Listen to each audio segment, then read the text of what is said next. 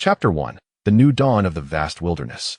A low, mournful groan echoed within the expansive confines of a cavern, emanating from a youth reclined upon a stone bed.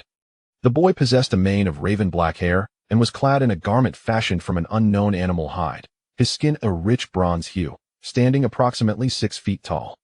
At that moment, the young man, named Lei Long, groaned as he sat up, a fierce pain throbbing in his head. "Damn it! Why does my head hurt so much?" he pondered, one hand cradling his skull. Opening his eyes, Lei Long surveyed his surroundings, eager to ascertain his location. Before him lay a vast stone chamber, several hundred square meters in expanse. Aside from a central fire pit, the cavern housed several massive stone beds and various stone implements. Glancing down at the stone bed beneath him and the hide he wore, Lei Long was taken aback. "Where the hell am I? Who brought me to this place?" Just as he was about to unleash a torrent of curses, a sudden wave of excruciating pain surged through his head, as though his skull might shatter. Writhing on the stone bed, Lei Long emitted a series of groans. Moments later, a tide of foreign memories flooded into his consciousness. After approximately 15 minutes, the pain in his mind subsided, allowing Lei Long to exhale deeply in relief. Now drenched in sweat, Lei Long began to sift through the memories that had invaded his mind. Only to be engulfed by despair, he realized that he was no longer in his former world, but rather in a realm reminiscent of ancient times, a world teeming with the extraordinary. Upon digesting the memories, Lei Long comprehended his predicament and understood the circumstances that had led him to this new existence. Originally, Lei Long was a successful young man from Earth, an orphan unaware of his parentage or home. He had been taken in by an elderly Taoist, residing in a temple where he was rigorously trained in Taoist classics. This old man was not only a master of Taoism, but also a formidable martial artist of innate prowess. Possessing immense strength, Lei Long was taught martial arts from a young age, beginning at 3 years old, when he was immersed in medicinal concoctions to hone his body. With exceptional innate talent and intelligence, Lei Long advanced rapidly in martial arts, achieving the 7th level of the postnatal stage within just over a decade. At the age of 15, he excelled in his high school examinations, gaining admission to the prestigious Imperial University, ranked first in the nation. Subsequently, he departed from the temple to pursue his studies. Within a mere 5 years, Lei Long earned his bachelor's, master's, and doctorate degrees, and with his discerning insight and intellect, he established the Lei Long Group. In less than a decade, the group ascended to become one of the top 3 corporations in the country, gaining international acclaim. However, Lei Long's meteoric rise had encroached upon the interests of many, inciting enmity from several quarters. The immense profits of the Lei Long Group attracted the envy of many, leading to frequent assassination attempts against him. Yet, as a martial artist of exceptional skill, Lei Long had acquired numerous valuable medicinal herbs with his vast wealth, achieving the pinnacle of the postnatal stage before. Reaching 30 in an era where martial arts had declined, fewer than 50 individuals in all of China had attained the pinnacle of the postnatal stage, most being elders of secluded families or sects. Only 5 had broken through to the innate stage, one of whom was Lei Long's own master. Moreover, Lei Long had improved upon the inner cultivation methods he practiced, developing a rapid advancement technique that he used to train 3,000 security personnel. Within the Lei Long Group, though this technique was simple to practice and allowed for swift progress, it consumed one's potential, with most individuals unable to surpass the mid-postnatal stage, leaving them forever stagnant. Nevertheless, this was still a formidable achievement. In an age where martial arts were in decline, attaining the late postnatal stage was a mark of distinction, while those at the mid-postnatal stage formed the backbone of major factions. Even ordinary postnatal level practitioners could easily dispatch dozens of well-trained soldiers. Yet, every security personnel within the Lei Long Group was a postnatal warrior, with over 500 reaching the mid-postnatal stage and more than 80 achieving the late stage. Lei Long's 8 personal guards, each hand-picked orphans, boasted the strength of the 9th level of the postnatal stage. With such might, the Lei Long Group flourished, and Lei Long remained untroubled. However, upon reaching the pinnacle of the postnatal stage, Lei Long returned to the temple, where his master bestowed upon him a small, black tower, cool to the touch and no larger than an adult's thumb, the material of which was unknown. Inquiring about its purpose, Lei Long learned that his master was also unaware, only that it was a relic passed down through the temple's lineage. At the age of 36, Lei Long commenced his breakthrough to the innate stage within a secluded chamber he had constructed, Just as he was on the cusp of success, a violent explosion erupted outside, revealing that some of his adversaries had discovered his location and sought to thwart his ascension. These foes understood that once Lei Long broke through to the innate stage, their chances of eliminating him would vanish. Thus, they assembled, deploying 9 peak postnatal warriors alongside a significant arsenal of firearms against him. To maintain secrecy during his breakthrough, Lei Long had chosen a secluded forest for his meditation, guarded only by 8 personal guards and 50 postnatal warriors. All 8 guards had also reached the peak of the postnatal stage, albeit slightly weaker than other warriors of the same level, yet they were formidable enough to protect Lei Long's breakthrough. Unfortunately, they were unexpectedly assaulted by the large-scale weapons that were strictly prohibited in China. Caught off guard, nearly half of Lei Long's defenders were rendered powerless, while the others suffered varying degrees of injury. Ultimately, they could not withstand the onslaught, and Lei Long's breakthrough was interrupted. When he emerged, 38 of his 48 guards lay slain, with 3 of his 8 personal guards also killed. Witnessing this devastation ignited a furious rage within Lei Long, propelling him into battle against those who had sought to assassinate him. In the end, Lei Long, drawing upon his formidable strength, managed to vanquish his attackers, but only the youngest of his guards, Lao Qi and Lao Ba, survived. Severely injured, Lei Long could no longer suppress the damage within him and spat out a mouthful of blood. Chapter 2. The Savage Land. However, the essence of the Thunder Dragon fortuitously splattered upon the small tower that hung from his chest. This tower had been with him ever since the old sage entrusted it to him. In truth, the Thunder Dragon had already sustained grave injuries when his breakthrough was interrupted, and after enduring intense battles and slaying countless foes, he was on the brink of death. Yet, in the final moment, the essence he expelled bound him to the small tower, allowing it to carry his soul into this realm. Upon reflecting on his arrival in this strange world, the Thunder Dragon comprehended the nature of his surroundings. This realm resembled Earth in its primitive epoch, teeming with astonishing entities. Here, fearsome beasts could rend mountains asunder, and the trees soared to heights of thousands of feet, their girth immense. The smallest of the beasts measured several meters in length. Even insects akin to those on Earth had grown to colossal sizes. Moreover, powerful totemic warriors and formidable sorcerers with extraordinary capabilities inhabited this land. Among them, the mighty totemic warriors possessed the strength to shatter mountains and fill seas, while the sorcerers wielded the ability to summon winds and rain, and even resurrect the dead. The inhabitants of this vast wilderness, known as the Great Wilderness People, subsisted by hunting the savage beasts and foraging for wild fruits, gathering in tribal formations to survive in this perilous world. The smaller tribes numbered in the hundreds to thousands, while the larger clans could boast populations in the millions. Yet, even these grand tribes, with their hundreds of thousands of members and their formidable totemic warriors and enigmatic sorcerers, could not truly exist without trepidation, as they remained vulnerable to the dominion of apex beasts. This is a wondrous and vibrant world, populated by myriad races, with humanity being but one of the powerful factions among them. Numerous opportunities abound for individuals to acquire tremendous strength, yet it is equally a realm fraught with peril. The Thunder Dragon also discerned his current identity.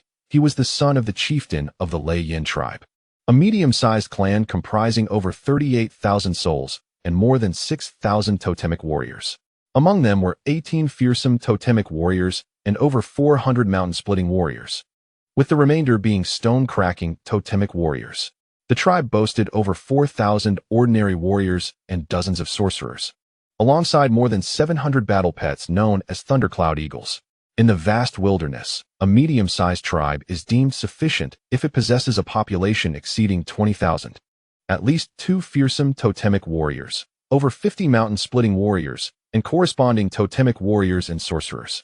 However, despite the Lei Yin tribe's population being only 38,000, its number of totemic warriors was approaching that of a larger tribe. In the vast wilderness, a large tribe is defined by a population exceeding 80,000, possessing a disaster-level totem warrior, over 20 fierce totem warriors, and corresponding totem fighters, along with a shaman of venerable status. Typically, a standard large tribe boasts around 7,000 to 8,000 totem warriors. Hence, the Lei Yin tribe stands as a dominant force within a radius of 10,000 miles.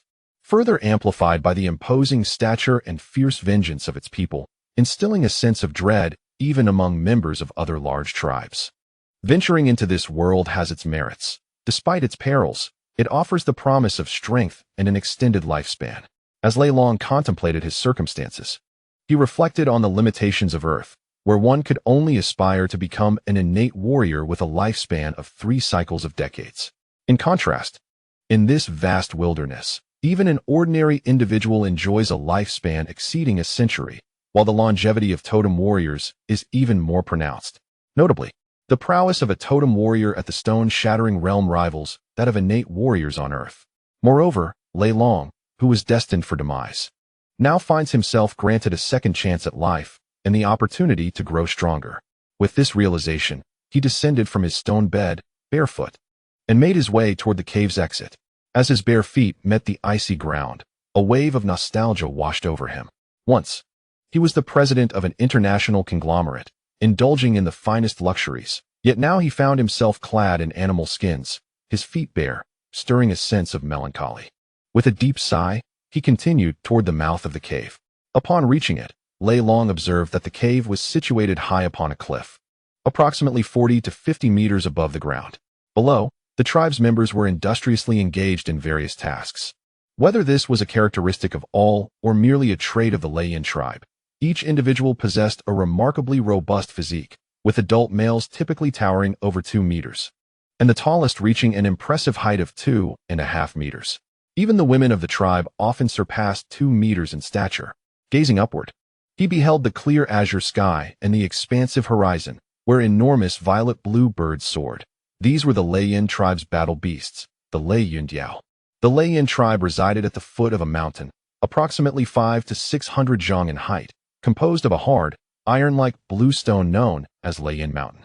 Towering above were over a dozen colossal violet-blue trees, each reaching heights of 100 zhang, serving as nests for the Lei Yundiao. The tribal lands of the Lei people lay within a vast valley at the mountain's base, spanning approximately 6 to 7 li, surrounded on 3 sides by mountains. The valley's terrain rises several dozen zhang above the surrounding wilderness, providing an exceptionally favorable habitat for its inhabitants. In contrast to Earth, the vast wilderness is divided into distinct seasons: spring, summer, rainy season, windy season, and winter. Spring lasts approximately 4 months, summer spans 3 months. The rainy season endures for 2 months, the windy season also for 2 months, and winter encompasses 3 months, resulting in a complete cycle of 14 months, 2 months longer than in the previous world. During the rainy season, which lasts for 2 months, incessant downpours occur, inundating the forests surrounding Thunderflame Mountain and submerging areas several dozen miles away near Thunderflame River. This relentless rainfall persists for a full 2 months, leading to the flooding of the foothills of Thunderflame Mountain, compelling the tribe's inhabitants to take refuge in caves, venturing out only during the rare moments when the rain ceases. As such, this tribal land is indeed a remarkable place, and if crops could be cultivated on the surrounding land, it would sufficiently sustain over 100,000 members of the Thunderflame tribe. Suddenly, a boy of approximately 1.5 meters in height climbed up the mountain wall. Upon seeing Thunder Dragon, he exclaimed in delight, calling out, "Brother, you are awake.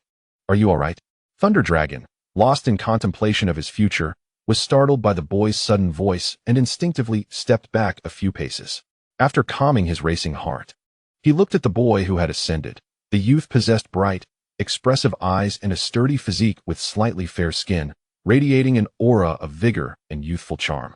Chapter 3: The Mysterious Shaman. The boy's excitement upon seeing Thunder Dragon was palpable, and he eagerly shouted towards a woman in the valley, "Mother, mother, brother has awakened. Come quickly."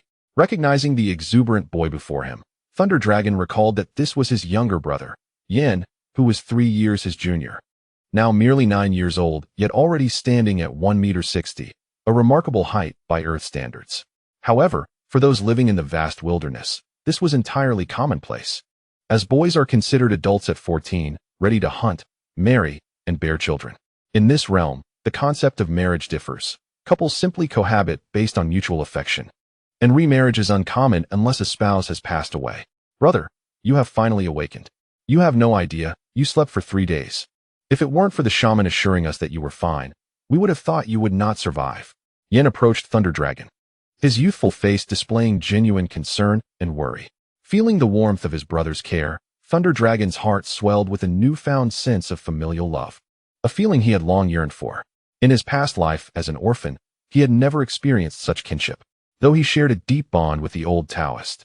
Akin to that of a grandfather and grandson, this visceral, blood-connected emotion was something Thunder Dragon had never known. In this lifetime, I am blessed not only with parents, but also with a younger brother and sister. What more could I possibly desire? From this day forth, I shall embody the spirit of the Thunder Dragon, for I now have family and kin close to my heart. In this moment, I have seamlessly integrated into this world, becoming an integral part of it. Little Yen, I have just awakened. I apologize for worrying you these past few days. Upon coming to this realization, I embraced my current identity and spoke naturally to my brother, Yen. Dragon, you have finally awoken. Come, let mother check on you to ensure all is well.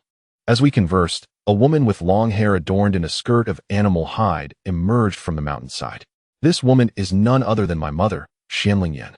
Hailing from the vast Xianbird tribe, situated over 20,000 kilometers from the Lei Yen tribe, Xianling Yen caught the attention of my father, Lei Lai. During a tribal exchange event, he brought her back to the tribe as his companion. Unlike many women of the Lei Yen tribe, Xianling Yen does not possess the robust and formidable physique characteristic of the tribe. Instead, she boasts long hair cascading down to her waist and a slender figure.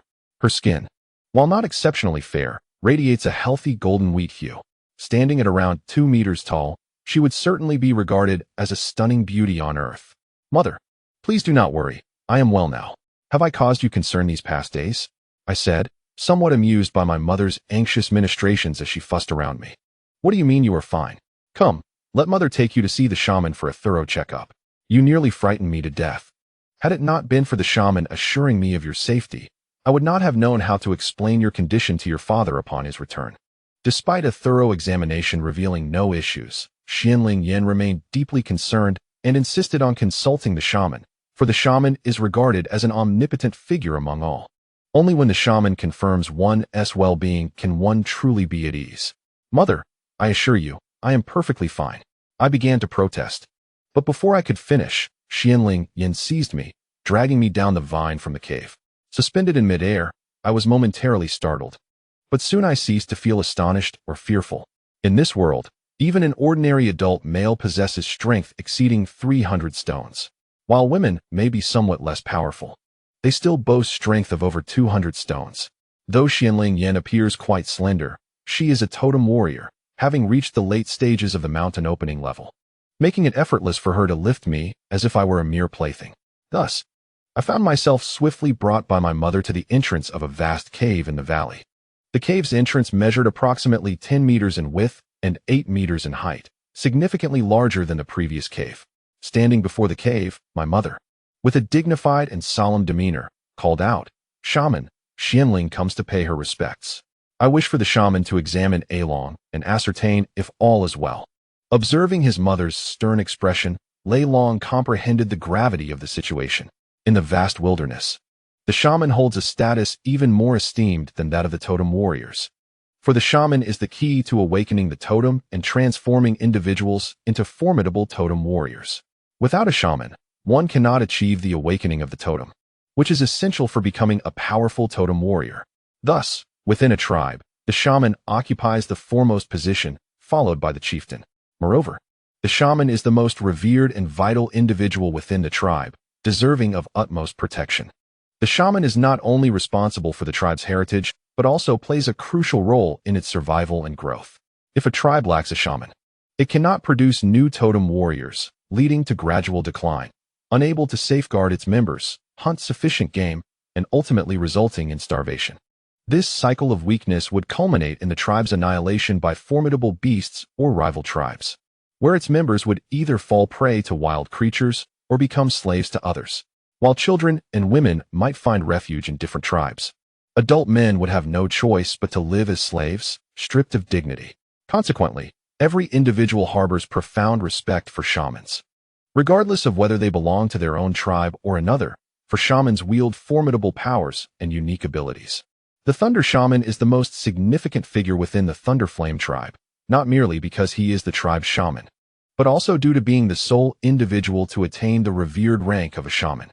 A shaman of this caliber is comparable to a disaster-level totem warrior, possessing an aura of mystery and unparalleled strength. Such an esteemed shaman is typically found only in large tribes, with even some lesser large tribes lacking the presence of a shaman of this stature. Thus, the Thunder Shaman stands as the highest, most revered, and powerful entity within the entire Thunderflame tribe. After a brief wait, a slender young man emerged from the cave. He was one of the 8 individuals who had attained the rank of shaman within the tribe, known as Xian. Furthermore, Xian is a disciple of the revered shaman and is on the verge of reaching the advanced stage of shamanhood. He addressed Ling Yan, saying, "Master Ling Yan, the revered shaman has summoned Lei Long to meet him." Turning to Lei Long, he added, "Dragon, you have awakened? The revered shaman calls for you to enter. Let us go. Along. Do enter. Do not keep the revered shaman waiting," Ling Yan said to Lei Long upon hearing Xian's words. The classification of realms includes beast levels, mixed blood realm, pure blood realm, hybrid beasts, purebred beasts, hybrid savage beasts, purebred savage beasts, totem warriors, cracking stone realm, mountain opening realm, fierce realm, disaster realm, sky realm, shamans, shaman disciple realm, shaman realm, sorcerer realm, revered shaman realm, great shaman realm. Spiritual weapons, 1 star to 9 stars, with 1 star being the lowest and 9 stars the highest. Chapter 4. The Thunder Shaman. Subsequently, Lei Long followed Xian into the cave. As they ventured deeper, the space within the cave gradually expanded, and Lei Long felt a twinge of nervousness and exhilaration within his heart. As Lei Long became aware that he was no longer the dragon he once was, he understood that although his soul had merged with the memories of his past life, it was not a case of possession and there were no other changes. In this world, witches are enigmatic beings endowed with mysterious powers, and Lei Long was uncertain whether they would perceive his unusual state. Should they detect his anomaly, he feared he might be swiftly executed or even incinerated. Upon entering the cave, Lei Long was pleasantly surprised to find it less damp and dark than he had anticipated. Flames danced upon the walls, and the atmosphere was relatively dry and comfortable. After following Xian for several dozen meters, Lei Long arrived at an expansive chamber, evidently a place for discussing matters of great importance within the tribe. At its center lay a fire pit over a meter in diameter, surrounded by a dozen smooth stones. Seated upon one of these stones was an elderly man with a weathered visage, devoid of the vibrant paints Lei Long had imagined. Instead, he was adorned in animal skins embellished with various decorations. It was customary for witches to don special colors during significant ceremonies, enhancing their solemn appearance. Moreover, each tribesman would adorn themselves for such occasions. From the memories in his mind, Lei Long recognized this venerable figure as the esteemed Lei Wu, the highest-ranking witch of the Lei Yin tribe. He had encountered this elder during annual rituals and grand hunts. Surrounding the vast space were 6 small openings, likely utilized by the witch for storage and rest. Disciple presents himself before his master. Lei Long has been brought, Xian announced as he led Lei Long before the Lei Wu, bowing respectfully. "I pay my respects to you, Master Lei Wu," Lei Long echoed, bending slightly in deference. At that moment, a wave of nervousness washed over him, though the elder remained still. The pressure radiating from him was far more formidable than that of any innate powerhouse he had faced in his previous life. "All right, rise. Xian, you may attend to your own matters," the Lei Wu said, his eyes, which had been tightly shut, now opening to regard Xian. "Yes, Master," Xian replied, bowing once more before departing. At this moment, Lei Long observed the Lei Wu more clearly. The elder's face bore no signs of age spots. Aside from being somewhat gaunt and wrinkled, his complexion was remarkably vibrant, with a head of long hair and a tall, lean frame. It was hard to believe he was nearly 350 years old. It is worth noting that the Lei Wu had attained the esteemed rank of witch and possessed a lifespan of 800 years, by this measure. He was merely in his middle years. While Lei Long scrutinized the elder, a voice, tinged with the weight of experience, suddenly reached his ears. "Young dragon, come forth and allow this old man to inspect you." Upon hearing the sound, Lei Long snapped back to reality, finding himself captivated by the profound gaze of the Thunder Witch, whose deep-set eyes fixated on him. The intensity of that gaze evoked a sense of disorientation and immense pressure within Lei Long. "Yes, revered witch," he replied, approaching her side. "Now, close your eyes and clear your mind," the Thunder Witch instructed, observing Lei Long without any hint of concern. for she was acutely aware of her standing within the tribe. Her kin regarded her with both awe and reverence. Thus, she naturally attributed Lei Long's demeanor to mere nervousness. Without further ado, she gently placed her slightly aged hand upon Lei Long's forehead and began to chant in the language of the ancients. Lei Long felt a peculiar energy emanating from her hand, coursing into his forehead and gradually spreading throughout his entire being. After a few moments, the energy swirled within him before dissipating entirely. As he opened his eyes to gaze at the Thunder Witch, a flicker of worry crossed his mind as he regarded the elder before him. Young dragon, your body has fully recuperated. There are no significant concerns. However, I sense an increase in your mental fortitude. Has anything peculiar transpired within you? Upon seeing Lei Long's eyes open, the Thunder Witch wore an expression of confusion, prompting her to inquire further. Strange. Just days ago, during my previous examination, the young dragon's mental capacity appeared quite normal, albeit slightly above average. Yet today, it seems to have surged to a level nearly comparable to that of a witch. She pondered, bewildered by the unexpected change. Hearing this, Lei Long felt a surge of anxiety, quickly replaced by relief. From the Thunder Witch's words, he discerned that she had not detected any anomalies within him. She merely noted the enhancement of his mental prowess. Thus, he contemplated how to articulate his experience to her. Revered witch, I am uncertain of the cause, but during my recent unconsciousness, visions of a white-haired elder clad in animal skins flooded my mind, accompanied by fragmented memories. This elder is referred to as Shun, known by a group of individuals within those memories, seemingly a shaman of another tribe, and they possess formidable strength, surpassing even my father, who is among the least powerful. Moreover, it appears I have acquired additional knowledge within my mind, Lei Long cautiously conveyed to the Thunder Witch, laying the groundwork for any peculiar actions he might undertake in the future. What? Young dragon, are you speaking the truth? Upon hearing Lei Long's revelations, the Thunder Witch exhibited palpable excitement, gripping his shoulders tightly, her intense gaze locked onto him. Startled by her fervent reaction, Lei Long was taken aback. Surely, there was no need for such fervor over his words. The Thunder Dragon felt a chill run down his spine as he was stared at by the Thunder Shaman, and he quickly addressed him. Master Shaman, I assure you, I speak the truth. During my recent unconsciousness, I felt as though I had traversed a lengthy period, and upon awakening, I discovered new memories nestled within my mind. Hearing the Thunder Dragon's reaffirmation, the shaman gradually calmed and returned to his seat, lowering his head and murmuring indistinctly. Suddenly, he lifted his gaze to the Thunder Dragon, seriousness etched across his face, and declared, Young dragon, I require your presence here again tomorrow, as I have matters to discuss with you. Moreover, the experiences you've encountered in your mind regarding the shaman must remain confidential. Do you understand? Chapter 0. The Shaman and the Totem Warriors. Observing the stern expression of the elder, the Thunder Dragon felt a surge of joy within. It appeared that the elder was beginning to trust his words. He had not anticipated that the shaman would be so effective in this situation, alleviating his worries. Yes, I understand, Master Shaman. However, may I inquire what the matter is? Could you possibly divulge it to me? The Thunder Dragon suppressed his excitement and inquired of the elder.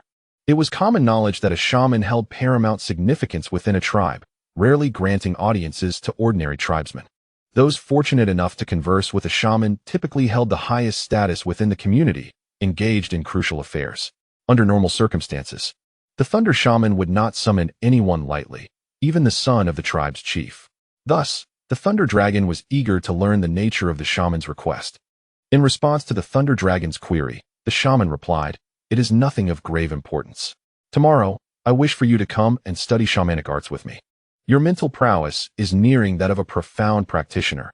It would be a waste not to learn. Upon hearing that the shaman intended to teach him the arts, the Thunder Dragon felt a wave of relief wash over him. He then cautiously asked, Master Shaman, must I attend? I do not wish to learn shamanism.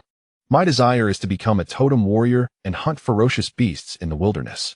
Learning shamanism pales in comparison to the valor of being a totem warrior. You impudent wretch. What do you mean by wanting to become a totem warrior? What is wrong with studying shamanism? Others yearn for the opportunity, yet you, inexplicably, refuse to embrace it. Furthermore, as a shaman, you need not venture into the perilous wilderness, unlike the totem warriors, who must hunt formidable beasts. A shaman is revered as the most esteemed figure in the great wilderness, earning the respect of all. Upon hearing the Thunder Dragon's reluctance to study shamanism and his aspiration to become a totem warrior, the shaman suddenly rose, towering over the Thunder Dragon at over 2 meters in height. The intensity of his gaze enveloped the Thunder Dragon in an overwhelming pressure. Master Shaman, I am resolute in my desire to become a totem warrior. Is it possible for me to learn shamanism while still pursuing the path of a totem warrior? Faced with the elder's furious demeanor, the Thunder Dragon felt a twinge of fear and, with a conciliatory smile, posed the question. Regardless, I am determined to become a totem warrior. In my previous life, I lacked the ability to become powerful, but in this life, I have the opportunity to grow stronger and ascend to a higher realm. I must cultivate my strength and acquire the ability to dictate my own destiny. No one shall impede my path to becoming a totem warrior, thought Lei Long. You little brat, do you have any idea what a shaman is? Do you think mastering shamanism is a trivial pursuit? You wish to cultivate both? Who do you think you are? Have you heard of anyone who has succeeded in mastering both disciplines? Every individual's energy is finite, retorted Lei Wu, exasperated by Lei Long's bold aspirations. Upon hearing Lei Long's declaration, Lei Wu was nearly amused by his audacity. How do you know I cannot succeed? Just because others have failed does not mean I will too.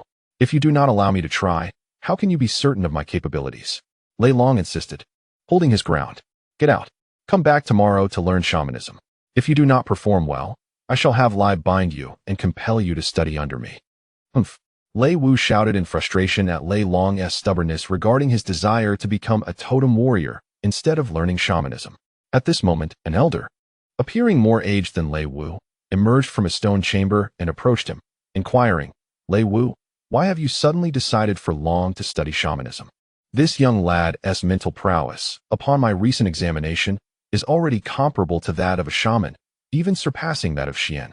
Should he pursue shamanism, he will soon become a martial apprentice, and, if fortune favors him, he could attain the status of a shaman within 5 years.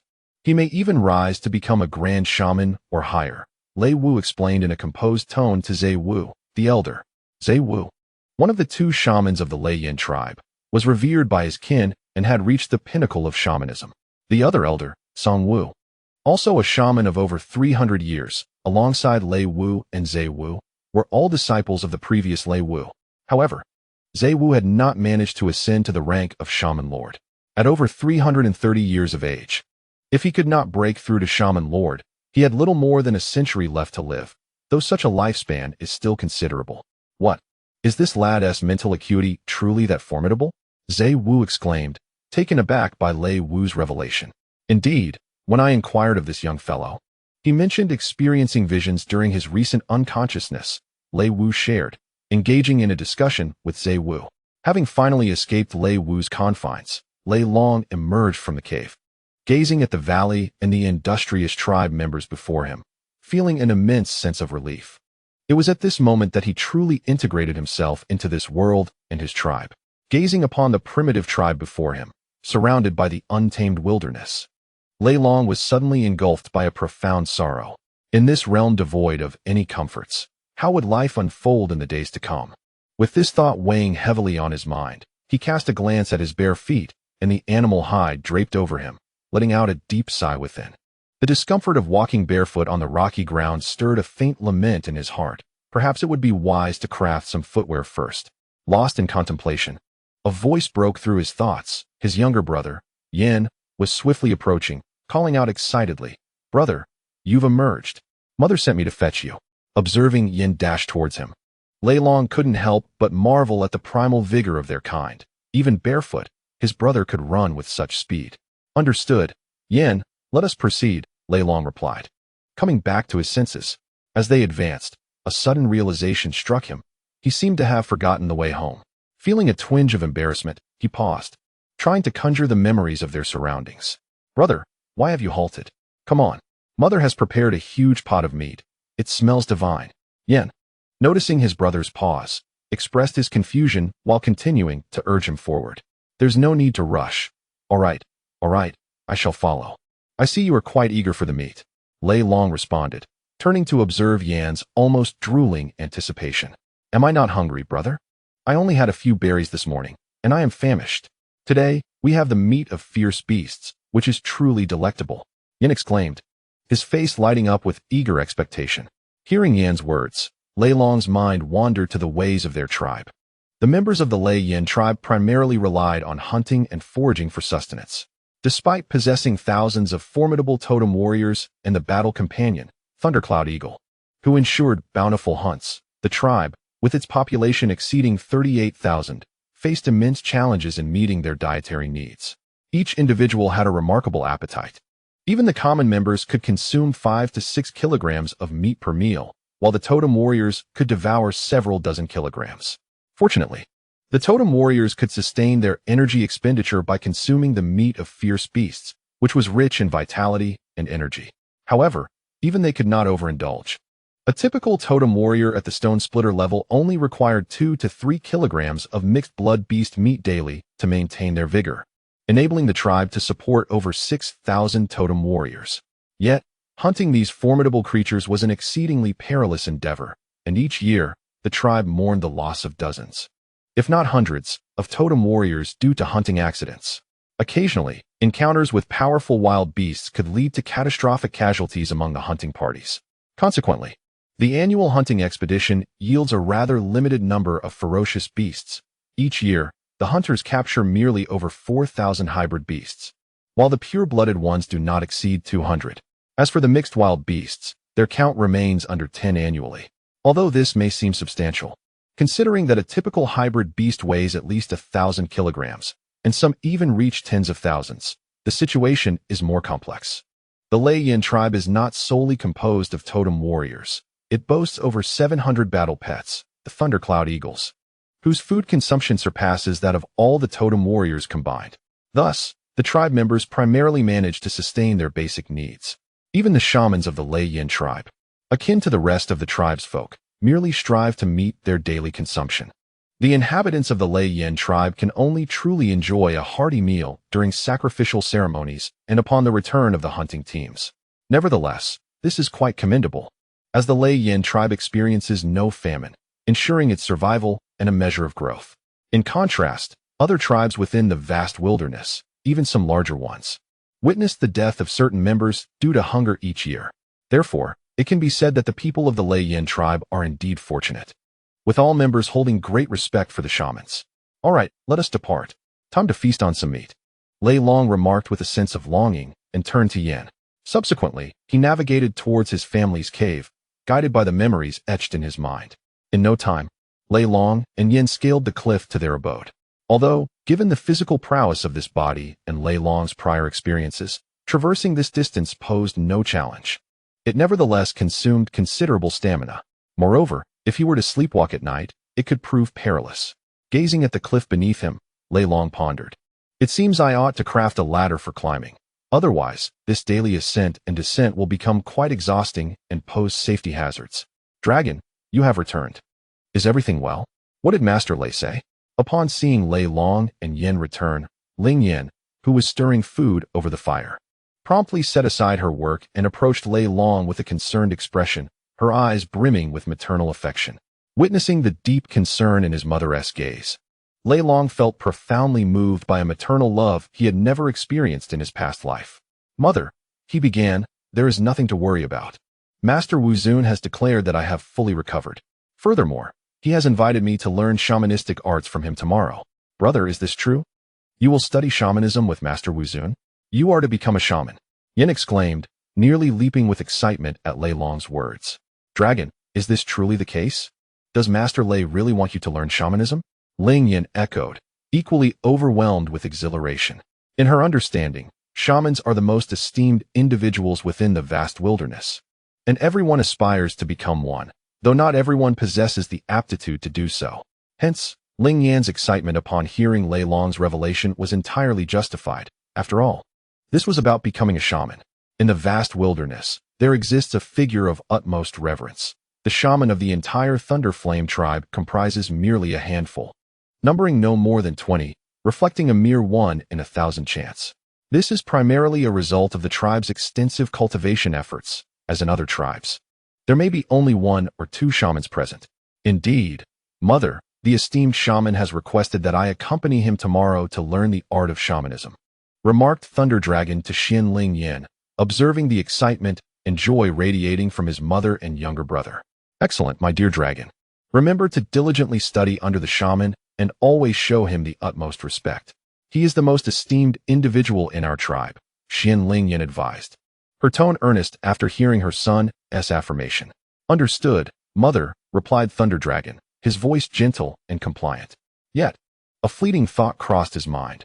Would he be punished if his mother discovered the remarks he had made to the old man today? The memory of past mischief and the discipline he received from her made him involuntarily shudder. Very well, now go eat. I have prepared your favorite meat today, along with a piece from a bloodthirsty beast to help nourish you, Lingyan said with a smile, pleased by her son's response. Soon after, the trio settled beside the fire pit. Suspended from a simple wooden rack over the flames was a pottery pot, reminiscent of earthenware, measuring approximately 30 centimeters in diameter and a dozen centimeters in height, simmering with large chunks of meat. Thunder Dragon felt a surge of surprise. Had people of this era truly mastered the art of pottery? Were they indeed so clever? After a moment of contemplation, he recalled that such pottery was a rare treasure within the tribe, possessed only by those of the highest rank, such as the leader and the shaman. These pots were previously acquired through exchanges with other tribes, costing a significant amount of valuable beast cores. With this in mind, Thunder Dragon mused that if he were to learn to craft pottery, he could trade with other tribes for beast cores, thereby increasing the number of totem warriors and enhancing the strength of their tribe. The utility of pottery was manifold. It could be used to cook food and water, and larger vessels could serve to store grains and preserve water during the scorching summer months when the Thunder Flame tribe faced severe water shortages. Each year, some tribesmen perished while journeying to the angry river for water due to insufficient supplies. Once he mastered pottery, he could also sell his creations to other tribes in exchange for food and beast cores. With ample provisions and resources, their tribe could thrive and grow in power. Chapter 0. Chopsticks along. Hurry and eat. This bloodthirsty beast's flesh will fortify your body, Lingyan urged, noticing Thunder Dragon lost in thought. As she handed him a substantial piece of meat, weighing nearly half a kilogram, directly from the pot. As Lei Long gazed at the meat presented to him by Lingyan, he pondered that perhaps he had overthought the situation. They were still in a primitive society, and the emergence of pottery seemed to be a rare occurrence. Mother, I was summoned by the esteemed shaman to learn the art of sorcery because during my recent unconsciousness, I received a legacy from a shaman. The shaman is aware of this, so please refrain from discussing it with others. The legacy imparted to him the crucial knowledge that one should not directly grasp food with their hands, and that it is imperative to wash one's hands with water prior to eating. Otherwise, invisible insects might infiltrate the body, leading to dire consequences. Confronted with the unpalatable meat, Lei Long addressed Lingyan. Is this truly the case? You claim to have inherited a shaman's legacy, yet water is a precious resource within the tribe and should not be squandered. Initially astonished by Lei Long's words, Lingyan responded, indeed, water is a highly valued commodity in every tribe, especially during the summer months when the heat causes many small streams to dry up, leaving only the great rivers with any water. However, these rivers harbor perilous beasts and wild creatures. Even the totem warriors face significant danger when fetching water. Each year, countless lives are lost in the pursuit of water from the Nutsang River before the summer arrives. Reflecting on this, Lei Long recognized that although it was spring and small streams surrounded the tribe, water remained an invaluable asset. Rising from his stone bed, he retrieved a bone knife from the wall. This knife, crafted by his father, Lai, from the tooth of a hybrid wild beast, was far more resilient than many steel knives and extraordinarily sharp. He then found a wooden stick on the ground and approached the hearth, where, under the curious gazes of Lingyan and Yin, Lei Long swiftly fashioned the stick into 3 pairs of chopsticks using the bone knife. Mother, Yin, observe how I utilize these. They are for dining. Noticing the puzzled expressions of his mother and younger brother, he picked up a pair of chopsticks and deftly grasped a piece of meat from the clay pot, consuming it. Lingyan, somewhat bewildered by this unfamiliar method, mused, have we not always eaten directly with our hands? Why complicate the act of dining? Nevertheless, they harbored no strong objections, for Lei Long had asserted that this was the shaman's decree, and thus, it must be correct. Regrettably, while using chopsticks was not overly challenging, it was the first experience for Lingyan and Yin. Although they managed to wield them under Lei Long's guidance, their skill remained unrefined. leading Yin to resort to impaling his food with the chopsticks. After their meal, Xianling Yin soon departed, as a late-stage totem warrior of considerable standing. She bore the responsibility of commanding the tribal female totem warriors and ordinary fighters, leaving her with numerous tasks to attend to. As for Yin, he was accompanying the thunder dragon in the cave, just a while ago, having consumed a substantial portion of the flesh of a fierce beast. The thunder dragon was now filled with an overwhelming surge of energy. This energy, referred to as the blood chi by the totem warriors, could only be consumed and absorbed in large quantities by them. However, moderation is essential. Ordinary tribesmen are permitted only a small piece at a time. Excessive consumption could prove intolerable for their fragile constitutions, leading to discomfort or even life-threatening circumstances. Nonetheless, ordinary tribesmen can partake of the flesh of these fearsome beasts, albeit in smaller quantities or merely by drinking the broth, as such meat can significantly enhance their physical prowess. Thus, after consuming approximately half a kilogram of the fierce beast's flesh, the thunder dragon found himself somewhat overwhelmed by the energy, akin to the effects of century-old spiritual herbs from his past life of martial training.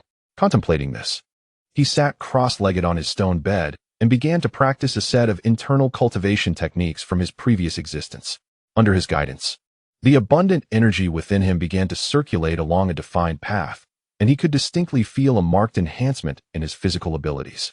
However, he found it peculiar that each time the energy flowed to the area of his dantian, a significant portion would mysteriously vanish. After multiple checks, he found no discernible issues and chose to set aside his concerns. A quarter of an hour later, he felt his strength had increased by approximately 10 stones. Now, his power had reached at least 250 stones, equivalent to over 1,200 kilograms. In the great wilderness, the unit of weight is measured in stones, where one stone roughly equals 10 pounds, or about 5 kilograms. Typically, the strength of an ordinary adult male in the great wilderness hovers around 300 stones, with those possessing exceptional physiques occasionally reaching 400 stones. However, surpassing 400 stones is quite rare, and within the Lei tribe, few achieve this before awakening their totem.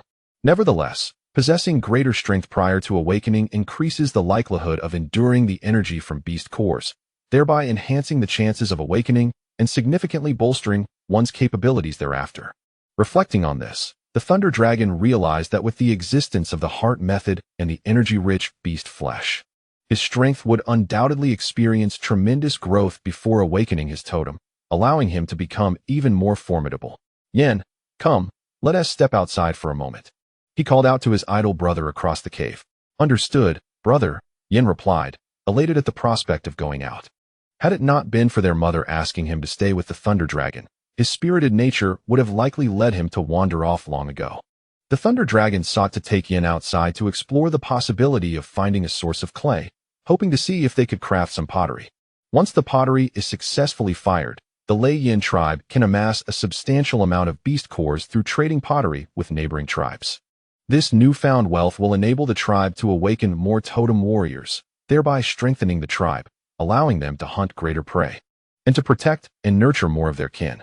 Arriving at the mouth of the cave, Lei Long addressed Yin, saying, "Go summon Hu and Shur along with a few others." "Understood, brother," Yin replied.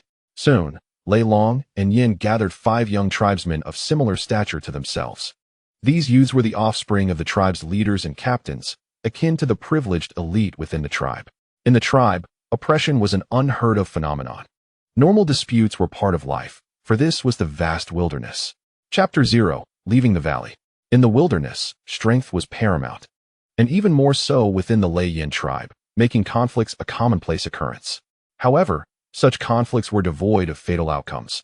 While skirmishes were acceptable, death was strictly prohibited, and any such incident would result in severe punishment from the tribe.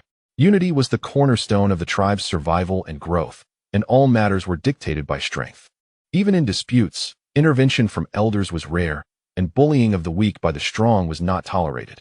Should one return home after a loss, they would inevitably face a severe reprimand from their father. After all, how could one dare to return crying when they had failed to triumph? This would lead to rigorous training until they could redeem themselves. "Long, what brings you to us? Are we heading to the great forest to hunt?" inquired a robust youth among the 7 summoned by Lei Long. This young man, named Tai Xiong, was the son of the tribe's second hunting team leader, Bao Xiong, and was 12 years old, the same age as Lei Long. Despite his youth, Tai Xiong stood over 2 meters tall and weighed at least 400 jin, appearing more like an adult than a child. Naturally endowed with immense strength, Tai Xiong possessed a power exceeding 300 stones, significantly more than his companions.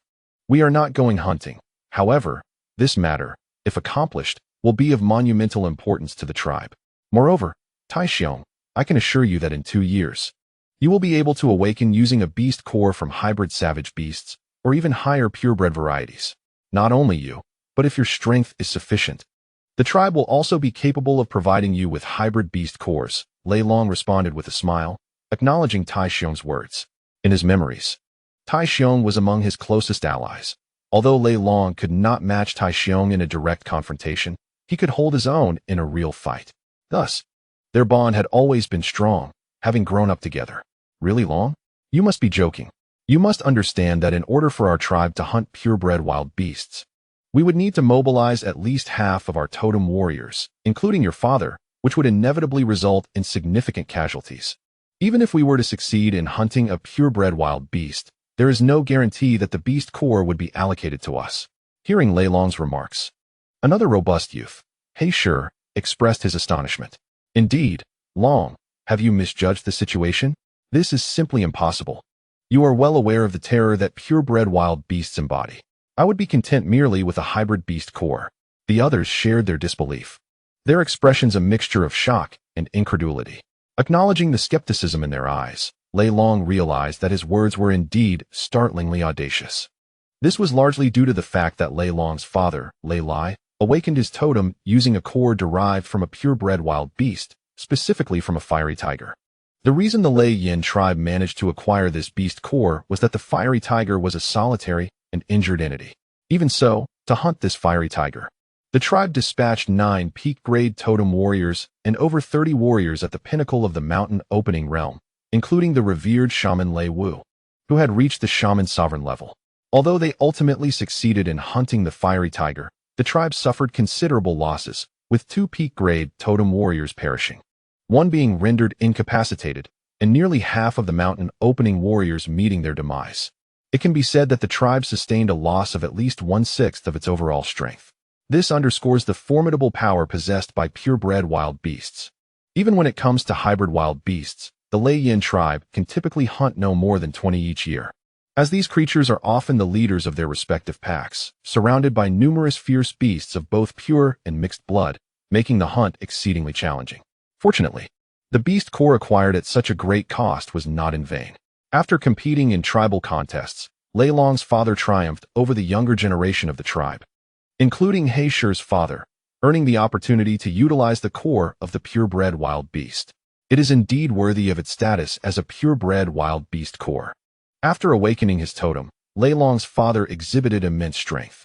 Subsequently, in less than 30 years, Lei Lai successfully ascended to the rank of a half-step disaster-grade totem warrior, just a step away from becoming a full-fledged disaster-grade totem warrior.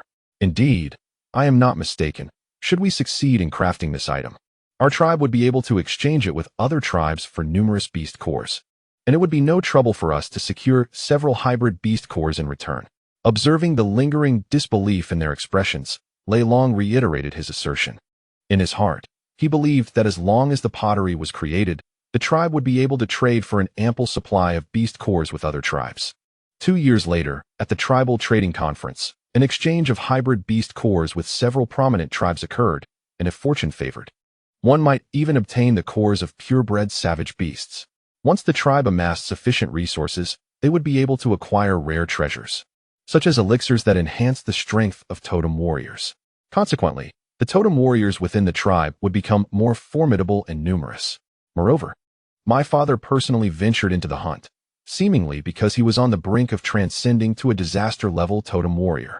His expedition aimed to seize an opportunity to break through to this level. Should he succeed, the tribe's chances of hunting purebred savage beasts would significantly increase. You're not deceiving me, are you, Along? I am eagerly awaiting the core of your purebred savage beast. Ha! Upon hearing Lei Long's words, although the others remained skeptical, they refrained from further comment. Iron Bear, standing nearby, addressed Lei Long as well. Though he too harbored doubts, he understood the immense power and rarity of purebred savage beasts. Of course, let us hurry. We must see if we can achieve it, Iron Bear urged. Following his words, Leilong led the group towards the valley's exit. Upon reaching the mouth of the valley, Leilong surveyed the approximately 400-meter-wide entrance flanked by steep cliffs. The entire entrance had been fortified by the members of the Lei-Yin tribe, who constructed a wooden wall using massive trees and boulders. Each tree employed in this construction was several meters in diameter and over 20 meters tall. This formidable wooden barrier was composed of a hard ironwood, making it quite challenging to breach even for a fracture stone-level totem warrior. It served as a defense against wild beasts and lower-tier savage creatures. As they approached the designated entrance for tribal members, a robust guard of tribesmen stood watch. Noticing Leilong and his companions preparing to exit, a middle-aged man with a long scar across his face and a cropped hairstyle addressed Leilong sternly. "How long? Are you taking them out for another reckless adventure? Aren't you afraid your mother will punish you?" This middle-aged man, known as Scar, was a half-step fierce-level totem warrior, merely a step away from breaking into the fierce level. He commanded 6 mountain-opening warriors and 20 late-stage fracture stone totem warriors at the valley's entrance.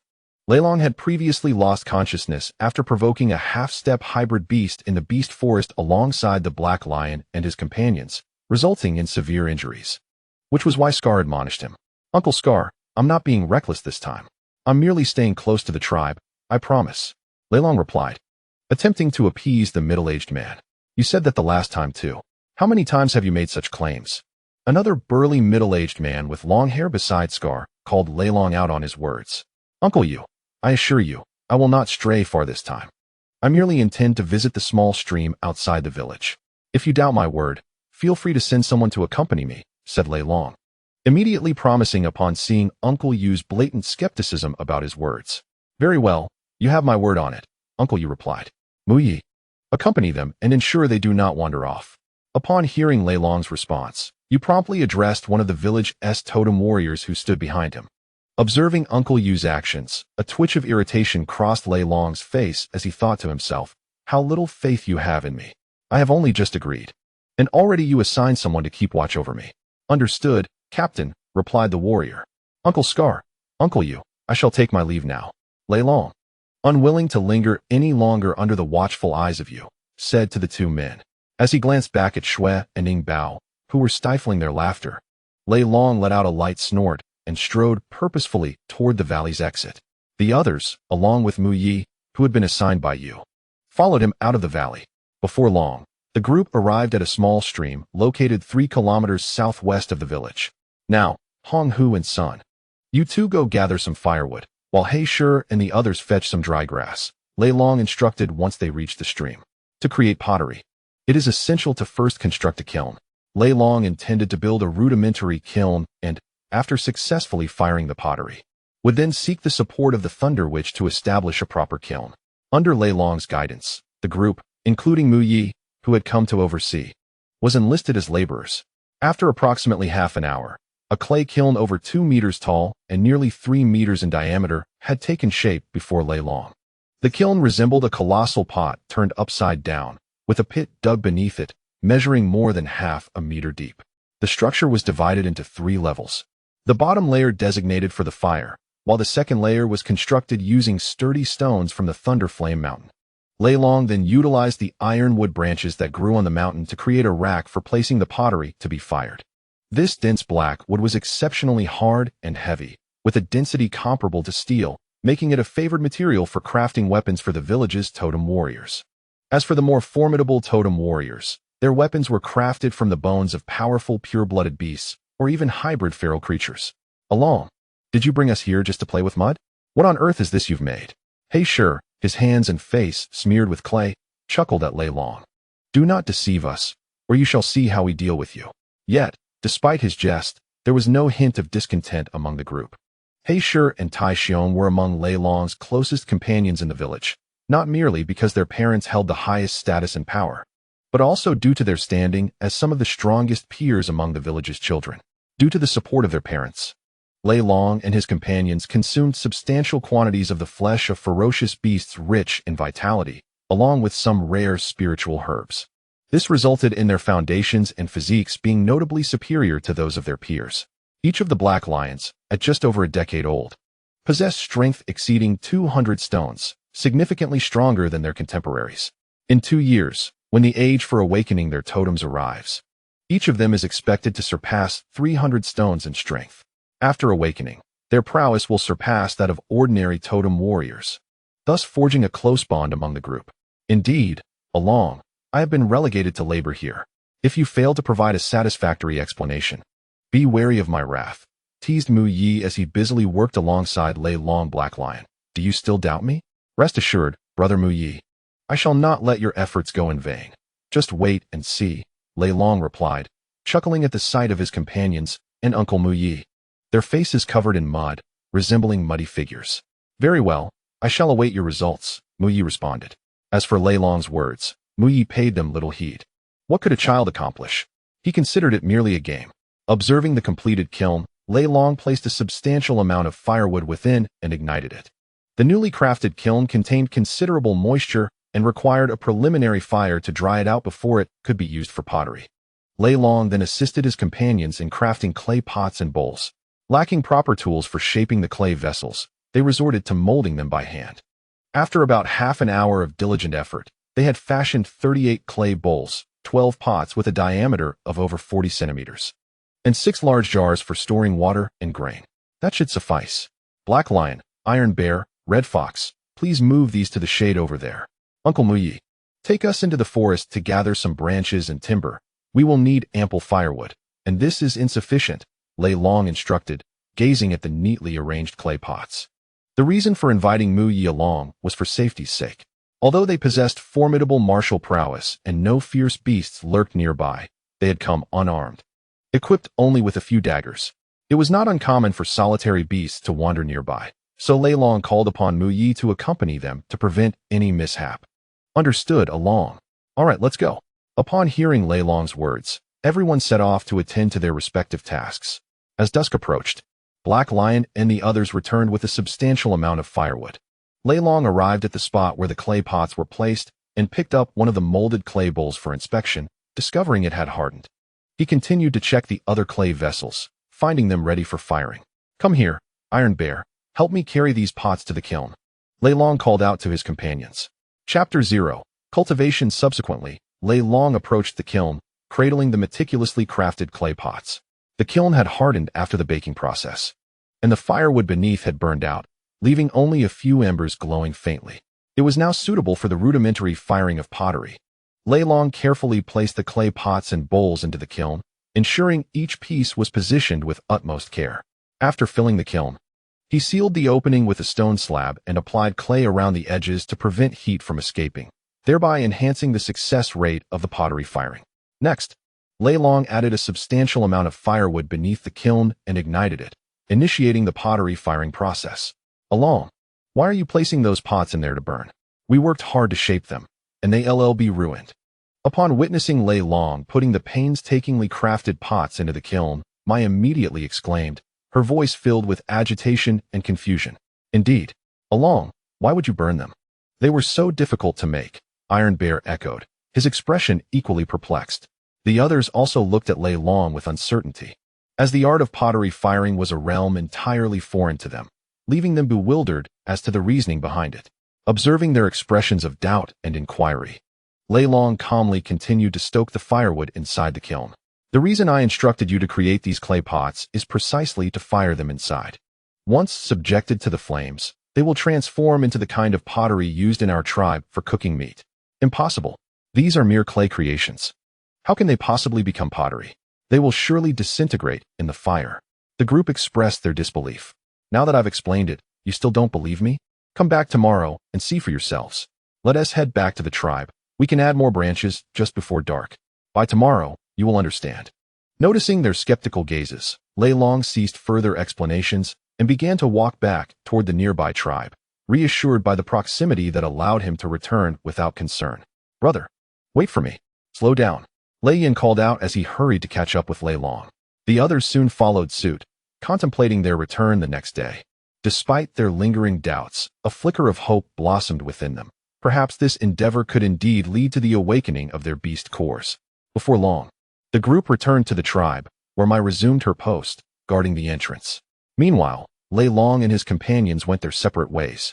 Having agreed to reconvene the following day to assess the pottery's firing progress.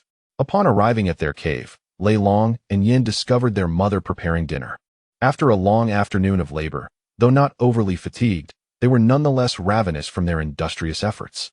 Upon witnessing his mother preparing a meal, Lei Yin joyfully bounded over to her side, eagerly inquiring about the pieces of beast meat simmering in the pot. "I am nearly starving. Can we eat this yet?" "Patience, my dear. It will be ready shortly. If you are too hungry, go and have some fruits in the meantime," Xian Lingyan replied. Noticing Lei Yan's salivating expression and the returning Lei Long. "I'm hungry, mother. I want to eat meat," Lei Yan exclaimed, while still munching on a green fruit. "Nibbling on fruits will not satisfy your cravings. Just eat your fruits, and soon enough, the meat will be ready," Lei Long advised his younger brother. Observing the two siblings, Xian Lingyan couldn't help but smile. Feeling immense joy that her elder son had finally recovered and was now being encouraged by the Thunder Shaman to learn the ways of the shaman. Before long, an enticing aroma wafted from the earthen pot over the fire. As Lei Yan inhaled the savory scent of the meat, his eyes fixated on the pot. Glancing frequently at his mother. "All right, come over. The meat is ready to eat. Along, you two come here. Your body has just healed. Come and enjoy some meat to replenish your strength," Xian Lingyan called to her sons, noticing the gleam in Lei Yan's eyes. "Finally, we can eat meat," Lei Yan shouted with delight, then eagerly accepted a piece of meat from his mother. Lei Long also skewered a chunk of meat with a sharpened twig and began to eat. Though he initially wished to use chopsticks, Lei Long realized the meat was too substantial to grasp. So he pragmatically opted to eat directly from the skewer. Living in this untamed wilderness, the inhabitants enjoyed few leisurely activities. After their meal, the three returned to their respective beds to rest. However, instead of lying down, Lei Long began practicing the internal cultivation techniques from his past life. The thought of being in such a perilous wilderness, filled with formidable beasts, robbed him of peace. He understood that only by acquiring sufficient strength could he govern his own destiny. Although he was not yet a totem warrior, Lei Long had discovered during the day that practicing the techniques from his previous life could indeed enhance his power. Thus, he resolved to cultivate martial arts to bolster his strength and ensure his own safety. Seated on the stone bed, Lei Long commenced his internal cultivation. The beast meat, rich in vital energy, acted as a potent supplement akin to the elixirs of his former life, proving immensely beneficial for his martial training. Soon, a surge of internal energy began to coalesce within him. While he had been aware of the meat's advantages for cultivation since the morning, he was astounded by the remarkable efficacy it exhibited. To achieve internal energy so swiftly was a testament to the wilderness being a veritable treasure trove for martial cultivation. With this realization, Lei Long's heart swelled with excitement, for it signified that he would soon restore his former prowess. Calming the tumult within, Lei Long resumed his cultivation, channeling the inner energy within him to flow along a designated path. As his energy completed a cycle, a sudden surge of refreshing air erupted from his dantian. In that moment, a sensation of clarity enveloped his mind, and he fell into a state of unconsciousness. Upon awakening, Lei Long found himself in an ethereal realm. Confronted by a violet-blue nine-tiered pagoda, he stood upon a patch of land roughly a mile in circumference, surrounded by an expanse of starry sky.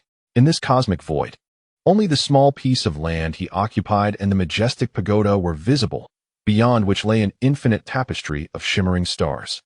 Chapter 0. The Lei Yin Witch God Pagoda. After surveying his surroundings without any significant discoveries, Lei Long approached the pagoda, gazing at the enigmatic violet-blue door that seemed to be made of an unknown material. Just as he was about to push it open, the door swung wide on its own. As curiosity surged within him, a beam of light enveloped Lei Long, filling his mind with an influx of information. Moments later, he slowly opened his eyes, a look of exhilaration gracing his features. It became clear to him that he had just acquired knowledge of the nine-tiered pagoda before him. Known as the Lei Yin Witch God Pagoda, this artifact was a primordial treasure obtained by the first ancestor of the Lei Yin tribe. With the aid of this pagoda, the Lei Yin tribe had flourished from a mere 1,000-member community into one of the 9 great kingdoms of humanity within the span of 3 millennia, poised to become a supreme royal court. Regrettably, During a cataclysmic battle, the tribes suffered unprecedented devastation, severely crippling their strength. After hundreds of thousands of years, the once mighty Lei tribe, which had ruled the wild continent, had dwindled to a medium-sized clan on the eastern fringes of the land. A significant factor contributing to this decline was the disappearance of the tribe's treasured artifact during that fateful conflict, resulting in the loss of countless legacies and resources. Consequently, deprived of elite warriors and invaluable heritage, the Lei tribe rapidly fell into decline. Unexpectedly, the Lei, which God Pagoda had manifested on Earth, becoming the ancestral treasure of Lei Long's lineage, which he now inherited as its master. As he processed the wealth of knowledge in his mind, Lei Long felt an overwhelming joy. The memories not only revealed the pagoda's origins, but also introduced him to a cultivation technique practiced by the successive chieftains of the Lei tribe, which included the foundational principles of the inner strength he had cultivated in his previous life. The cultivation technique that Lei Long has recently acquired requires the recognition of the totem deity of the Lei tribe for mastery. Moreover, under the certification of the totem deity, one must ascend to the position of the tribe's chief. This sacred practice, honed by the ancestral chiefs of the Lei tribe, is intricately linked to the tribe's overall strength. The more formidable the tribe becomes, the mightier the totem deity, thus accelerating Lei Long's cultivation speed and enhancing his prowess. While it is possible to cultivate without assuming the role of chief, the progress would merely adhere to a standard rate, albeit not excessively slow.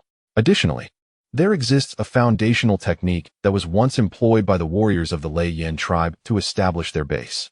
Prior to becoming totem warriors, the practice of this foundational technique significantly augments a warrior's strength, thereby elevating the potential of the totem warriors. Consequently, upon their transformation into totem warriors, their capabilities would vastly surpass those of ordinary warriors. This foundational technique has empowered each totem warrior from the Lei tribe to single-handedly confront fierce beasts of the same rank, with some exceptionally gifted individuals even able to contend against multiple foes of equal stature.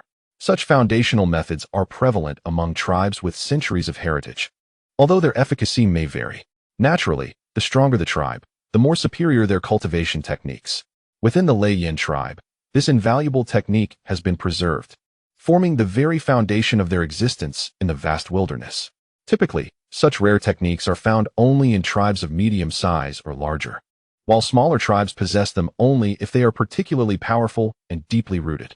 Thanks to the existence of this foundational method, the totem warriors of the Lei tribe are remarkably formidable, rivaling even the top-tier warriors from elite tribes, and in some cases, even surpassing them slightly.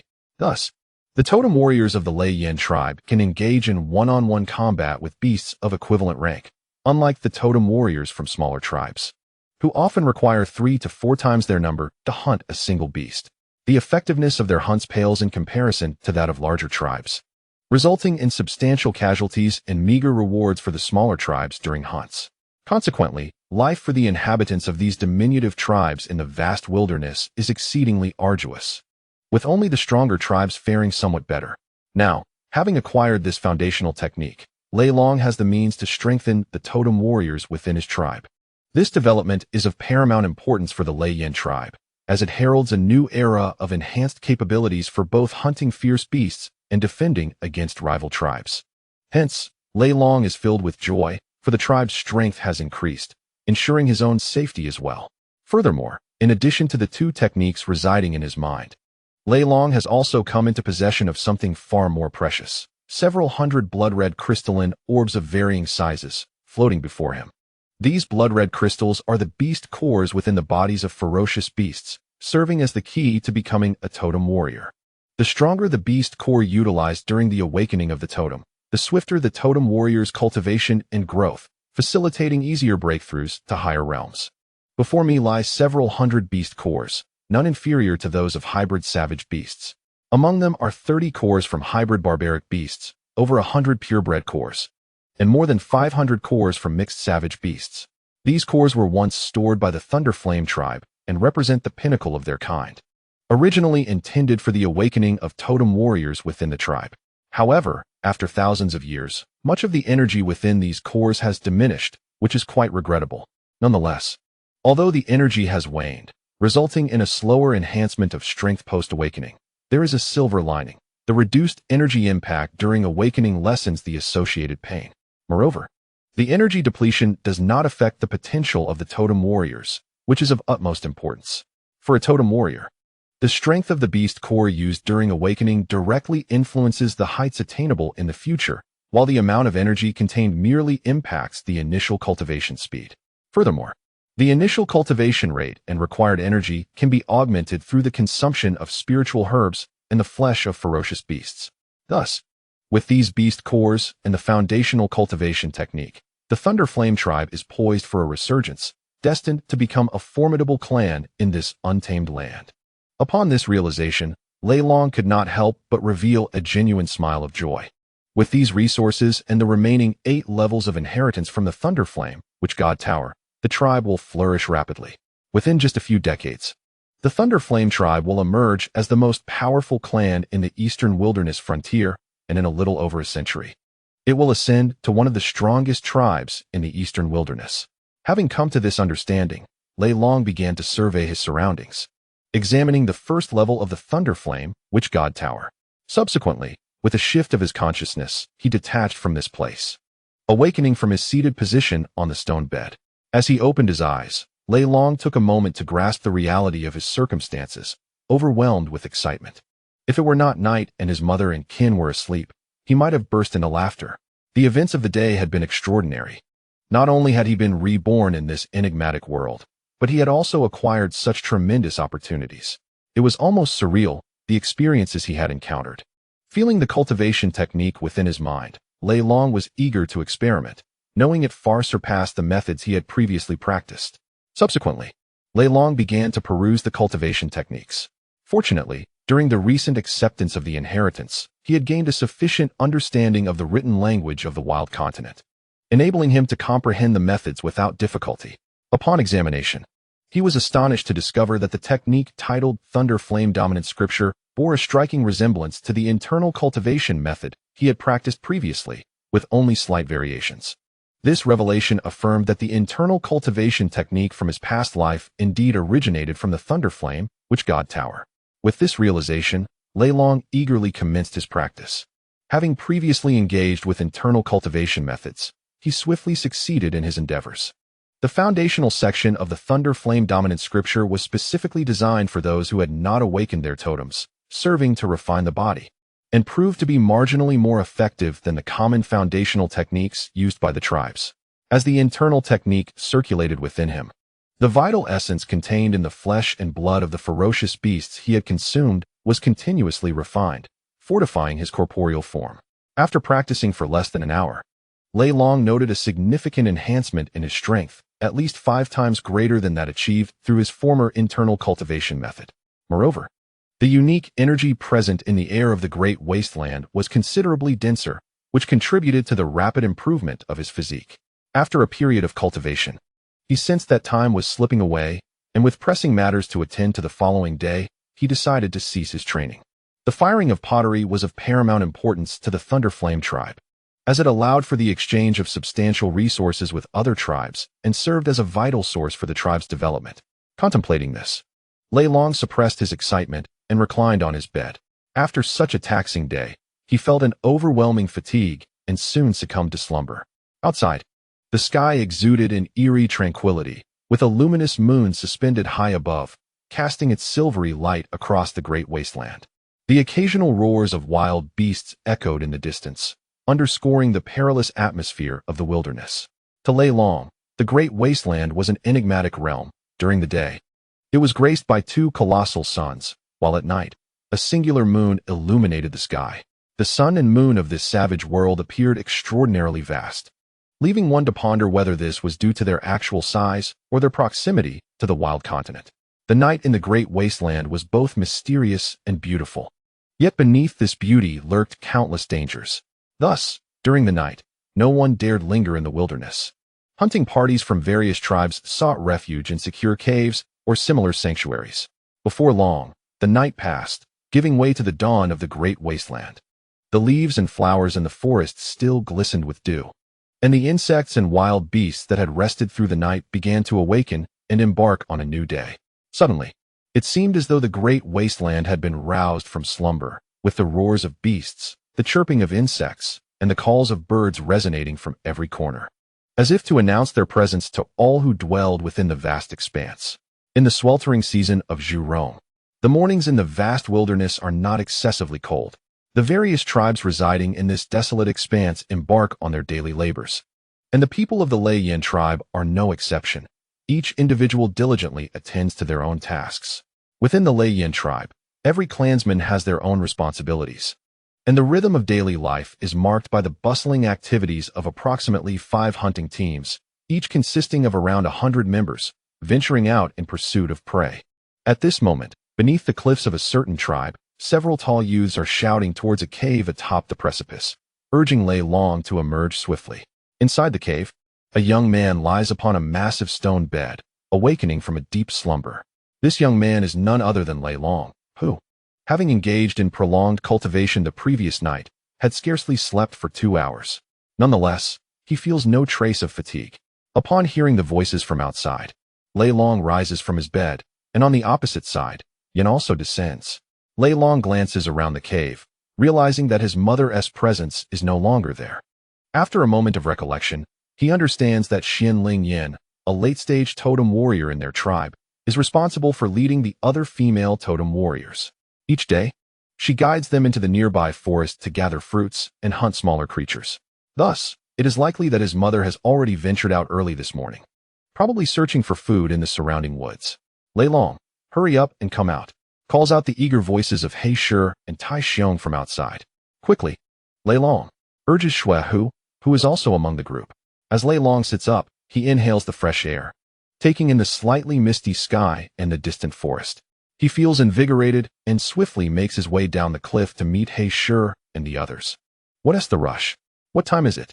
Lei Long inquires, bemused by the excited and impatient expressions on their faces. Can't we be anxious? By the way, what do you mean by what time? I don't quite understand, responds Tai Xiong, his robust frame reflecting a look of confusion. What time? This concept is utterly incomprehensible to those living in this wilderness. The others also gaze at Lei Long with puzzled expressions.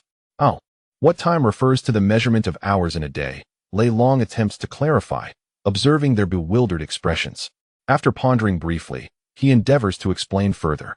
Listening to the words of the Thunder Dragon, the Red Fox expressed her confusion, inquiring, Dragon, what is time? What exactly is time? Observing the increasingly perplexed expressions on their faces, the Thunder Dragon sighed and explained, Time, in simpler terms, can be described as a full day in our great wilderness, consisting of 1 day and 1 night. A day can be divided into 12 periods, and each period further into 2 hours. Do you understand now? The group collectively shook their heads in disbelief, resembling obedient little pups, which amused the Thunder Dragon while simultaneously evoking a sense of helplessness. For the inhabitants of the great wilderness, who lacked a precise understanding of time, this concept was indeed challenging to grasp. Well, if you cannot comprehend it, there's no need to dwell on it. Aren't you all eager to see the pottery being fired? Let us hasten to that. Realizing that immediate understanding was unlikely, the Thunder Dragon chose to divert the conversation. Yes, let's hurry, Dragon. I am eager to see how clay transforms into pottery. Let us go. Iron Bear, brimming with impatience, urged the Thunder Dragon and began to stride toward the outskirts of the tribe. The Black Lion and the others quickly followed suit, eager to accompany them outside the tribe. The Thunder Dragon, observing their urgency, felt a similar excitement to ascertain whether the pottery he had crafted would be successful. Although he had previously witnessed the pottery-making process in a village from the mountains while living with an elder on Earth, he had never attempted it himself and was uncertain of the outcome. He hoped to successfully create a few pieces. Brother, wait for me. Just a moment. At that moment, Yin rushed up from behind, calling out to the Thunder Dragon as he ran. Soon, they arrived at the mouth of the valley, where the totem warriors, led by Scar and Yu, were stationed for guard duty. Upon seeing the arrival of the Thunder Dragon and his companions, Yu inquired, Along, what brings you out this time? Surely, you do not intend to observe the pottery you made from clay? Yesterday, Mai returned and told us that those exquisite, fragile pots could not possibly be crafted from mere clay. Enough with the nonsense today. Quickly return to the tribe and focus on strengthening your bodies. After the next awakening opportunity, you will be ready to awaken your totems and become totem warriors. You must understand that only by fortifying your bodies can you endure high-grade beast cores and become more formidable than other totem warriors. How is your practice of the blood and chi techniques for body tempering progressing? At this moment, Scar, the team leader, sternly admonished them. In contrast to the gentle you, Scar's reprimands were relentless, emphasizing the importance of their physical training. After the next tribal awakening, you will awaken your totems. If you do not diligently strengthen your bodies now, how will you hunt formidable feral beasts? How will you protect the tribe? How can one survive in the vast wilderness? You must return and diligently refine your physique. Especially you, dragon. Just look at your father. Upon his return, he is destined to become a formidable disaster-level totem warrior. If you do not practice diligently, how can you aspire to become as powerful a warrior as your father? Uncle Scar, Uncle you, I am not being reckless. Moreover, I have been occupied for half a day and night. Please allow me to venture out and take a look. If I cannot produce a ceramic pot, I shall surely return to train hard. What do you say? You can rest assured that I will keep my promise. Dragon could only express his helplessness. Observing the two before him, he felt a twinge of frustration. For the typically rugged members of the Lei Yin tribe, it was unfathomable to believe that something as exquisite as a ceramic pot could be fashioned from the most common and seemingly useless clay found in the wilderness. How could that be possible? Those ceramic pots were exchanged for 5 cores of mixed-blood ferocious beasts at the trading post. How could such precious items be made from mere clay? Seeing that Dragon still believed in the possibility of crafting a pot from clay, Uncle Scar, slightly irritated, exclaimed that it was unbelievable. I swear, Uncle Scar, I am not deceiving you. Besides, I only wish to take a quick look. It won't take long. What if I actually succeed? Dragon pleaded with Uncle You. Please allow me to go and see. If you don't trust me, you can come along. It's just by the small stream nearby, not far from the tribe. Hearing Uncle Scar's skepticism, Dragon earnestly urged him while also addressing Uncle You beside him. Indeed, Uncle You. Uncle Scar, will you let us take a look? It won't take much time. The red fox, standing nearby, joined in the plea. Yes, Uncle You. Could you allow us to go once more? Upon hearing the red fox's words, the others also chimed in, surrounding the two and persistently beseeching them. After a brief moment of contemplation, Uncle You, with a serious expression, finally relented. All right, you may go and take a look, but this time I will accompany you. If you cannot produce a ceramic pot, you are all to return and train diligently. Okay, Uncle You, you can rest assured. If we cannot succeed, we will certainly return to train, Dragon replied with a smile upon hearing Uncle You's agreement. Although it was their first attempt at firing pottery, surely there would be a few successes, he thought to himself. Thus, Dragon and his companions set off towards the location where they had attempted to fire the ceramic pots the previous day, joined by Mai, who had also contributed to the pottery making and was eager to discover whether the clay pots she crafted could withstand the firing process. Consequently, Mai requested to accompany them, and Uncle You consented. Before long, the group arrived at the site of yesterday's pottery firing. Upon arriving, Dragon opened the kiln's entrance, peering inside to see the glowing embers of the charcoal still flickering.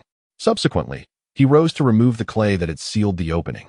Chapter 0. The successful firing. At this moment, you stood behind, gazing at the slightly elevated mound before him, and turned to the nearby black lion with a puzzled expression. Is this mound what you all were laboring over yesterday? Is this what you used to create pottery? Indeed, replied Black Lion.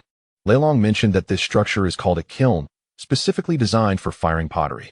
I believe he also mentioned it could be used for bricks or something of the sort. I am not entirely sure what bricks are, though.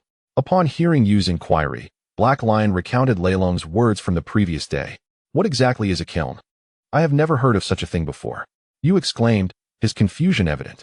He pondered how he had grown up without ever encountering the concept of a kiln or the mysterious bricks. Surely, it must be a figment of Leilong's imagination, he speculated. As Yu contemplated this, a jubilant shout startled him back to reality. Looking up, he noticed Leilong perched at the entrance of the mound, calling out excitedly. Ha ha! We did it! We succeeded! This is truly wonderful. It will make things so much easier.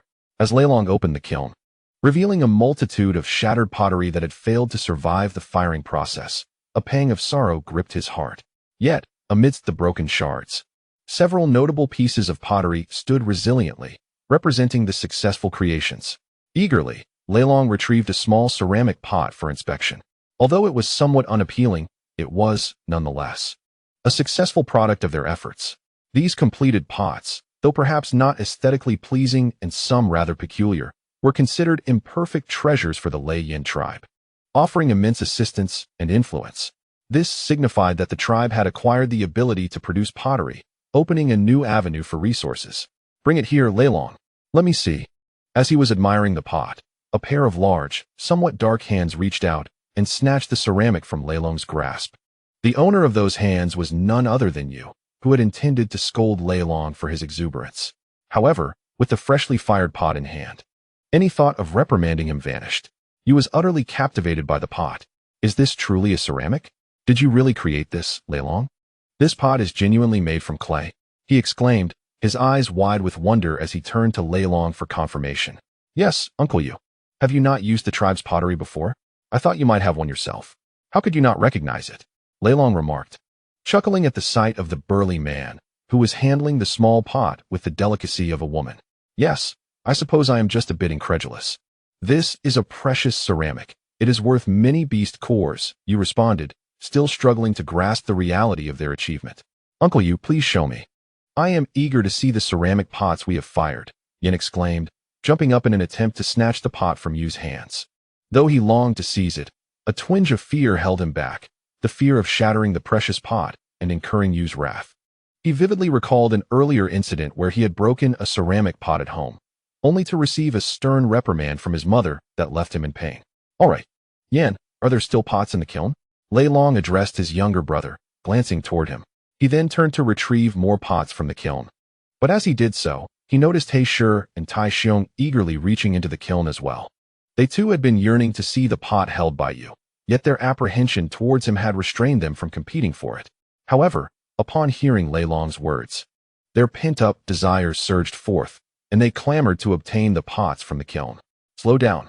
Be careful not to break anything, or you'll be in for a beating, Lei Long shouted from behind, observing the chaotic scene. One at a time, what is all this rushing about? Yu bellowed, his voice cutting through the commotion. Concern and urgency etched across his face. He feared that the pots might be damaged. In Yu's heart, these pots were invaluable to the tribe. Breaking even one would signify a significant loss. Upon hearing Yu's thunderous voice, the crowd of eager hands froze, their fear of him palpable, as they had faced his reprimands before. Instantly, they ceased their frantic attempts. Before long, they had extracted all the pottery from the kiln. Yesterday, they had crafted 36 clay bowls, 12 pots, and 6 large jars, successfully firing 21 bowls, 8 pots, and 3 jars. Among them, 2 pots and 1 jar bore cracks. But fortunately, they remained usable. As you gazed upon the neatly arranged array of varied pottery, his face lit up with childlike joy. He examined each piece with fascination, as if he were glued to them. These are ceramics. Each one is a precious treasure. Similarly, Muyi had shaped 3 clay bowls and 1 jar yesterday. Whether it was luck or skill, 2 of the bowls had successfully fired, and he was thrilled to discover that his jar was among the 2 cracked pots. To prevent the jars from cracking during firing, Lei Long had advised everyone to make their creations a bit thicker, enhancing their chances of success.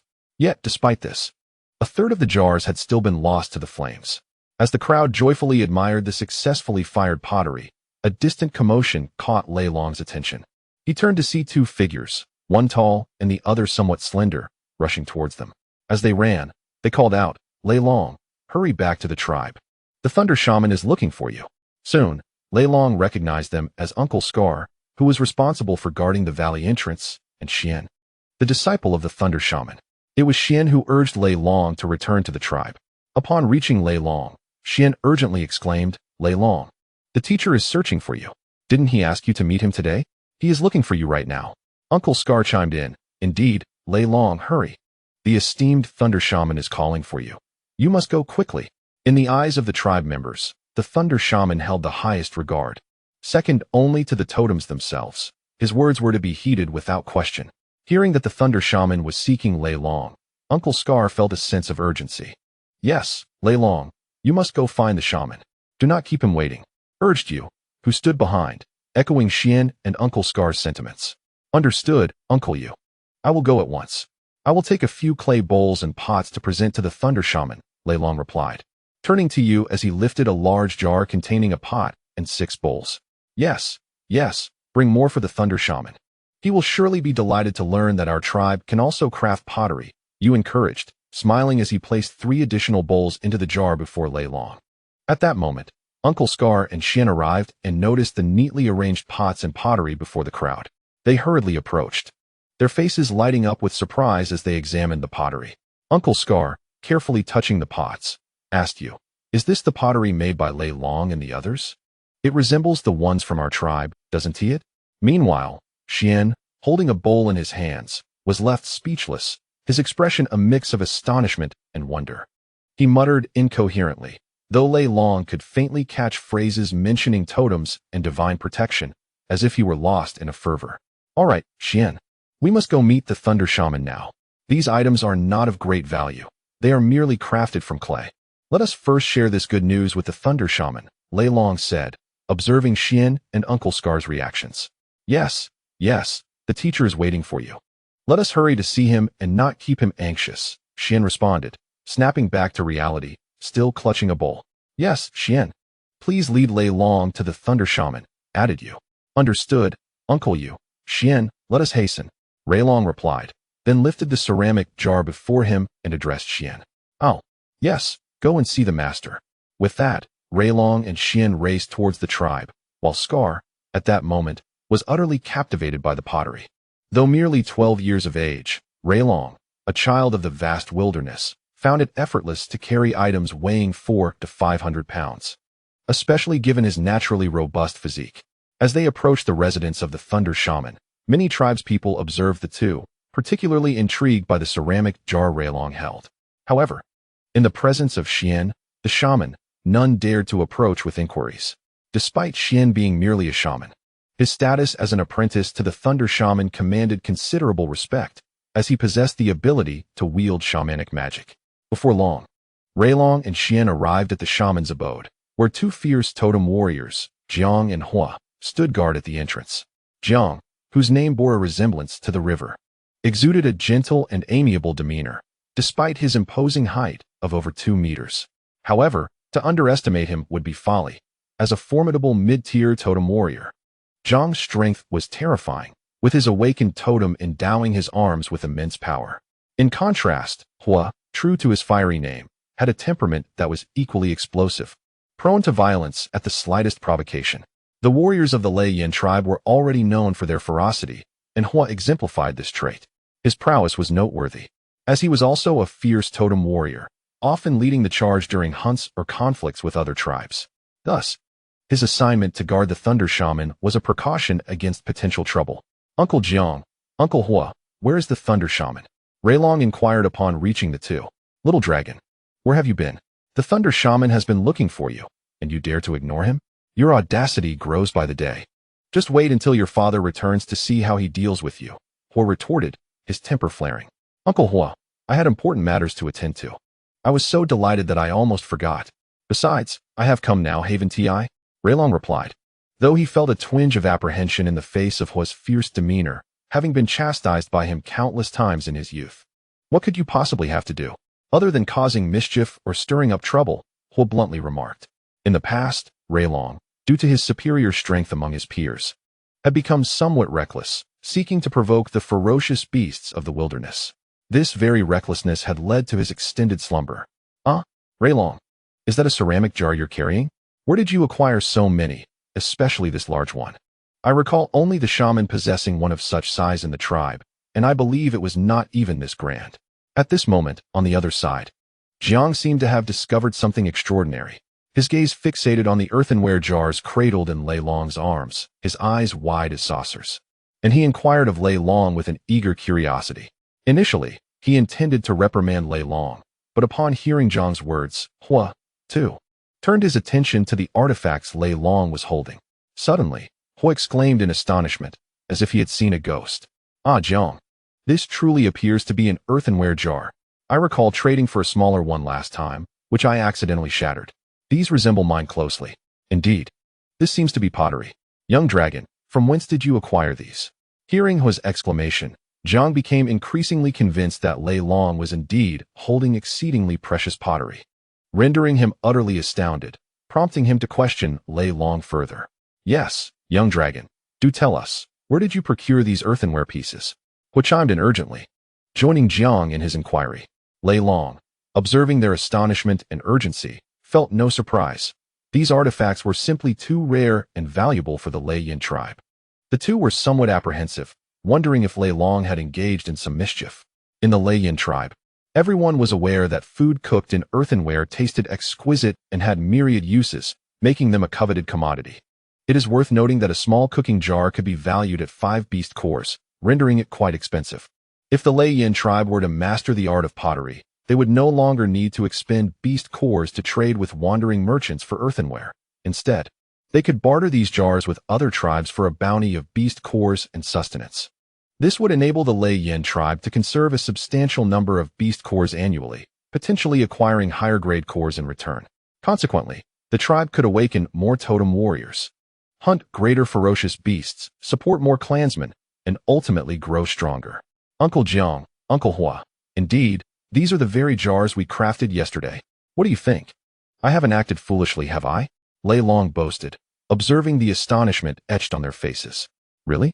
Xian, did they truly create this pottery? Hua responded with a hint of joy. Upon hearing Xian's words, both men were readily convinced that the pottery was indeed the work of Lei Long, as they held great trust in Xian, the shaman. Just as they were engaged in conversation, the sound of measured footsteps echoed, and 2 towering elders emerged from the cave. One was none other than the esteemed Lei Wu, the most revered figure in the tribe, while the other was the equally respected Zhe Wu, another elder who had reached the pinnacle of shamanic prowess. What is the commotion? Your voices can be heard even from within. Lei Wu and Zhe Wu addressed the gathering with an air of undeniable authority, having encountered both the esteemed teacher and the venerable Lord Zhe Wu, as well as the formidable Lord Lei Wu. The duo of Hua and Jiang bowed deeply in reverence upon hearing Lord Lei Wu's words. Even Hua, who feared nothing in the heavens or on earth, conducted himself with utmost decorum in the presence of Lei Wu. This respect stemmed not only from Lei Wu's esteemed position, but also from his countless acts of healing for the tribe's members, including Hua himself, who had been saved by Lei Wu on several occasions. Thus, the tribe held the shaman in particularly high regard, especially Lei Wu. Lei Wu acknowledged, observing the gathered individuals. Jiang, pray tell, what were you discussing with such fervor? And you, young Long, do you dare to disregard Lord Lei Wu's summons? Are you seeking another reprimand? Zhe Wu inquired, directing his attention to Jiang and then chastising Long, who stood nearby. Lei Wu remained silent, curious about their activities, as he had been searching for Long, only to find Jiang and Hua delaying his summons. Yes, Zhe Wu. Lord Lei Wu, Zhe Wu. Our tribe is truly on the brink of becoming formidable. Behold these items. Do they not resemble those acquired through trade with other tribes? These are crafted by Long, and henceforth, we shall be able to exchange abundant beast cores and provisions with neighboring tribes. Upon hearing Zhe Wu's inquiry, Jiang first bowed to both Lei Wu and Zhe Wu, then, filled with excitement, presented a ceramic jar crafted by Long. As Lei Wu and Zhe Wu observed Jiang's unusual enthusiasm, they were nearly convinced he had lost his sanity, for this was a stark contrast to his usual composed demeanor. However, upon comprehending Jiang's words, they turned their attention to the ceramic vessels laid before them and hurriedly approached to inspect them. The two examined each piece, tapping and testing, and after an exchange of unspoken understanding, their faces lit up with exhilaration. Seemingly struck by inspiration, Zhe Wu rushed to Long, seizing his shoulders with his frail, weathered hands, and in an animated tone demanded, "Young dragon, did you truly craft these? Enlighten me on how you and your companions achieved this." While Lei Wu appeared less animated than Zhe Wu, a tempest of excitement surged within him. If the tribe indeed mastered the art of crafting such pottery, then the Lei Yin tribe could trade with all large and medium-sized tribes within a vast expanse of nearly 100,000 kilometers in the eastern wilderness. This would rapidly augment the tribe's strength, restoring it to the status of a large tribe, a top-tier tribe, or even something far more formidable. The restoration of the ancestral glory of the Lei Yin tribe is imminent. This is a long-cherished aspiration of theirs. Zhe Wu, Lei Wu, shall we proceed? I have traversed such a distance burdened with these items. Might you allow me a moment's respite? Furthermore, Zhe Wu, do take care, for I am in pain. Feeling a twinge of discomfort in his shoulder, Lei Long addressed Zhe Wu and Lei Wu. although the primary abilities of a shaman do not lie in close combat. For Zhe Wu, who has attained the pinnacle of wizardry, his strength is comparable to that of a totem warrior at the peak of their prowess. Thus, for Lei Long, a child yet to awaken his totem, this power remains formidable. Upon hearing Lei Long's words, Zhe Wu initially uttered a sound of surprise, then realized that he was gripping Lei Long's arms and awkwardly withdrew his hands. All right, Zhe, let us venture inside. You, young man, must explain everything to me afterward. Although Lei Wu was equally exhilarated, his worldly experience tempered his excitement. Despite his efforts to maintain composure, his face betrayed the thrill he felt. With that, Lei Wu turned and stepped into the cave first. Following his lead, Zhe Wu and Jiang, along with the others, entered the cave, soon arriving at the fire pit within. Very well, let us sit and converse. Lei Long, please share with us the details of your pottery creation. Lei Wu was the first to take a seat on the stone bench by the fire pit and addressed the group. Eagerly, Lei Long hurried to sit beside Lei Wu, with Zhe Wu taking a position on the opposite side. After Lei Wu settled, Lei Long recounted the methods and processes he employed in crafting the pottery. Upon learning that the pottery, acquired through the exchange of precious beast cores from their tribe, was fashioned from some of the most common clay found in the wilderness, the already temperamental Hua erupted in fury, exclaiming, "What? Young Long, are you saying that the pot I exchanged 5 mixed blood beast cores for was merely made of clay? Those traveling merchants are greedier than the wolves of the grasslands. They sold me something made of clay for 5 mixed blood beast cores?" Upon hearing Hua's words, Lei Long felt a flicker of surprise, yet he refrained from any excessive reaction. Having once presided over a globally renowned conglomerate in his past life, Lei Long understood that the merchants' actions were not erroneous. As a businessman, he recognized that such practices were a means for them to reap substantial profits in a frontier lacking resources. The pursuit of profit is a fundamental aspect of commerce, and the very essence of a merchant's existence is to acquire wealth. Thus, in Lei Long's view, the merchant's behavior was entirely justifiable. Compared to those in his past life who resorted to unscrupulous means for profit, these merchants were relatively benign. Uncle Hua, the merchant's aim is to garner significant profits. Besides, no one compelled you to make a purchase, did they? Their willingness to distance themselves from their tribes and kin to come here for trade is inherently motivated by self-interest. Who would forsake their own family and community without substantial gain? Hearing the fire continuously berate the wandering merchants, Thunder Dragon interjected an explanation. Indeed, fire. The young dragon speaks truth. Those merchants brave the peril of the wilderness to seek us out for trade, driven by purpose. If there were no considerable advantages, why would they traverse such distances to exchange goods with us? The previously irate Thunder Witch found herself in agreement with Thunder Dragon's assertion. Precisely, if there weren't sufficient benefits, what would compel them to journey so far for trade? Upon hearing Thunder Witch's words, Fire ceased his tirade, albeit still wearing a visage of considerable anger. Lord Thunder Witch, Lord Water Witch, with our newfound method for pottery, we shall no longer need to barter beast cores for clay pots with those wandering merchants. Moreover, we can utilize these pots to procure food and beast cores from other tribes. The merchants only bring pots to the market during the quinquennial gatherings, while we can produce and sell them in abundance to nearby tribes. This way, our tribe can amass numerous beast cores and sustenance, allowing us to support a greater number of our kin and thereby strengthen our tribe. Upon absorbing Thunder Witch's words, Thunder Dragon shared his intentions to trade with other tribes. Yes, this is excellent. This way, we can awaken more totem warriors in our next venture and procure additional food, enabling our tribe to sustain even more of our people, thus providing suitable partners for the younger ones. Fire laughed with great excitement at Thunder Dragon's remarks. However, both Thunder Witch and Water Witch exchanged glances of bewilderment at Fire's exuberance, while Thunder Dragon and his companions remained speechless. Yet, they refrained from commenting. For within the Thunder Fire tribe, there were still several thousand adult men without partners. These matters weighed heavily on Thunder Witch's mind. Although the tribe's strength ranked highly among the medium-sized tribes, the reputation of the Thunder Fire tribe in the vicinity was rather poor. Consequently, most members sought partners within their own ranks, with very few women from other tribes willing to join the Thunderfire tribe. This situation stemmed from the fact that the Thunderfire tribe was inherently combative and somewhat savage, showing no fear towards any tribe, regardless of their strength. To other tribes, The members of the Thunderfire tribe appeared as a band of uncontrollable lunatics. Thus, since the decline of the Thunderfire tribe, its recovery has been sluggish, as no outsiders are inclined to settle within, leading to stagnation in population growth and hindering the tribe's development.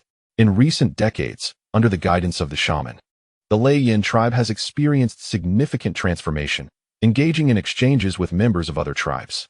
Consequently, the tribe has exhibited a trend of development in recent years, with both its population and strength witnessing a notable enhancement, particularly with an increase in totem warriors of the fierce and mountain-opening ranks, especially in the last decade. The emergence of Lei Long's father, Lei Lai, has provided the Lei Yin tribe with a renewed opportunity to evolve into a larger tribe. Fire. What are you rambling on about? Less talk, more listening to the shaman, Jiang interjected, observing Fire's incessant chatter. Haha, it's fine, Jiang. What Fire says holds some truth. Although the tribe has shown signs of progress under the shaman's leadership in recent years, many of our clansmen remain without partners. With the introduction of pottery-making methods, we can assist them in finding companions, Zewu remarked, smiling at the two. Indeed, Fire speaks the truth. The younger members of the tribe should seek partners. Previously, the scarcity of food constrained population growth. If these pottery creations can be exchanged for ample food, we could barter with smaller tribes or scattered groups for women. Zewu continued, his expression unyielding. For Lei Wu, the goal has been to develop the tribe into a formidable entity once more. With such a promising opportunity at hand, he could not afford to let it slip away. Though he appeared calm, Lei Wu's heart brimmed with joy. As the orchestrator of the tribe's affairs, he bore substantial pressure and numerous considerations. Young dragon, will you take responsibility for teaching the tribe the pottery-making techniques? Lei Wu inquired of Lei Long. Of course, my lord. Lei Long replied after a moment's thought. Very well, young dragon. From today onwards, you and Xian will oversee the firing of these pottery pieces. First, ensure that the tribe's members have access to these jars. Then, once Kuang Shi returns with the hunting party, he will lead the trading of these pottery items with other tribes, Lei Wu said, satisfaction evident in his smile as he addressed Lei Long. Yes, my lord.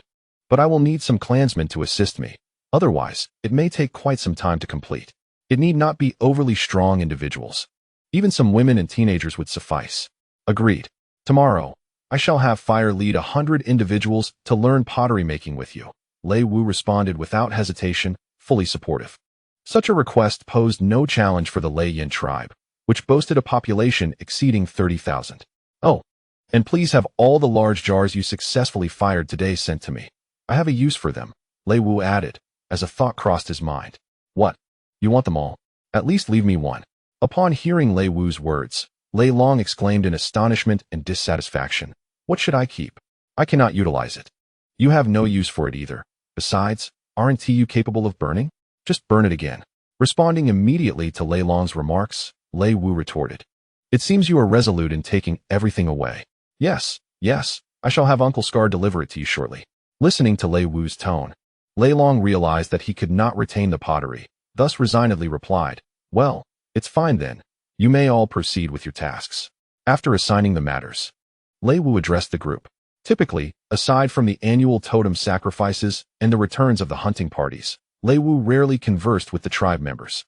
At other times, even Lei Long's father seldom interacted with the shaman. As the sage of the tribe, Lei Wu held a position of immense reverence. The critical decisions within the tribe were predominantly deliberated between Lei Wu and the higher echelons, though ultimately, it was Lei Wu who made the final call. To prevent factionalism within the tribe and ensure stability, despite his elevated status, Lei Wu often felt a profound solitude. Chapter 0. Foundational Heart Method. It can be said that Lei Wu's contributions to the tribe are inexpressible. Yes, Master, Xian responded as he rose to address Lei Long. Although Xian was a disciple of Lei Wu, he was not permitted to reside in the main dwelling, instead occupying one of the nearby caves designated for shamans. Only Lei Wu, Zewu, and Tsang Wu were allowed to reside there, constantly guarded by formidable totem warriors, with at least 2 present even at night. The adjacent caves inhabited by other shamans were similarly protected, with a contingent of 10 foundational-level totem warriors. Yes, esteemed Lei Wu. Jiang and He rose together to pay their respects. Wait a moment, Uncle Jiang, Uncle Hua, esteemed Lei Wu. I have some matters that require your assistance. Upon hearing Lei Wu's and Uncle Zhang's words, Lei Long hastily called to them, addressing Lei Wu. The reason for summoning them was to present the complete foundational heart method he had acquired from the Lei Yin tribe the previous day. Should the tribe's warriors gain access to this comprehensive heart method, their strength would significantly enhance. When he eventually assumed the role of clan leader, the foundation of the Lei Yin tribe would be solidified to a great extent. In that eventuality, the Lei Yin tribe could swiftly develop and emerge as a true powerhouse in the vast wilderness. However, imparting this foundational heart method to the tribe's warriors necessitated the assistance of the shamans and the two men, for most tribesmen were unfamiliar with the shamanic script. To cultivate this method, they would require guidance to comprehend the intricacies of its operation. Upon reflection, Lei Long was convinced that the creation of a written language was essential for the advancement of the tribe, as the development and transmission of knowledge could only flourish through the existence of written characters. A tribe could not thrive with a populace devoid of understanding. Concerning the instruction of the tribe in the art of the shamanic script, Lei Long deemed it improbable, for these characters were far too intricate and obscure compared to the Han characters. Furthermore, the phonetics of the Han script could also be devised, facilitating the tribe's comprehension of these characters, ultimately enabling every member to read. Dragon Boy, do you have any matters to discuss? Fire inquired of Lei Long, who had just risen. What could possibly concern you, young lad? Chuckled Zhe Wu, glancing at Lei Long. Speak up, Dragon Boy. What brings you to me? Questioned Lei Wu, slightly perplexed. In the past, Lei Long would have preferred to keep his distance, yet today he sought Lei Wu out, prompting curiosity about his intentions. Lei Wu, the matter I wish to discuss is indeed a fortuitous one, far surpassing the value of pottery for our tribe. Do you recall what I shared with you yesterday? Lei Long smiled as he addressed Lei Wu, aware that their prior conversation regarding his acquisition of a formidable shamanic inheritance would pique Lei Wu's interest in the significance of his words. Lei Wu responded with a hint of surprise, evidently taken aback by Lei Long's statement. Dragon Boy, are you referring to the inheritance you received from the shaman? Beside him, Zhe Wu also expressed astonishment. Only these two were privy to Lei Long's attainment of the shamanic legacy, making their reactions understandable. Such an inheritance, as Lei Long described, was beyond the reach of someone of Lei Wu's exalted status, suggesting that Lei Long's inheritance was at least that of a great shaman, an invaluable asset for the current Lei Yin tribe. Dragon Boy, what is this matter? Is it of great importance? Lei Wu inquired, now fully aware of the gravity of the situation. Lei Wu, this pertains to enhancing the strength of our tribal totem warriors, an essential foundational technique for improving their prowess. Far superior to the legacy techniques currently employed by our tribe, Lei Long elucidated in response to Lei Wu's inquiry. This foundational technique represented the pinnacle of the Lei Yin tribe's teachings, undoubtedly eclipsing their current practices by immeasurable degrees. What? Dragon Boy, are you speaking the truth?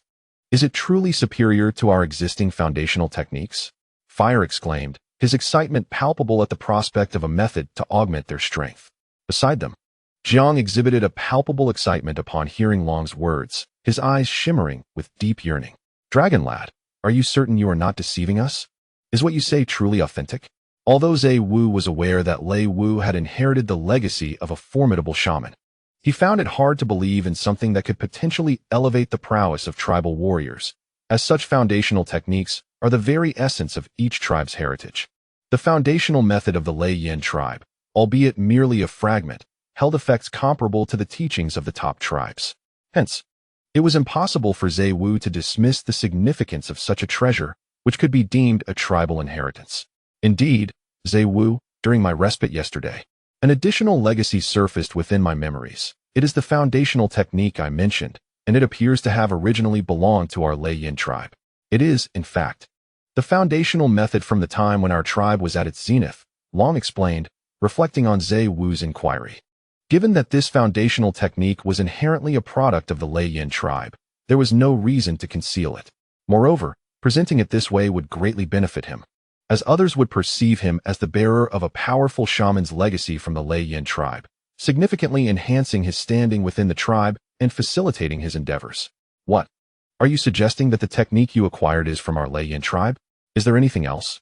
Upon hearing Long's words, Lei Wu could no longer remain seated, eagerly inquiring of Long.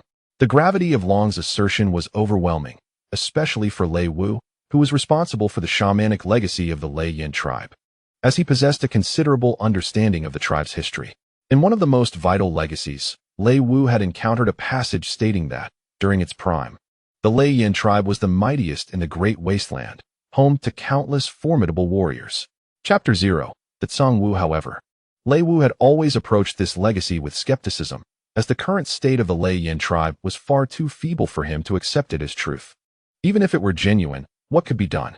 Yet, upon hearing Long's words, Lei Wu recalled this matter anew. For the legacy Long spoke of was likely the inheritance from the tribe's former shamans.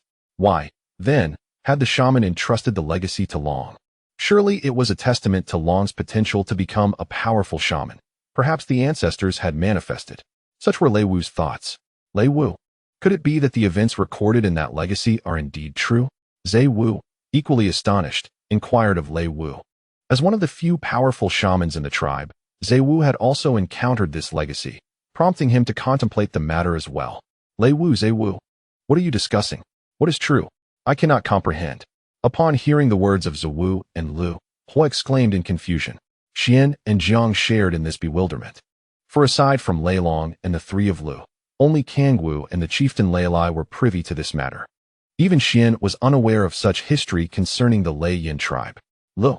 In response to Hua's inquiry, Zhe Wu turned to Lu, questioning whether this matter should be disclosed to a few individuals. Upon hearing Zhe Wu's query, Lu took a moment to calm his excited heart. With the recent developments surrounding Lei Long, there was no longer any need for secrecy, for this was not a matter of great significance. Sharing it could indeed inspire the ambitions of a few. Just as Lu was about to speak, soft footsteps reached their ears. Turning to look, they saw an elderly woman with silver hair emerging from a small room within the cave, accompanied by a middle-aged woman. Greetings, Kangwu Granny. Have you broken through to the sorcerer realm? Upon the arrival of the two, particularly the middle-aged woman, who was Lei Long's grandmother, Honke, Hua exclaimed. Granny Honke had previously been a peak sorceress of the tribe, and it appeared that her recent attempts to break through had been successful, making her one of the three great sorcerers in the tribe. As for Lei Long's grandfather, he had long since passed. He was the previous chieftain of the Lei Yin tribe, who had sustained severe injuries while hunting purebred wild beasts, and had succumbed within 2 years of returning to the tribe. Lei Long's father lived up to his father's legacy, emerging as the strongest among the younger generation of the tribe, successfully obtaining the rights to utilize the purebred wild beast cores. Now, at just over 40 years of age, he had become a peak fierce totem warrior, and upon returning from this expedition, he might very well become the tribe's sole disaster-level totem warrior. Upon seeing Kangwu and Honke, Hua, Jiang, and Xian promptly paid their respects. Lu, they greeted. Zhe Wu and Honke smiled at the group and then bowed to Lu, acknowledging their respect. Although Honke had now advanced to the sorcerer realm, as Kangwu's disciple, she remained a junior to both Lu and Kangwu, and thus, it was customary to show them respect. Lu responded affirmatively. Honke, you have successfully broken through? This is truly wonderful. Zhe Wu, recognizing Honk's achievement, expressed his delight. The two then settled by the fire pit, observing Lei Long and Kangwu with astonishment. Given that Lei Long had always detested being in such places, his compliance now indicated that something significant was afoot. Consequently, they inquired of Lu. What were you discussing just now? This lad is actually behaving himself here? Haha, it's nothing of bad nature. Rather, it is indeed quite a fortuitous matter. Let the young lad converse with you both. It is the perfect moment for us to discuss our course of action. In response to Kangwu's words, Lu smiled with joy. Tell me, have you stirred up any trouble again? The Crimson Sparrow, well aware of her grandson's temperament, inquired of the Thunder Dragon. No, grandmother, he replied, and thus, the Thunder Dragon recounted the tale of the pottery and the inheritance he had received. What? Is the young dragon speaking the truth? He has truly obtained the legacy of the shaman? Upon hearing the Thunder Dragon's account, both the Tsang Wu and the Crimson Sparrow were astounded. Tsang Wu, with a look of disbelief, questioned, Thunder Dragon, are you serious? You really received the shaman's inheritance? The Crimson Sparrow, equally astonished, directed her gaze towards Thunder Dragon. Her affection for her grandson was profound, and upon learning of his shamanic inheritance, she felt immense joy, recognizing the potential for him to become a more formidable shaman. Thus, she sought to verify the authenticity of his claim. Indeed, Thunder Dragon has indeed received a portion of the shaman's legacy. The crux of the matter now lies in the heart technique he mentioned. Presently, Lei Lai and the 3 hunting teams of the tribe are out in search of prey. Only Jiang and Hua, the fierce totem warriors, along with the cloud leopard, remain to guard the tribe, resulting in a slight decline in the tribe's strength. The next step is to impart this heart technique to the totem warriors and regular soldiers of the tribe. According to the young dragon, this heart technique significantly enhances the cultivation speed and strength of the warriors. Hence, it must be taught to the aspiring totem warriors swiftly, ensuring they emerge even stronger upon awakening. Upon hearing their inquiries, Lei Wu began to elucidate the matter, promptly clarifying the situation. However, it is a slow process to introduce a new heart technique to the warriors of the tribe, as the techniques currently in use are controlled by the older totem warriors, who channel the totemic power within the warriors to aid their cultivation. Unfortunately, no one in the tribe is familiar with the practice of this new heart technique, and the symbol of the shaman is entirely foreign to the tribe's warriors. Only we shamans possess the ability to master it. This presents a considerable challenge. Fortunately, the Crimson Sparrow has also advanced to the shamanic realm, which may expedite the transmission of the heart technique. Song Wu furrowed his brow upon hearing Lei Wu's words. Indeed, within the current Lei Yin tribe, only the shamans can comprehend the symbols of the shaman, and one must possess the strength of a shaman to guide the warriors in their cultivation. At present, the Lei Yin tribe has only Lei Wu, Zhe Wu, Song Wu, the Crimson Sparrow, and 7 others of shamanic stature, totaling merely 11 individuals. Ah, yes, Lei Wu, this indeed poses a rather troublesome predicament, Zhe Wu interjected. Suddenly realizing the gravity of the situation, and with a resigned sigh, he remarked, "We certainly have our work cut out for us. Indeed, it is somewhat challenging. We shall first teach the heart technique to the totem warriors at the mountain cleaving stage, and the others can share it among themselves thereafter. This is of utmost importance to the tribe, and we may need to utilize some of our stored talismans and essence stones." Upon hearing their discussion, Lei Wu felt a wave of frustration wash over him. After a moment of contemplation, he addressed the two. As they heard the shaman mention the possibility of utilizing some stored talismans and spirit stones, the group was taken aback, their eyes widening in astonishment. Talismans represent a significant heritage within a tribe, holding immense importance. They are a means employed by shamans, inscribed with mystical runes upon jade or the bones of formidable beasts, thereby endowing these infused objects with unique capabilities. The efficacy of a talisman varies according to the runes etched upon it. Some can enhance the prowess of totem warriors. Others can restore their totemic energy, while some possess healing properties. Furthermore, the higher the rank of the shaman, the more potent the effects of the engraved talismans, with the complexity of their crafting increasing correspondingly.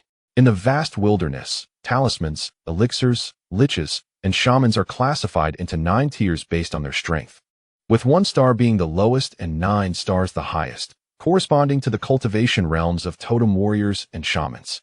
Talismans themselves are also categorized into 9 levels, each subdivided into inferior, low, medium, high, and perfect grades. For instance, a 1-star inferior restoration talisman can restore a mere 10% of a regular totem warrior's energy, while a low grade can restore 30%, a medium grade 50%, and a high grade 70%. A talisman achieving an 80% restoration effect is deemed perfect. 1-star talismans yield the best results for warriors at the stone-cracking realm. However, their efficacy diminishes significantly when used by warriors at the mountain opening realm. Similarly, employing higher-tier talismans on lower-ranked totem warriors results in diminished effectiveness. The Lei Yin tribe possesses various talismans, including restoration talismans for regaining strength, power talismans for enhancement, speed talismans for agility, healing talismans for injuries, and a berserker talisman that augments overall capabilities. Among these, the berserker talisman is a 3-star talisman, requiring at least a shaman-level practitioner for its creation, and its effects are fleeting, lasting only 15 minutes. After activation, the user endures a day of weakness, where even restoration talismans prove ineffective, making it a tool reserved for dire circumstances.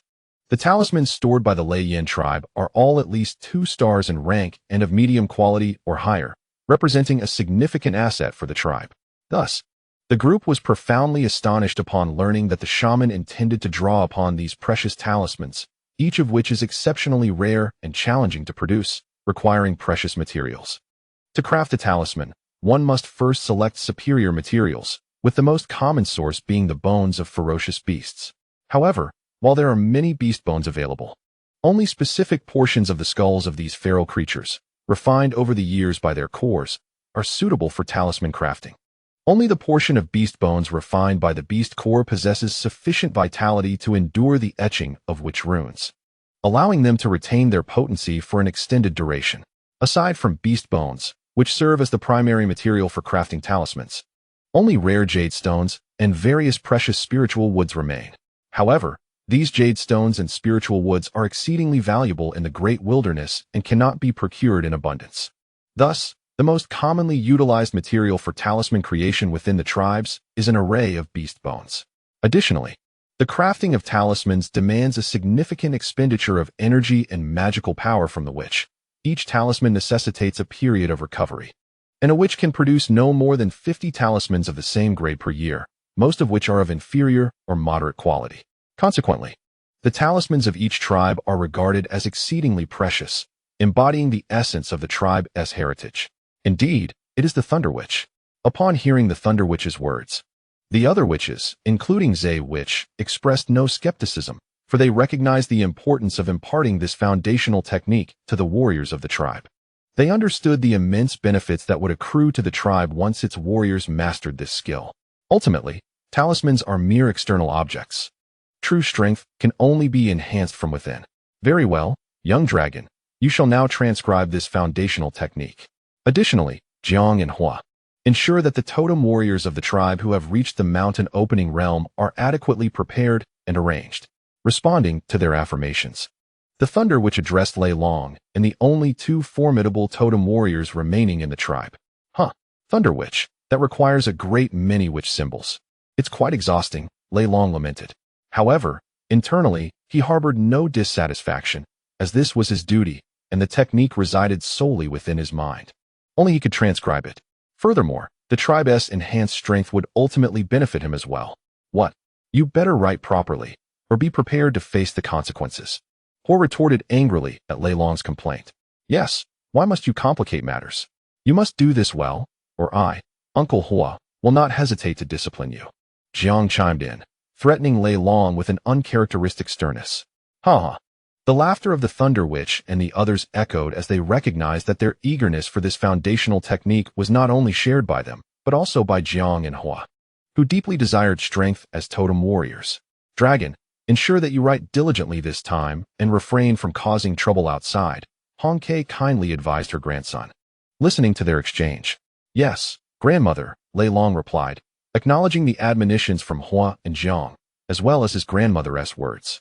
All right, Lei Long, you may go prepare. Everyone, attend to your respective tasks, the Thunder Witch instructed after clarifying the matters at hand.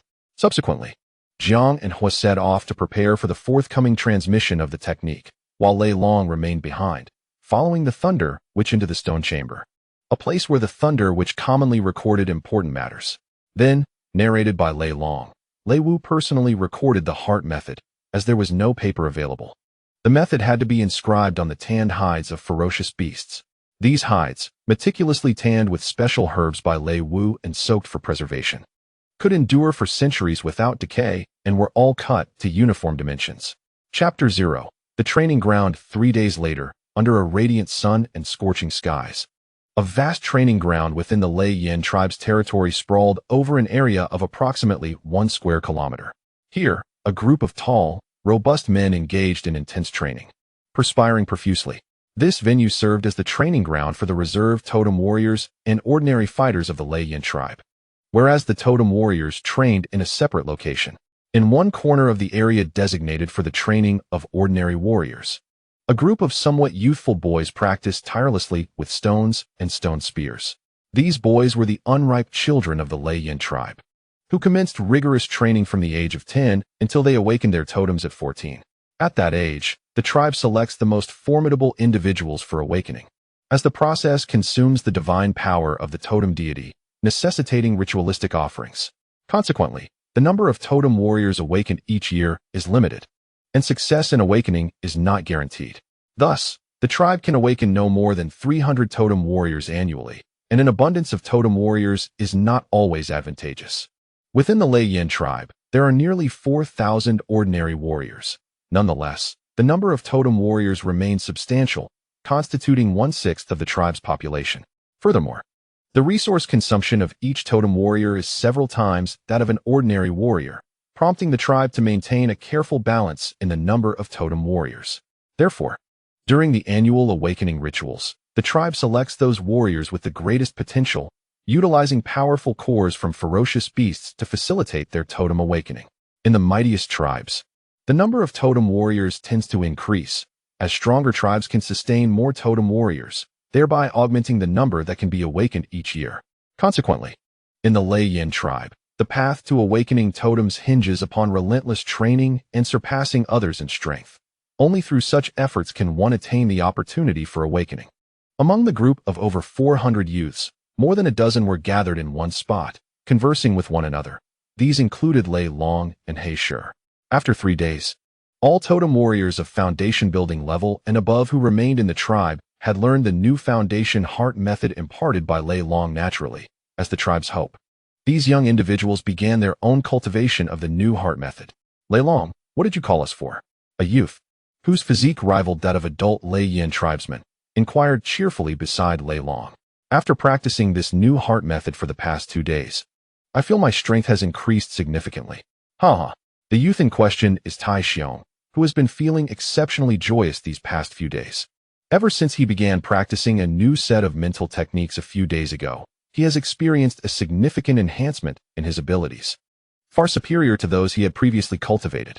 Indeed, Lei Long, what is it that you require of us? We still have training to attend to, remarked Shui Hu, his voice filled with urgency. After one more sacrificial rite, we shall commence the awakening of our totems. With this new mental technique, we will undoubtedly become even stronger before our awakening. Yes, Lei Long, please share your thoughts. Our newfound strength is largely thanks to you. We are all ears, added He Shi, who sensed that Lei Long had something important to convey, raising his voice to the group of tribal youths still engaged in their training. Indeed, we heed the leader's call. The youths chorused loudly, momentarily halting their training to focus on Lei Long, observing their spirited enthusiasm. Lei Long and his companions shared a knowing smile. These young trainees represented the future of the Lei Yin tribe, each one possessing an untamed spirit. In the Lei Yin tribe, earning the recognition of others necessitates possessing sufficient strength. Otherwise, one risks being overlooked. Lei Long's ability to command respect stems from his exceptional prowess. His innate talent is complemented by a substantial intake of beast meat rich in blood energy. Consequently, Lei Long stands out as a formidable figure among his peers. Since he began training at the age of 10, he swiftly dominated all those who trained alongside him within a year. Furthermore, his loyalty and generosity have endeared him to all, often making his words carry more weight than those of their own parents. All right, I shall divulge the matter at hand. Do you remember what I mentioned to you yesterday, Tai Xiong? Lei Long asked, casting a thoughtful gaze upon his companions, reminiscent of the personal guards he had trained in his previous life. Regrettably, he had perished during a critical breakthrough, yet he had made ample preparations beforehand. Although he is no longer present, his master remains, a prominent figure among the 5 innate masters of Huaxia, along with the 3,000 guardians he had trained. Thus, he believes his endeavors will face no significant obstacles. Huh, what is it? Tai Xiong responded, scratching his head in confusion upon hearing Lei Long's words. Haha, you fool. Lei Long chuckled at Tai Xiong's bewildered expression, prompting laughter from the others. Boss, are you referring to the awakening of our totems using the purebred wild beast cores you mentioned yesterday?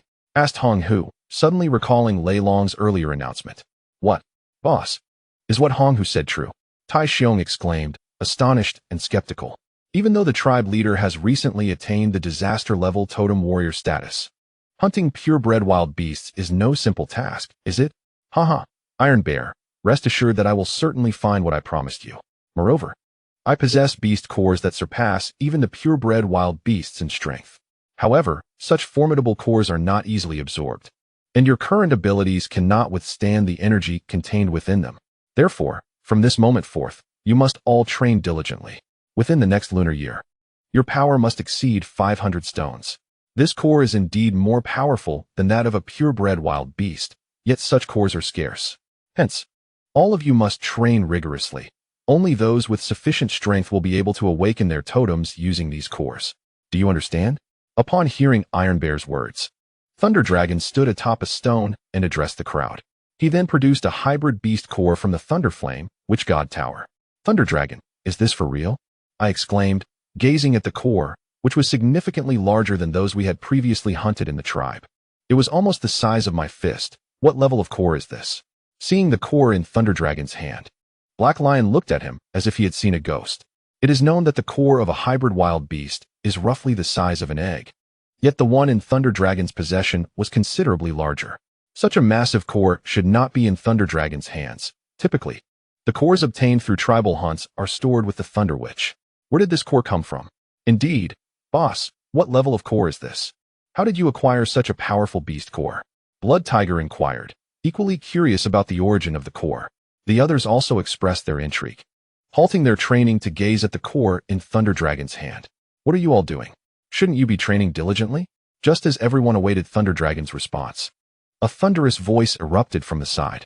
They turned to see Thunder Witch, Jiang, and Fire approaching, with Fire being the one who had spoken. Upon seeing Thunder Witch arrive, Thunder Dragon, who had been standing on the stone, smiled and jumped down to greet him, joyfully exclaiming, Thunder Witch, you have finally come. We were waiting for you, otherwise I would not know what to do. A few days prior, while transcribing the foundational heart methods, Thunder Dragon revealed to Thunder Witch the beast cores he had in the Thunder Flame, Witch God Tower, albeit with some concealment, as he was unaware of what lay within the remaining layers. Furthermore, he attributed all matters to the ancient Witch of the Thunder Flame tribe, while explaining his desire to utilize these beast cores to awaken the totems of the younger members of the tribe. Upon learning that Thunder Dragon had obtained the legacy of the Thunder Flame tribe along with several powerful beast cores, Thunder, which was momentarily taken aback by the revelation. After processing Thunder Dragon's words, he began to mutter invocations to the totemic deities and ancestral witches for blessings. After a considerable period of reflection, Lei Wu finally assimilated the gravity of the situation, deeming it a secret known only to the upper echelons of the tribe. Consequently, through discussions with Lei Long, the two resolved to allocate these beast cores to the youths still undergoing training within the tribe. Furthermore, it was delightful to discover that the Lei Yin tribe's reserves contained several powerful beast cores, which, according to Lei Wu, were inherited relics of the tribe. In total, there were 18 beast cores, 3 of true legacy grade and 15 of purebred savage beast grade. However, due to the inability of any tribesman to withstand the energy of such cores, they remained untouched in storage, gathering dust. Lei Wu's visit today was to elucidate the significance of these beast cores as the foundation of the tribe, as previously no one could bear their power. With the advent of new foundational heart techniques, these cores were finally brought forth. Upon his arrival, everyone in the training grounds reverently greeted Lei Wu in unison, their excitement palpable at the prospect of his personal inspection of their training. The beast core in Lei Long's possession was a treasured hybrid savage beast core, while the tribe also housed several formidable beast cores. These were the fruits of years of careful accumulation, and thus, those wishing to utilize these cores must commit to rigorous training. The limited number of cores meant that their allocation would be determined by the strength of the individuals. The next totem awakening would select from the ordinary warriors of the tribe, and the youths present would have over a year to train before awakening alongside Lei Long. So, train diligently, Lei Wu urged, addressing the young warriors before him. However, he refrained from disclosing the specific grades of these beast cores. For the current Lei Yin tribe, the revelation of numerous high-grade beast cores to other tribes would spell disaster. Thus, Lei Wu chose to keep this information from the clansmen. Even the hybrid and purebred savage beast cores were a source of great enthusiasm for the tribe's members. Upon hearing Lei Wu's words, the crowd's gaze turned fervent as they fixed their eyes on the purebred savage beast core held by Lei Long. The chieftain had awakened his totem using a purebred savage beast core, which had propelled him to become a peak totem warrior in under 30 years, nearing the status of a calamity-grade totem warrior. Hence, the announcement of the tribe's intention to provide both hybrid and purebred savage beast cores for their use ignited a fierce determination among the youths. Yes, Lord Lei Wu, they responded, their voices resounding with newfound vigor. The upcoming training would be conducted by Hua, and hearing the enthusiastic replies, Lei Wu expressed his delight. With such spirited youths, The Lei Yin tribe was destined to ascend to unimaginable heights in the future. After speaking, Lei Wu departed alongside Jiang, taking with him the beast core held by Lei Long. Gazing at the beast core in his hand, Jiang felt an intense excitement. It was a core from a purebred savage beast. The core he had used during his totem awakening was merely from a hybrid savage beast.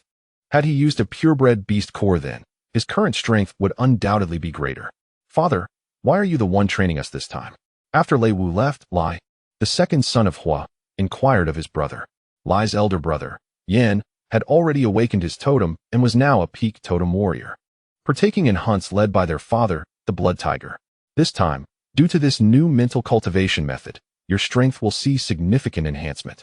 The development of our tribe hinges on having high-ranking totem warriors. Hence, Lei Wu has brought forth the advanced beast cores from the tribe's reserves, hoping you will grow into more formidable totem warriors to lead our tribe forward. Therefore, you should understand the importance of this competition for the advanced beast cores. To become mightier totem warriors, you need to possess sufficient strength. Remember, many of our kin among the ordinary warriors have yet to awaken their totems. Thus, you must dedicate yourselves earnestly during the upcoming training. Do you all comprehend? In response to his son's question, Hua turned to address everyone. Understood, Commander Hua. Upon hearing his words, the determination in everyone's eyes ignited even more fiercely, and they responded loudly. Chapter 0, Training Excellent. I can inform you that Lei Wu has presented 18 purebred savage beast cores. If you aspire to become as powerful as the chief, you must train rigorously. Now, let us commence our training. Observing the spirited youth of the tribe, Hua felt a wave of nostalgia wash over him, reminiscent of his own youth. And he encouraged everyone with enthusiasm. Indeed, upon hearing Hua's words, everyone surged towards their training with fervor, especially Tai Xiong and He Shi, who were particularly exhilarated. They were among the strongest in the group, and it was likely that they would gain the right to utilize the purebred savage beast cores. Meanwhile, Lei Long, witnessing the fiery enthusiasm ignited by Hua, couldn't help but think that he had not anticipated Uncle Hua's remarkable oratory talent. As for the 18 purebred savage beast cores mentioned by Uncle Hua, they were actually hybrid savage beast cores that Lei Long had arranged with Lei Wu. However, due to prolonged storage, the energy contained within these hybrid cores was slightly superior to that of the purebred savage beast cores. Consequently, after a year of training, it was certain that some would be able to endure them, while the remaining hybrid cores would still be treated as purebred beast cores. In the depths of Lei Long's heart, he believed that individuals such as Tai Xiong, He Shi, Xue Hu, and Wu Shi possessed the potential to endure the essence of the pure-blooded savage beasts passed down through their tribe.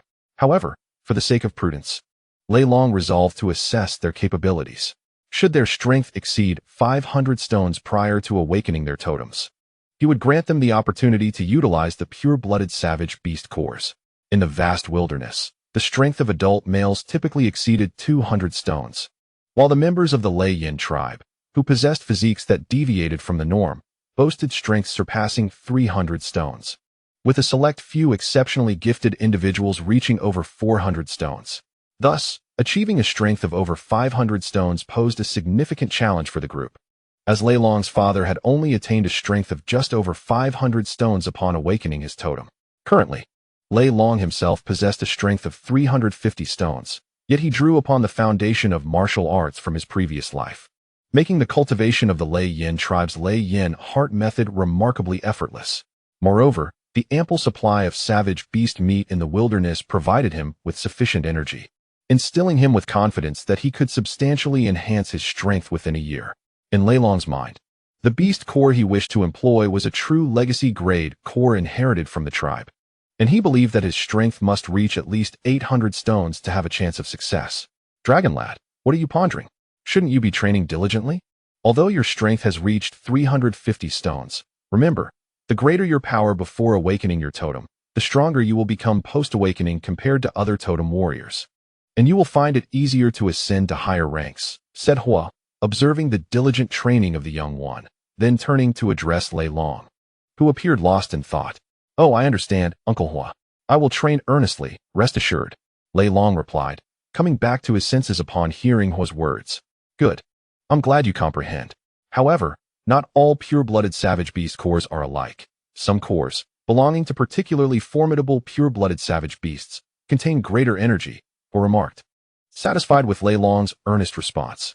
Since learning of Lei Long's acquisition of a shaman's legacy a few days prior, particularly now that he had been accepted as a disciple by the Thunder Shaman, his perception of Lei Long had undergone a remarkable transformation. Ever since Lei Long's awakening, he had ceased causing turmoil within the tribe and had been engaged in meaningful endeavors. Yes, Uncle Hua, Lei Long acknowledged before hastening off to the training grounds.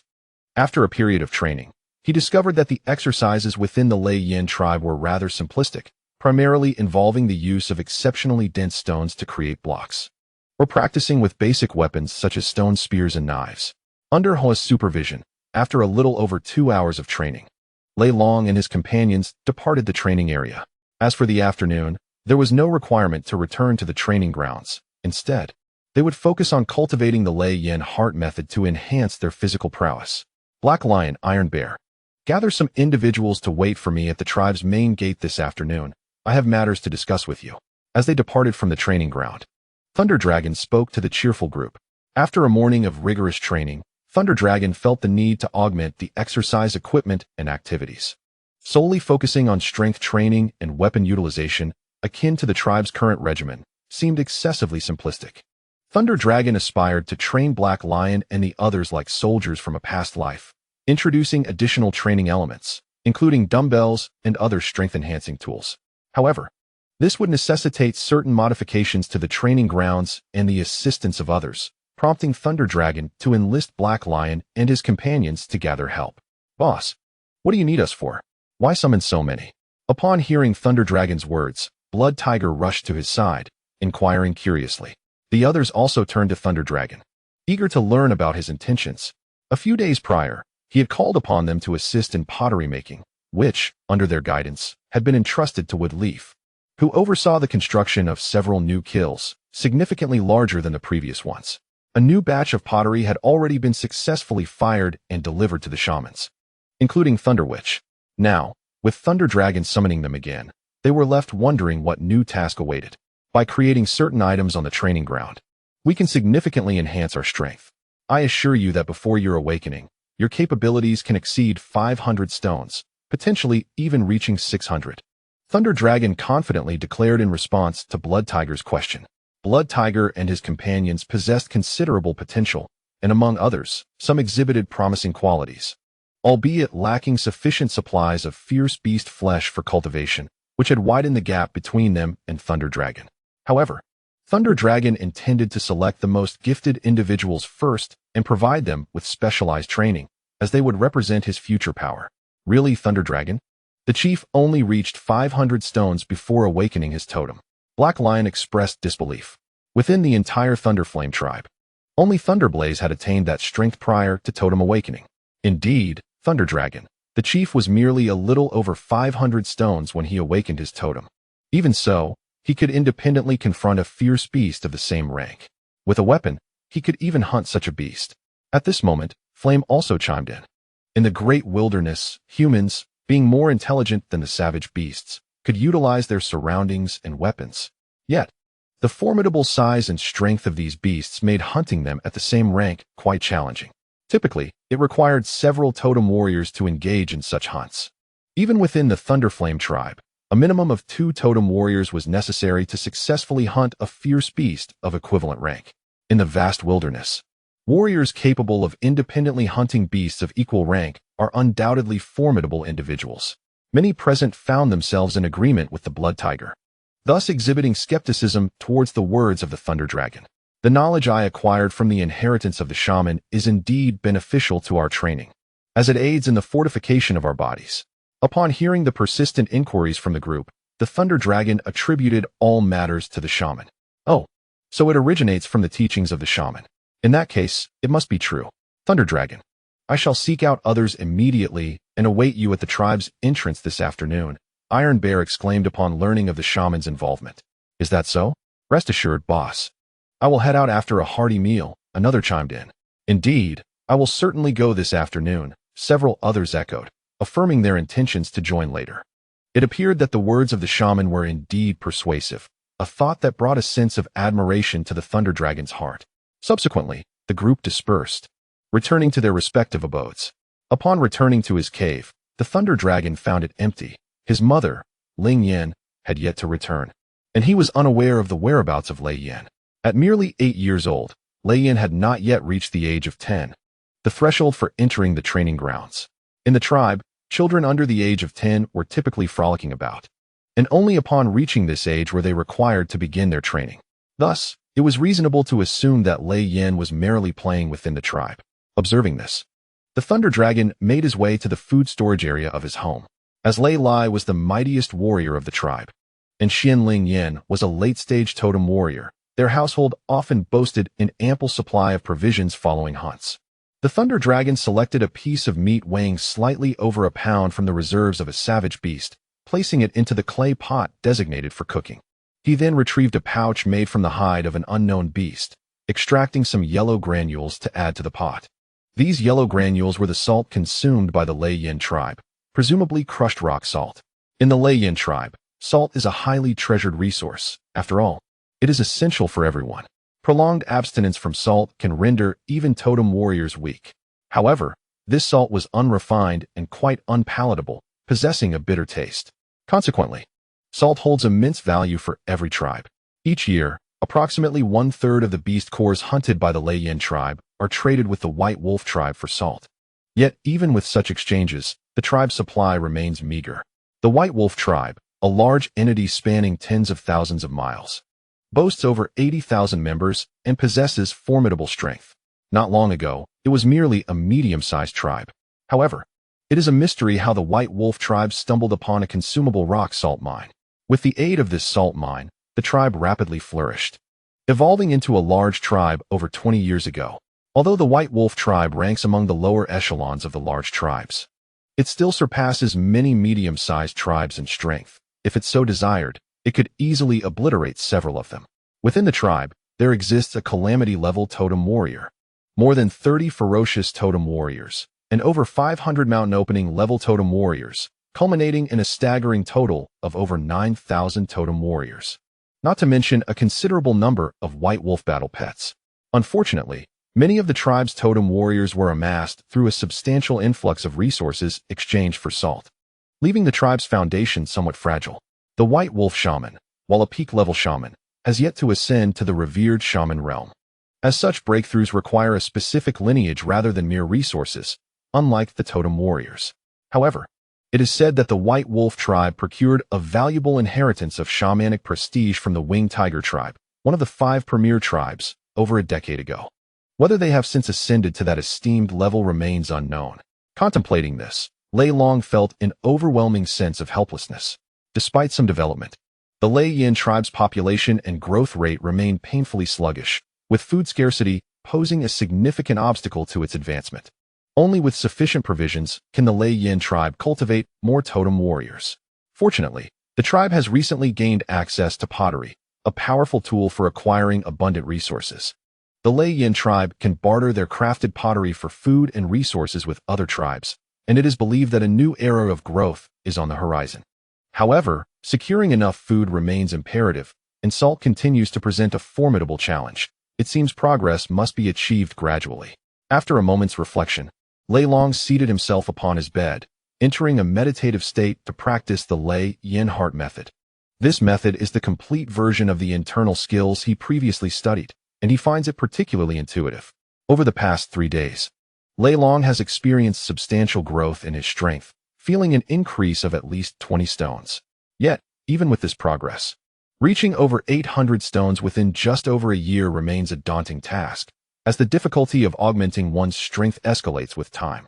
After a period of practice, Lei Long began to feel a gnawing hunger. Following a morning of training and a meager breakfast of fruit, he was now ravenous, especially considering that training demands considerable energy. At this moment, the beast meat simmering in the clay pot had been fully cooked, emanating an enticing aroma. Rich in energy, although some of its vitality had dissipated during the cooking process, it still retained significant nourishment. Lei Long retrieved the prepared meat and began to consume it heartily, replenishing the energy expended during his training. Although the flavor leaves much to be desired, it possesses a most primal and refreshing fragrance. Chapter 0. Crafting Instruments Before Long. A piece of beast meat weighing around 1 pound was consumed by the thunder dragon, who then found himself unable to eat any further. Despite his formidable strength, he too could not indulge excessively in such beastly fare. "Brother, I have returned. It smells so good, I want to eat too," called Ray Flame, just as the thunder dragon was preparing to meditate on his bed. "What have you been up to? In 2 years, you will need to begin your training. Shouldn't you be honing your skills at home?" Thunder Dragon admonished upon seeing Ray Flame's return. "I understand, brother," Ray Flame replied, his expression tinged with a hint of grievance in response to the Thunder Dragon's reprimand. "Quickly eat. There is a small piece of beast meat in the jar.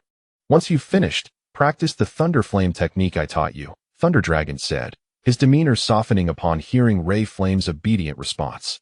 At this moment, Ray Flame's strength had already reached considerable heights, placing him among the elite few of his peers within the tribe. "All right, brother." Overjoyed at the prospect of more beast meat in the jar, Ray Flame eagerly skewered it with a wooden fork and began to feast. Although Thunder Dragon had taught him the use of chopsticks, it proved inconvenient for consuming such beast meat, hence the reliance on the wooden fork. As for mastering chopsticks, that could wait until he had practiced sufficiently. Observing Ray Flame's delight in his meal, Thunder Dragon resumed his own training. Having just consumed a substantial portion of beast meat, he found the practice of the Thunder Flame technique to be remarkably effective, with streams of energy flowing rhythmically through his body. Time passed swiftly during the training session, and after over an hour, Thunder Dragon ceased his practice, opening his eyes to reveal a glint of brilliance. He turned to glance at Ray Flame, still immersed in his training, and a smile graced his lips as he approached him. After a moment, Ray Flame completed his meditation, opening his eyes to excitedly exclaim, "Brother, I feel stronger." "Yes. Rise quickly and go play," Thunder Dragon replied in response to Ray Flame's exuberance. As they were scheduled to venture into the forest that afternoon to fell trees for crafting training instruments, a task not devoid of danger, Thunder Dragon was reluctant to allow Ray Flame to accompany him. Though many formidable wild beasts in the nearby forest had been hunted by the tribe's warriors, a plethora of ordinary animals and ferocious beasts still roamed, posing significant risks to unseasoned individuals. "What are you going to do?" "I want to go too," Ray Flame called out immediately upon hearing Thunder Dragon's intentions. "No, we are heading into the forest, which is too perilous. You may venture there only when you possess the strength of 300 stones. For now, stay within the tribe. You can train at home or play outside," Thunder Dragon firmly responded to Ray Flame's insistence. At present, Ray Flame's abilities were simply insufficient for the forest, and despite its proximity to the tribe, it remained fraught with considerable danger. Upon hearing the words of Lei Long, Lei Yin, who had been brimming with excitement, immediately wore a look of disappointment and replied to Lei Long with a hint of grievance. "Oh, I understand, brother." Satisfied with Lei Yan's response, Lei Long nodded approvingly, gently ruffling Lei Yan's hair as he said, "Indeed, you are still young. Focus on honing your skills within the tribe. In due time, I shall take you out." "Yes, brother, you must keep your word. Please do not deceive me," Lei Yin affirmed, nodding emphatically at Lei Long. "Rest assured, once your strength is sufficient, I will take you with me. For now, concentrate on your training. I must take my leave," Lei Long assured Lei Yin confidently before turning and swiftly making his way toward the valley entrance. Before long, Lei Long arrived at the entrance of the tribe, where He Shi, Tai Xiong, and several others were leading over 20 young tribesmen, armed with knives and axes, awaiting his arrival. "Lei Long, you are here," they exclaimed in unison, greeting him enthusiastically.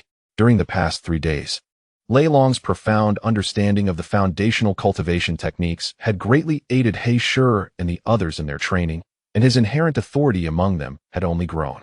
Now, with the introduction of the new foundational techniques, their respect and admiration for Lei Long had reached new heights. "Lei Long, you have finally arrived. We have gathered all those whose strength exceeds 300 stones. What do you think?" He Shi inquired upon Lei Long's arrival. "Very well, let us proceed. We shall accomplish our task today and commence training tomorrow," Lei Long replied, surveying the group of dozens before him. Subsequently, the group made their way to the entrance of the tribe, where the guards, Scar and Yu, were stationed, overseeing the area. Upon seeing Lei Long and his entourage approach, Scar inquired, "Lei Long, what brings you here with so many people? And with weapons, are you off to hunt again?" "Uncle Scar, we are merely going to the forest near the tribe to gather some wood for crafting, not for leisure," Lei Long responded. Scar remained somewhat skeptical, having witnessed Lei Long's propensity for trouble in the past, which made it hard for him to believe the boy's intentions. What do you need that wood for? Isn't there an ample supply of timber in the tribe? You need not venture out to gather more. Uncle Scar, the wood available in the tribe is primarily for burning. It is too short for my purposes. I require straight, long timber for training, as instructed by the shaman, Lei Long explained, for the inhabitants of the wild continent. Invoking the name of the shaman often dispelled any doubt, as the great wilderness people held a blind reverence for the shamans. Thus, it is understandable why Lei Long would express such sentiments, as the incessant inquiries would undoubtedly prove to be quite bothersome. Really? Lei Long, is this indeed what the shaman conveyed to you? Wait here while I gather a few individuals to accompany you, Scar. Upon hearing Lei Long's assertion that the shaman had informed him, immediately altered his demeanor and cautioned Lei Long. Subsequently, he communicated something to several formidable warriors from the tribe behind him, before advancing with 5 peak stone splitters and 10 mid-tier stone splitters. Come, Lei Long. I shall accompany you, Scar declared as he approached Lei Long, flanked by 15 exceptionally fierce tribal warriors. Very well. Observing Scar's intent to follow with his contingent of tribal warriors, Lei Long recognized that refusing would hinder their own departure. Thus he reluctantly acquiesced. Chapter 0. The Quest for Timber in Haste. Lei Long and his companions, under the vigilant protection of Scar and his tribal warriors, traversed to a forest located on the eastern side of the tribe. The timber Lei Long sought needed to be akin to pine, straight and sufficiently lengthy, and such trees were only found in the eastern woodlands surrounding the Lei Yin tribe. These trees bore a resemblance to Earth's pines, rich in resin and remarkably fire-resistant, serving as a commonly utilized wood within the tribe. Consequently, to procure this timber, Lei Long and his group had no choice but to journey here. A few minutes later, they arrived at the forest, navigating through undergrowth that towered over half a meter. Upon entering the woodland, a primal aroma filled the air. The dense foliage obscured the bright sunlight, rendering the forest dimly lit, with sporadic beams of light filtering through the thick branches. The untamed wilderness of the forest harbored a myriad of exotic flora and fauna, accompanied by the melodies of birds and the hum of insects, as well as the potential presence of ferocious beasts. None could ascertain what dangers lurked nearby, capable of inflicting significant harm at any moment. As the group entered the forest, Scar, wielding a bone knife crafted from beast bones, addressed the assembly. All right, we have entered the forest. Everyone must exercise caution to avoid encounters with ferocious beasts. Although the nearby predators have mostly been hunted, there remains a possibility of new threats emerging. Particularly you youngsters, stay vigilant. Upon hearing Scar's admonition, all responded in unison. Yes, Uncle Scar, understood, Captain. Following this, they gripped their weapons tightly, their demeanor shifting to one of heightened tension. The warriors designated for their protection also armed themselves, dispersing around Lei Long and his companions to preempt any potential beast attacks, their expressions grave and devoid of complacency. Although it was unlikely for ferocious beasts to inhabit the vicinity of the tribe, every individual remained acutely focused, for in the vast wilderness, one could never afford to let their guard down. Any lapse in vigilance could hinder timely responses to unforeseen circumstances, a consequence that could prove fatal. Thus, once the tribe members entered the wilderness, they would adopt an unwavering state of alertness. A group of individuals progressed cautiously through the forest, remaining vigilant. The ferocious beasts that once lurked around the tribe had been routinely hunted down by the warriors, thus leaving behind only creatures of lesser danger and herbivorous animals. The instinct for self-preservation in these woodland inhabitants far surpassed that of humans, as their mission was to fell trees rather than hunt. The group did not conceal their formidable presence. Consequently, upon sensing the powerful aura exuded by the group, the ordinary beasts of the forest fled in haste. Before long, they arrived at a grove of towering pine trees, each far surpassing those found on Earth, with trunks several meters in circumference and heights exceeding 100 meters. Some were as wide as 6 or 7 meters and soared hundreds of meters tall. The sight of these exceptionally lofty pines filled Lei Long with awe. Such grandeur was unparalleled on Earth. Lei Long, what type of timber do you require? We cannot linger here for too long, cautioned Scar, observing Lei Long gazing upward at the trees. Oh, Uncle Scar, I don't need trees of such immense size. I require pines about half a meter thick. Roughly this size, Lei Long replied, snapping back to attention. Noticing Scar's puzzled expression, uncertain of the half-meter measurement, he pointed to a nearby pine of similar girth for clarification. Thus, amidst the bustling efforts of the tribe, they felled dozens of pines, each under a meter in diameter, dispatching several back to the tribe in the interim. In the end, each totem warrior of the tribe bore a log over 10 meters long back toward their settlement, while Black Lion and Blood Tiger collaborated to carry one together. Soon, they returned to the entrance of the valley where the tribe resided. Yu was leading the totem warriors, safeguarding the tribe. Upon entering, Lei Long and the others made their way to the training ground, where several tribespeople were engaged in physical conditioning. The sight of Lei Long and his companions carrying such a substantial amount of wood piqued the curiosity of the tribe, leading many to inquire about their intentions. "Dragon, what are you planning to do with that?" "Indeed, Dragon, do share with us." Faced with the curiosity of his fellow tribespeople, Lei Long felt somewhat at a loss. Explaining his actions would be futile, as they would not comprehend. However, in this primitive society, where survival consumed their daily lives and entertainment was a luxury of the past, it was only natural for his endeavors to arouse their interest. Without elaborating further, Lei Long simply stated that these materials were intended for physical training to enhance their strength, then invited them to assist. Upon hearing the words of Lei Long, the surrounding tribesmen immediately became exhilarated, abandoning their training stones and joining in the flurry of activity. Their eagerness to assist Lei Long stemmed not only from his recent acceptance as a disciple of the Thunder Witch, but also from his assertion that the completion of these tasks would empower them. In the vast wilderness, it is only through possessing formidable strength that one can hunt sufficient food and survive.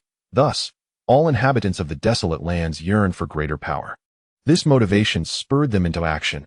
Otherwise, they would not have bothered to assist a mere youth in his endeavors. With the substantial aid of his kin, Lei Long's construction efforts progressed significantly. These tribesmen were all prospective warriors of the tribe, each possessing a strength exceeding 300 stones. Now, having cultivated a new foundational technique, their strength had further ascended beyond 350 stones, equating to a staggering force of 3,500 pounds per individual. Consequently, the necessary training apparatuses were swiftly assembled.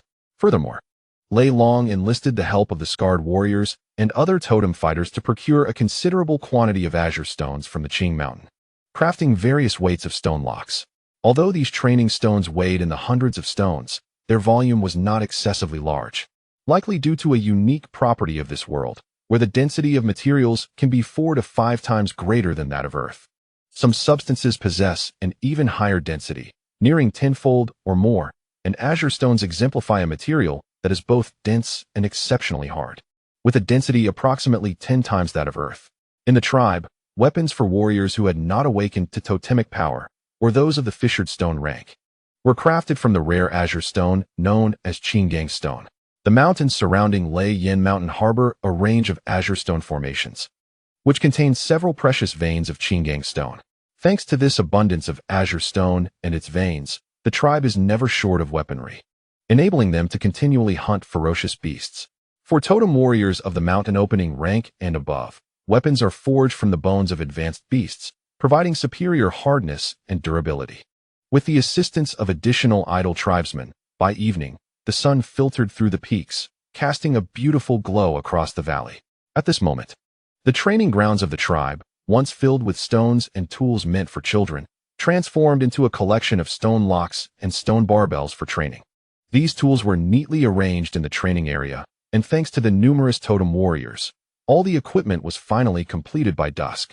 The Thunder Dragon demonstrated the utilization of these training tools, which, once completed, were tried by the scarred totem warriors. They subsequently informed Lord Fire and Lord Thunder Witch of the efficacy of these implements. Upon gaining a comprehensive understanding, both Thunder Witch and Fire resolved that the warriors of the tribe should manufacture these training tools en masse the following day, designating them as exclusive instruments for future training within the tribe. However, the effectiveness of these tools for the totem warriors was somewhat limited. Having frequently battled in the perilous vast wilderness, they possessed a commendable mastery over their own strength, though the tools still held some utility. Conversely, these training instruments and the new training grounds offered substantial benefits for ordinary reserve warriors and the tribe's youth. Unlike the totem warriors, who often ventured into the wilderness to confront ferocious beasts, The introduction of these training tools would significantly enhance their capabilities, thereby bolstering the tribe's overall strength. At dawn the next day, as the sun began to ascend and the air remained thick with mist, the forest was illuminated by rays filtering through the dense foliage, creating an atmosphere of serene beauty. Suddenly, a distant bird call pierced the tranquility, awakening the insects and creatures of the forest from their slumber, signaling the commencement of a new day. At this moment, Thunder Dragon roused from slumber, only to find that his mother, the ethereal Xianling Yin, had already left the cave, while his brother, Lei Yin, lay sprawled on the bed in a most undignified manner. Rising from his bed, Thunder Dragon approached the cave entrance, observing his kin bustling below. The tribe was already abuzz with activity, and without hesitation, Thunder Dragon leaped from the 20-meter-high opening. Given his enhanced physical prowess, he successfully landed after only 2 brief descents along the cliff face. Had he not possessed confidence in his newfound strength, he might have hesitated to jump. Upon landing, Thunder Dragon sprinted toward the training grounds, greeting the busy tribespeople he encountered along the way. As the scion of the tribe's leader and renowned for his talents, few among the tribe were unfamiliar with Thunder Dragon. Upon reaching the training grounds, he found numerous warriors immersed in their training. Besides the 4 large hunting parties and 8 smaller ones engaged in the pursuit of beasts for sustenance, the tribe boasted over 800 totem warriors and nearly 4,000 ordinary warriors. Thus, aside from those hunting to procure food for the tribe, the majority of warriors dedicated their time to training. At this moment, the training grounds were filled not only with the reserve warriors, such as the Black Lion and Iron Bear, but also with around 400 to 500 ordinary adult warriors diligently honing their skills. All reserve warriors were rigorously following the training regimen imparted by Thunder Dragon, particularly the 200 or so who had reached the age of 14, as they were slated to undergo totem awakening alongside other adult warriors during the grand ceremony at the year's end. Though the awakening of totemic powers bestows the warriors of the tribe with formidable strength, there remains a slight probability of failure, estimated at around 10%. Furthermore, the likelihood of a successful awakening is intrinsically linked to an individual's physical condition. Those possessing superior fitness are more likely to awaken successfully. A strength threshold of 300 stones generally guarantees success, while achieving 400 stones ensures an unequivocal awakening, resulting in capabilities that surpass the average individual. Consequently, during this period, all members will exert themselves to enhance their strength. For it is common knowledge in the great wilderness that a higher foundational strength leads to greater power and quicker advancements. Lei Long, you have arrived. Blood Tiger exclaimed joyfully upon noticing Lei Long's presence while observing his kin in training. It is evident that Lei Long occupies a position of esteem among these tribal youths, arguably surpassing even the chief's authority. His words carry more weight than those of their own fathers. Naturally, the pronouncements of revered shamans like Lei Wu hold even greater significance. For the role of shamans in the great wilderness is deeply respected and cannot be disregarded. How is it, Blood Tiger? What is your current strength? The totem awakening is approaching after the cold season. You must elevate your power during this time, Lei Long inquired, his gaze fixed on Blood Tiger. He harbors high expectations for Blood Tiger and others like Black Lion. Lei Long's aspirations are grand. He desires to become a formidable force within the great wilderness and to elevate the tribe to the pinnacle of strength. However, the tribe's advancement is not a solitary endeavor. The top tribes of the great wilderness, particularly the noble and royal clans, are populated with numerous powerful warriors. It is precisely these formidable totemic warriors, coupled with the continuous emergence of new, strong fighters, that sustain the tribe's thriving status. Thus, Lei Long hopes that Blood Tiger and his companions will keep pace with him, navigating the vast expanses of the great wilderness to fortify their tribe further. Rest assured, leader, since Uncle Jiang and Uncle Hua imparted the new body tempering techniques to us a few days ago, my strength has surged significantly. I have already surpassed 340 stones. By the time of the totem awakening, I am confident I will reach 500 stones. Blood Tiger responded with palpable excitement to Lei Long's inquiry. It is imperative to recognize that strength is of utmost importance to the inhabitants of the great wilderness. It is the very capital that ensures one's survival. Hence, Blood Tiger's exhilaration is justified, as he has experienced a remarkable increase of over 20 stones in less than 5 days, attaining a strength of more than 340 stones, a truly astonishing feat. Before utilizing the tribal body training techniques, Blood Tiger required at least 2 months, if not more, to augment his strength by over 20 stones. Although this improvement was partly attributed to the recent modification of his mental techniques and the consumption of ferocious beast meat, the subsequent effects may not be as pronounced. Nevertheless, it significantly surpassed previous results. Indeed, it is imperative for Blood Tiger to expedite his enhancement of strength. Otherwise, during the totem awakening, his body may falter under the energy of the beast core. Upon hearing Blood Tiger's words, Thunder Dragon expressed his satisfaction, noting the substantial progress Blood Tiger made in just a few days, indicative of his remarkable potential. However, Thunder Dragon cautioned Blood Tiger, emphasizing that a solid foundation would lead to greater strength in the long run. Understood, boss, Blood Tiger replied, acknowledging Thunder Dragon's guidance. At that moment, Black Lion, Iron Bear, and others noticed Thunder Dragon and hurried over, calling out excitedly. Iron Bear, Black Lion, how has your training progressed? How much have you all improved? Thunder Dragon inquired with a smile as the group approached. Boss, our strength has increased significantly. Thanks to the training methods you devised, not only have we improved, but so have others, Black Lion exclaimed loudly, causing Thunder Dragon to wince at the deafening volume. I can hear you, Thunder Dragon retorted angrily, feeling overwhelmed by Black Lion's boisterousness. Come on, boss, I'm just excited. Black Lion chuckled, scratching his head sheepishly. Seeing Black Lion's foolish demeanor left Thunder Dragon at a loss for words. Perhaps this was simply how the people of the great wilderness communicated. Let us see how well you've trained. The totem awakening is approaching.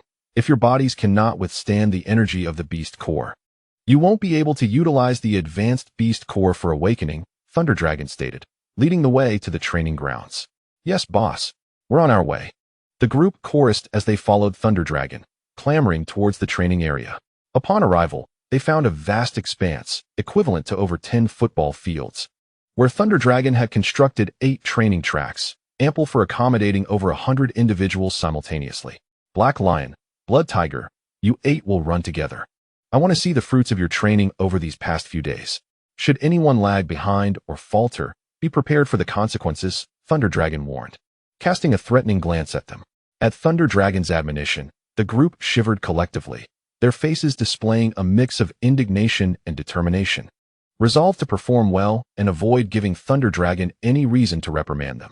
Yes, boss, they replied, fully aware that in the past 10 days, Thunder Dragon had employed various training methods relentlessly to enhance their strength, often subjecting them to rigorous discipline. Subsequently, the Black Lion, Blood Tiger, and several others each found their designated positions and stood ready. At the command of the Thunder Dragon, they surged forward at remarkable speed. Due to the robust physique of the great wilderness human tribe, which far exceeds that of ordinary individuals from the past, the training grounds were significantly altered by Thunder Dragon. The entire training course spanned approximately 2 kilometers, and the once 2 to 3 meter high walls were replaced with azure stone, elevated to a daunting height of 6 meters. For individuals like the Black Lion, who lacked totemic power, surmounting these obstacles was no simple feat on the training field. The group reached speeds exceeding 10 meters per second, an impressive pace. However, as they approached the balance and stability obstacles, their velocity diminished, particularly for Iron Bear, who, despite his immense strength, struggled to utilize it effectively. The primary objective behind the construction of these training projects by Thunder Dragon was not merely to challenge them, but to enhance their stability, balance, and bodily flexibility. From a young age, the people of the great wilderness engaged in strength training, each possessing formidable power. In their battles against ferocious beasts, they relied solely on their brute strength and the speed it could unleash, devoid of any technique, which prevented them from fully realizing their potential. As a top martial artist on Earth, Thunder Dragon had delved into various ancient martial arts and had achieved considerable mastery in them. Therefore, he intended to continuously incorporate such training in the future, along with teaching them combat techniques to enhance their fighting prowess. As in the great wilderness, foes were not limited to ferocious beasts but also included rival tribes. Before long, the group completed a lap of the obstacle course, with the first to return being the one with the least strength, the swift leopard. Although his strength was only a little over 320 stones, his slender yet robust physique and good flexibility allowed him to claim victory. This may also be attributed to his lineage as the son of the shadow leopard, a fearsome totem warrior of the Lei Yin tribe. Despite being of mid-tier strength, the shadow leopard's speed was second only to the tribe's leader, Thunderflame, and even surpassed that of the peak ferocious beast, the Mad Lion. As the son of the shadow leopard, Swift Leopard had trained under his father from a young age, inheriting the elite teachings of the shadow leopard, which contributed to his impressive speed. "Boss, how did I do?" Swift Leopard asked eagerly as he approached Thunder Dragon, a triumphant expression on his face. The Black Lion, Black Stone, and others soon followed, their expressions a mix of admiration and disbelief at Swift Leopard's words. "Well done. But tell me, Shadow Leopard, what is your current strength?" Thunder Dragon inquired encouragingly. Boss, it's a little over 320 stones. I've gained over 10 stones in strength," Swift Leopard replied cautiously, retreating a couple of steps. Speed alone is of little use without strength.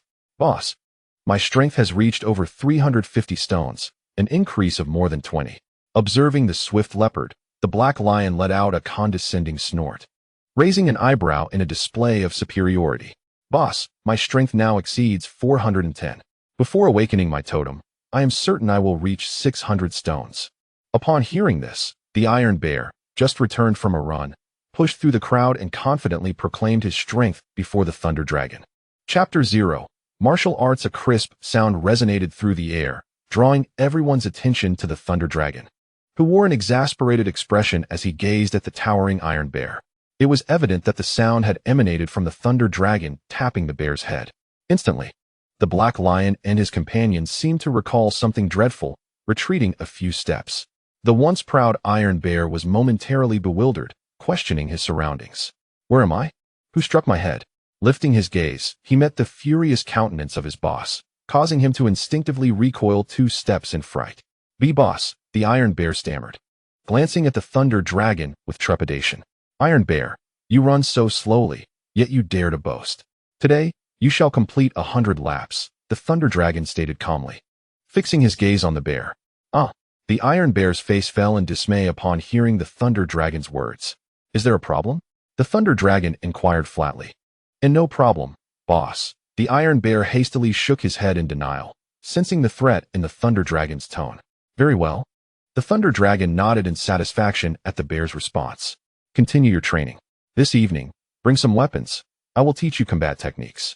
Inform everyone to bring their weapons." "Understood." The group responded in unison. "Yes, boss. However, what will you teach us?" the Blood Tiger asked. "You will find out in due time." With that, the group trained tirelessly under the Thunder Dragon's guidance, practicing their mental techniques, energy control, and obstacle courses. By noon, the Thunder Dragon departed the training grounds and returned to his dwelling, finding the cave empty. He promptly consumed his lunch, a sizable piece of meat from a fierce beast, before commencing his meditation. As he sat cross-legged on his bed, the immense energy surged within him. The Thunder Dragon did not dare waste a moment and began to circulate the Thunder Flame Dominance technique to absorb the vital energy contained in the beast's flesh. As his internal technique flowed, he felt the fatigue from the morning's training dissipate, with each of his cells actively absorbing the circulating life force and the vibrant energy in the air. In recent days, he had sensed a lively energy permeating the atmosphere during his cultivation. The Thunder Dragon speculated that this was the reason behind the immense size of beasts in the wild and the formidable strength possessed by totem warriors. The vibrant energy that permeates the air is what the great wilderness refers to as the primordial essence, akin to the spiritual power in the realm of cultivation. As the techniques flowed through his body, Lei Long felt enveloped in a remarkably warm environment, reminiscent of an infant nestled in its mother's embrace. Time seemed to slip away swiftly. An entire afternoon vanished in the course of his cultivation. Slowly, Lei Long opened his eyes, which glimmered with a fervent light that radiated boundless vitality. Stepping down from the stone bed, he moved purposefully towards the outside. Having resolved what ancient martial techniques he would impart to the people, he decided on the 8 Extremes Fist, renowned in Huaxia for its literary grace and its martial prowess, along with the evasive dragon step technique. Both of these ancient martial arts are exceptionally suited for combat, and Lei Long sensed that the martial arts of Earth had undergone an extraordinary transformation in this world, prompting him to test this hypothesis. Upon arriving at the training ground, he found all the youths aged 10 to 14 from the tribe gathered there, each wielding their respective weapons, some with bone spears, tiger knives, or stone weapons. "Boss, everyone's here." What are you going to teach us? Black Lion, who had arrived early, rushed forward to inquire upon seeing Lei Long. The anticipation among Black Lion and his companions had been building for an entire afternoon, ever since Lei Long had returned from his injury. Seemingly transformed and imbued with a wealth of strange knowledge. However, following the confirmation from the shaman, the tribe held no doubts. It was merely that Lei Long had acquired additional memories from Earth. Today, I will primarily teach you a combat technique. Remember when you said I suddenly became formidable? Today, I will share with you the methods behind my newfound prowess. Lei Long addressed Tai Xiong and Xuehu. In previous training sessions, Lei Long had engaged in numerous sparring matches with them. These youngsters, fearless and brimming with bravado, had shown no inclination to heed anyone lacking strength. In the days prior, to ensure they trained earnestly, they had often resisted, demanding to challenge Lei Long to a fight.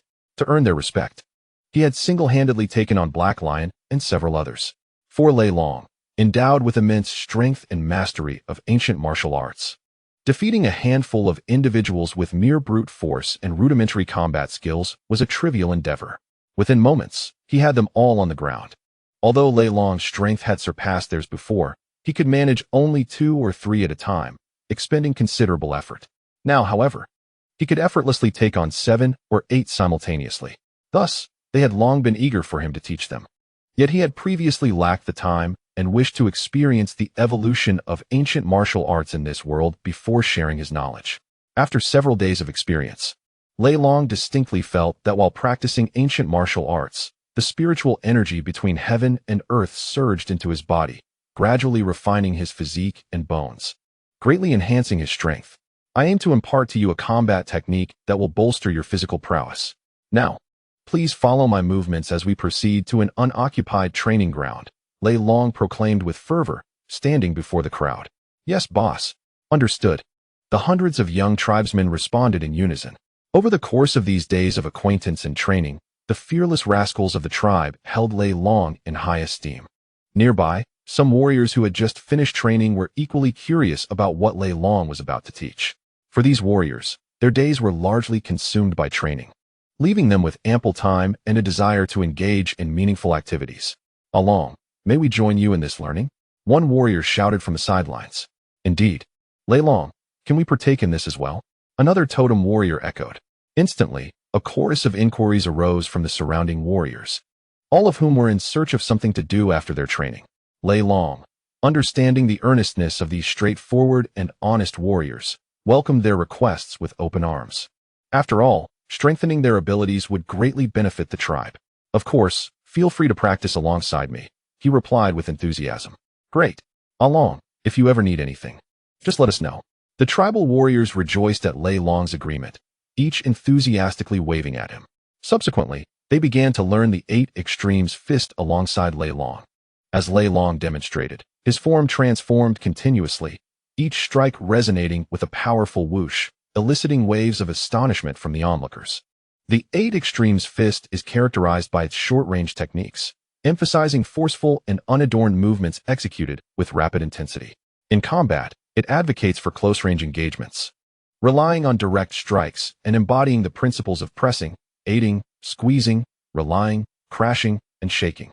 The power emanates from the heels, moves through the waist, and culminates at the fingertips, thus possessing explosive strength and formidable offensive capabilities, akin to a force that could shake the heavens and tremble the earth. With each punch Lei Long delivered, the crowd mirrored his actions, hundreds of them practicing in unison, creating an awe-inspiring spectacle that attracted the attention of other tribe members and children alike. As Lei Long continued to execute each movement, he gradually sensed himself entering a profoundly mystical state. In the void above the Thunder Dragon, a stream of ethereal white mist surged into its body. As this enigmatic essence permeated the Thunder Dragon, the surrounding atmosphere brimmed with an abundance of vital energy, surpassing that which had been summoned during the practice of the 8 extremes fist. This state persisted for approximately a quarter of an hour, and upon completing a set of movements, the Thunder Dragon seemed to undergo a significant transformation, exuding an irresistible allure. Its eyes sparkled with brilliance, reflecting an extraordinary clarity.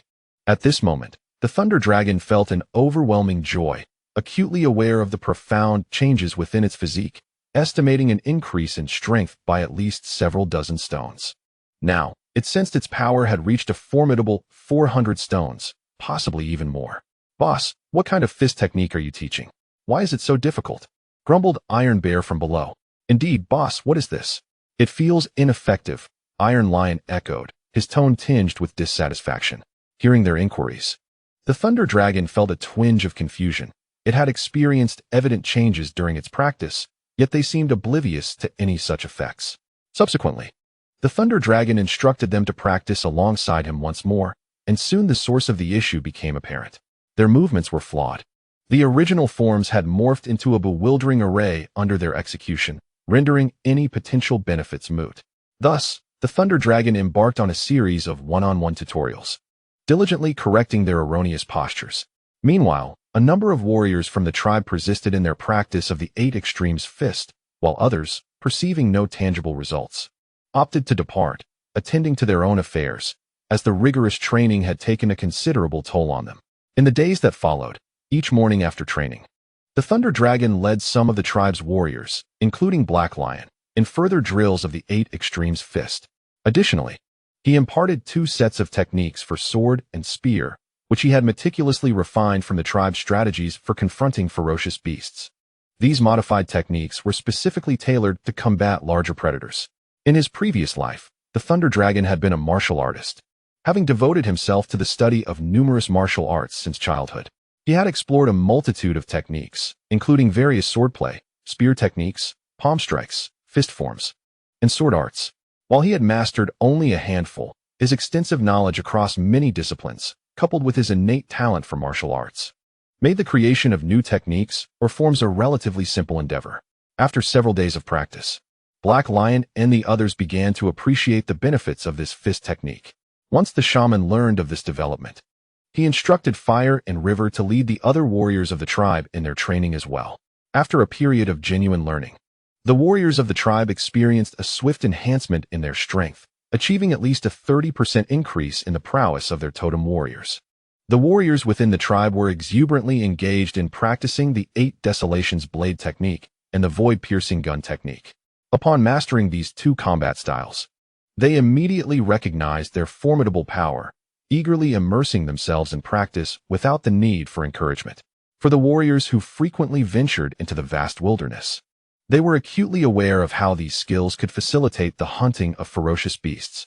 With the prospect of enhancing their abilities through such techniques, they diligently dedicated themselves to training. Time passed swiftly, and in the blink of an eye, half a month had elapsed. On this particular morning, the entire Thunderflame tribe radiated joy and festivity. The tribe's members rose early, adorning themselves in splendid attire embellished with beautiful ornaments. Today marked the return of the hunting party, creating a vibrant atmosphere throughout the tribe. Among the hunters were their fathers, sons, and brothers, all eagerly anticipating their return. The arrival of the hunting party also signified an abundance of food, as they consistently brought back a substantial bounty each time they returned. The tribe would collectively welcome these brave warriors, offering blessings for their successful endeavors. Furthermore, the return of the hunting party heralded a grand day for the tribe, as they would host a lavish feast in honor of the returning warriors. On this day, every member of the tribe would revel in the bliss of unlimited meat, a rare delight that occurred only a few times a year, lasting just over 10 days. Chapter 0. The Return of the Hunting Party. Although the Thunderflame tribe is classified as a medium-sized tribe, its overall strength is by no means inferior to that of several newly elevated large tribes. However, as a tribe that relies on hunting ferocious beasts and foraging for fruit, sustaining a population of over 30,000 remains a considerable challenge. Consequently, most tribe members subsist on 2 meals a day, maintaining a state of only 80% fullness, which also contributes to the difficulty in increasing the tribe's population. In contrast, other large or top-tier tribes manage to sustain populations numbering in the tens of thousands or even hundreds of thousands due to possessing unique resources that support their growth or having sufficient strength to procure ample food. A prime example is the White Wolf tribe, which unexpectedly ascended to a large tribe status several decades ago, thanks to their access to a salt deposit. The ability to trade salt enabled the White Wolf tribe to exchange for food or beast cores, facilitating their rapid development. Prepare yourself swiftly. Lei Wu has informed us that the returning team is led by your father, who has ascended to the rank of a calamity-class totem warrior. Hurry. We must go to welcome him, urged Ling Yan, her voice brimming with joy as she prompted Lei Long from within the cave. Lei Long gazed at his mother, adorned in a myriad of colorful ornaments, and found himself at a loss for words. At that moment, Ling Yan donned a brand new beast skin garment, vividly painted with vibrant hues, and atop her head rested a crown embellished with feathers of myriad colors. Around her neck hung various trinkets crafted from the bones of ferocious beasts, as well as fangs and other adornments. Observing his mother in such attire, Lei Long felt a strange sensation, for she resembled a figure from a primitive tribe on Earth. These ornaments were traditionally worn by the members of the Lei Yin clan during significant tribal events, symbolizing their reverence for such occasions. Quickly, your father will return shortly. Hurry and put these on, Ling Yan exclaimed, handing Lei Long a collection of trinkets that used to belong to him. However, as he examined the assortment of animal fangs and vibrantly colored feathers in his hands, Lei Long could scarcely envision himself donning them, shaking his head in fright. Atop Lei Yin Mountain, in front of the tribe on a broad, even hillside, stood a multitude of Lei Yin clansmen, each adorned in splendid attire. Every face radiated joy and happiness as they awaited the return of the hunting party, which included their fathers, brothers, husbands, and sons, valiant warriors of the tribe. These courageous fighters had battled ferocious beasts in the wilderness, securing ample sustenance for their kin. It was due to the existence of these fearless warriors that the tribe could endure in the vast wilderness. Now, they gathered to welcome their warriors, their heroes, their husbands, brothers, and sons. Along, come here quickly. While Lei Long was captivated by the magnificent scene before him, a voice suddenly pierced through the air. Turning his head, he recognized a figure adorned with various animal fangs and a wolf skull, the Black Lion. Unbeknownst to Lei Long, he had not initially realized it was the Black Lion.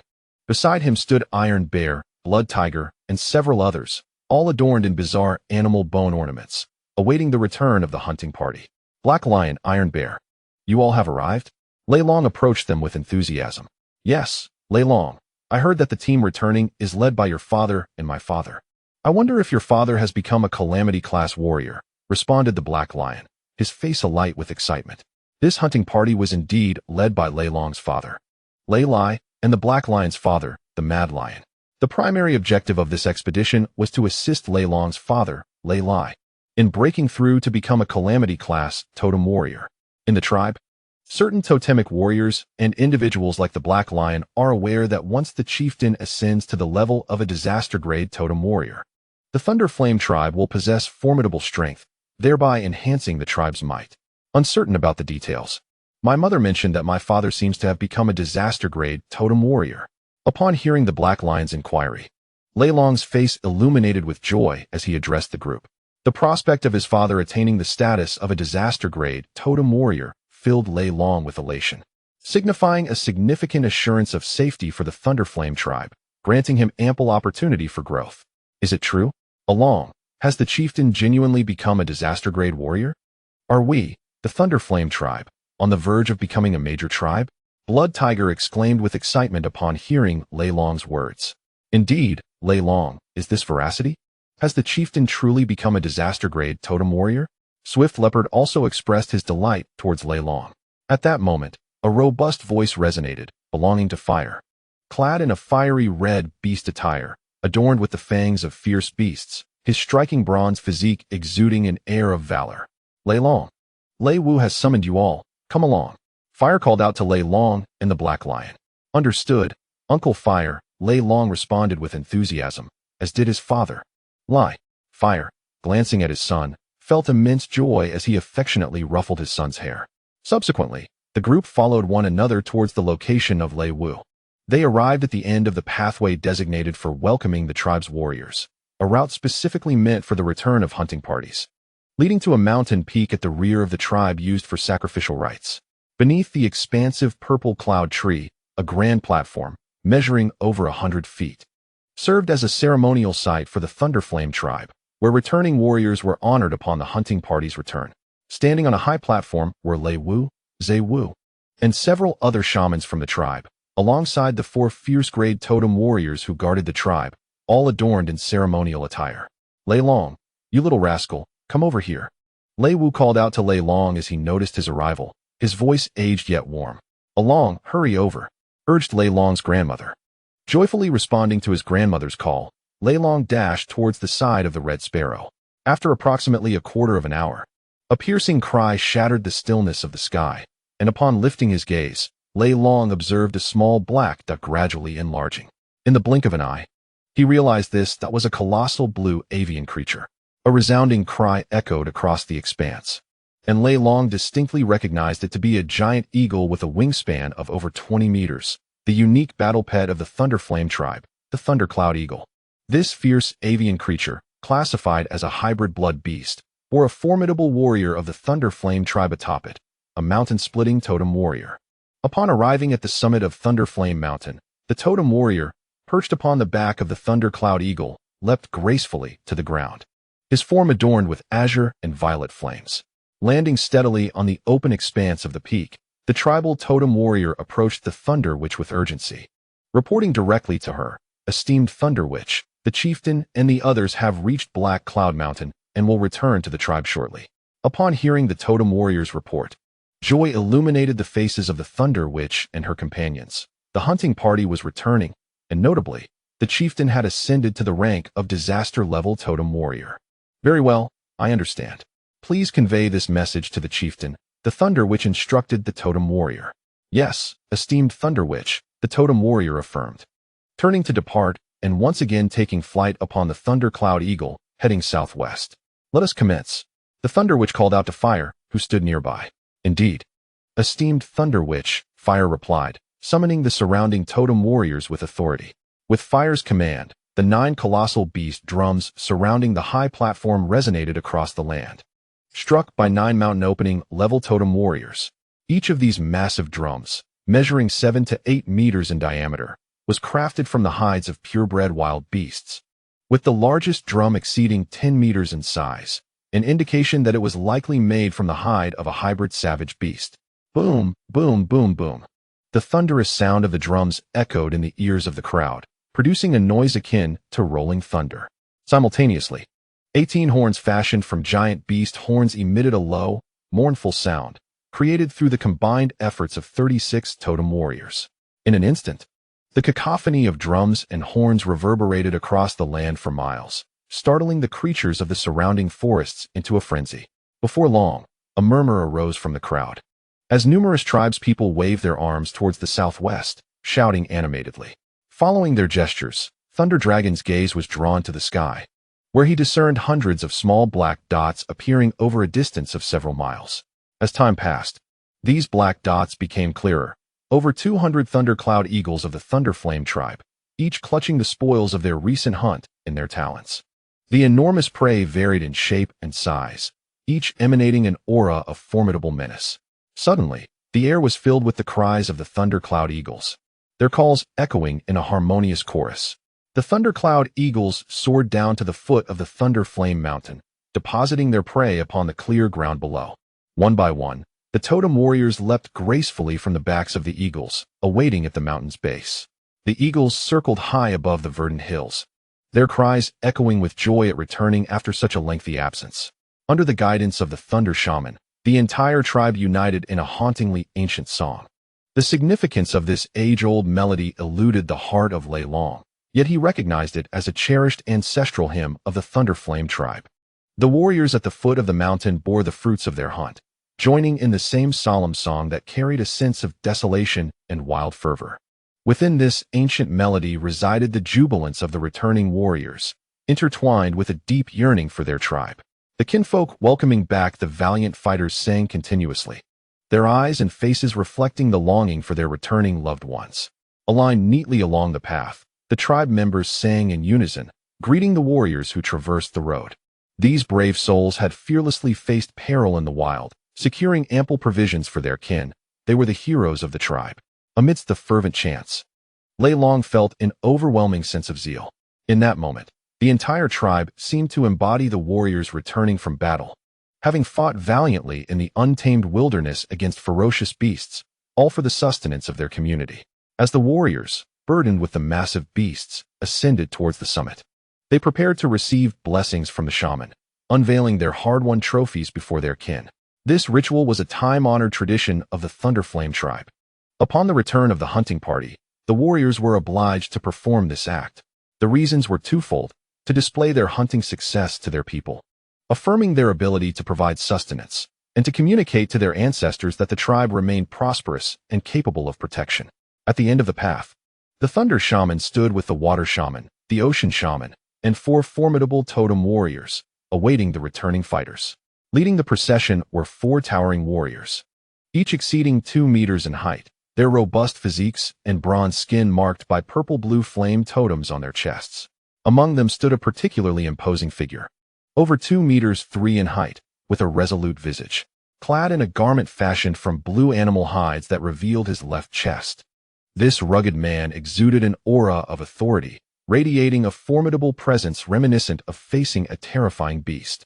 The angular figure before us is none other than Lei Lai, the chieftain of the Lei Yin tribe and the father of Lei Long, a warrior who has ascended to the status of a true disaster-level totem warrior, capable of hunting purebred wild beasts. Following closely behind him is the tribe's second strongest, the Fierce Lion, father of the Black Lion, a peak fierce-level totem warrior, accompanied by 2 others, the Shadow Leopard and Black Stone, both fierce-level totem warriors. In this moment, the Black Lion, filled with exuberance upon seeing his father, repeatedly calls out to him with enthusiasm. "Father! Father!" His joyful exclamations bring a smile to the Fierce Lion's face, who, after enduring countless battles, is filled with longing for his son. He joyfully waves his massive fists in response. Observing this tender reunion, the Swift Leopard also joyfully calls out to his own father, who reciprocates with equal delight. Watching the camaraderie of the 2 brothers, Lei Lai glances at his own son. He notices a change in Lei Long. Previously, upon his return, his son would be the most exuberant, shouting the loudest in joy, but this time, he remains unusually quiet. Lei Long, sensing his father's gaze, feels a swell of happiness, yet refrains from vocal exuberance as he once did. However, Lei Lai has little time for inquiry, as the shaman awaits ahead. All questions must wait until after the ritual. The 4 of them approach the shaman, bowing their heads in reverence. The shaman, with pigments of unknown origin, marks the foreheads of the 4 warriors while chanting incantations. After accepting the shaman's blessings, they are followed by a procession of fallen warriors, 9 in total, carried by tribe warriors. These are the valiant totem warriors who have perished in battle. Rather than sorrow, the tribe members and their kin exhibit a resolute demeanor. For these warriors died in the pursuit of sustenance. They are heroes of the tribe.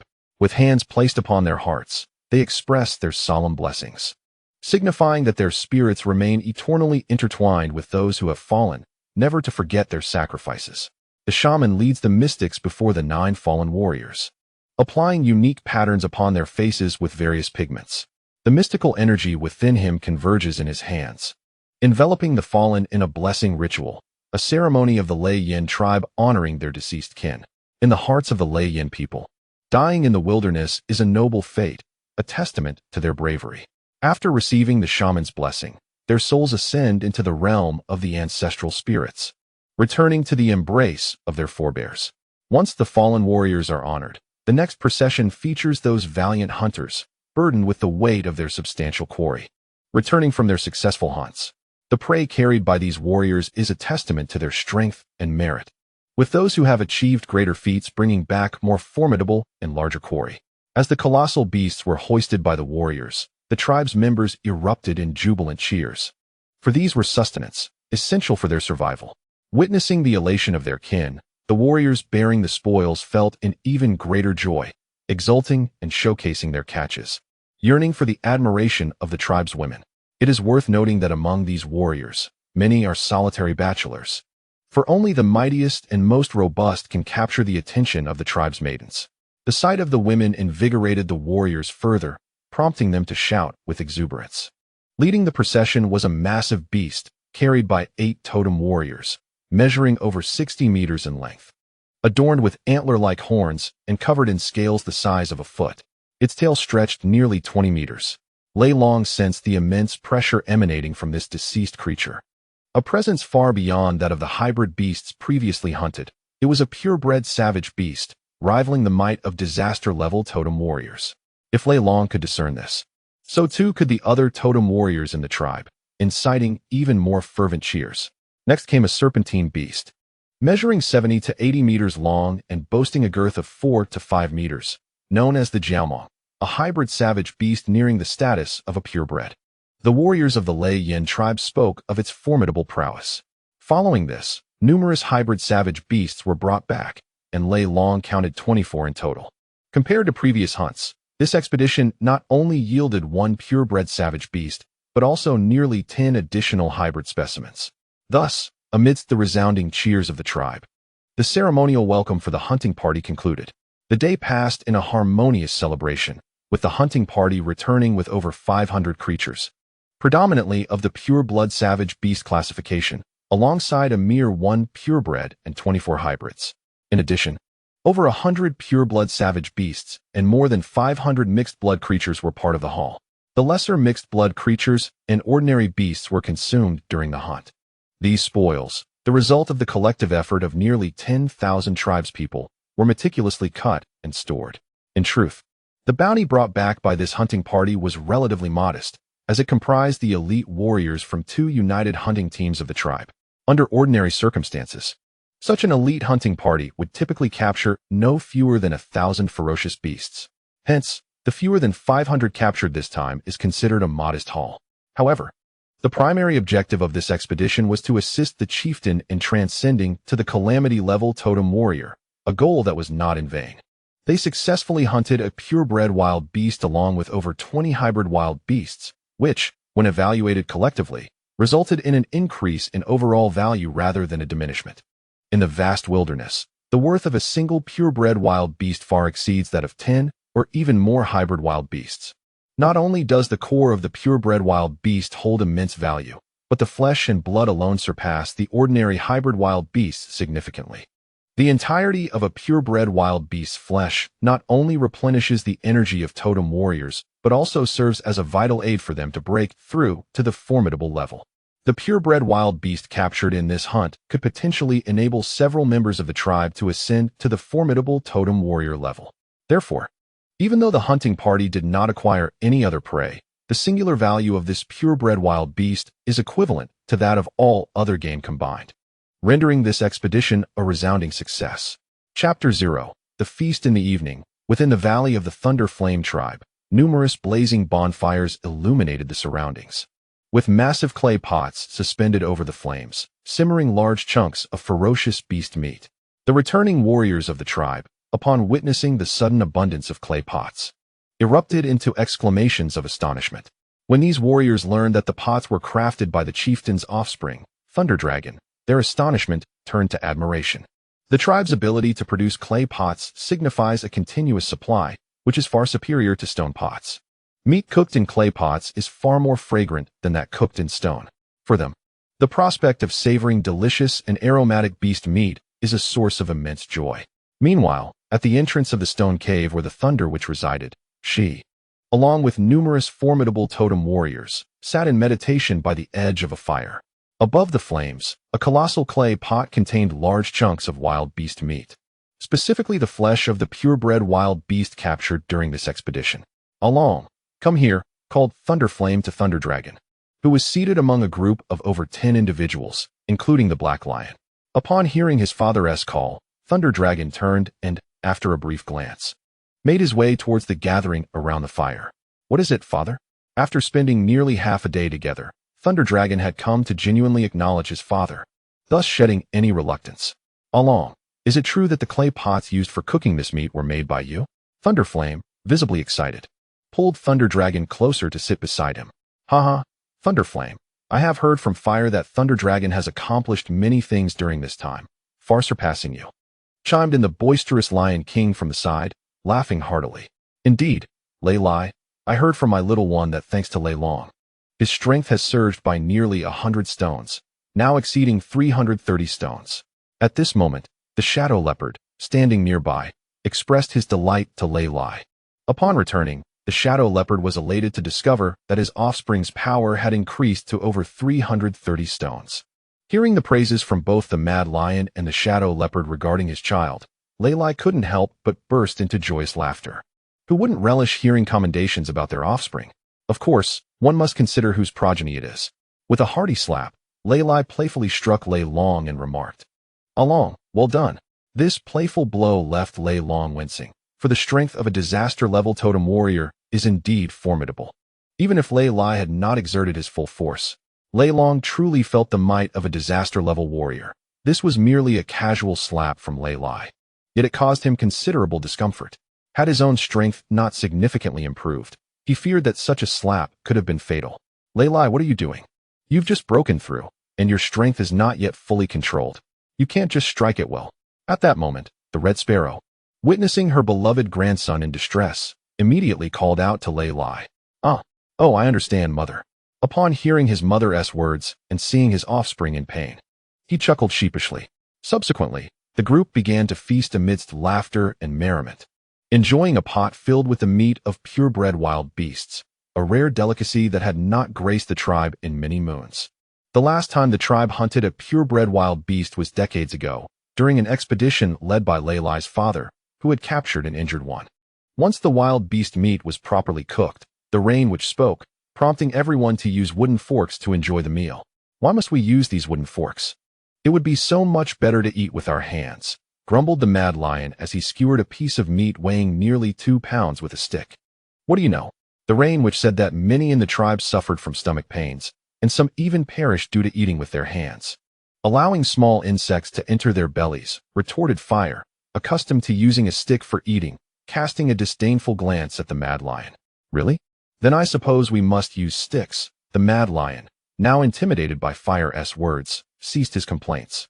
"Lei Lai, please share how you managed to break through to become a disaster-level totem warrior," inquired the rain witch, gazing at the group with curiosity. This occasion marked a rare opportunity for the rain witch to leave the cave where he had spent so much time and join his kin for a communal meal and celebration.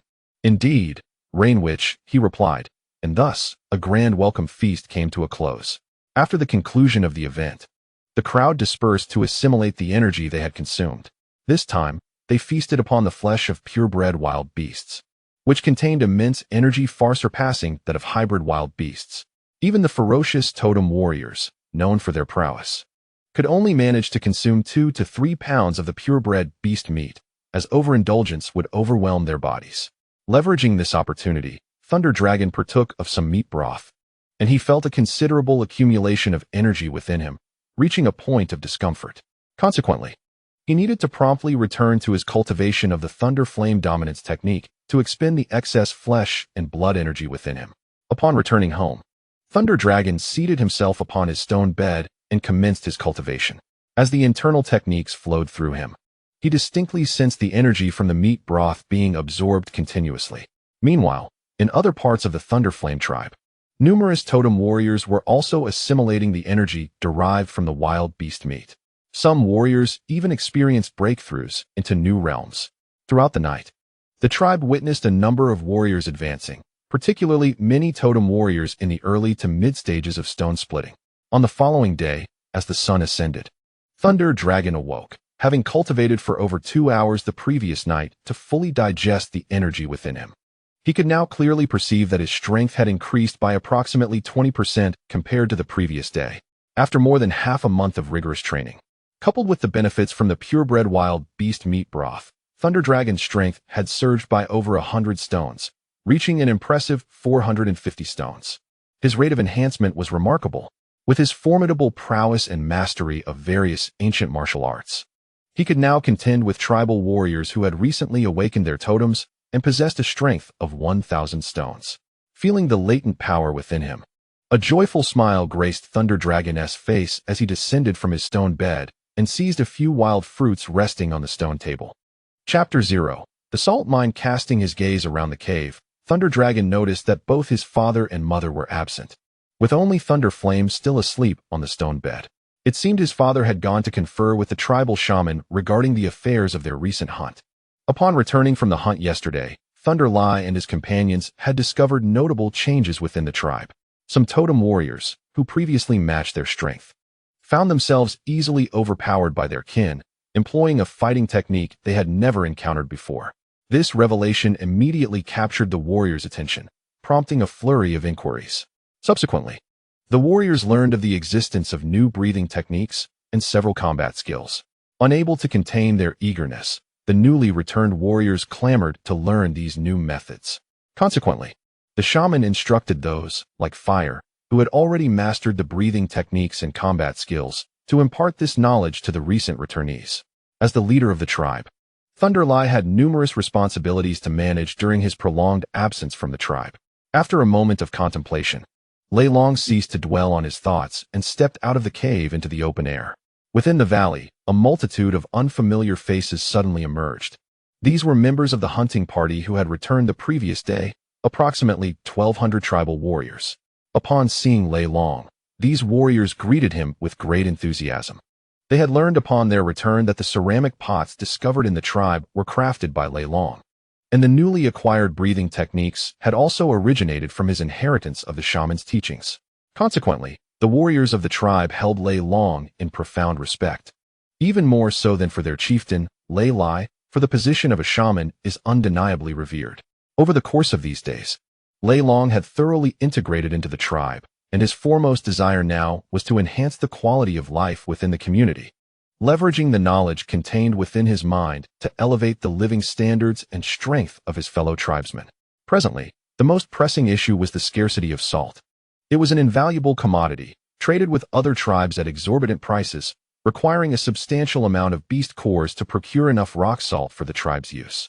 This predicament significantly hampered the development of the Lei Yin tribe. Thus, more than 10 days prior, Lei Long had expressed his intention to venture out in search of salt. Yet he had been unable to do so without the consent of the shaman. However, after much persuasion, the shaman finally agreed to dispatch a team to seek out salt based on Lei Long's descriptions. This expedition was led by two familiar figures, Yu and Scar, and comprised a total of 28 individuals. All were totem warriors, aside from Yu and Scar, who had both reached the threshold of the fierce level.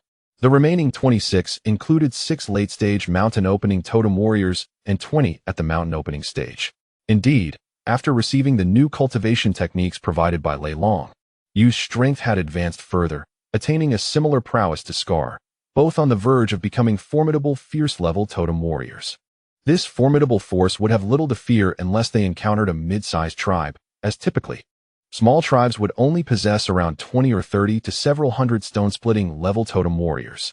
Even among mid-sized tribes, the number of mountain opening warriors rarely exceeded 100. After all, not all mid-sized tribes are like the Lei Yin tribe, which boasts nearly 20 fierce-level totem warriors and 400 to 500 mountain opening warriors. Now additionally strengthened by the presence of a true disaster-level totem warrior. When would the tribe no longer suffer from a lack of salt? Lei Long pondered, hoping that Yu and the others would soon locate a salt deposit, allowing them to savor delectable meals once more. Regrettably, he was uncertain whether they would be successful in finding an open-air salt mine. Reflecting on this, Lei Long found himself reminiscing about the exquisite cuisine of Earth, yearning for the various seasonings, chili peppers, Sichuan peppercorns, and all manner of culinary spices. With these ingredients, he could prepare a delightful hot pot. After a moment of contemplation, saliva almost dripped from the corner of the dragon's mouth. Suddenly, a gruff voice pierced through the reverie of the dreaming dragon, jolting him awake. Glancing around, he saw a totem warrior from the tribe rushing towards him, calling out his name with an anxious expression. "What is the matter?" the dragon inquired as the warrior reached him. Gasping for breath, the warrior finally responded, "Dragon, the shaman has sent me to summon you. Uncle Yu and the others have returned from the vast wilderness." "What? Truly? How wonderful." The once unremarkable dragon was taken aback by the news. Once he gathered his wits, he swiftly set off towards the shaman's cave, his face alight with anticipation and excitement. The return of Uncle Yu signified the possibility of finding salt, freeing him from the tasteless food he had been enduring. Upon entering the cave, the dragon spotted his father and Uncle Hua among others, as well as Uncle Yu and Scarred Uncle, just back from the wilderness, their garments still adorned with droplets of dew. "Shaman, Zay Shaman, Father Lei Lai." The dragon greeted those seated by the fire pit. "Ah, dragon, come see. These are the stones Uncle Yu found as you instructed. Do any of them resemble the salt deposits you mentioned?" The shaman spoke, gesturing towards the stones. "Indeed, along, take a look. These stones are what the great horned beasts frequently lick, and we have dug them up for your inspection," Scarred Uncle added, handing the dragon a nearby wicker basket. This wicker basket had been crafted by the tribe under the dragon's guidance. Prior to its creation, the members of the Lei Yin tribe had used animal hides or their hands to carry items, proving to be quite inconvenient as the tribe gathered wild fruits. Thus, the dragon devised this basket, complete with straps for easy carrying. At this moment, as the dragon examined the slightly yellowish, milky white stones within the basket, an uncontrollable excitement surged within him. The color of the stones led him to suspect that they were indeed salt deposits. Unable to contain himself, he seized a fist-sized stone from the basket and licked it eagerly, immediately tasting a blend of saltiness and bitterness. After a few spits, a delighted smile spread across the dragon's face. He was certain this was salt, and the salt content was notably high. Salt, this is salt and it can be used to produce salt. The surrounding onlookers, initially astonished to see the lightning dragon licking a stone, were suddenly struck with disbelief upon hearing that these ores could yield salt. Their expressions shifted dramatically, faces trembling with excitement. What? These stones can truly produce salt? Scarface exclaimed in shock towards the lightning dragon. Everyone, please calm down, the lightning witch urged, regaining composure and addressing the crowd. She then turned to the lightning dragon with a hopeful inquiry. Young dragon, can these stones genuinely produce the salt we consume? Her elder, authoritative gaze fixed intently on him, a blend of anticipation and trepidation flickering in her pupils. If these stones could indeed yield salt, it would be of paramount importance to the Lei Yin tribe. Along, please tell Lei Wu and my father, can these stones truly create edible salt? Lei Lai, who had been puzzled by Lei Wu's call for his offspring, was now unable to contain his eagerness, stepping forward to implore the lightning dragon. The others shared the same sentiment. Salt was of immense significance to the Lei Yin tribe, which was critically deficient in it. The tribe, comprising approximately 38,000 individuals, required each member to consume about 3 to 5 grams daily. Calculating an average of 4 grams per person, the tribe would need nearly 150 kilograms of salt each day. However, the reality was stark. The tribe could only access about 80 kilograms of salt daily, often even less, resulting in an average daily salt intake of merely 2 grams per individual. Within the tribe, only the totem warriors were afforded sufficient salt to maintain their strength and ensure the safety of the tribe. The remaining members, including the shamans, subsisted on minimal salt, with a daily requirement of 80 kilograms, equating to 16 stones, over a year of approximately 420 days. The tribe would need around 6,700 stones of salt.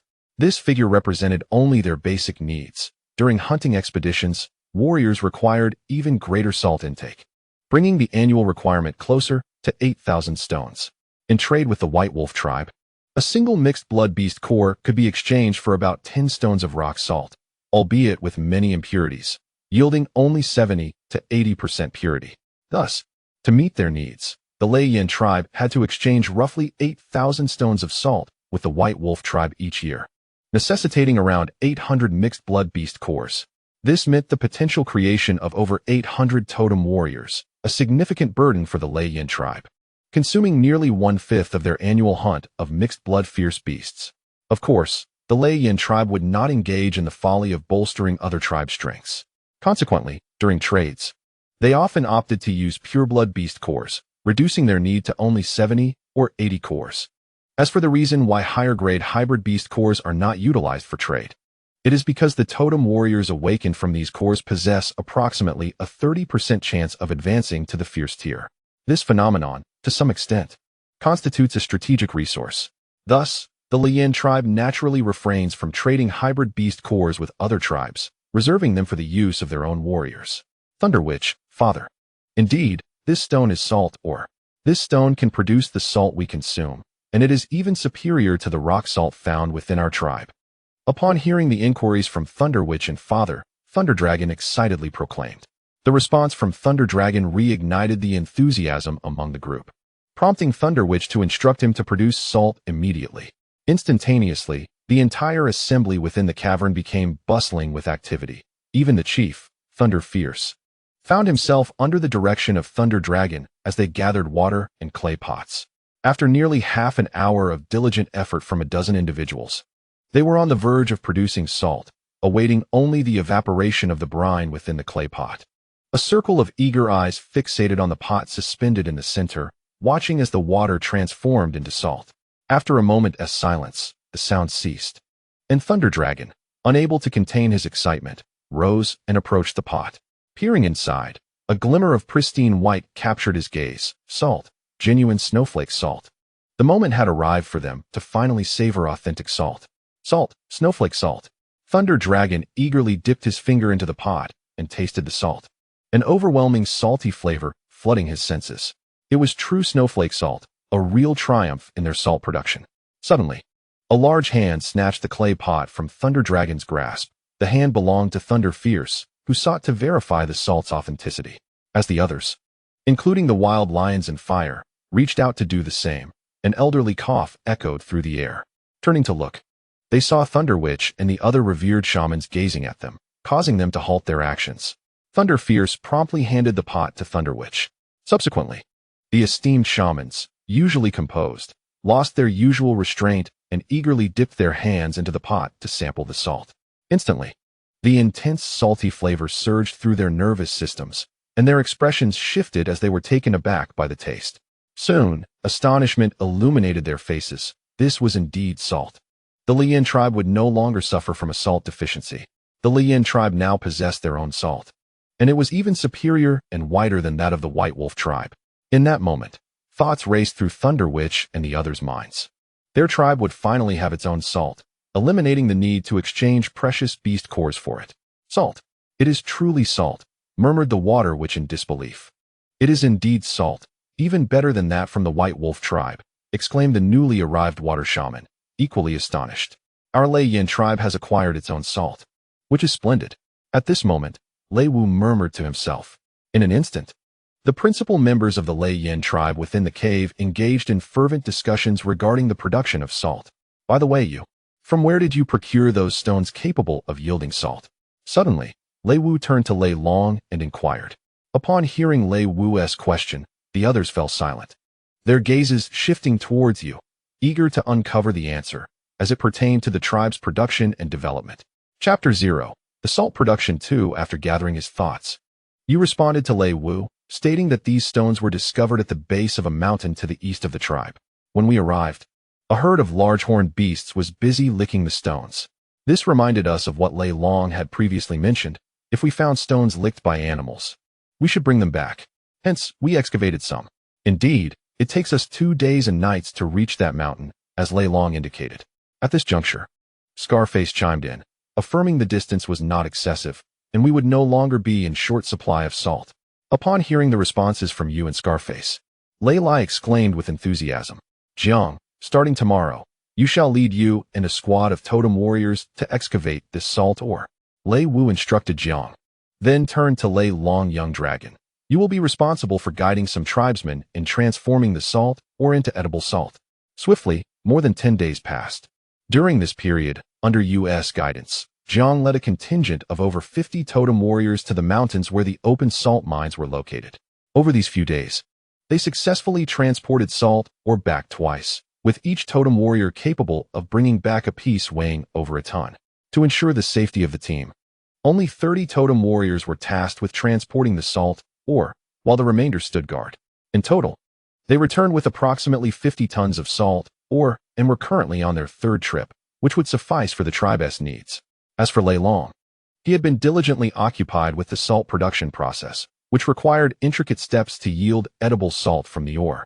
First, the salt ore must be crushed and dissolved in water to create brine, facilitating the extraction of salt from the ore while allowing some impurities to dissolve or remain suspended in the water. Subsequently, the brine undergoes filtration and evaporation to eliminate insoluble impurities. Following this, evaporation of the brine gradually reduces the moisture content, allowing the salt to concentrate and crystallize. The initial crystallization often contains numerous impurities, necessitating repeated crystallization for purification. Through multiple cycles of dissolution, evaporation, and crystallization, the impurities in the salt can be gradually removed, enhancing its purity. Finally, the purified salt is dried to eliminate any residual moisture, and the salt grains are crushed to an appropriate size, resulting in relatively pure edible salt. During these days, Lei Long has been leading several women from the tribe in the production of salt, imparting the steps of salt making to the tribe members. After several days of learning, they have mastered the art of salt production. The Lei Yin tribe has produced over 10 tons of snowflake salt. And with the salt brought back this time, they can create more than 50 tons, equivalent to 10,000 stones of salt. Each day, Lei Wu watches as jars of snowflake salt, resembling delicate snowflakes, are transported into the storage room of the cave, her smile rarely fading. This salt is a precious commodity, carefully stored in a large warehouse adjacent to Lei Wu's dwelling. However, due to the challenges of salt storage, it is susceptible to moisture if not properly sealed. Thus, upon Lei Long's suggestion, only 1/3 of the returned salt will be processed into finished salt, while the remainder will be kept in its original state. Inside Lei Wu's cave, Lei Yin and Lei Wu are engaged in fervent conversation. Lei Wu, please let me go out. If I can find food, the tribe won't have to worry about a lack of provisions, enabling us to support more people and sustain more totem warriors. Then our tribe can truly evolve into a large tribe. Lei Yin implores, persistently circling around Lei Long. Although the tribe no longer lacks edible salt, food remains scarce. For the tribe's development, it is imperative to secure sufficient sustenance. With ample food, the population of the Lei Yin tribe can increase, leading to a corresponding rise in the number of totem warriors, thereby fostering a cycle of growth and prosperity. Consequently, Lei Long plans to venture into the vast wilderness in search of edible plants, ensuring a stable and continuous food supply for the Lei Yin tribe, alleviating concerns about feeding the tribe's folk. Upon hearing Lei Long's words, Lei Wu's expression turns impatient. After a moment of contemplation, she responds, "Very well. Tomorrow I will send someone to take you into the wilderness. Now off you go." "Thank you, Lei Wu. This is wonderful," Lei Long exclaims with delight, rushing towards the exit upon receiving her consent. "That troublesome boy," Lei Wu thinks, shaking her head as she watches him dash outside. "I have nearly been driven to madness by his incessant chatter these past few days. How did he become so bothersome after that last bout of unconsciousness?" The following day, as dawn breaks, Lei Long awakens early, brimming with anticipation for the day's expedition. "Along, here, I have sharpened this knife for you. It's even more lethal now." At that moment, Lei Lai, already awake, walks in from outside, presenting a bone knife to Lei Long. Accepting the bone knife from his father, Lei Long inspects it. The knife is crafted from a tooth of a mixed-breed wild beast, measuring approximately 4 feet in length, with a blade extending over 3 feet and a handle exceeding 1 foot. The entire bone knife resembles a tang sword, with a blade width of approximately 6 centimeters and a thickness of about 1.5 centimeters. Its overall weight exceeds 20 stones, making it exceptionally suitable for the current Lei Long. "Thank you, father." Holding the bone knife in his hands, Lei Long felt immense joy. With this weapon, he could be said to possess a modicum of self-defense, even able to contend against ordinary bloodthirsty beasts. "Dragon, this is the garment for you. Put it on." As he prepared to leave, heeding the words of his second father, he was reminded to prioritize safety. At that moment, his mother, Xianling Yan, presented him with a newly crafted beast garment, tailored to Lei Long's specifications. Second father is a term of endearment used in the wilderness for Lei Long's uncle, akin to the earthly term uncle, while Lei Yun is Lei Long's biological younger brother, thus making him Lei Long's dear second uncle. The beast garment resembled a single-shouldered vest, perfect for the summer heat. "Thank you, mother." After receiving the beast garment from his mother, Lei Long joyfully embraced Xianling Yan and smiled. Chapter 0. Into the great wilderness inside the dwelling, Lei Lai and Xianling Yan gazed at Lei Long, their eyes filled with reluctance at the impending farewell. Brother. At that moment, the recently awakened Lei Yan dashed to Lei Long's side, clinging to him and calling out, "Be careful when you go out." Observing the concern of his parents and younger brother, Lei Long felt a surge of warmth in his heart. He resolved to protect them from harm and to enhance both his own strength and that of the tribe. A quarter of an hour later, accompanied by Lei Lai and the others, Lei Long arrived at the tribe's exit, where he discovered his second uncle, Lei Yun, had already assembled a group of totem warriors awaiting them. "Brother Lei Long." Spotting Lei Lai and Lei Long approaching, Lei Yun immediately called out to them. "Second uncle." Lei Long responded. Hearing Lei Long's address, Lei Yun merely furrowed his brow slightly, but chose not to comment, having already become accustomed to Lei Long's peculiar form of address from the previous day. "Lei Long, I entrust you to Lei Yun. Please take good care of him." Lei Lai approached his brother and gently patted his shoulder, urging him, "Rest assured, brother, I will look after Lei Long, replied Lei Yun, thumping his chest in assurance. Then turning to pat Lei Long on the shoulder. Lei Long, when you enter the great wilderness, stay close to your second father. He will protect you. Having heard Lei Yun's assurance, Lei Lai felt no further need for concern, confident in Lei Yun's abilities. As for Lei Long, upon hearing his second uncle's address, he rolled his eyes but chose to remain silent. Lei Long, let us depart. The weather is still cool. We should set off early. After a brief chat, Lei Yun stated to Lei Long, yes, second uncle. With that, Lei Yun and his party left the tribe, heading towards the forests to the south and southwest. In the southern primitive forests of the Lei Yin tribe, towering trees with diameters exceeding several meters are ubiquitous, while a group of robust men navigates through this verdant expanse. Within the dense foliage, Lei Long encounters an array of bizarre flora and fauna. There are fearsome beasts with 6 legs and scaly bodies, flowers nearly 7 or 8 meters tall that actively prey on insects, and thorny vines that spin relentlessly, along with grass and flowers that scurry across the ground. Since departing from the tribe and venturing deeper into the forest, they have been surrounded by weeds and wildflowers exceeding half a meter to a meter in height. More than 30 individuals weave through the colossal trees, some with trunks larger than several meters in diameter and towering over 100 meters high. The massive roots, resembling serpentine dragons, writhe above the ground. These gigantic trees pose a challenge. The Lei Yin people, measuring over 2 meters tall, must continually leap over the thick roots. Gazing upwards, it is nearly impossible to discern the height of the trees, as only the lush canopies are visible above. The dense branches intertwine to form a natural green umbrella, blocking the scorching sunlight from penetrating below. Running through the depths of the forest feels akin to traversing through the night, with the group relying on beams of sunlight filtering through the gaps to navigate their path.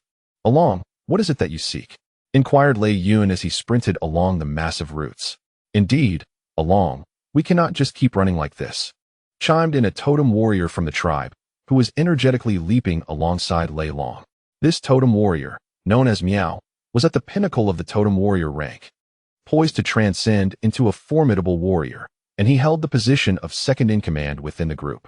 Having journeyed from the tribe for half a day without encountering any edible plants akin to grains, Lei Long's frustration began to mount. Dragon, why not share with us what you were searching for? Perhaps we have encountered it before? A cheerful voice resonated in Lei Long's ears, awakening him from his irritation. Of course. Why should I search alone? With these seasoned totem warriors who frequently hunt in the wilderness, their experiences surely surpass my own. They might know where to find plants similar to grains, he pondered. Uncle, shall we pause for a moment? With this thought, Lei Long called out to his uncle, who was leading the way ahead. Huh? Oh, all right. Lei Yun replied, momentarily taken aback by Lei Long's request, and then turned to address the other totem warriors. Meow, everyone. Let us take a break. Upon hearing Lei Yun's command, the group, who had been running, immediately halted. After a brief respite, Lei Long and his companions sat beneath a colossal tree, facing each other. Lei Long, Lei Yun, Miao, and Chuan. Chuan was the totem warrior who had just advised Lei Long to share the sought-after item with the others. The rest of the group had also found a spot to sit and rest. They had departed from the tribe at dawn and had been traversing the forest ever since. Even though they were totem warriors with exceptional physical capabilities, they still required a measure of respite. Nevertheless, despite their temporary reprieve, they remained vigilant, with 4 totem warriors on guard around them. In the wilderness, one must always be on alert. Even in slumber, a part of one's consciousness must remain aware, for danger can approach unannounced at any moment. Along, why have you stopped? Inquired Lei Yun, seated opposite Lei Long. Uncle Miao's words just reminded me. I owe him my gratitude. Allow me to describe the characteristics of the item we are searching for. Think carefully. Perhaps you have encountered it before? Lei Long responded to Lei Yun's inquiry, casting a smile at the cat beside him. Miao, initially puzzled about why he was invited to sit there, chuckled heartily upon hearing Lei Long's words. Miao was a peak totem warrior, just over 30, and exhibited great potential, destined to break through to a fierce-level totem warrior without a doubt. Subsequently, Lei Long began to describe the characteristics of grains, chili peppers, and other edible plants to Lei Yun and the surrounding totem warriors. The group fell into deep contemplation. Suddenly, Miao, sitting nearby, exclaimed excitedly, Long, I know where the thing you mentioned is. Instantly, Lei Long, Lei Yun, and Miao were taken aback by Chuan's unexpected declaration. Chuan, what did you say? What have you realized? Lei Long eagerly inquired. Ah, Long. It's south that place where the pig beasts have consumed the soil. It resembles a green plant akin to vines. Chuan, startled by Lei Long's and Lei Yun's reactions, responded. What? Consumed soil? Those pig beasts ate dirt. It must be something resembling soil chunks, right? Lei Long pondered for a moment before questioning Chuan again. Huh.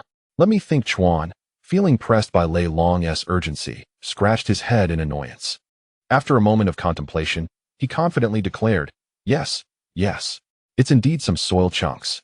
Upon hearing this, Lei Long was immediately filled with excitement and began to inquire further about Chuan's revelation.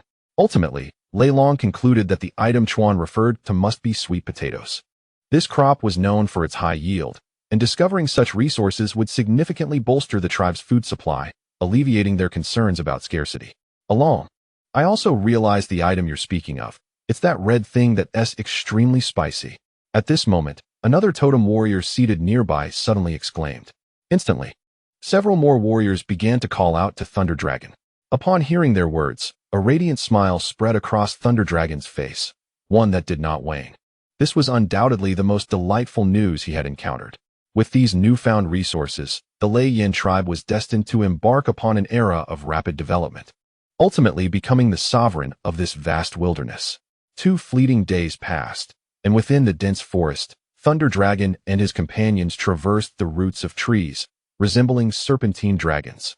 As they hastened towards the western expanse of the forest, their destination was the location where Chuan had previously discovered what might be sweet potatoes.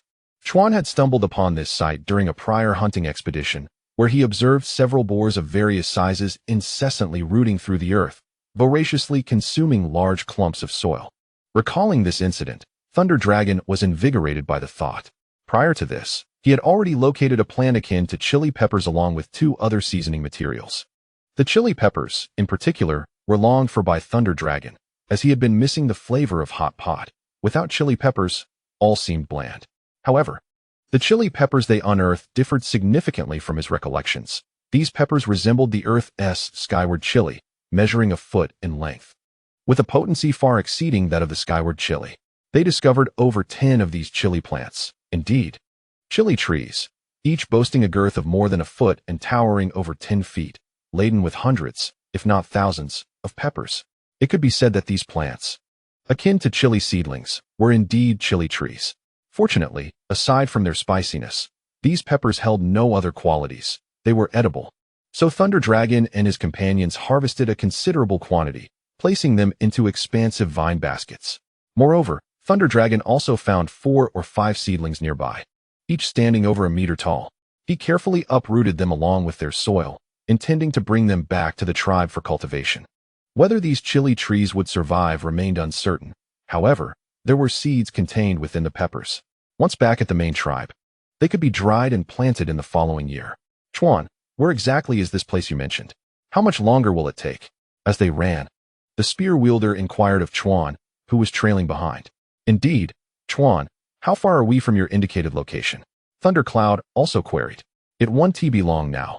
We shall arrive shortly, just beyond that small hill ahead. Chuan responded after surveying their surroundings. At this juncture, the trees began to thin, and sunlight poured down in abundance.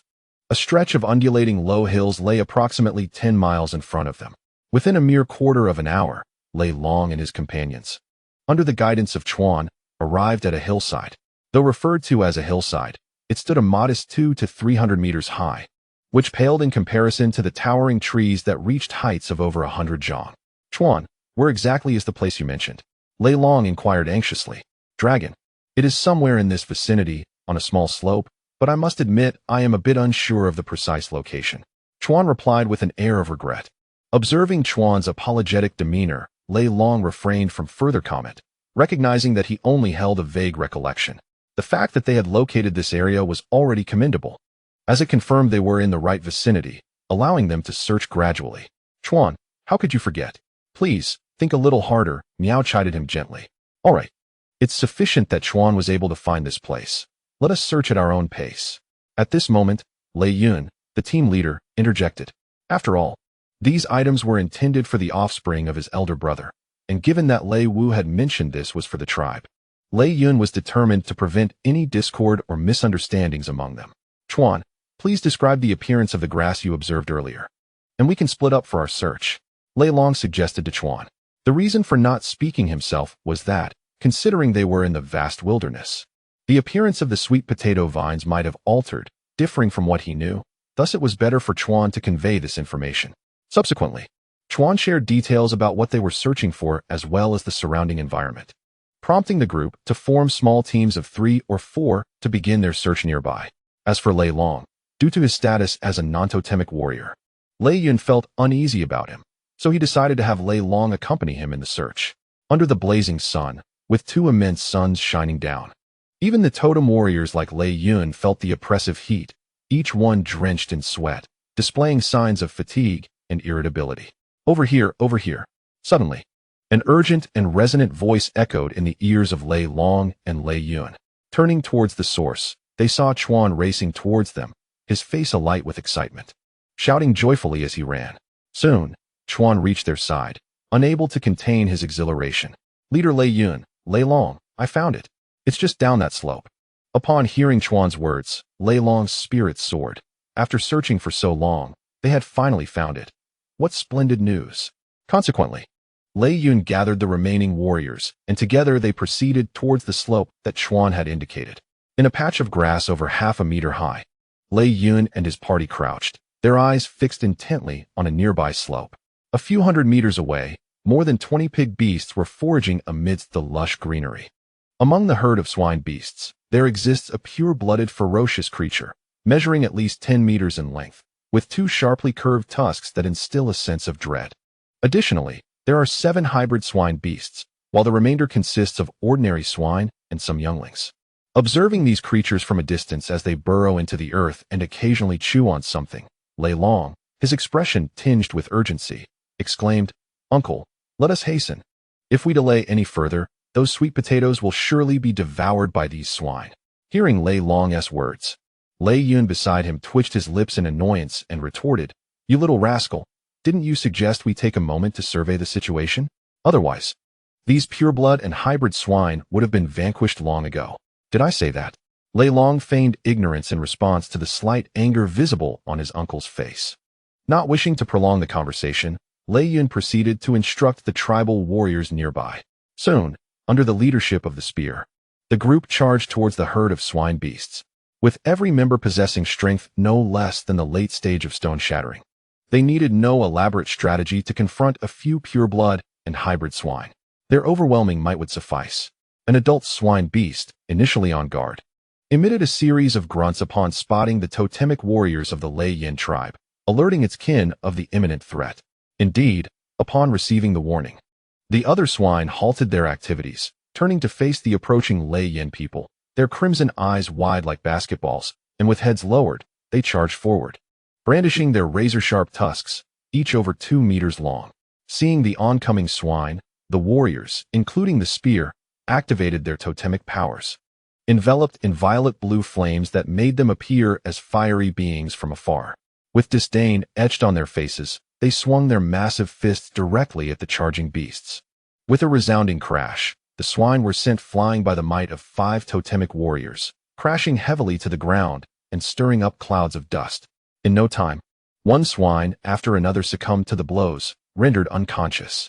Due to Lei Long's earlier instructions, the warriors refrained from delivering fatal strikes. Although they harbored some doubts regarding Lei Long's proposal, they adhered to his directive nonetheless. The reason for Lei Long's approach was his desire to attempt raising these swine beasts. Should the Lei Yin tribe successfully sustain them, it would provide a stable source of meat in the future. Swine have been one of the staple livestock in Chinese agrarian tradition, known for their ease of care and simple husbandry. Now, having discovered sweet potatoes, the vines and smaller tubers from subsequent plantings would serve as the optimal nourishment for these swine. The young creatures were all managed appropriately, with the smaller ones rendered unconscious by the spear wielders, their 4 legs bound by vines. Without acknowledging the other members of the tribe or the creatures, Lei Long sprinted towards a patch of verdant plants where the creatures had been foraging. Upon reaching the site where the creatures had been digging, he began to excavate the earth with his hands. Before long, Lei Long unearthed several clumps of soil larger than a football, precisely the morsels the creatures had been gnawing on. A resonant laugh escaped him as he gazed at the massive clumps in his hands. Along, what are you doing? Why are you clutching those clumps of soil? In response to Lei Long's exuberant laughter, Lei Yun inquired with a hint of trepidation, wondering what had caused the young one to behave so peculiarly. Lei Long, shouted Mao, approaching with urgency. Huh? Oh. Startled by Mao's nearly deafening voice, Lei Long jumped. Then, holding a sweet potato in one hand, he exclaimed, Uncle Mao, this is what I was searching for. With these, our tribe need not fear hunger. Upon hearing Lei Long's words, Lei Yun and Mao exchanged skeptical glances, unable to fathom that dirt could be edible. Along, can this soil really be consumed? Will it prevent our tribe from starving? Lei Yun questioned, disbelief evident in his tone. Indeed, young dragon, how could this soil possibly be edible? Mao echoed his incredulity. At that moment, other tribe members, having dealt with the creatures, arrived and shared the same look of skepticism. Noticing the doubt in their eyes, Lei Long realized that they were unfamiliar with sweet potatoes and thus could not comprehend their edibility.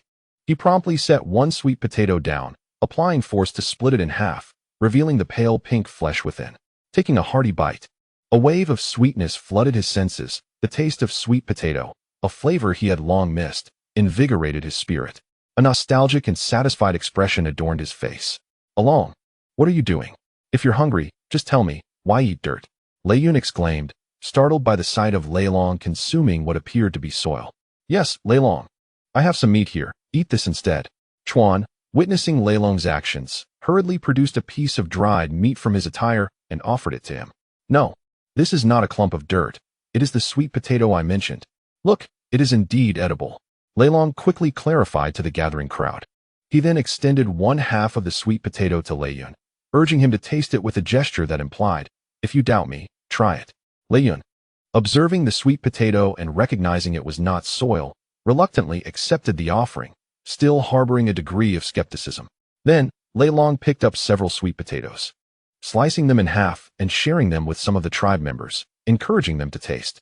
Observing Lei Long's enthusiasm, and after some persuasion, Lei Yun steeled himself and said to the crowd, let us all partake.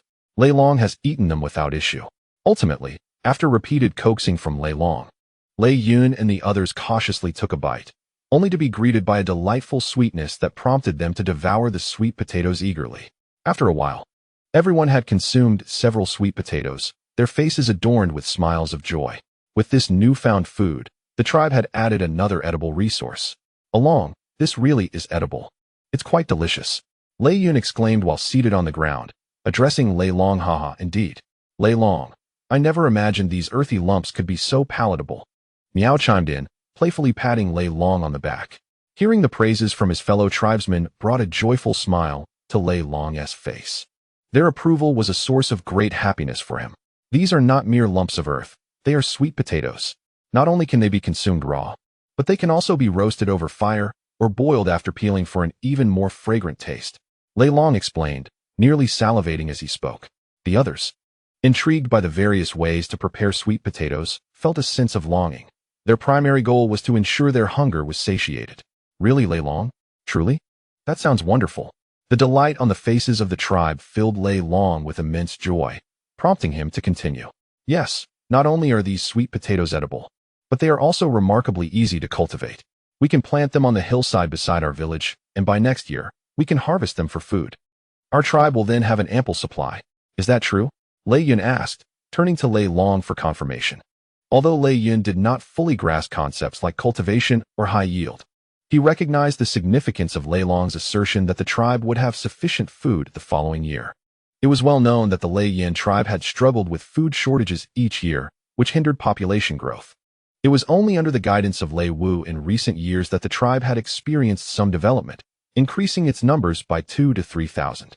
However, if the tribe could truly overcome its food scarcity, it would awaken more totem warriors and support even more of them, leading to rapid growth for the Lei Yin tribe. Indeed, uncle, why not unearth the remaining sweet potatoes and see? Lei Long suggested. Soon, with the diligent efforts of a group of over 30 individuals, they quickly unearthed a substantial quantity of sweet potatoes, approximately 600 stones, from less than a third of an acre, with still 3 to 4 acres left to explore. The sweet potatoes found in this vast wilderness far exceeded Lei Long's expectations. According to his calculations, the yield of these sweet potatoes reached approximately 2,000 stones per acre, equivalent to 20,000 pounds. It is still early spring, and these sweet potatoes should not be fully matured yet. If they were to reach full maturity, they would likely grow even larger. Nevertheless, this already amounts to a substantial 10 tons of sweet potatoes, indicating that the yield in this wilderness must surpass that of his previous life. In his former existence, the maximum yield of sweet potatoes per acre was merely 10,000 pounds, achieved only through systematic cultivation and planting. However, the sweet potatoes before him had grown naturally and were not fully ripe, displaying only a patchy growth without proper cultivation. Yet they still reached a yield of 20,000 pounds per acre. If these sweet potatoes were to be cultivated and nurtured properly, the yield could certainly increase by at least another 10,000 pounds.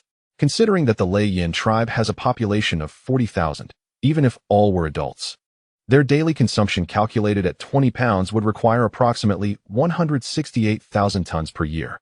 The maturation cycle of these sweet potatoes remains uncertain, but assuming 2 plantings per year, the Lei Yin tribe would need to cultivate less than a few thousand acres of sweet potatoes to ensure food supply for all members of the tribe. Moreover, this calculation is based solely on the consumption of adult males. In reality, many women and children in the tribe consume significantly less, and the tribe also hunts a considerable number of ferocious beasts each year. The totem warriors of the tribe primarily subsist on the meat of these beasts. Otherwise, if they relied solely on ordinary food, even a typical totem warrior at the stone-splitting realm would consume an astonishing amount each meal. Thus, by clearing 5,000 or 6,000 acres, which is less than 4 square kilometers, and planting sweet potatoes, the tribe could secure its food supply. After a simple mental calculation, Lei Long easily arrived at this figure, his face alight with surprise. However, with so many sweet potatoes, Lei Yun and his 30 companions naturally could not carry them all. The quantity they had already unearthed was ample, and the woven baskets could not hold much more. They also needed to keep some tribe members alert and could not carry excessive loads. Along, why are there so many sweet potatoes? With these, we have plenty of food for the tribe, Lei Yun exclaimed joyfully, gazing at the sweet potatoes packed in the baskets.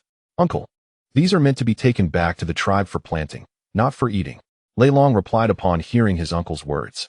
According to the timeline of the wilderness, it was now the 3rd month of spring, and in another month, summer would arrive. It was not too late to bring these sweet potatoes back for planting. They would mature before the end of summer, ready for consumption then. Oh, we can't eat them? At that moment, the longing for the taste of sweet potatoes, wishing to return to the tribe and feast, left Lei Yun feeling somewhat disheartened. Along said these sweet potatoes are for planting. Let us take them back to the tribe first, Lei Yun asserted. Upon hearing Lei Yun's words, the crowd fell silent. Each individual resuming the task of excavating the underground sweet potatoes, diligently unearthing them in pristine condition. Simultaneously, Lei Long took special care to snip some well-growing sweet potato vines. Recalling that these vines could be directly planted, he intended to take a few back to experiment with their potential for cultivation. Once everything was gathered, Lei Long and his companions made their way back towards the tribe. The group, consisting of 35 members, included Lei Yun, the spear, and 9 others, while the remaining individuals were tasked with carrying the sweet potatoes, chili peppers, and several river pigs. The distance to the Green Mountain was approximately several hundred kilometers, and they could return to the tribe within a day.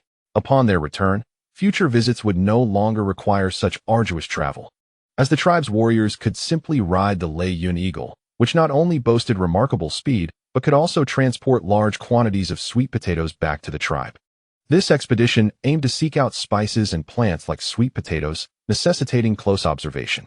Hence, Lei Yun and his party chose to walk instead of utilizing the Lei Yun Eagle, for at its speed, they could have returned before nightfall.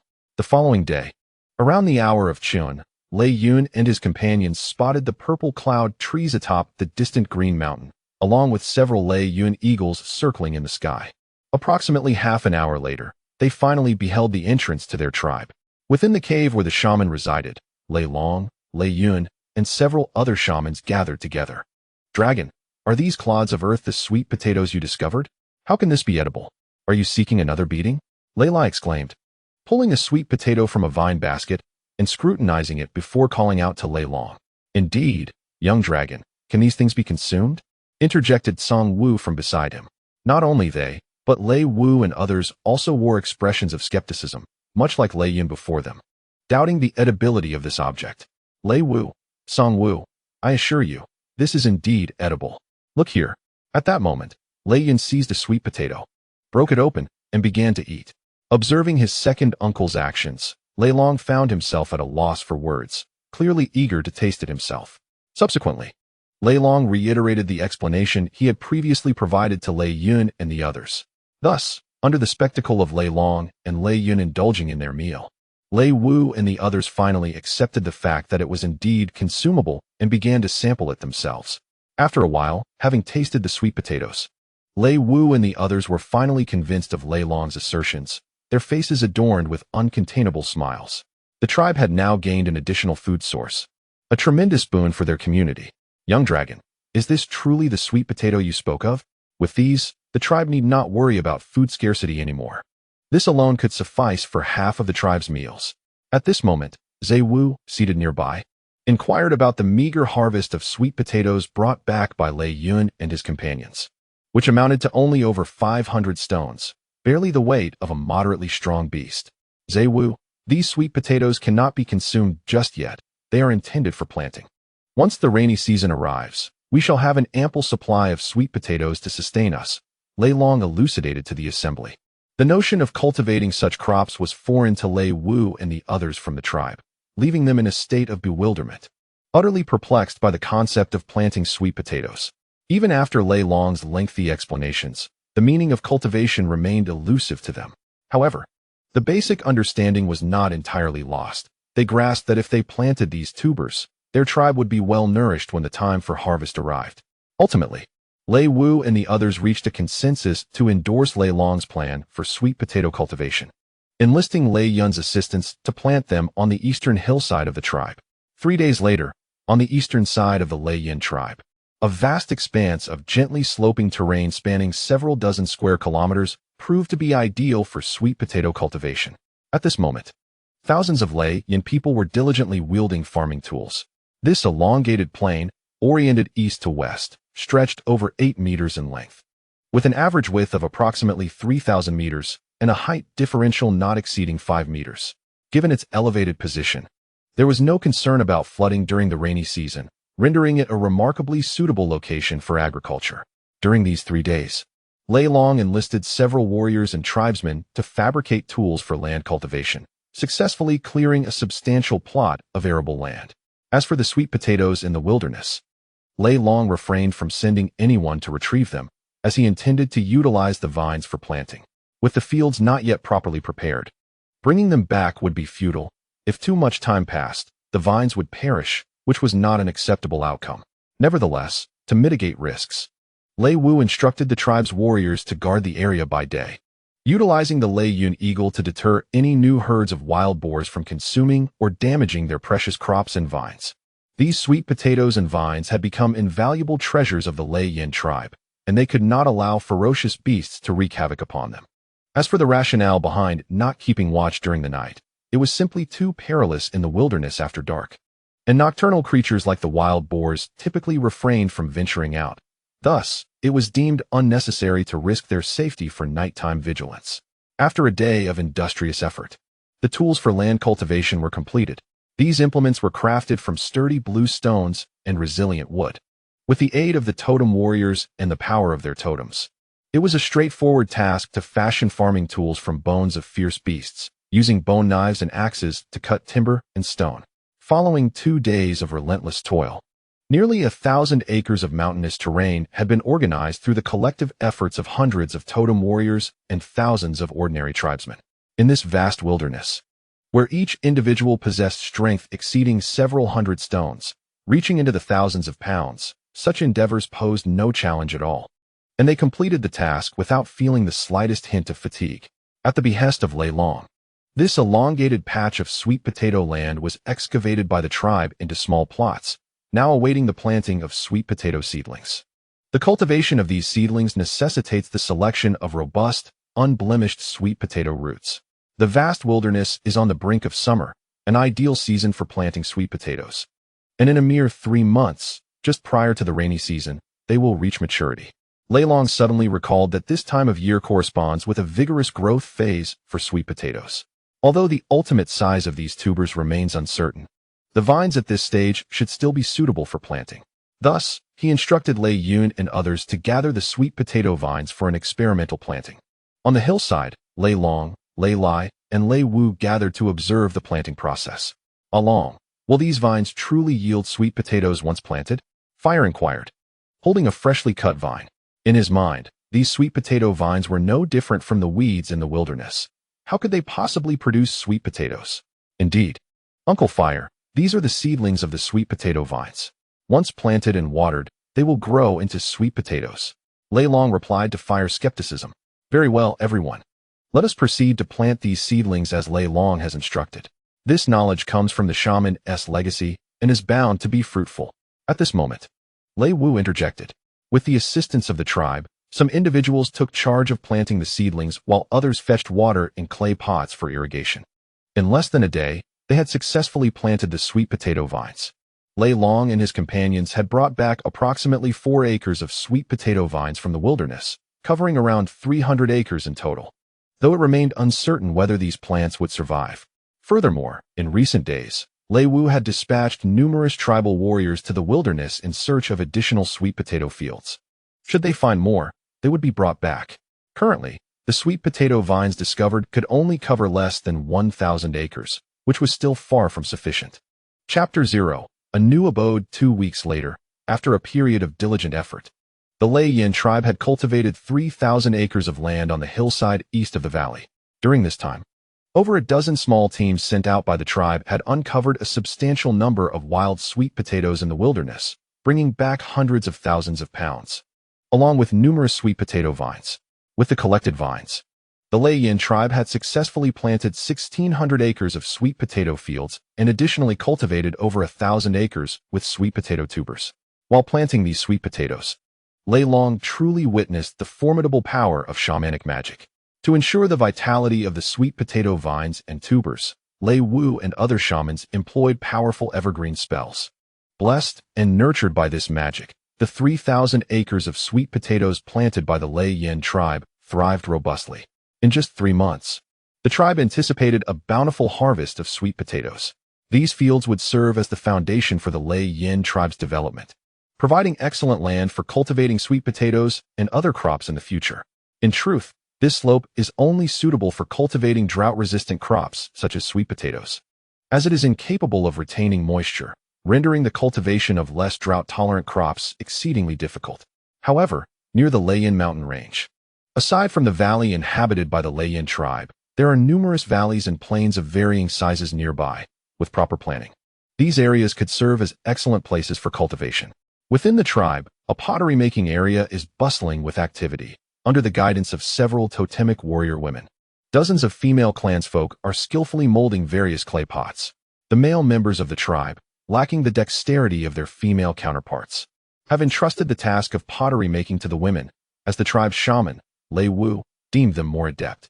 Additionally, a few totemic warriors stand guard in this area, as it lies beyond the tribe's protective boundaries and carries certain risks.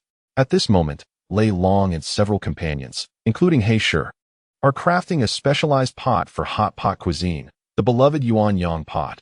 Having finally procured some chili peppers, indulging in hot pot is an indulgence they cannot forego. Meanwhile, within Lei Long's new residence, Xuehu and He Shi are exploring the intricacies of his abode. Over 10 days prior, Lei Long had resolved to move out of his childhood home. As a mature individual, he found it increasingly uncomfortable to continue dwelling in the same cave with his parents. Lei Long's entire dwelling has been excavated according to his own design, resembling a standard house from his past life, featuring 3 bedrooms, 2 living rooms, a kitchen, a bathroom, and a storage room. Upon entering, one is greeted by a spacious living room of nearly 100 square meters. To the left lies a bedroom, which contains a stone bed akin to a heated platform, and Lei Long has carved out a large window to allow sunlight to stream in. Adjacent to the living room is another identical bedroom. Within the living space, there also exists a training room and a small lounge, alongside a kitchen and a bathroom. In the living room of Lei Long's residence, he and his companions, including He Shi, are seated upon a few stones encircling a fire pit. above which rests a well-crafted yuanyang pot. Given their hearty appetites, Lei Long has fashioned the pot to be quite large, nearly a meter in diameter and over 20 centimeters in height. At this moment, the pot is simmering with a specially prepared hot pot broth. Infused with seasonings Lei Long sought after during his recent outing, one half brims with the pungent Da Huang chili, while the other offers a milder base broth. As the savory aroma wafts through the air, it envelopes everyone, tantalizing their senses. The scent is so exquisite that Tiexiong and his companions are nearly drooling, finding it far more enticing than roasted meat. They had never encountered such a delightful fragrance before. It is simply irresistible. Along, can we partake in this yet? It smells divine. Tiexiong cannot help but inquire of Lei Long, who is busy preparing meat and wild vegetables within the room. This is not for drinking yet. It will be ready shortly, Lei Long responds, placing the sliced meat into a ceramic bowl. After everything was packed, Lei Long surveyed the scene. There were 2 large bowls of beast meat, weighing approximately 50 to 60 pounds, along with a smaller bowl containing about 5 to 6 pounds of the flesh of ferocious beasts and some edible wild vegetables. Taixiong, come over and help carry the meat outside, Lei Long called out as he lifted one of the large bowls of meat. It smells so good, exclaimed Taixiong, skewering a large portion of the cooked meat with a sharpened stick and stuffing it into his mouth, exclaiming that it was scalding hot. He was not alone. Others were also sweating profusely as they indulged in the exquisite flavors. Ever since they had tasted the spicy hot pot base, they had become enamored with its delightful taste. Among the seasonings they had discovered was a plant reminiscent of Sichuan pepper, which undoubtedly contributed to the hot pot's exceptional flavor. Boss, this is incredibly delicious. How did you come across this? Blood Tiger said, beads of sweat dotting his forehead. Eating hot pot in this sweltering season made it impossible to avoid sweating. However, indulging in such a meal during winter would be an absolute delight. What is that? It smells divine. Just as they were reveling in their feast, a rugged voice interrupted their excitement. Upon hearing this voice, Lei Long and the others instantly halted their actions, only to resume eating with fervor. The voice belonged to Fire, the father of Lai, and they recognized it immediately. Hence, they hurriedly devoured their food, knowing that if Fire entered, their precious meal would likely be claimed by him. Along, what delectable dish are you enjoying? It smells fantastic. A tall figure entered from outside. It was Fire. As anticipated by Lei Long, upon witnessing the others feasting, Fire shamelessly joined their ranks. Before long, the news spread throughout the tribe that the chief's son, Lei Long, had once again concocted a delightful dish. The shaman and others quickly summoned Lei Long, requesting him to prepare the spicy hot pot for them, which garnered unanimous approval from the shaman and the rest. Ultimately, Lei Long's precious red hot peppers were appropriated by the shaman, who took nearly 99% of them, leaving Lei Long with about 5 pounds. Fortunately, these peppers were nearly 10 times spicier than the chili peppers found on Earth. Thus, even the remaining quantity would suffice for Lei Long's culinary needs. Meanwhile, during this period, the teams from the Lei Yan tribe continued to gather edible seasonings and food from the vast wilderness. Chapter 0. Learning Shamanic Arts in the Shaman's Abode. Lei Long sat across from the shaman, wearing a troubled expression. The shaman persistently recounted stories while occasionally casting spells upon Lei Long.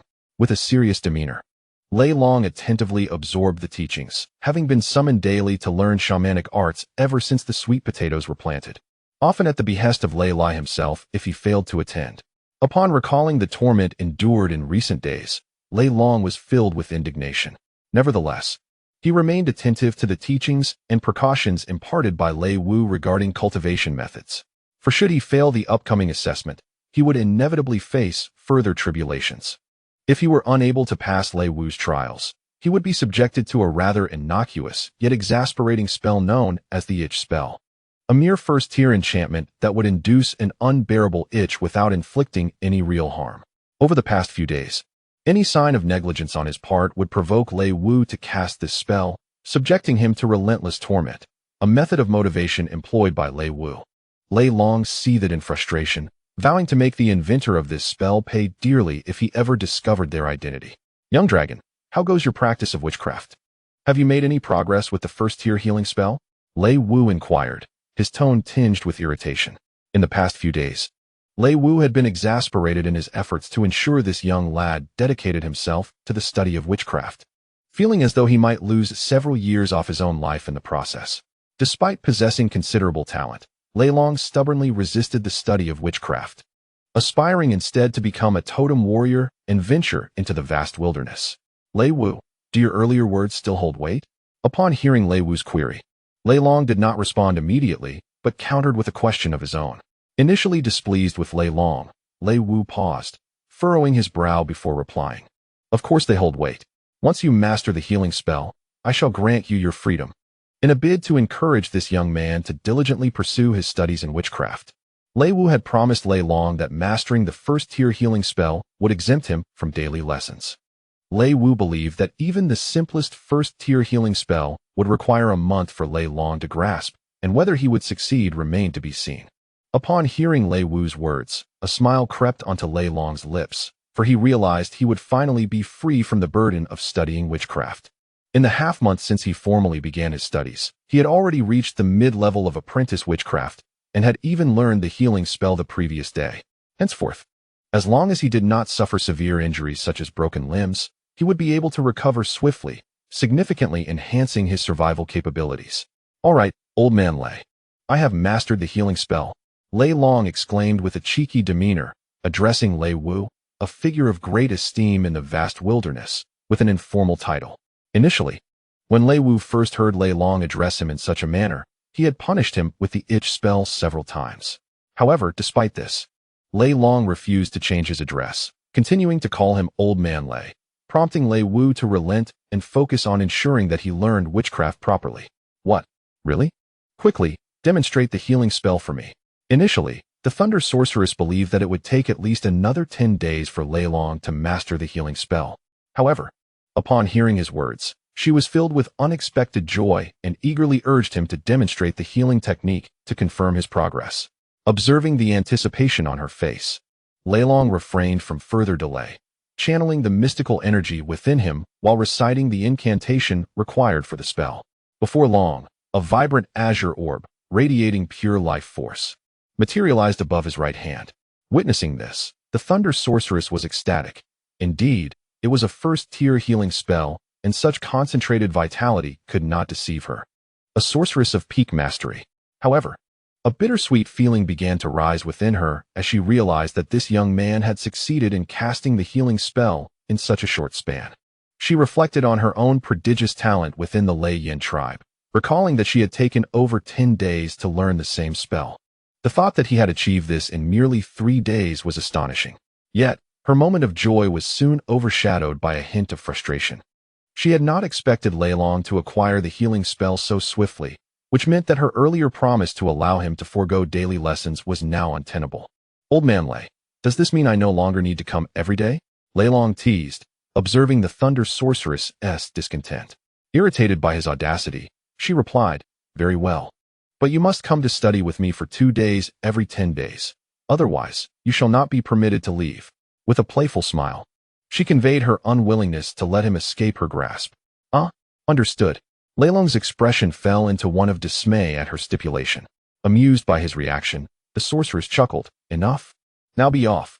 Lei Long darted away, eager to seize his newfound freedom after feeling stifled in recent days. After he departed, the Thunder Sorceress erupted into hearty laughter, realizing that the Lei Yin tribe had welcomed a prodigiously talented individual. Ha! May the ancestral spirits bless us. Our tribe shall flourish once more. Her laughter echoed through the cavern, piquing the curiosity of Zhe Wu and Song Wu, who promptly inquired about the reason for her mirth. Upon learning from her, they too burst into laughter, marveling at the astonishing talent that could master a first-tier healing spell in just 3 days. Such a gift was indeed extraordinary, suggesting the potential to rise above the ranks of the great sorcerers, even surpassing the Thunder Sorceress herself. Though she was recognized as the most gifted sorceress in the Lei Yin tribe, her own journey to mastering the healing spell had taken over 10 days, showcasing her potential to become a great sorceress, had it not been for the tribe's lost lineage, which hindered her ascent to greater heights. She would have long since transcended to the realm of the great sorcerers and would not have lingered at the peak of sorceress mastery for decades. In a mere 3 days, Lei Long remarkably mastered the art of healing, showcasing a talent that undoubtedly surpassed that of the Thunder Sorcerer, possessing the formidable potential to ascend beyond the rank of a great sorcerer. Alas, the Lei Yin tribe has lost the lineage of the great sorcerers. And despite Lei Long's qualifications to transcend that level, the absence of heritage renders such aspirations futile. Chapter 0. Breakthrough to the fierce level. Meanwhile, upon exiting the chamber of the Thunder Sorcerer, Lei Long hastened directly to the training grounds. For several days, he had been engrossed in learning sorcery from the Thunder Sorcerer, neglecting his training. Upon arriving at the training field, he found many clansmen vigorously engaged in their exercises, the atmosphere buzzing with excitement, punctuated by the cheers of his fellow tribespeople. During this period, the strength of the Lei Yin tribe has seen a remarkable increase, largely due to the newly adopted breathing techniques. The prowess of the tribe's totem warriors has significantly enhanced. Notably, just days prior, you and Meow, who were on the cusp of the fierce level, successfully broke through to that rank, becoming powerful initial totem warriors of the fierce level, thanks to the new Lei Yin breathing method and the nourishment from pure wild beast meat. Moreover, it was not just you and Meow who experienced breakthroughs. Several other totem warriors within the tribe also made notable advancements, including the fierce totem warriors Hua and Ing Bao, who showed considerable progress. It can be said that the Lei Yin tribe has undergone a tremendous transformation in strength. The tribe's leader has successfully ascended to the calamity level, and with the acquisition of pure wild beasts during their recent hunt, other totem warriors of varying ranks are poised for significant breakthroughs. It is anticipated that, before long, the number of fierce-level totem warriors within the Lei Yin tribe will exceed 30. If not for the tribe's limited population, the Lei Yin tribe could easily evolve into a large tribe, becoming a formidable force second only to the 5 premier tribes in the entire borderlands. Lei Long, what brings you here? Shouldn't you be with the Thunder Sorcerer learning sorcery at this hour? You haven't sneaked out again, have you? Amidst the training grounds, you, who was engaged in practice, noticed Lei Long and set down the stone he was using, approaching him with a smile and inquiring. Over the past few days, you had been well aware of Lei Long's circumstances, as he had been privy to the young warrior's experiences. Within the Lei Yin tribe, the Thunder Sorcerer is not only revered among the clansmen, but also instills a sense of trepidation among the warriors like you. Mischief is not limited to Lei Long's generation. In Yu's own cohort of totem warriors, similar characters existed, all having faced the Thunder Sorcerer's mild punishments, which often involved the torment of tickling, a memory that Yu recalls vividly. Uncle Yu, I had intended to treat you to hot pot, but with your inquiry, it seems that is no longer an option, Lei Long threatened through gritted teeth. Eyeing the smiling Yu, the previously amused Yu felt his smile freeze upon hearing Lei Long's words, and he quickly adopted a fawning demeanor, pleading, "Oh no, Along. Uncle Yu has always been good to you. You can't say such things." Upon hearing Lei Long's declaration that he would not allow him to indulge in hot pot, Yu's expression shifted dramatically. The prospect of being deprived of such a culinary delight was indeed a grievous loss. Ever since Lei Long had discovered chili peppers and various spices in the vast wilderness, hot pot had become a coveted delicacy among the entire Lei Yin tribe. For the people of Lei Yin, the simple joy of being able to feast daily on delectable foods was a source of immense happiness. Consequently, after becoming accustomed to roasted meats and savory broths, the Lei Yin people found that the previously enjoyable roasted dishes paled in comparison to the exquisite flavors of hot pot and spiced grilled meats. Yu, too, was not immune to the allure of hot pot. Within the tribe, the only sources of the coveted spices were Lei Long and the mysterious Lei Wu. However, the spices from Lei Wu were not readily available. They were reserved for significant ceremonial occasions. Thus, if one desired meals prepared with spices, seeking out Lei Long was the only option, compelling you to tread carefully around him to avoid any offense that could jeopardize his access to such delightful fare. Observing the burly man before him, whose expression was one of fawning admiration, Lei Long felt a wave of nausea wash over him. Although Yu's appearance was among the most handsome in the Lei Yin tribe, the sight of a grown man simpering before him was decidedly uncomfortable. Enough of this, Uncle Yu. If you continue in this manner, you can forget about enjoying hot pot, Lei Long warned sternly. At Lei Long's words, Yu's demeanor shifted instantly. He adopted a serious expression and glared at Lei Long, internally seething with indignation. "You little rascal, if it weren't for my craving for hot pot, I would surely teach you a lesson. I have never humiliated myself before others like this. By the way, Lei Long, you still haven't answered my question. Why haven't you studied sorcery with Lei Wu?" Yu inquired curiously. Once I learned, there was no need to continue studying under Lei Wu. Lei Long replied nonchalantly before diverting the conversation. By the way, Uncle Yu, how are He Shi and Tai Xiong faring in their training? They're all doing well, so you need not worry. Those little rascals are far stronger than we were at their age, with their strength nearing 400 stones.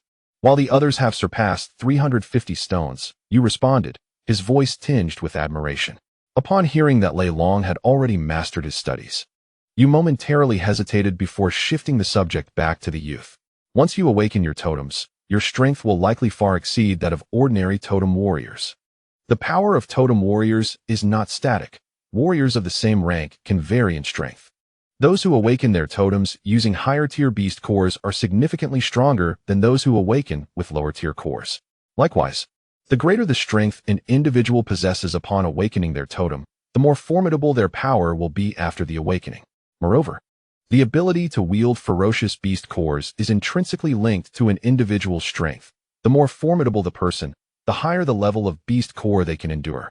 To recklessly employ a high-tier beast core without the requisite strength could result in catastrophic consequences, ranging from failure to awaken to outright bodily explosion. Thus, Yu asserted that once the Black Lion and his companions awaken their totems, their prowess would be formidable.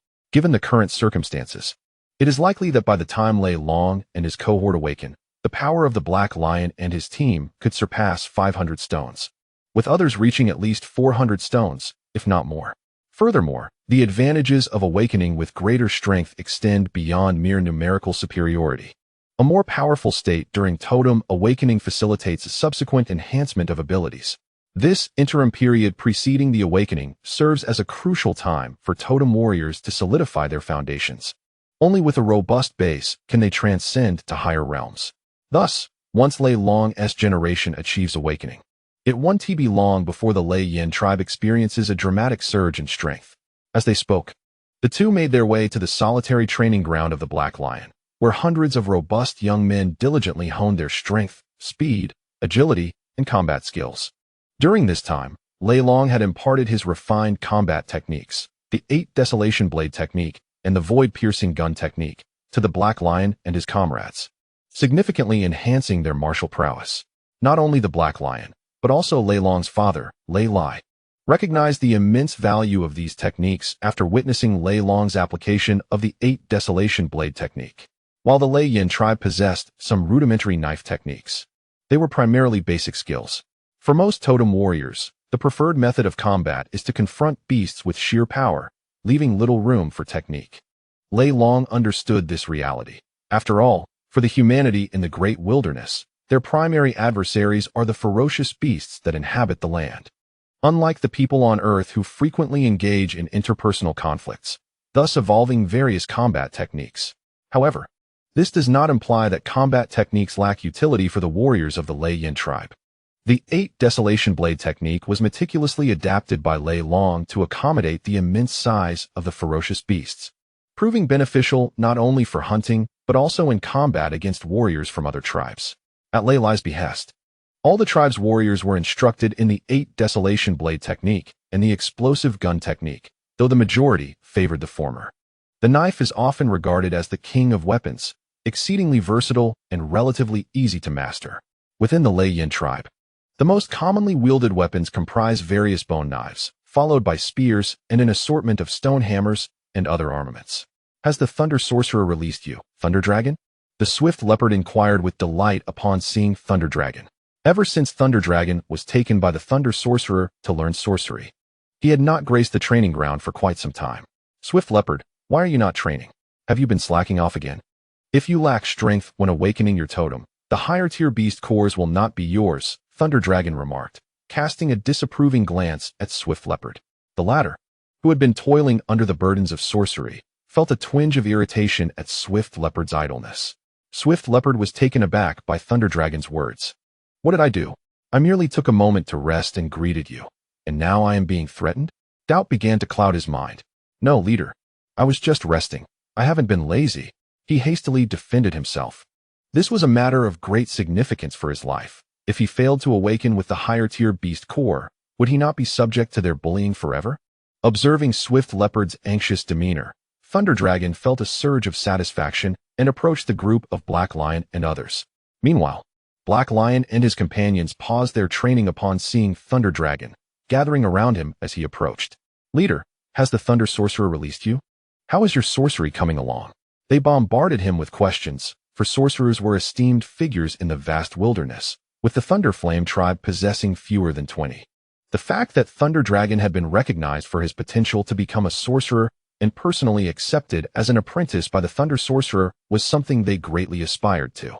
All right. I have successfully cultivated my skills and am now a mid-stage sorcerer apprentice. I have also learned healing magic, which allows me to treat minor injuries. Thunder Dragon declared loudly, as their chatter grew overwhelming.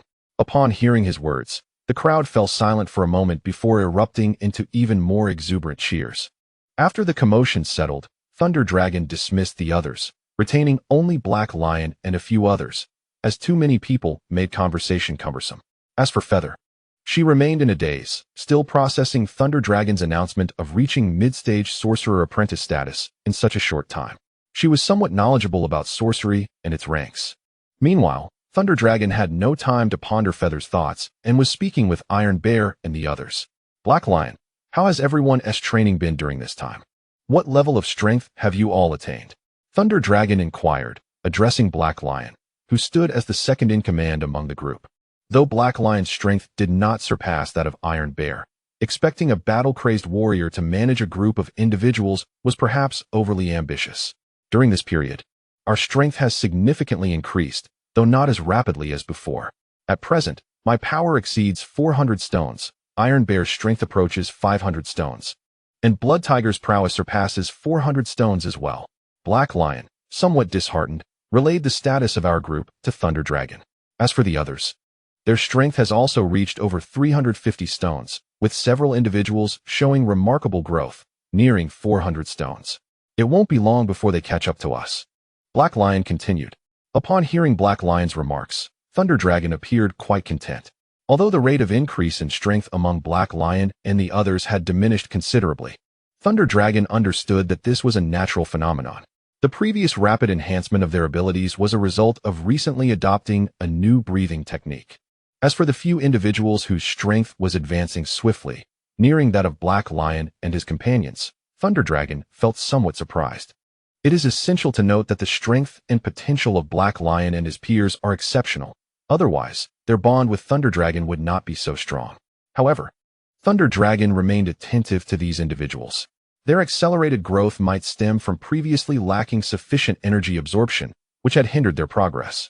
Recently, due to the emergence of disaster-level totem warriors, the training resources available to the children of the tribe have increased significantly compared to those accessible to Thunder Witch. Consequently, the tribe's children have experienced rapid enhancement in strength, fueled by ample consumption of fierce beast meat and the new foundational cultivation methods. After all, not every child possesses powerful parents like Thunder Dragon's group, who could provide ample fierce beast meat and various resources from an early age. In the Radiant Flame tribe, numerous children have parents who are merely ordinary warriors. Although the tribe distributes food, it is still insufficient compared to what is available to totem warriors. Therefore, these ordinary children face greater challenges in enhancing their strength, as a social hierarchy inevitably exists everywhere. Nonetheless, the system within the Radiant Flame tribe remains quite equitable. Once these children reach the age of 8, a portion of fixed food resources is allocated for their development during the 6 years between 8 and 14. Moreover, those with superior talents receive even better training. Intrigues and machinations are absent within the Radiant Flame tribe. Ultimately, if one's strength is inadequate, the tribe is destined to perish. The foundation for the tribe's survival in the vast wilderness is rooted in sufficient strength. Thus, every exceptionally talented individual is nurtured. In the presence of shamans, teeters, any thoughts or actions contrary to this principle. Otherwise, should such occurrences arise, the entire tribe would face punishment. The foremost responsibility of a shaman is to ensure the tribe's continued existence, which is why every shaman embodies the highest standards of integrity and fairness. Every shaman of Thunder is a member of the tribe, chosen after decades, or even centuries, of scrutiny by the previous shaman. Upon hearing the words of the Black Lion, Thunder Dragon resolved to consult the shaman regarding the enhancement of training for the tribe's children, aiming to amplify their potential and strength. Well, Black Lion, how has your swordsmanship practice been progressing? I am eager to assess your capabilities, Thunder Dragon remarked with a mischievous glint in his eye. Having spent considerable time studying sorcery with the shaman, he felt stifled and sought to indulge in some relaxation. Very well. It has been quite some time since I last engaged in battle with the Elder. Upon hearing Thunder Dragon's words and noticing his playful demeanor, Black Lion and his companions initially felt a sense of dread, but soon their excitement bubbled forth as they responded enthusiastically to Thunder Dragon. They were well aware of Thunder Dragon's prowess, having felt his strength firsthand on numerous occasions, which instilled a mix of apprehension and exhilaration in them at the prospect of sparring with him. In the wilds, the denizens had never known fear. For them, the pursuit of strength outweighed any trepidation towards combat. Thus, Black Lion's excitement was palpable at the thought of facing Thunder Dragon. In the training arena, Thunder Dragon and Black Lion stood opposite each other, each wielding a wooden sword crafted from a tree known as ironwood, esteemed by the people of the Thunderflame tribe.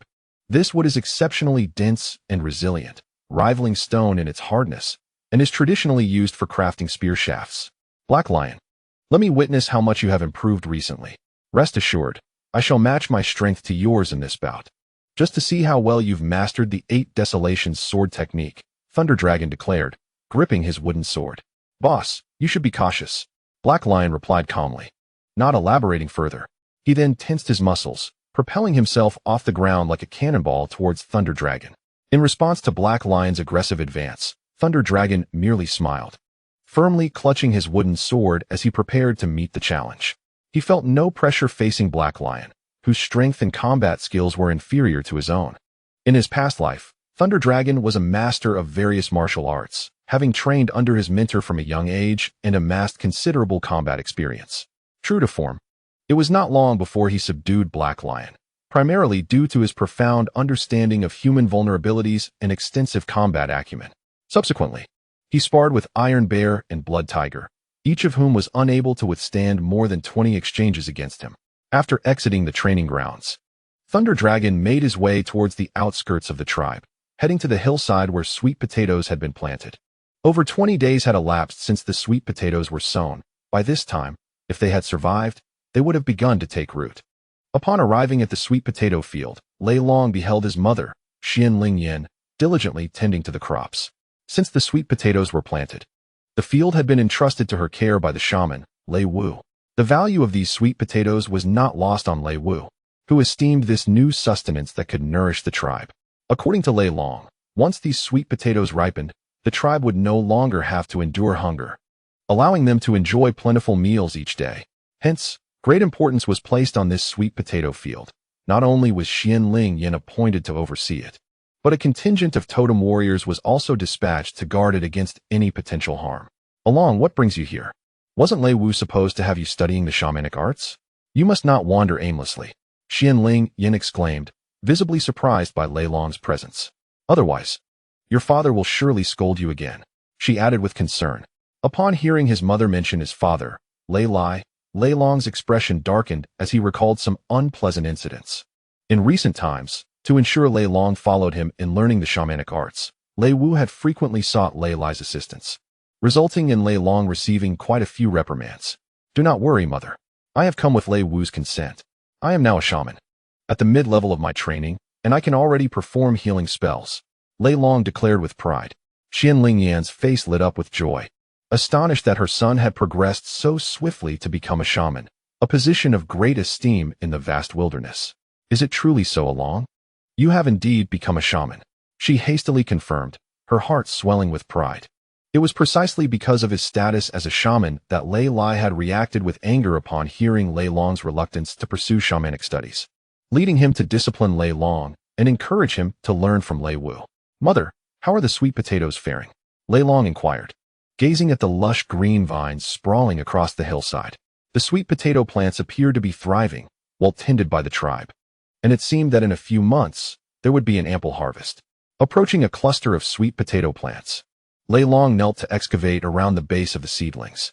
After a few moments of digging, he unearthed the roots, which were clearly visible and robust. Quickly, he replanted the vines and brushed off the dirt from his hands. Along, the sweet potatoes have been growing splendidly, but we often have trouble with long-eared beasts and small birds that come to nibble on the leaves. It has been quite a nuisance trying to scare them away. Xian Yin responded, her tone tinged with frustration. Upon hearing his mother's concerns, Lei Long felt a sense of vexation. The long-eared beasts were a common sight. Their grayish-white fur and elongated ears gave them their name. These creatures were akin to rabbits from a past life, albeit larger and possessing a degree of aggression, with the potential to become formidable hybrids. In the vast wilderness, the long-eared beast reaches a length of over 2 feet in adulthood, and these rabbits possess remarkable speed, making it difficult for even some totem warriors of the stone-splitting realm to catch up. Furthermore, these long-eared creatures are equipped with sharp teeth, capable of inflicting significant harm, capable of biting through the limbs of ordinary tribesmen. Thus, the presence of these bothersome rabbits poses a considerable headache for Ling Yin and her companions. Just then, a grinding sound of gnawing echoed through the air. Lei Long looked up to see a massive gray rabbit, also measuring over 2 feet, munching on a sweet potato vine not far ahead. Damn beast, it has emerged again to devour the sweet potato vines. Ling Yin exclaimed in frustration, determined to intervene. Upon witnessing this, Lei Long felt a surge of anger as well. He picked up a small stone and, employing a hidden weapon technique, hurled it at the gray rabbit. The stone soared through the air with astonishing speed, emitting a sharp whoosh as it pierced the rabbit's neck, causing blood to gush forth. The rabbit, struck by the stone, did not succumb immediately but thrashed about before finally perishing after a brief struggle. Ling Yin, observing her son's actions, was taken aback. She had never witnessed such a skill from Lei Long before, for in their tribe, the only throwing weapons were short spears. At last, it has been ages since we feasted on rabbit meat. I shall prepare a braised rabbit for lunch. Lei Long mused as he approached the lifeless creature, grasping its ears. Upon returning to the tribe, he hurried to the small river at the base of their settlement, where he skillfully skinned and deboned the rabbit with a bone knife, ensuring it was entirely cleaned. Gazing at the hefty rabbit, weighing around 30 to 40 pounds, a joyful smile spread across Lei Long's face. This bounty would surely bring him delight. Carrying the rabbit meat, he made his way back to his dwelling. After a morning of training and time spent in the sweet potato field, the hour had grown late. The 2 suns hung high in the sky, their scorching rays casting a sweltering heat across the wilderness. It was now the late spring, and in a few days, the season of Zhu Rong would commence, ushering in the true heat of summer. By then, temperatures in the wilderness would soar above 40 degrees, and the nearby river would likely run dry. Upon returning to his abode, Lei Long chopped the prepared rabbit meat and began to simmer it with various spices in a clay pot. Lacking an iron pot, he lamented the impossibility of stir-frying the rabbit meat. It seemed imperative to craft an iron pot soon to achieve his culinary ambitions. After lunch, Lei Long strolled toward a designated area within the tribe, intent on crafting the bow and arrows he had envisioned in his previous life. This endeavor stemmed from his earlier encounter with the long-eared beasts. If left unchecked, these creatures would ravage the sweet potato vines, and in time, they would consume every last one. The rabbits are swift, with short, sleek fur that makes them difficult to capture. Thus, Lei Long intends to craft a bow and arrow, not only for hunting the long-eared creatures, but also as a weapon to slay ferocious beasts. At noon, he conveyed his plans to his father, Lei Lai, explaining the utility and power of the bow and arrow while inquiring about the skilled artisans within their tribe. In the Lei Yin tribe, while most members possess the ability to create simple bone knives and stone tools, only a select few excel in their craftsmanship. The individual Lei Long seeks is the tribe's finest artisan in crafting bone knives, a recommendation from Lei Lai. The bone knife currently in Lei Long's possession was honed by this very craftsman. Before long, Lei Long arrived at the entrance of a cave located in the southern valley of the tribe. He discovered numerous stones of varying sizes and tools fashioned from stone, including stone pots, basins, knives, and spears. The sight made him hesitate, as the tribe's stone pots and basins had fallen out of favor since the advent of pottery, leading to a significant decline in the livelihood of those who relied on crafting stone tools to trade for food. While Lei Long lingered at the entrance, a booming voice echoed in his ears. "What are you doing, young one?" Startled from his musings, Lei Long turned towards the source of the voice. There stood a towering man, muscular and bronzed, with large eyes fixed intently on Lei Long, resembling a formidable iron tower. Lei Long estimated the man to be at least 2 meters and 40 centimeters tall, significantly taller than his father, with flowing long hair that gave him the appearance of a beast from the wilds. Ah, Sherbo, my father sent me to seek your assistance. I would like you to help me create something, Lei Long said, realizing that this was the very man he had come to find. Despite the noticeable absence of one of his calves. Your father summoned you? Which one is he? The man responded, initially taken aback by Lei Long's words before inquiring further. With over 30,000 inhabitants in the tribe, it was rare for anyone to recognize each member fully. Even the esteemed shaman, Qian Wu, knew only a fraction of the tribe. That would be Sherbo. My father is Lei Lai, and I am Lei Long. Lei Long replied honestly, noting that despite the loss of Shi's left foot, he could sense a vast reservoir of power within him, rivaling the prowess of the tribe's peak totem warriors. Lei Long even speculated that Shi had once been a formidable totem warrior himself. Lei Lai. You are the child of Lei Lai. You little rascal, was it you who caused the ceramic pots in the tribe to become scarce? I haven't been able to trade for a stone pot in ages, and now you wish for my assistance? Upon hearing the words of the formidable Lei Long, he was not taken aback. However, when Lei Long declared himself as such, a surge of fury erupted within him. Moreover, you little rascal, you addressed him as Sherbo. But it is proper to call me Shirai. Your father refers to me as Sherbo, and you presume you can do the same? Suddenly, as if recollecting something, Shi directed his voice towards Lei Long once more. Upon hearing Shi's remarks and observing the appearance of the man before him, Lei Long was momentarily taken aback. But soon enough, comprehension dawned upon him. Chapter 0. The bow and arrow. The lifespan of totem warriors in the vast wilderness is indeed considerably extended, with ordinary individuals living beyond a century. Those at the mountain opening level of totem warriors may reach 200 years, though few of them manage to live that long. The totem warriors serve as the backbone of their tribes, frequently venturing into the perilous wilderness to hunt ferocious beasts for sustenance.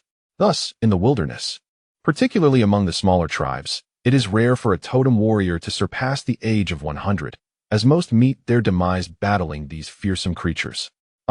Understood. Grandfather Shi. Upon grasping this, Lei Long respectfully bowed before Shi. You little scamp, come forth and let me see if you are indeed as formidable as Wu Shi claims.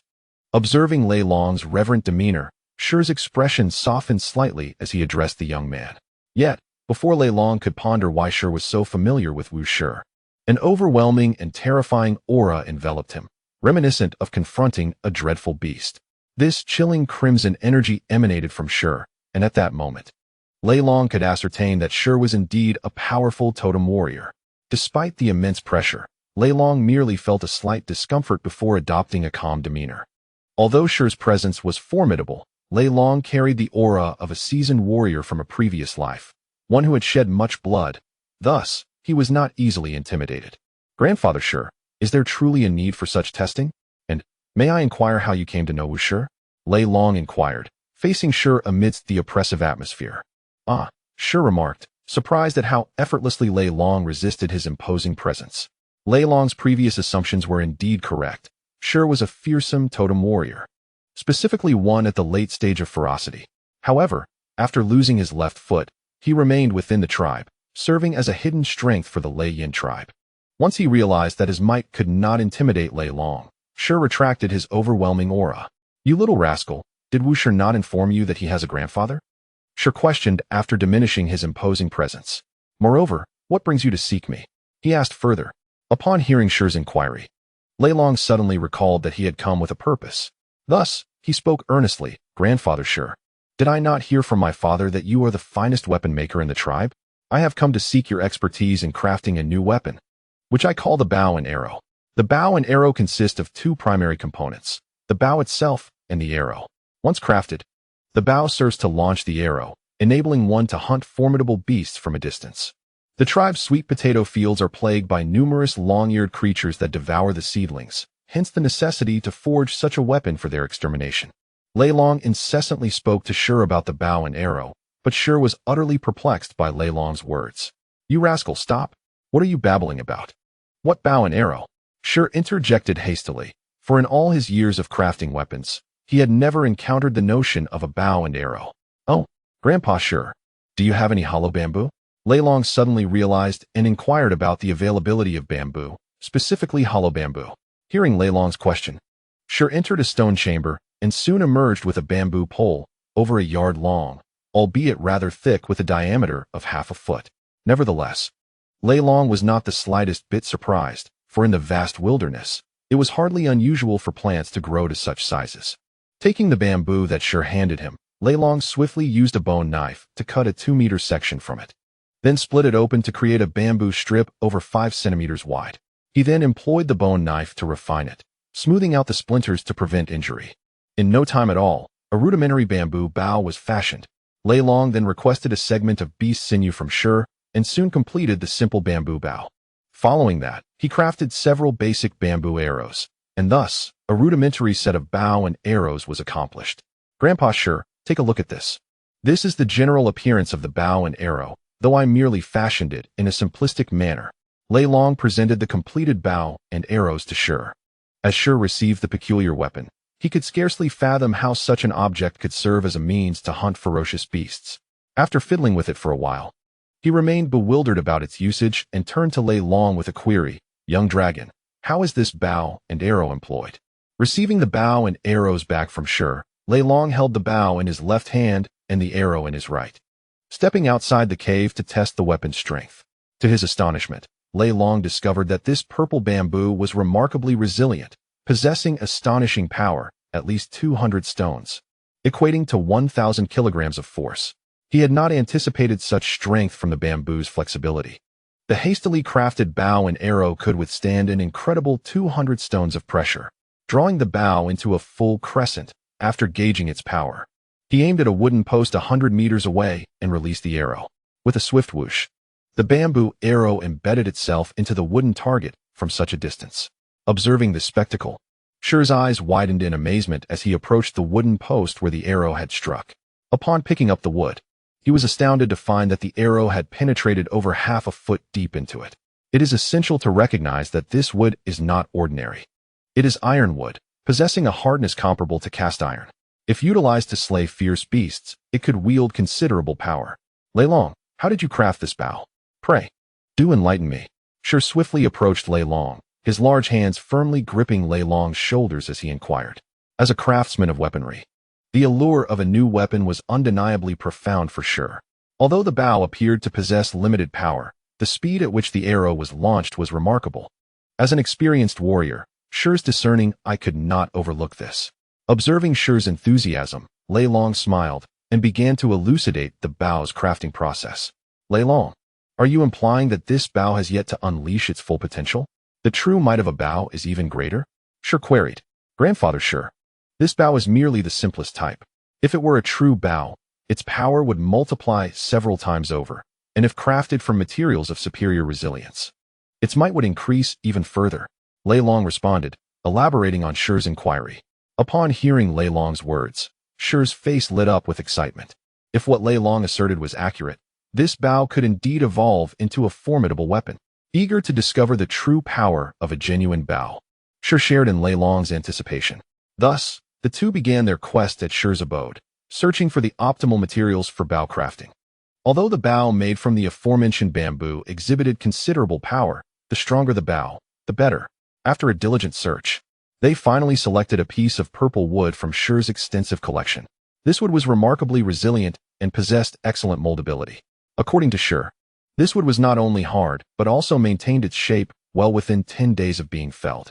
Beyond that time frame, it would harden considerably, making it impossible to reshape. Upon hearing this, Lei Long appeared exceedingly pleased. As per Shur's assertion, this wood was indeed the quintessential choice for bow crafting, a delightful revelation. Grandfather Shur, what type of wood is this? Lei Long inquired, holding the purple wood aloft. Young dragon, this wood is from the unique star tree found near our Lei Yin tribe. Shur replied, recognizing the value of the wood in response to Lei Long's question. The longer the star tree grows, the stronger its wood becomes. I only have a limited supply for weapon crafting. To create a bow, we must venture forth to fell new star trees. Grandfather Shur, where can we find these star trees? Let us go at once. Lei Long exclaimed, brimming with enthusiasm. Consequently, he took Shur by the hand, leading him beyond the tribe's borders in pursuit of the star trees. However, after walking part way, Lei Long recalled that he needed to inform his father about his departure. Consequently, Lei Long and Shur sought out Leilai to discuss the matter of harvesting the starlight trees. Within the majestic mountains of the Lei Yin range, a multitude of towering, Straight purple trees adorned the landscape, resembling pines in their upright stature. The branches of these trees were notably short, with large, violet-blue patterned leaves sprouting directly from the trunks. Young dragon, these are the starlight trees. Within a radius of 10,000 miles, this is the only grove of starlight trees we possess, and the weapons crafted from them are a hallmark of our Lei Yin tribe. Amongst the grove, a group of robust warriors stood tall, while a somewhat limping, imposing figure addressed a nearby youth, gazing at the dense starlight grove before him, with the violet-blue leaves swaying in the breeze. The sunlight refracting through them created an effect reminiscent of a twinkling starry sky, rendering the scene extraordinarily beautiful. Grandfather Sure, shall we commence? Let us each fell a starlight tree of varying ages. We must first test the effectiveness of bows made from starlight wood of different ages, Leilong remarked, entranced by the resplendent vista. On the following day, Leilong returned to the dwelling of Sure, where several pieces of starlight wood, varying in size and color from deep to light hues, were arranged outside Sure's cave. This wood represented starlight trees, specifically cut to ascertain the strength thresholds for bows and arrows. Leilong and Sure had deliberately harvested 4 trees of differing ages, the youngest a pale lavender, followed by purple, deep purple, and finally, a completely black starlight wood, corresponding to 10, 20, 40, and 80 years, respectively. Grandfather Sure, shall we now proceed to craft the bows and arrows? Leilong inquired, his excitement palpable as he gazed at the starlight wood. With these materials in hand, the time for crafting bows and arrows had arrived. Indeed, let us hasten to create the bows. I am eager to witness the true power of a well-crafted bow, Sure responded, equally exhilarated. Since witnessing the potency of bows the previous day, Sure had been eagerly anticipating this new weapon. Grandfather Sure, behold, this is the genuine form of a bow. Shall we fashion our design based on this? Leilong presented a piece of animal hide, adorned with charcoal sketches of a recurved bow. The recurved bow distinguishes itself from the conventional bow, while a traditional bow takes on a semicircular shape once the string is affixed. Deriving its strength from the resilience of both the bow material and the string, it has its limitations. The recurved bow is an enhanced version of traditional designs, taking on a pronounced shape, with the ends curving outward. Compared to its conventional counterpart, this bow can store greater energy, resulting in arrows that possess significantly enhanced power. As a member of the human tribe living in the vast wilderness, each totem warrior is almost invariably an exceptional craftsman, and the crafting of simple tools is a task of utmost simplicity. Therefore, to enhance the efficiency of production, Sure summoned several warriors from the tribe to assist in the creation of bow bodies for the arrows. With the help of Leilong, Sure, and other warriors from the tribe, they fashioned all the starwood into the shape of recurved bows in less than 5 days. During this time, Sure led the other weapon makers of the tribe to produce over 260 pale purple star bows, more than 170 purple star bows, over 100 deep purple star bows, and more than 50 black star bows. These star bows were merely crafted into rough bow forms. Moreover, Sure and his companions intricately carved the totem of the Thunder Flame tribe onto the bow bodies, depicting 9 flames ablaze. Now that the bow bodies of the star bows are prepared, the next step is to allow them to fully take shape while waiting for the final assembly. However, they still lack the bowstrings and the adhesive required to bond the bow body to the bowstring. Once the adhesive for joining the bow body and bowstring, along with the bowstrings themselves, are ready, the creation of the star bows will be deemed a complete success.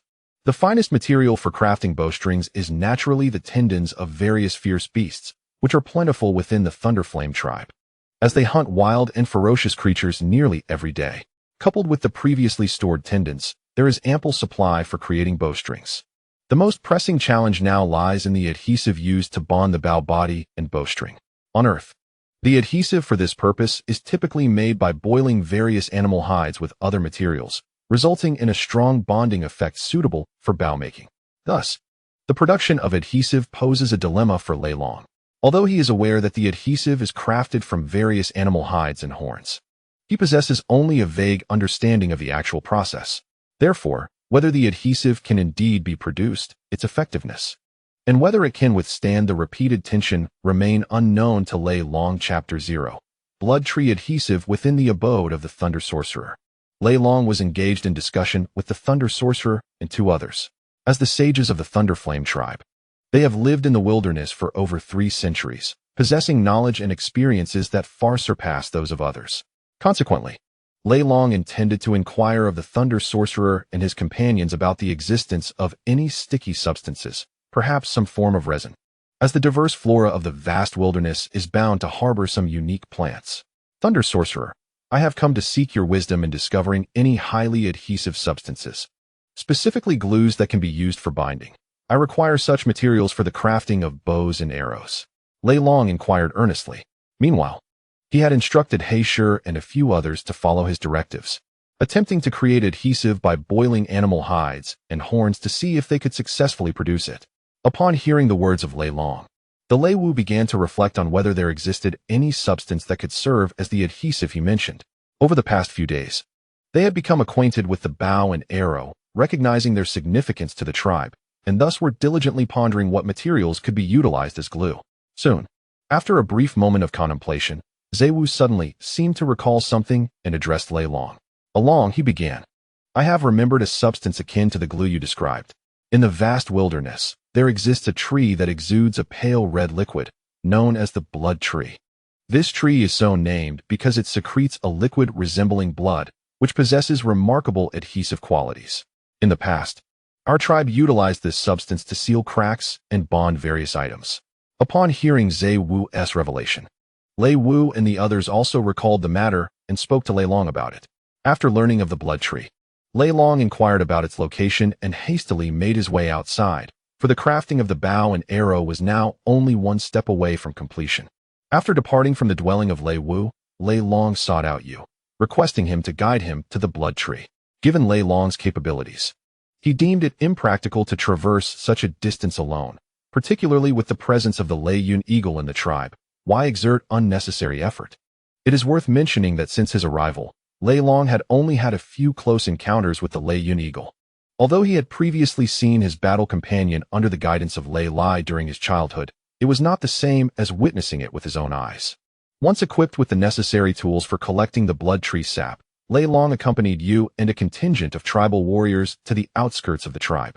Awaiting the arrival of the Lei Yun eagle, each Lei Yun eagle of the Lei Yin tribe had its own battle partner, all of whom were the tribe's totem warriors. After signing a contract with the aid of a shaman, a profound connection would form between the two, allowing them to understand each other's thoughts clearly and communicate effectively within a certain distance. Before long, 3 enormous Lei Yun eagles of varying sizes descended from the purple cloud trees atop the mountain.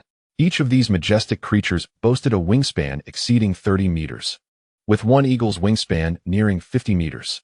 The largest among them was Yu's battle companion, a powerful purebred Lei Yun eagle that could hold its own even against mixed-breed savage beasts due to its aerial prowess. The Lei Yun eagle's plumage was a striking violet blue, with its head a regal purple, complemented by sharp talons and a formidable beak, exuding an air of gallant pride. Lei Long felt a pang of envy, realizing that the only notable aspect of the Lei Yin tribe was the Lei Yun eagle, and he longed to possess one as his own battle companion.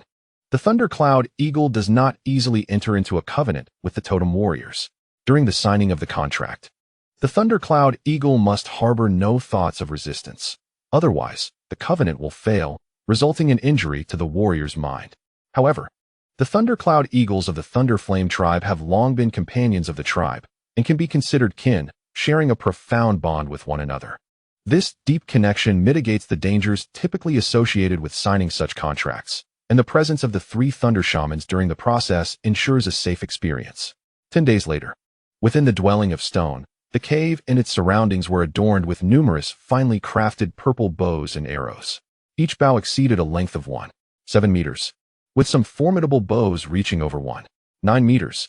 Since retrieving the blood tree resin, Lei Long discovered its efficacy far surpassed his expectations. When he collected the resin 10 days prior, he was astounded by its exceptional adhesive properties. During the collection, Lei Long tested the solidity of the resin with a bone knife. Even with all his might, he could only leave a faint mark. Considering Lei Long's strength now exceeds 500 stones, it is evident how remarkable the blood tree resin truly is. Moreover, Lei Long had also enlisted Yu to test it using totemic power. Despite Yu's initial formidable strength, he could not sever a 2-centimeter thick piece of the resin. He only managed to cut into it by about 7 or 8 millimeters. This outcome exceeded Lei Long's expectations, as you had employed totemic energy and a sharp bone knife. Given the adhesive quality of the blood tree resin, it is more than adequate for crafting the star bows utilized by fierce totem warriors. Furthermore, Lei Long discovered that the effects of the resin varied with the age of the blood trees. The oldest tree, with a diameter exceeding 20 meters, yielded a deep crimson resin. Even you could only leave a 2 millimeter mark on it with a bone knife. Reflecting on this, Lei Long marveled at the diverse effects of the flora in the great wilderness, noting that these resins are far superior to any adhesives found on Earth. After 5 days of solidification, the star bows were nearly complete, and Lei Long was eager to test their might. Grandfather Stone, how goes the crafting of the star bows? Are they ready for use?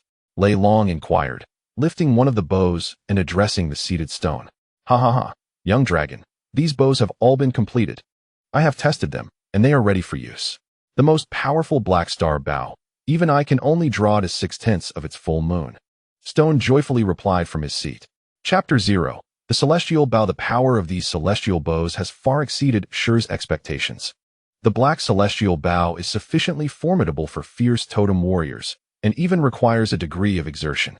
Additionally, novice disaster-level totem warriors can wield it for a limited duration. Should a typical fierce warrior attempt to use the black celestial bow, it is likely they would need to pause for rest after firing fewer than 10 arrows. Grandfather Shur, shall we head to the training ground to test the might of these celestial bows? Proposed Lei Long. With these celestial bows in the hands of our warriors, they will be able to hunt ferocious beasts from a distance, significantly enhancing the safety of our tribe. Lei Long grasped a light purple celestial bow and a purple celestial bow for a trial.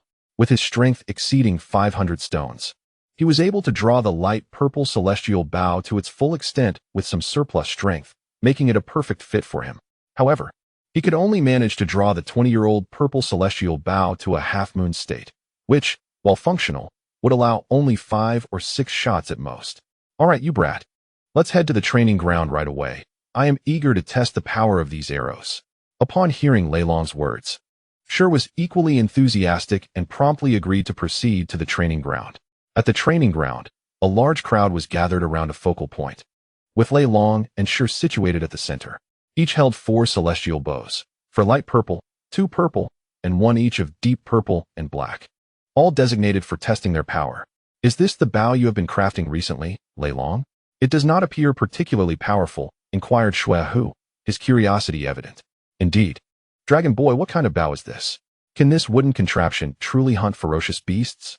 You echoed, gazing skeptically at the bow in Lei Long's hands. To you, these wooden bows seemed utterly useless, as totem warriors typically used weapons crafted from the bones of ferocious beasts, or at the very least, from resilient stones. Amidst the bustling crowd, an excited voice rang out from behind. Make way. Lord Thunderwitch and the chief have arrived. The announcement came from a totem warrior, prompting the gathered members of the Lei Yin tribe to turn towards the source of the sound.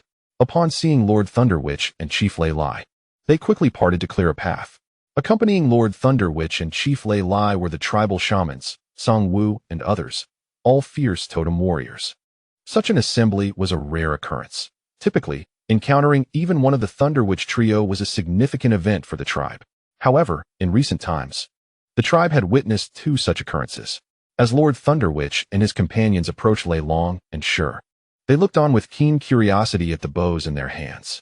Lei Long and Shur promptly bowed respectfully to the esteemed figures before them. Lord Lei Wu bowed respectfully as he greeted Shur, while Lei Long also offered a courteous salute, mindful of the presence of numerous clansmen. Is this the bow and arrow that you two, the young dragon and yourself, have crafted during this time?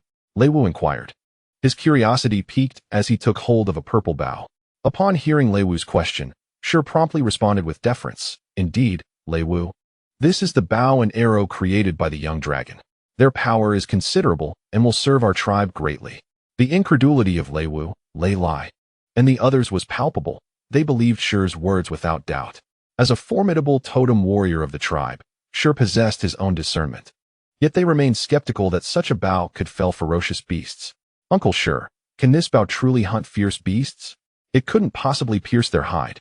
The fiery temper of Hua could no longer contain itself as he queried Shur. Upon hearing Hua's question, Lei Wu and Lei Lai turned their gazes toward Shi, eager to hear his response. You little rascal, do you think I can't handle you just because I took you on your first hunt? Shi retorted angrily at Hua's mocking tone. Hua quickly raised his hands in a gesture of peace, replying, No, Uncle Shi, how could I dare? But how is this bow used? Shi let out a cold snort in response to Hua's inquiry and chose not to elaborate further. Sure, do enlighten us on how this bow and arrow is utilized, chimed in Zhe Wu, who was also curious. It was evident that, aside from the three of them, even the leader Lei Lai could not freely command Shi, a veteran warrior who had dedicated his life to the tribe. Yes, Zhe Wu, but for the specifics of its use, let the young dragon explain, Shi remarked to the assembly. Young dragon, please tell everyone how to use the bow and arrow. He called out to the previously silent Lei Long. All right, this is called a bow and arrow, a type of weapon consisting of two parts. This part is the bow, and this part is the arrow. The method of using it is to shoot the arrow with the bow to slay fierce beasts. Lei Long explained, holding up a purple bow accompanied by an arrow crafted from beast bone and ironwood. He then proceeded to the training ground, positioning himself before a target he had specially selected, crafted from hard blue stone, comparable in hardness to the hide of pure-blooded ferocious beasts and a full half-foot thick. Lei Wu, observe that blue stone slab in the distance. This is how the bow and arrow are employed. Lei Long announced to Lei Wu and the others, preparing to shoot. With that, Lei Long positioned himself, legs firmly planted shoulder-width apart, his left hand gripping the purple star bow, while his right grasped a large arrow measuring 1 meter and 4 centimeters. Drawing the bowstring and knocking the arrow, Lei Long lifted the bow, his muscles taut, as he pulled it into a crescent shape. The arrow was aimed at a distant target. With a slight release of his right hand, Thunder Dragon heard a swish as the arrow shot forth like a bolt of lightning, striking the blue stone slab with a crisp sound that pierced the surface. The shaman and the warriors of the tribe gazed in astonishment at the arrow embedded in the stone, their expressions a mixture of disbelief and awe. Soon, a chorus of jubilant cheers erupted among the warriors. For the speed of the arrow had been so astonishing that they could scarcely comprehend its swiftness before it struck the slab, faster than the spear throws of the totem warriors in their tribe. Along, is this what a bow and arrow can do? How does one use this? Please tell me, Fire exclaimed, his eyes sparkling with excitement as he hastily seized a deep purple star bow and turned to Thunder Dragon for guidance. Observing this, Lei Lai and the others also reached for the bows, curious to experiment with the weaponry and eager to learn its usage. Young dragon, please teach me how to use this bow, a shaman implored, clutching a bow tightly. Thunder Dragon glanced at you in surprise, noticing that he held the most powerful black star bow, indeed, the sole one of its kind brought forth this time. Uncle Yu, Thunder Dragon is about to explain the usage of the bow and arrow, he began. Young dragon, is there no more? Are there any bows left? Yes, Thunder Dragon. Do you have any more? Thunder Dragon, I too desire a bow. In an instant, those who had failed to secure a bow surrounded Thunder Dragon, clamoring for one, including his father, Lei Lai, who also implored his son, Along, hand over the bow in your possession. Faced with his father's insistence, Thunder Dragon had no choice but to comply and relinquish the bow. With fervor, Lei Lai began to examine the bow handed to him, momentarily forgetting about his son, who was besieged by the eager tribesmen. Surrounded by his kin, Thunder Dragon resigned himself to explain, Everyone, the bows are at Grandfather Stone's dwelling. You may retrieve them yourselves. Upon hearing his words, the tribesmen's eyes brightened, and they rushed towards Stone's abode. Half an hour later, all the bows crafted were in the hands of the tribesmen, who began practicing on the training grounds. After this brief period of instruction, the majority of the tribe members could wield the bows, though their accuracy was not yet refined. Nevertheless, they were quite adept, managing to hit targets at 100 meters, which was significantly better than most beginners. Thunder Dragon surmised that the tribe's rapid mastery of the bow might stem from their inherent aptitude for hunting. However, what astonished Lei Long was Yu's archery skills. In a remarkably short span of time, Yu was able to accurately hit targets 300 meters away. Lei Long decided to put this to the test, and discovered that Yu could now accurately strike a target 500 meters distant. What does this imply? A distance of 1 mile? To be able to accurately hit a target a mile away after just learning to use a bow is the hallmark of a natural archer. You seem to have a profound affinity for archery, as he expressed. It felt as if he instinctively knew how to wield the bow since the moment he grasped it. Upon realizing this, Lei Long felt a twinge of envy. Indeed, this world still harbors true talent. As time swiftly passed, a month had elapsed in the blink of an eye.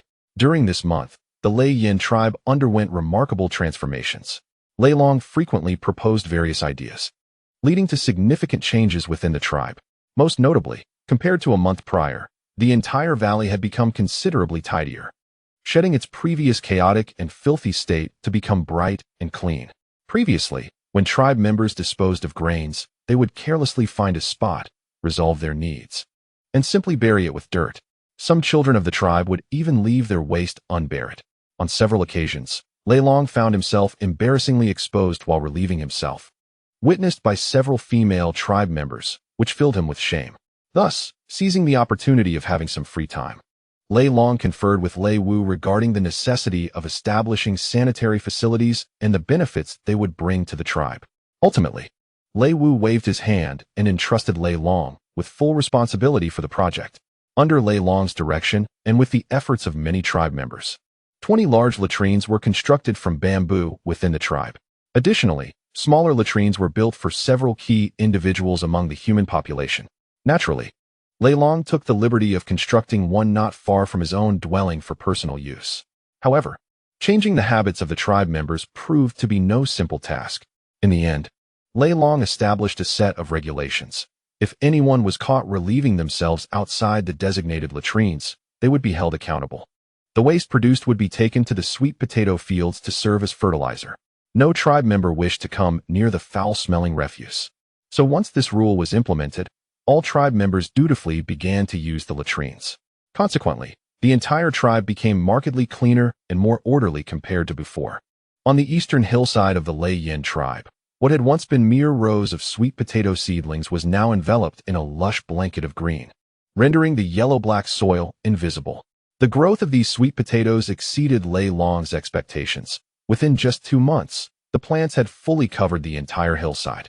Furthermore, to prevent the sweet potato vines from becoming overly abundant and depleting their nutrients a month ago, Lei Long led his kin in trimming the surplus sweet potato vines to prevent excessive nutrient consumption that could hinder the growth of the tubers beneath. Once the sweet potato vines had enveloped the entire plot, Lei Long would periodically visit to assess the growth of the potatoes. Today, he decided it was time to harvest. After over 2 months of growth, the sweet potatoes thrived remarkably. Yesterday, during his inspection, he noted that some had reached the size of a football. After sampling a few, he confirmed they were ready for consumption. Thus, Lei Long planned to harvest 5 acres of sweet potatoes for sustenance, intending to observe the remaining crop to see if it could continue to grow. At this moment, a large crowd gathered at the edge of the sweet potato field, with several new faces among them. Summer had arrived, bringing with it a sweltering heat, prompting several hunting teams from the Lei Yin tribe to return. All the prominent figures of the tribe had assembled, and it was the first time Lei Long had witnessed the presence of all the fearsome totem warriors of the tribe, including Yu and Mao, who had recently ascended to the ranks of fearsome totem warriors. Before Lei Long stood a formidable assembly, a peak-level Lei Wu, 3 wizards of the shaman realm, 1 early-stage disaster-level shaman, and over a dozen fearsome totem warriors. These individuals were indeed the cornerstone of the Lei Yin tribe's strength. Just this group of 20 could obliterate any medium-sized tribe. Chapter 0. Harvesting Sweet Potatoes. Young Dragon. Is this truly the sweet potato we eat? I see nothing but a patch of grass, exclaimed a brawny man, a small scar at the corner of his eye and a necklace of tiger teeth adorning his neck. This man, with his bronze skin and powerful muscles, was Chi Hu, a fearsome totem warrior at the late stage, and also the father of Blood Tiger. Indeed, Lei Long. Isn't this merely a mass of grass? Interjected another robust figure, resembling a bear. This man, a late-stage fearsome totem warrior and the father of Iron Bear, echoed the skepticism. Others joined in, expressing disbelief and questioning Lei Long about how these vines could possibly be the delectable sweet potatoes they had enjoyed just days prior. Lei Long commenced the harvest. Without waiting for a response, Lei Wu commanded. Heeding Lei Wu's directive, Lei Long refrained from further dialogue, grasping a wooden rake crafted with stone spikes, ready to unearth the sweet potatoes. Given the considerable size of the tubers, he had intentionally fashioned the rake to be quite expansive, 1/2 meter wide with 3 spikes, to prevent damaging the potatoes during the excavation. The sweet potato field before him had been thoroughly cleared of vines, though they had not been discarded entirely, as the tender shoots were also edible. With a forceful tug, the mighty Lei Long unearthed a substantial amount of soil, revealing beneath it the appearance of a sweet potato. Upon this discovery, Lei Long was filled with elation and continued to excavate, unearthing several more sweet potatoes. The sight ignited jubilant cheers among the tribe, for these were edible treasures that promised to satiate their hunger. Lei Long picked up a sweet potato the size of a basketball and reverently presented it to the Lei Wu. As Lei Wu accepted the sweet potato, a smile of delight spread across his face, deepening the creases that adorned it. With the ancestors' blessing, our Lei Yin tribe shall flourish, he proclaimed, raising the sweet potato in his hand, his voice resonating with a sonorous strength, imbued with pure reverence. The other tribespeople, including the esteemed Song Wu, raised their voices in unison, chanting, "Blessings of our ancestors! Blessings of our ancestors! The Lei Yin tribe shall thrive." Their fervent cries echoed throughout the verdant mountains, startling countless creatures and resonating in the vicinity for a long time. After the cheers subsided, at Lei Wu's behest, the tribe's warriors, including Lei Lai, joined in the excavation of sweet potatoes. These totem warriors worked with the fervor of machines. Some wielded mere wooden sticks, while others utilized their cherished bone knives directly to dig, their speed astonishing. In less than a quarter of an hour, they had excavated over 20 meters of sweet potato field, spanning approximately 500 meters, far exceeding Lei Long's initial estimates.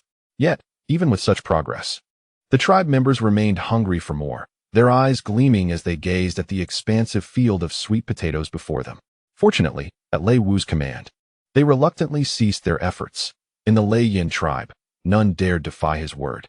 Nevertheless, the 15 acres of sweet potatoes they had unearthed had already formed a small mountain. Given the previous yield of 20,000 pounds per acre, equating to 2,000 stones, this 10 acres would amount to approximately 30,000 stones. Moreover, Lei Long had conservatively estimated, when he discovered the sweet potato seedlings, they were only 2/3 the size of these now matured specimens. Even so, each acre yielded 20,000 pounds, over 2,000 stones of sweet potatoes. Thus, the total weight of the sweet potatoes would undoubtedly surpass 30,000 stones. Within the valley that the Lei Yin tribe called home, around the flickering campfires, tribespeople gathered, their laughter and joy filling the air. To celebrate the successful cultivation of the sweet potatoes and the end of hunger's threat, Lei Wu decided to host a grand gathering for the tribe members. This triumph in agriculture signified a new dawn for the Lei Yin tribe, ushering in an era where they would no longer suffer from food scarcity. At the heart of the tribe, Lei Wu, along with several other shamans and all the formidable totem warriors, convened to mark this momentous occasion. To my astonishment, these sweet potatoes can indeed be cultivated? The harvest we have gathered is sufficient to sustain our Lei Yin tribe for several days, remarked Lei Lai, who sat beside Lei Wu, his face illuminated with joy as he addressed the assembly. Ha ha ha, splendid. Not only are these provisions delicious, but there is also an abundance of them. If we were to unearth all that lie upon the mountain, it may well last our tribe for half a year, exclaimed Bao Xiong, devouring a roasted sweet potato as though he had not eaten in months, his relentless appetite suggesting he had consumed no less than 50 pounds of sweet potatoes thus far. While these sweet potatoes are indeed delectable, they offer no substantial energy. For us, the totem warriors, mere enjoyment is insufficient. To satiate our hunger and enhance our strength, we must consume the flesh of ferocious beasts. On the other side, Chihu, while indulging in the sweet potatoes, interjected. Upon hearing the words of Bao Xiong and Chihu, the remaining formidable totem warriors voiced their agreement. It is worth noting that for these totem warriors, their stomachs have undergone significant enhancement, and their digestive systems have also greatly improved. To satisfy their appetites with ordinary food, even the most basic of novice totem warriors must consume over 10 kilograms. As for ferocious grade totem warriors like Chihu, to truly fill their bellies, they would need to consume an amount akin to a small mountain, reaching 100 or 200 pounds. Uncle Chihu, these sweet potatoes are primarily for the ordinary tribespeople. For the totem warriors of our tribe, the focus should remain on the meat of ferocious beasts. Lei Long interjected, prompting nods of agreement from the others, particularly Lei Wu, who, with a hint of annoyance, addressed Chihu, saying, "Humph, to satisfy your hunger, how many sweet potatoes would you require? Even the sustenance for 20 tribespeople would not suffice for you." Upon hearing Lei Wu's words, Wu lowered his head in silence, resembling a chastised child. The rest of the assembly fell silent, akin to a group of ostriches burying their heads in the sand. Ha ha ha, indeed. If we were to allow you to eat freely, it would never be enough for you all. However, with the addition of these sweet potatoes, our Lei Yin tribe need no longer worry about a lack of food, and we can expedite the expansion of our tribe. Chapter 0. The Hunt in recent years. The population of our tribe has seen a notable increase, yet it still pales in comparison to some of the larger and medium-sized tribes. Now, we need not fret about food shortages. After Lei Wu spoke, Song Wu, seated nearby, smiled and added, his face betraying a barely contained joy. Although the population of the Lei Yin tribe has grown to over 30,000, it remains fewer than that of some of the larger medium-sized tribes. Ha ha ha, indeed. With the arrival of these sweet potatoes, the younger members of the tribe will finally be able to find companions, leading to an increase in our tribe's population. Zaiwu remarked with a smile. The young ones Zaiwu referred to are the unmarried members of the tribe. After all, there are still over 2,000 single individuals within the Lei Yin tribe. This has long been a dilemma for the Lei Yin tribe, renowned for its formidable strength in the entire borderlands. However, the tribe's members are predominantly straightforward and unyielding, resulting in a less than favorable reputation during interactions with other tribes. In fact, they have had minimal exchanges with other tribes, making the search for partners a significant challenge for the Lei Yin tribe. Although there have been notable changes under Lei Wu's leadership in recent decades, most tribes still perceive them as mere savages, solely focused on combat. After all, the long-standing impact of their reputation cannot be swiftly eradicated and requires gradual transformation. Indeed, this is indeed good news for our Lei Yin tribe, and summer has arrived. Lei Wu continued cheerfully. A new round of hunting is about to commence, and with the assistance of bows and arrows, I believe we will capture even more ferocious beasts. Lei Wu then turned to Lei Lai, the tribe's leader, and inquired, "What are your plans for this hunt?" As the chief of the Lei Yin tribe, Lei Lai holds significant decision-making authority regarding hunting, even requiring Lei Wu to seek his opinion. Upon hearing Lei Wu's words, the assembly fell silent. Hunting is a momentous affair, necessitating ample preparation for each expedition. After a moment of contemplation, Lei Lai solemnly responded to Lei Wu. "What are your thoughts, Lei Wu? The tribe's strength has considerably increased, and this year's younger members possess notable talents. Given the scarcity of high-grade beast cores, I intend to have Kuang Shi lead a team to the grassland hunting grounds to capture more hybrid wilderness beasts, accompanied by you, Mao, and Hua. With the introduction of bows and arrows, especially use exceptional archery skills, the likelihood of successfully hunting hybrid beasts will undoubtedly rise significantly." After hearing Lei Lai's proposal, the gathered crowd was struck into silence. The sheer magnitude of Lei Lai's words was astonishing. As he mentioned, this hunting team led by Kuang Shi would comprise 6 ferocious totem warriors, nearly a third of the tribe's total number of such warriors. Very well. The tribe indeed requires more high-grade beast cores. The strength of Lei Long and the others has markedly surpassed what it was during your awakening. And with the aid of some bows and use skills, the probability of hunting hybrid beasts has certainly increased. After careful consideration, Lei Wu concurred with Lei Lai's decision. Hearing both Lei Wu and Lei Lai mention you, Kuang Shi and the others bore no resentment, although you had only recently ascended to the rank of ferocious totem warrior. They had all witnessed the prowess he displayed with a bow. After more than a month of rigorous practice, Yu's archery skills have experienced a remarkable enhancement, improving by dozens, even hundreds of times. He can now accurately strike targets from several kilometers away, truly embodying the essence of a master marksman. Furthermore, to assess Yu's true prowess, an astonishing outcome was achieved. From a distance of 3,000 meters, he successfully shot down a pure-blood ferocious beast with a single arrow. Although it was merely a creature that had just entered the pure-blood realm, it was sufficient to leave onlookers in awe. In addition, under the scrutiny of the Thunder Dragon, Yu's full-powered arrow was capable of piercing through a meter-thick hide of a hybrid savage beast from a distance of 1,000 meters, creating a gaping hole with a diameter of half a meter. This remarkable feat was attributed to the substantial totemic energy he concentrated within the arrow. However, such a potent attack took a significant toll on Yu, as he could unleash no more than 5 arrows of such caliber, and each had to be crafted from the bones of hybrid savage beasts to withstand his totemic force. Thus, wielding arrows of this magnitude is not an endeavor to be taken lightly. Haha, this is splendid. with U.S. archery skills aiding us. We are sure to hunt down more hybrid savage beasts, and our tribe's young ones will undoubtedly grow stronger," exclaimed the Lion King, filled with joy upon hearing Thunder Witch's agreement. "It is noteworthy that this time, you would join them in hunting ferocious beasts, alongside 6 formidable totemic warriors and you, whose true strength is on par with that of a late-stage totemic warrior."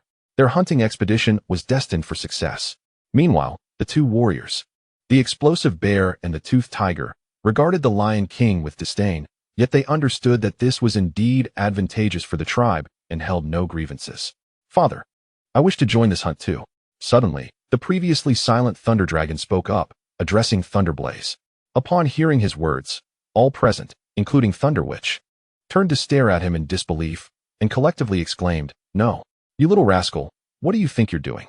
"Absolutely not." Startled by the unanimous outcry and the furious expressions on their faces, Thunder Dragon was taken aback. What was this all about? It felt as if he had committed an unspeakable transgression. Was it so unreasonable to desire to hunt in the great wilderness? In the hearts of Thunder Witch and the others, Thunder Dragon was deemed more important than anyone in the Thunderflame tribe. They couldn't overlook all that Thunder Dragon had accomplished recently: pottery, salt production, sweet potato cultivation, and the invention of powerful bows. Each of these contributions had significantly bolstered the tribe's power, propelling the Thunderflame tribe towards rapid development into a large or even top-tier tribe.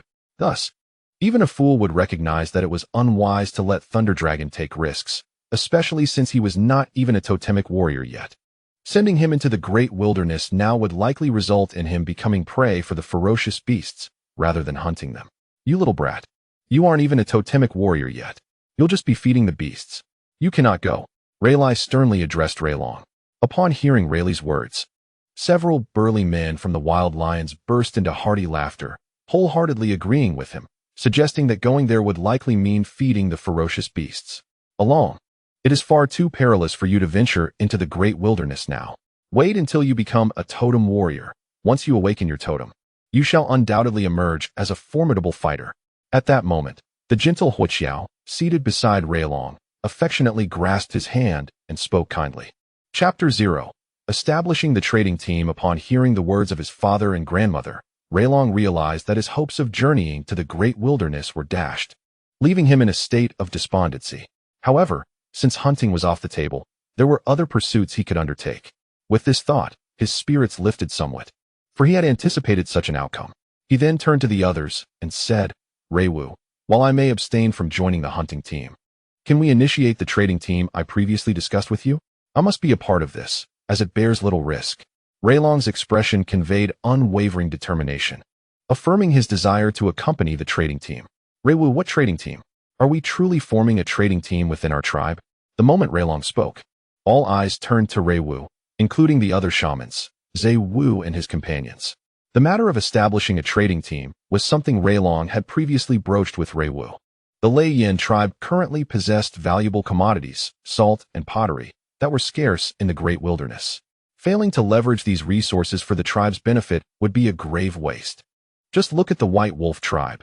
After discovering a salt mine, they blossomed from a mid-sized tribe into a large one in less than 50 years. Now boasting 2 disaster-level totem warriors and 40 to 50 fierce totem warriors, continuing to thrive. Presently, the Lei Yin tribe not only had exquisite salt, but also pottery that no other tribe in the borderlands could produce. This was an extraordinary opportunity for prosperity. However, once the Lei Yin tribe commenced trading exquisite salt, it might disrupt the salt trade of the White Wolf tribe, albeit not significantly. Raylong intended to focus on trading pottery primarily, with exquisite salt as a supplementary offering. Although salt was scarce, it was not entirely absent. Raylong planned to sell exquisite salt at a premium, targeting the larger tribes as his main clientele. The idea of establishing a trading team was proposed by Raylong. "I too intend to form a trading team to barter salt and pottery with other tribes. Currently, our tribe's production of salt and pottery exceeds our needs, allowing us to exchange for precious items and high-grade fierce beast cores." Listening to the inquiries from the crowd, Reiwu pondered briefly before responding. The tribe's children were rapidly enhancing their prowess, and upon awakening their totems, their strength would likely exceed 400 stones. It would be a waste of their talents to use low-grade fierce beast cores for their awakening. Thus, The tribe required more pureblood fierce beast cores and hybrid wild beast cores. This is a question that the Thunder Witch has recently pondered. Should the totems be awakened this year, dear child? The strength of the tribe has significantly increased compared to before. If we were to awaken them using pure blood beast cores or even mixed blood beast cores, it would squander their innate talents and hinder the tribe's development. As a shaman of the tribe, the Thunder Witch places great importance on its advancement and is acutely aware of its current shortcomings.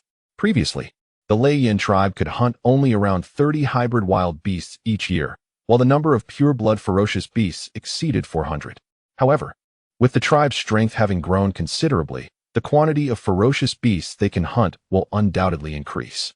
Historically, only about half of the beast cores collected could be used for totem awakening. The remainder had to be traded with other tribes for goods, food, and materials for various shamanic medicines and talismans. Yet now, with an ample supply of food and salt, the Lei tribe no longer needs to barter beast cores for sustenance and salt with other tribes. Nevertheless, the strength of those in the tribe who require totem awakening has changed. In previous years, only a little over 10 individuals could reach a strength of 400 stones, suitable for awakening with hybrid wild beast cores. Now, however, many of those who need to awaken their totems possess strengths of 400 stones or more, with several exceeding 500 stones. The tribe does not have enough hybrid wild beast cores to meet this demand. Despite the increased strength of the tribe, it is likely that only about 50 hybrid wild beasts can be hunted by the time of totem awakening, which is simply insufficient. Indeed, my little one now possesses a strength exceeding 500 stones, even stronger than I was when I awakened my totem, akin to the strength of the tribe's leader during their awakening. At this moment, the towering figure of the explosive bear, resembling an iron tower, expressed his joy. Indeed, my little one also boasts a strength of over 450 stones, far surpassing my own. The raging lion chimed in, elated. For them, the strength of their offspring brings even greater joy than their own prowess. Speaking of their children, others joined in the celebration, expressing their delight. His pure-blood ferocious beast is incredibly strong, and surrounded by a horde of beasts of varying levels, it is difficult to slay. Otherwise, we would certainly have taken down a few pure-blood ferocious beasts to awaken them with pure-blood cores, making them even stronger. The fiery temperament of the fire spirit erupted, exhaling sharply, his expression darkening. Upon hearing his words, the others fell silent, their faces drooping, all due to their insufficient strength. Otherwise, they would not lack high-level beast cores for their children. Suddenly, the explosive bear, akin to a colossal bear, slammed his massive right hand against a nearby rock, an aura of ferocity emanating from him. With blood-red eyes, he exclaimed, "Let us go together, with the Thunder Witch's assistance. I refuse to believe we cannot slay a single beast." No one anticipated that Baoxiong would suddenly speak such words, sending a shiver through all those present. Lei Wu was equally taken aback by Baoxiong's audacity. Just as he was about to reprimand this ignorant braggart, another passionate voice erupted. Indeed, with the tribe boasting a leader of the disaster-level totem warrior in the presence of Lei Wu, how could we possibly fail to slay a purebred wild beast? Hua shouted frantically. Lei Long was also startled by the boldness of the two, not expecting them to be so audacious in the presence of Lei Wu. He turned to glance at Lei Wu, whose serene yet slightly twitching aged visage compelled him to lower his head, bracing for the impending wrath of Lei Wu. The others, including Ziwu and Leilai, hastily silenced themselves, bowing their heads and refraining from gazing at the two fools who continued to babble. Eventually, the two speakers sensed the discomfort in the air, trembling as if confronted by a fearsome wild beast.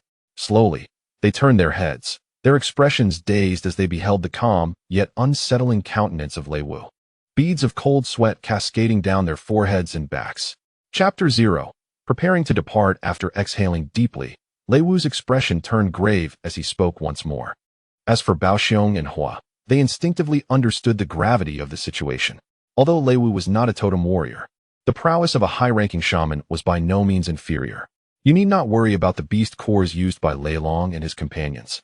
I have my own plans for the cores they utilize. What our tribe currently lacks is the cores of hybrid wild beasts. Even with what remains in the tribe's reserves, it is insufficient. Thus, I intend to agree with Lei Long's proposal to form a trading team to procure some hybrid wild beast cores. Upon hearing Lei Long's account, the crowd fell silent. although they were curious about the cores that Lei Wu promised to prepare for Lei Long and the others. Their trust and respect for Lei Wu prevented them from voicing further inquiries. The primary concern for the tribe remained the shortage of hybrid wild beast cores.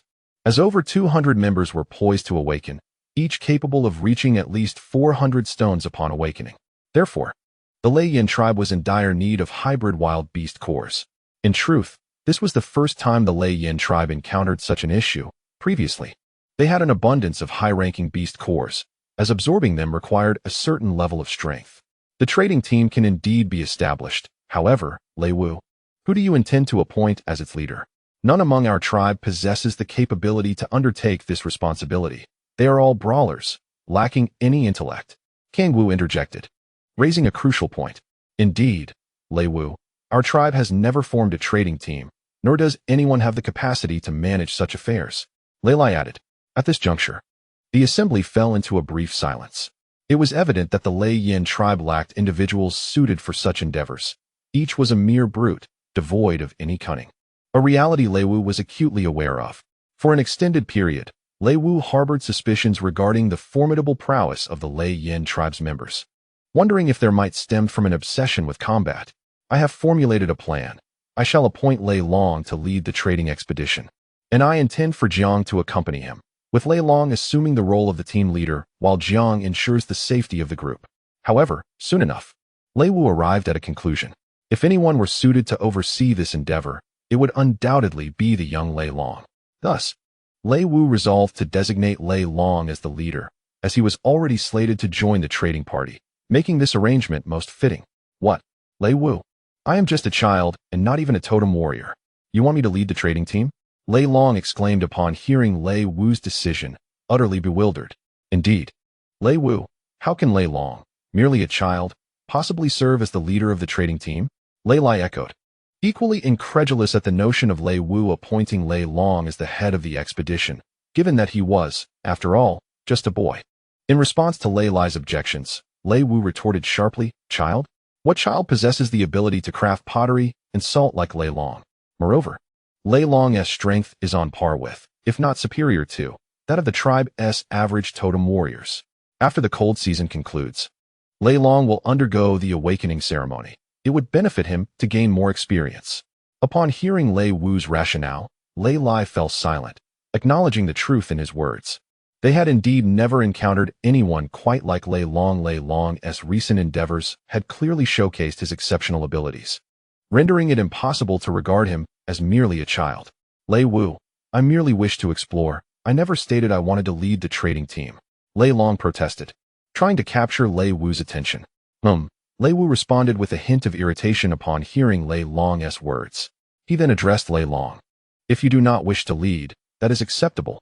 However, you must remain in the tribe and continue your studies in shamanism with me. The notion of opting out seemed too simplistic for Lei Long. Well, if that is your stance, then you shall not accompany the expedition, Lei Wu thought, a slight smile curling at the corners of his mouth. At this, Lei Long, who had been impatiently awaiting a response, suddenly found his expression drooping at Lei Wu's words. He mumbled to himself, threatening me with such tactics, a child no less. How disrespectful. I will absolutely not comply. Yet, moments later, Lei Long reluctantly accepted the task, recognizing that he was the weakest among them and held the lowest position. Regardless, as Lei Wu stated, the leadership of the expedition would fall to either Lei Long or Jiang. If it were not Lei Long, it would have to be Jiang. However, persuading Jiang, a warrior solely versed in combat, to engage in trade with other tribes would be a task more arduous than slaying him. Naturally, Jiang would refuse such a role. As for Lei Long's desire to exchange with Jiang, upon observing Jiang's robust physique and formidable fists, he reconsidered and relinquished the idea. Although Lei Long's strength surpassed that of an initial-level totem warrior, he had not yet become arrogant enough to challenge a fierce-level totem warrior. Thus, Lei Long reluctantly accepted the responsibility of leading the trading team. Nonetheless, he was quite curious about the upcoming trading matters. In the months since arriving in the Great Wilderness, aside from the members of the Lei Yin tribe, Lei Long had yet to encounter individuals from other tribes. This opportunity was perfect for him to witness the true nature of the world and explore the untamed lands. 5 days later, atop the sacrificial peak of the Lei Yin tribe, A team composed of over 30 thundercloud eagles and more than 100 totem warriors was prepared for departure. This contingent was none other than the trading team assembled by the Lei Yin tribe, led by Lei Long alongside Jiang, a fierce mid-level totem warrior. Additionally, this team of over 100 included more than 30 mountain opening level totem warriors, with the remainder being at least peak stone-splitting totem warriors. To form such a team, Lei Wu and Lei Lai meticulously selected the strongest warriors of the tribe to ensure the safety of the trading team and Lei Long. Lei Wu was acutely aware of the significance and importance of Lei Yin tribe, thus striving to enhance the team's strength to guarantee Lei Long's safety. Chapter 0. Farewell. At the heart of the sacrificial altar, Lei Wu, Lei Lai, and several prominent tribe members had gathered. This trading venture held immense significance for the development of the Lei Yin tribe. If successful, it would bring substantial wealth and benefits. Lei Wu, Granny, Father, Mother. We are setting off. I shall return with a plethora of beast cores. Lei Long proclaimed with a beaming smile before Lei Wu, Hong Ke, his father, and mother. Now, as he prepared to depart from the tribe and delve into the treacherous expanse of the great wilderness, a wave of apprehension washed over Lei Long. After all, the dangers lurking in the great wilderness were manifold, and at any moment, he could encounter threats that were insurmountable. Yet, beyond his trepidation, a profound yearning for the vast wilderness filled his heart. Since arriving in this untamed world nearly 3 months ago, Lei Long had ventured out only a few times, remaining within a radius of 500 miles from the tribe, where he encountered little peril. Now, he was to journey deeper into the wilderness, eager to witness the reality of the great wilderness. Along, be sure to protect yourself and stay safe. With a face full of concern, Xian Lingyan gazed at Lei Long, her eyes brimming with reluctance. The great wasteland is fraught with peril, a fact that Xian Lingyan, as a totem warrior, is acutely aware of. Even the totem warriors of the Lei Yin tribe encounter dangers during their hunts, where the possibility of never returning alive looms ever present. Now Lei Long, who is not even a totem warrior, is set to venture into the great wasteland, and the inherent dangers are all too evident. One cannot fathom what Lei Wu is thinking. However, Xian Lingyan dared not question Lei Wu's decision. Listen here, you brat. Heed Zhang's words while you're out there. He is far more experienced than you. Do not be afraid. As a warrior of the Lei Yin tribe, we do not fear any ferocious beasts or men. Lei Lai exclaimed, slapping Lei Long's shoulder with vigor, exuding an air of bravado. For the members of the Lei Yin tribe, from a young age, they have been instilled with an unwavering belief, the principle that one must never yield to fear or trepidation in the face of danger. Yes, father, I will. I am even stronger than a novice totem warrior, Lei Long replied resolutely, bolstered by Lei Lai's encouraging words. Hearing his son's declaration, Lei Lai managed to muster a smile, offering words of encouragement. Indeed, you are truly my son. Yet, beneath Lei Lai's words lay a deep-seated worry. After all, the great wasteland is home to numerous perilous beasts, including savage and wild creatures. Without venturing too far, even the Qingyan mountain range, located to the east of the Lei Yin tribe, harbors a multitude of fierce beasts and wild creatures. And it is said that hybrids of savage beasts lurk in its depths. Lei Long, remember to protect yourself, regardless of the success of this trading expedition. If you encounter danger, you must prioritize your safety. If faced with insurmountable peril, flee immediately. Your safety is paramount. Lei Wu solemnly instructed Lei Long currently. Lei Long is a key figure for the Lei Yin tribe, pivotal to its potential resurgence. Thus, while Lei Wu consented to Lei Long joining the trading team, he remained deeply concerned for his safety. The members of this trading team are all formidable warriors, each seasoned by countless battles. Moreover, to enhance the safety of the trading team, Lei Wu equipped each totem warrior of mountain-splitting caliber with a 2-star Berserker talisman and 2-star speed and strength talismans, a significant portion of the tribe's stored talismans. In addition, both Jiang and Lei Long received a 4-star speed talisman and a recovery talisman each, with Jiang also receiving a 4-star Berserker talisman and Lei Long a 2-star Berserker talisman. It is noteworthy that 4-star talismans are typically reserved for disaster-level totem warriors, making it astonishing that they are now being bestowed upon Jiang and Lei Long, who are but ordinary individuals lacking any totem warrior status. This is indeed incredible, considering that the creation of each talisman consumes a substantial amount of the shaman's mystical and mental energy, the latter of which is particularly arduous to restore. Even for the esteemed Thunder Witch, a pinnacle sorceress, the crafting of 4-star talismans remains an arduous endeavor. This task not only depletes her energy, but also necessitates the consumption of rare resources and materials. Each year, the Thunder Witch is able to produce no more than 30 4-star talismans, and this figure pertains solely to the creation of these high-tier talismans, excluding the manufacture of lower-grade ones. Should she also engage in the crafting of talismans of other ranks, the quantity would diminish even further. Fortunately, the Thunder Flame tribe has not been burdened by disaster-level totem warriors, resulting in a limited demand for 4-star talismans, allowing the Thunder Witch to amass a considerable stock over the years. Thus, she is able to present such a substantial number of talismans now. Rest assured, Thunder Witch, I shall ensure my safety and will acquire sufficient beast cores and medicinal herbs, assured Thunder Dragon, feeling the talismans at his waist and the Thunder Witch's earnest concern. After spending such a significant amount of time together, Thunder Dragon has developed a profound sense of belonging to the Thunder Flame tribe.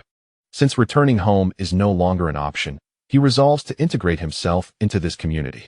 Half an hour later, the members of the trading team bid farewell to their families, knowing they would be away for nearly 2 months, naturally feeling a deep sense of longing for their loved ones. Jiang, Thunder Dragon, please prioritize your safety and return safely. The Thunder Witch solemnly instructed the two. Yes, Thunder Witch, understood, they responded. Subsequently, with a commanding call, Thunder Dragon leapt onto the back of an extraordinarily majestic thundercloud eagle, a hybrid beast of formidable prowess. Measuring over 20 meters in length with a wingspan exceeding 60 meters, serving as Jiang's battle companion. Once atop the thundercloud eagle, Thunder Dragon settled into a chair fashioned from vines and beast hides, a seat he had specifically crafted for this trading venture. Traditionally, members of the Thunder Flame tribe would sit cross-legged or stand directly on the back of the thundercloud eagle while hunting, a feat that posed no challenge for totem warriors. However, maintaining balance while the eagle soared at high speeds could be quite taxing. Given that Thunder Dragon is merely a powerful yet ordinary human, he naturally opted for a more comfortable arrangement. Hence, he secured a chair on the eagle's back, skillfully weaving it from soft yet resilient vines, ensuring it would not hinder the creature's flight or combat capabilities. Chapter 0. Departure. Let us embark. Jiang called out robustly to the other members of the trading team after firmly positioning himself on the back of the thundercloud eagle. With that, he patted the majestic beast beneath him, prompting it to unfurl its wings and with a powerful thrust, generate gusts of wind, letting out a piercing cry that echoed through the skies as it ascended into the heavens. Seated upon the thundercloud eagle, Thunder Dragon leaned back, allowing the majestic creature to soar to great heights, circling above the Thunder Flame tribe's domain. As the echoes of the majestic eagle cries reverberated through the skies above the Thunder Flame tribe, the trading party was fully prepared. A total of 32 thundercloud eagles took flight, comprising 1 hybrid savage bird, 5 pure-blooded fierce birds, and 10 mixed-blood fierce birds, while the remainder were ordinary raptors. They soared into the distance as a unified formation. Upon the backs of the thundercloud eagles, Lei Long and Jiang sat comfortably, with gusts of fierce wind rushing past their ears. Having departed the tribe for an hour, the thundercloud eagles had traversed approximately 200 kilometers from their point of origin. Indeed, should the thundercloud eagles fly at full speed, they could reach a velocity of 500 kilometers per hour. However, such swiftness would greatly deplete their stamina. Amidst the roaring winds on the backs of the thundercloud eagles, soaring thousands of meters above the ground, Lei Long gazed down at the sprawling forests and rolling hills receding in the distance, imbued with an ancient and primal essence that filled him with awe.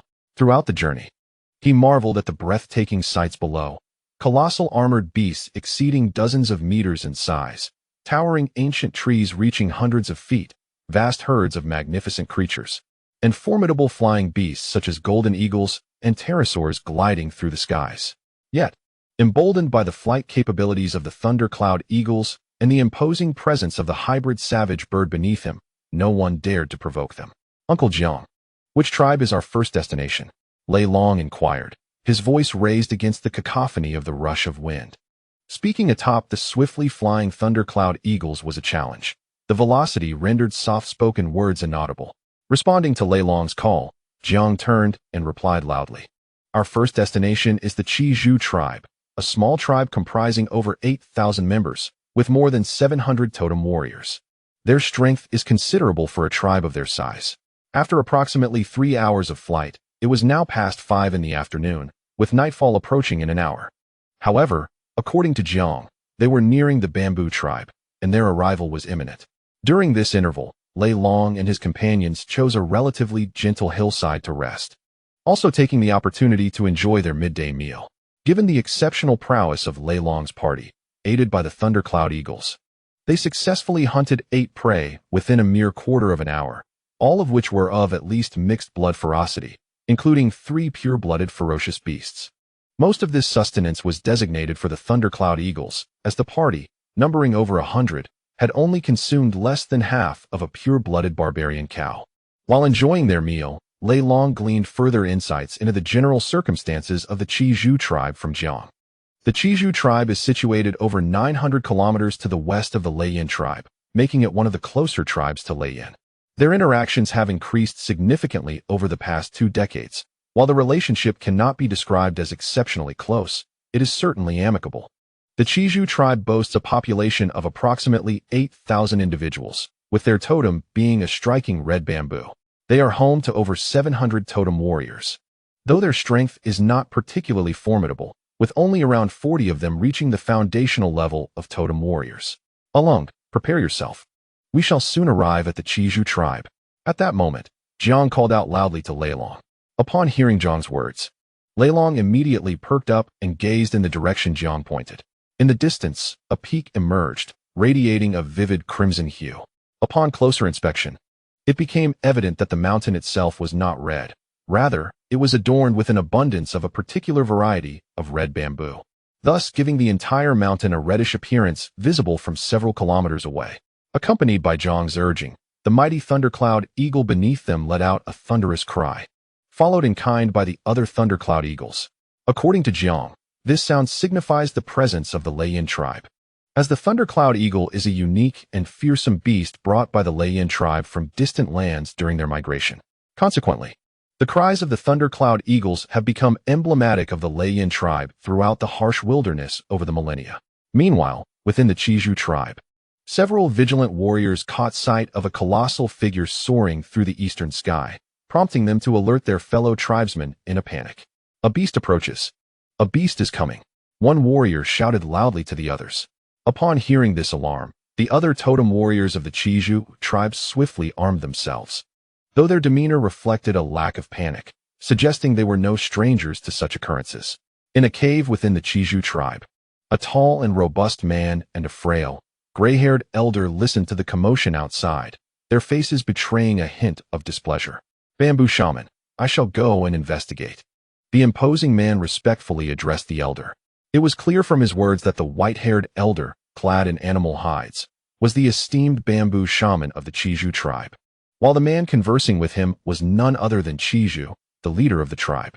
After a moment's contemplation, as the echoes of eagle cries reached their ears, the bamboo shaman responded, Very well, I shall accompany you to see what unfolds. It is likely that the raucous band from the Leiyin tribe has arrived. Upon hearing the words of the bamboo shaman, Qizhu momentarily failed to grasp their meaning. However, realization soon dawned upon him. The shrill cry he had just heard belonged to the battle pet of the Leiyin tribe, the thundercloud eagle. Shaman, why would members of the Leiyin tribe come here? Qizhu inquired, perplexed. Although the Qizhu tribe was in close proximity to the Leiyin tribe, their interactions had been minimal, leaving Qizhu bewildered as to the reason behind their presence. I am uncertain as well. Let us venture outside to investigate. But remember, do not engage in conflict with the Leiyin tribe, the shaman instructed, refraining from directly answering Qizhu's question. Yes, shaman, Qizhu promptly assured, understanding that the Leiyin tribe was a formidable force in their eyes. The Leiyin tribe was a medium-sized community, boasting considerable strength among their ranks, including over 10 fierce totem warriors and more than 5,000 totem fighters. Qizhu recognized the peril of provoking them, as doing so could spell disaster for the entire Qizhu tribe. Several kilometers away, atop a gentle hillside, the members of the Leiyin tribe, under Jiang's command, began to descend. This slope was adorned with lush grass and scattered with a few towering trees. From the hillside, Lei Long gazed towards the distant crimson slope, the stronghold of the Qizhu tribe, and questioned, Uncle Jiang, why have we landed here instead of proceeding to the Qizhu tribe? In response to Leilong's inquiry, Jiang turned to him, wearing an expression of incredulity. This reaction elicited a flustered response from Leilong, who thought it an affront. "I shall ensure you miss out on the next delightful treat," he retorted, irritated. "Uncle Jiang, it seems you have no desire for hot pot tonight," Leilong remarked blandly, casting a sidelong glance at Jiang. Upon hearing this, Jiang's expression shifted, as he was indeed a devoted fan of hot pot. "Leilong, this is a rule that every tribe in the Great Wasteland must adhere to. One cannot arbitrarily enter another tribe's territory, for doing so may be perceived as provocation, easily leading to conflict," Jiang elucidated.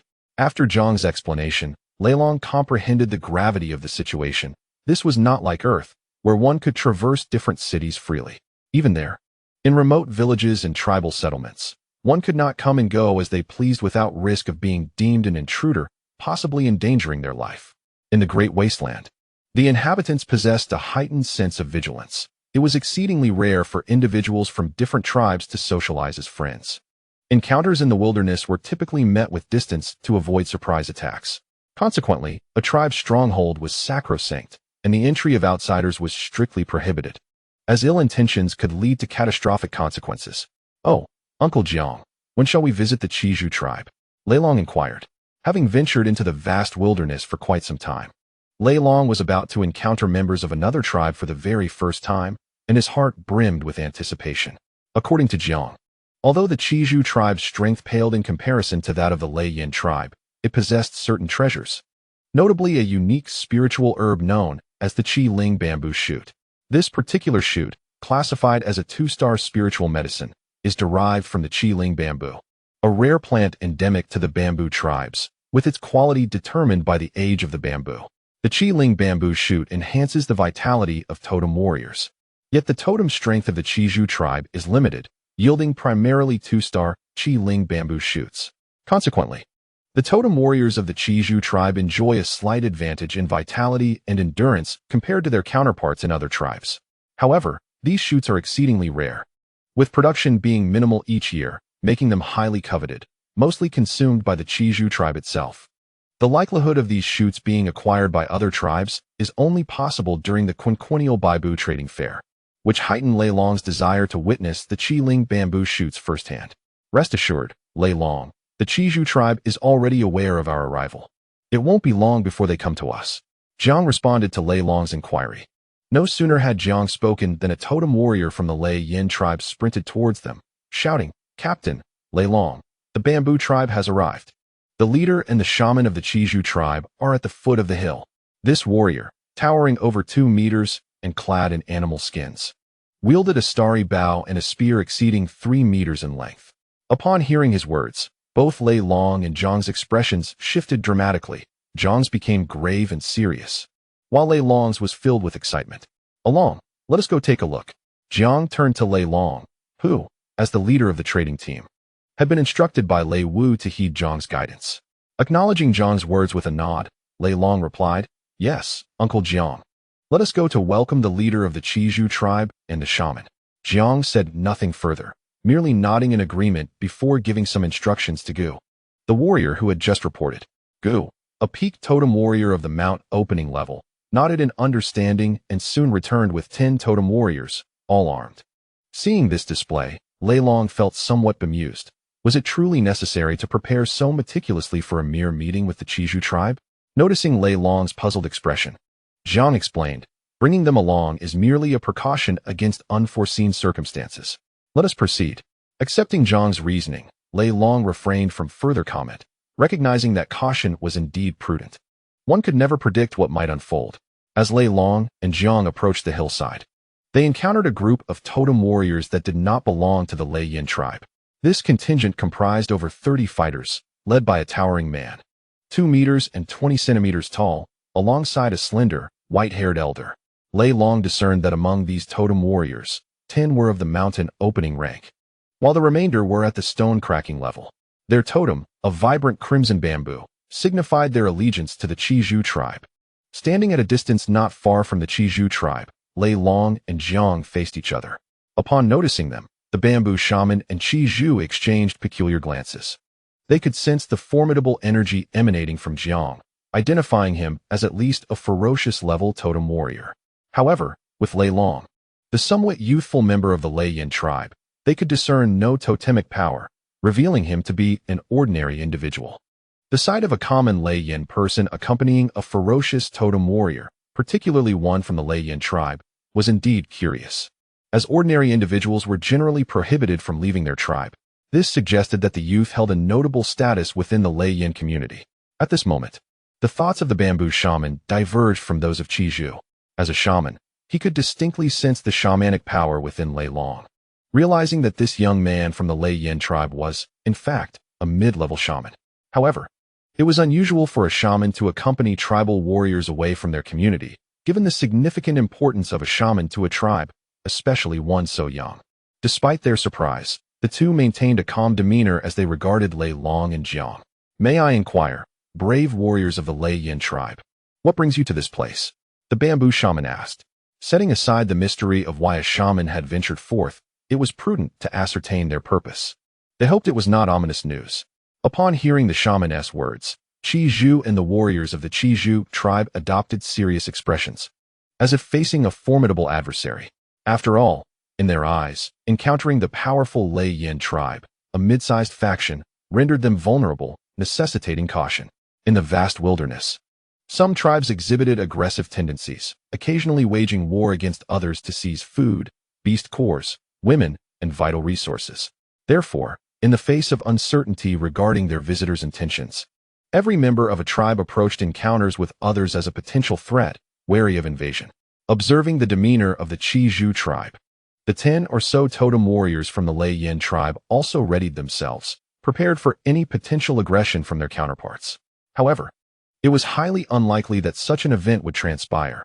Otherwise, the Qi Zhu tribe would provoke the wrathful retaliation of the Lei Yin tribe, leading to the potential annihilation of their entire community. Nevertheless, the warriors of the Lei Yin tribe remained vigilant, refusing to lower their guard. In the Lei Yin tribe, the mighty Lei Long had encountered the bamboo shaman. The warrior Jiang had also met the bamboo shaman. Upon hearing the shaman's inquiry, both Lei Long and Jiang bowed respectfully before him. As inhabitants of the vast wilderness, it is imperative to approach any tribe's shaman with reverence and respect. This is a fundamental principle that all must adhere to. Therefore, even for a formidable totem warrior, one must maintain a degree of awe in the presence of the bamboo shaman. Bamboo shaman. We of the Lei Yin tribe have come to engage in trade with the bamboo tribe. We bring with us a variety of goods, including salt and pottery, which we hope to exchange with you, Lei Long stated, articulating their purpose while introducing the items for trade. Afterward, he summoned a nearby warrior and issued some instructions, prompting the warrior to rush forth. Upon hearing Lei Long's words, the bamboo shaman and the warriors of the Qi Zhu tribe expressed astonishment, soon followed by a perplexed demeanor. How could the Lei Yin tribe possess salt? Were they not merely brutish warriors, accustomed to trading for salt with the Bailang tribe? "My friend from the Lei Yin tribe, do you truly have salt to exchange with us?" inquired Qi Zhu, his expression somewhat odd. In Qi Zhu's eyes, Lei Long appeared to be an ordinary individual, yet to awaken his totem, leaving him uncertain of how to address him. However, as soon as Qi Zhu finished speaking, Bamboo's expression changed dramatically. He hastily turned to Lei Long and said, "Lei Long, my apologies. Qi Zhu did not recognize your status. He did not mean any offense. Please forgive him." He then struck Qi Zhu lightly with his bamboo staff, urging him, "Qi Zhu, quickly apologize to the shaman and seek his forgiveness." Initially perplexed, Qi Zhu's face paled upon hearing Bamboo's words. He quickly bowed to Lei Long, saying, "Qi Zhu has met the esteemed Lei Long shaman. I beg your pardon for my earlier rudeness." As he spoke, Qi Zhu repeatedly bent low in a bow, his face betraying evident panic. At that moment, he was filled with trepidation, for a shaman holds immense significance in any tribe. Offending the shaman of the Lei Yin tribe would equate to offending the entire tribe itself. Bamboo shaman, there is no need for such formality. Qi Zhu did not intend any disrespect. It is my failure to communicate clearly, Lei Long interjected, sensing the gravity of the situation. After all, they were in the territory of the Qi Zhu tribe, and they had come to trade. Pray tell, Lei Long shaman, you mentioned a trading venture that includes salt. Is this true? Bamboo shaman inquired, smiling as he shifted the conversation back to the matter at hand. Simultaneously, The bamboo shaman's affection for Thunder Dragon surged exponentially. Had Thunder Dragon, in his capacity as a shaman, attempted to extort or demand reparations from the Chi Bamboo tribe, the bamboo shaman, despite being visibly intimidated by the Thunder Flame tribe, would have held no favorable sentiments towards them. At that moment, the warrior from the Thunder Flame tribe, who had been summoned by Thunder Dragon, returned, cradling 2 ceramic jars and a pouch made of animal hide, which contained the revered snow salt of their tribe. Thunder Dragon accepted the jars and snow salt from the warrior and addressed the bamboo shaman and Chi Bamboo directly. Esteemed Chi Bamboo shaman, behold our snow salt and pottery from the Thunder Flame tribe. Our snow salt is exceptionally pure, surpassing even that of the White Wolf tribe in taste. With that, Thunder Dragon approached the bamboo shaman, offering the jars and snow salt. The bamboo shaman received the offerings with alacrity, placing them on the ground to inspect. The 2 ceramic vessels included a sizable cooking pot, half a meter in diameter and over 20 centimeters tall, alongside a smaller basin. After a cursory glance, the bamboo shaman set aside the pots and instead picked up the animal hide pouch resting in the basin.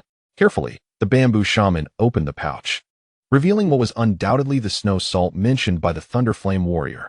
The sight that met his eyes was a dazzling array of white granules. Is this truly the snow salt of the Thunder Flame tribe? It appears so remarkably white, akin to freshly fallen snow. No wonder it is called snow salt. Thunder Dragon shaman, is this indeed your snow salt? May I sample it? The bamboo shaman inquired, raising his gaze to Thunder Dragon. Upon hearing the request, Thunder Dragon readily acquiesced, recognizing that the essence of their transaction lay in the snow salt, which ought to be shared to showcase its merits. Of course, bamboo shaman. And please, just call me Thunder Dragon. The bamboo shaman beamed at this response, eagerly dipping a finger into the snow salt to taste it. As the rich, salty flavor washed over him, a look of joy illuminated his face. Chapter 0. The transaction. Salt, is it truly salt? And of a quality surpassing that of the White Wolf tribe? The delight was unmistakable. The flavor of this snow salt was divine, far purer than that of the White Wolf tribe. The bamboo shaman then passed the snow salt to Chi Bamboo for her to sample. Chi Bamboo, upon tasting, was equally enthralled, her face alight with excitement. Bamboo shaman, this is indeed salt, and far superior to that of the White Wolf tribe. Chi Bamboo exclaimed enthusiastically. Our tribe's supply of salt is nearly depleted. Shall we not consider exchanging some? She whispered to the bamboo shaman. For smaller tribes like Chi Bamboo, obtaining salt necessitated an arduous journey to the White Wolf tribe, thousands of miles away, fraught with peril in the vast wilderness. Even though the Zhitong tribe boasts formidable totem warriors, traversing the vast wilderness remains fraught with peril. Hence, it is imperative to dispatch a considerable number of totem warriors to the Bai Lang tribe for the exchange of salt. However, this necessitates a depletion of totem warriors within the Zhitong tribe, leading to a diminished food supply from their haunts. Consequently, the Zhitong tribe can only afford to send a portion of their kin for salt exchange with the Bai Lang tribe once every 2 to 3 years. The last salt exchange occurred over a year ago, and the remaining salt is now scarce, compelling the Zhitong tribe to ration their salt intake, primarily for the sustenance of their totem warriors. Thus, upon encountering the snow salt from the Lei Yin tribe, the Zhitong tribe was eager to procure some. As the arrival of the Lei Yin tribe for trade presented a significant benefit, allowing them to avoid the considerable dangers of traveling to the Bai Lang tribe for salt. Additionally, the proximity of the Zhitong tribe to the Lei Yin tribe would facilitate future salt exchanges. Upon hearing the Zhitong's proposal, the bamboo shaman pondered briefly. As the revered shaman of the Zhitong tribe, the bamboo shaman has always safeguarded the precious salt and was acutely aware of the dwindling supply, which would soon necessitate a journey to the Bai Lang tribe for replenishment. Without prolonged deliberation, the bamboo shaman acquiesced to the suggestion of exchanging food salt with the Lei Yin tribe. Lei Long, may I inquire about the process of exchanging your snow salt? The Zhitong tribe wishes to trade for some. The bamboo shaman called out to Lei Long, who was not far away. Upon hearing the bamboo shaman's words, Lei Long's heart surged with excitement. He had long awaited this opportunity. Confidently, he asserted that the salt from the Lei Yin tribe is undoubtedly the finest in the borderlands, leaving him unconcerned about the Zhitong tribe's willingness to purchase it. Rest assured, esteemed bamboo shaman, the people of the Lei Yin tribe are honest and trustworthy, and we will not demand more than necessary. 1 mixed blood beast core in exchange for 10 stones of snow salt. or a trade of items equivalent in value to a mixed blood beast core for the snow salt. Lei Long responded earnestly to the bamboo shaman. One mixed blood beast core could yield 10 stones of snow salt, sufficient to sustain 40 individuals for an entire year. The Jitong tribe, comprising over 6,000 members, typically requires approximately 150 to 160 mixed blood beast cores for their annual salt consumption, equating to around 15 pure blood beast cores. Hearing Lei Long's offer, both the bamboo shaman and Jitong were filled with delight. The terms were astonishingly favorable. During their exchanges with the Bailang tribe, they had traded one mixed blood beast core for only 10 stones of salt. However, the salt from the Bailang tribe was laden with impurities, with true salt content falling below 80%, necessitating the acquisition of additional rock salt, which would require 200 mixed blood beast cores. Thus, when informed that the snow salt from the Lei Yin tribe could be obtained at the rate of one mixed blood beast core for 10 stones, both Jitong and the bamboo shaman were elated. They had initially anticipated that the snow salt from the Lei Yin tribe would be more expensive, yet it turned out to be considerably more affordable than that of the Bailang tribe. Is it true, Sage of the Thunder Dragon? A mixed blood beast core can indeed be exchanged for 10 stones of snow salt? Qi Zhu inquired, his face alight with astonishment as he turned to the Thunder Dragon. The bamboo sage, equally eager, gazed at the Thunder Dragon with a mixture of disbelief and hope, his expression shifting with each passing moment. Rest assured, Bamboo Sage and Chief Qi Zhu, everything I say is true. You may exchange for as much snow salt as you desire. The Thunder Dragon responded, his face beaming with joy. Sage of the Thunder Dragon, our Qi Zhu tribe wishes to trade for some snow salt with the Thunder Flame tribe. Might I ask when we could proceed with the exchange? After a shared glance, the Bamboo Sage addressed the Thunder Dragon. Dear Bamboo Sage, we can exchange snow salt with the Qi Zhu tribe at any time. The Thunder Flame tribe possesses ample snow salt for your needs. The Thunder Dragon assured him. Moreover, Bamboo Sage, I wonder if the Qi Zhu tribe would be interested in exchanging for some of our pottery. Cooking meat in our pottery is truly delightful. The Thunder Dragon added, addressing both the Bamboo Sage and Chief Qi Zhu. Upon hearing this, both the Bamboo Sage and Chief Qi Zhu hesitated. Having seen the quality of the pottery from the Thunder Flame tribe and desiring to acquire some for themselves, perhaps it would be best for us to conduct the trade tomorrow, the Bamboo Sage suggested. Nightfall approaches, and we should prepare adequately for the exchange. Noting their uncertainty, the Thunder Dragon proposed, very well, as you wish. We shall formalize the trade of snow salt and pottery tomorrow. After confirming the trading time, the Bamboo Sage and Chief Qi Zhu led their tribe members back to their settlement. As the sun dipped beneath the horizon and darkness enveloped the land, flames danced on a hillside several kilometers away, where the members of the Thunder Flame tribe resided. By a fire pit, the Thunder Dragon and Jiang conversed while holding skewers of roasted meat. How shall we conduct the trade tomorrow? Jiang asked after taking a bite of the delicious meat. The skewers of meat were enhanced with the snow salt, chili, and spices crafted by the Thunder Dragon, filling the air with an enticing aroma. However, the spices were scarce, and Jiang seldom had the pleasure of tasting them. This time, he was fortunate to benefit from the Thunder Dragon's provisions. Uncle Jiang, let us arrange the snow salt, pottery, weapons, vine baskets, and spices in an orderly fashion tomorrow to facilitate the Qi Zhu tribe's trading. The Thunder Dragon instructed Jiang, with a hint of resignation on his face. He added that this was the first time their tribe had assembled a trading party, and thus the variety of goods they could offer was quite limited. However, it was not long before Lei Long regained his confidence, envisioning that the Lei Yin tribe could establish a formidable trading team and create a marketplace in the future. Chapter 0. The trade. On the following morning, as the sun rose majestically, the members of the Lei Yin tribe, including Lei Long, rose early to prepare the trading area. The snow salt, pottery, weapons, and a modest assortment of spices brought by the Lei Yin tribe were meticulously arranged within the designated trading zone, with some tribe members assigned to facilitate exchanges, thereby easing future transactions with the Qi Zhu tribe. Once everything was set, Lei Long and Jiang awaited the arrival of the Qi Zhu tribe's members. Before long, the bamboo shaman of the Qi Zhu tribe arrived. Accompanied by Qi Zhu and several others from the tribe, Lei Long and Jiang stood upon the hillside, observing the approaching figures. The bamboo shaman and Qi Zhu also noticed the two atop the slope and approached with a sense of urgency. After all, Lei Long was a shaman of the Lei Yin tribe, and Jiang was a fierce totem warrior, unmatched in the entire Qi Zhu tribe. prompting them to hasten their steps. Welcome, welcome, esteemed bamboo shaman and Chief Chiju. Lei Long greeted them with great enthusiasm upon their arrival. Shaman Lei Long, leader Jiang. We have come to exchange your tribe's snow salt and pottery, the bamboo shaman replied, sensing Lei Long's warm welcome. Please, have a seat over here. I would like to treat you to the finest food from our Lei Long tribe. Lei Long did not immediately broach the topic of exchanging snow salt, but instead led them towards the fire pit. Upon reaching the fire pit, Lei Long invited them to sit down and presented them with skewers of roasted meat. Bamboo shaman, Chief Chiju, do try our roasted meat. It is seasoned with our tribe's precious spices. Lei Long introduced. The bamboo shaman and Chief Chiju, unable to refuse such hospitality, accepted the skewers and inhaled the enticing aroma wafting from the meat. They were taken aback. The scent was utterly delightful, unlike anything they had ever encountered before.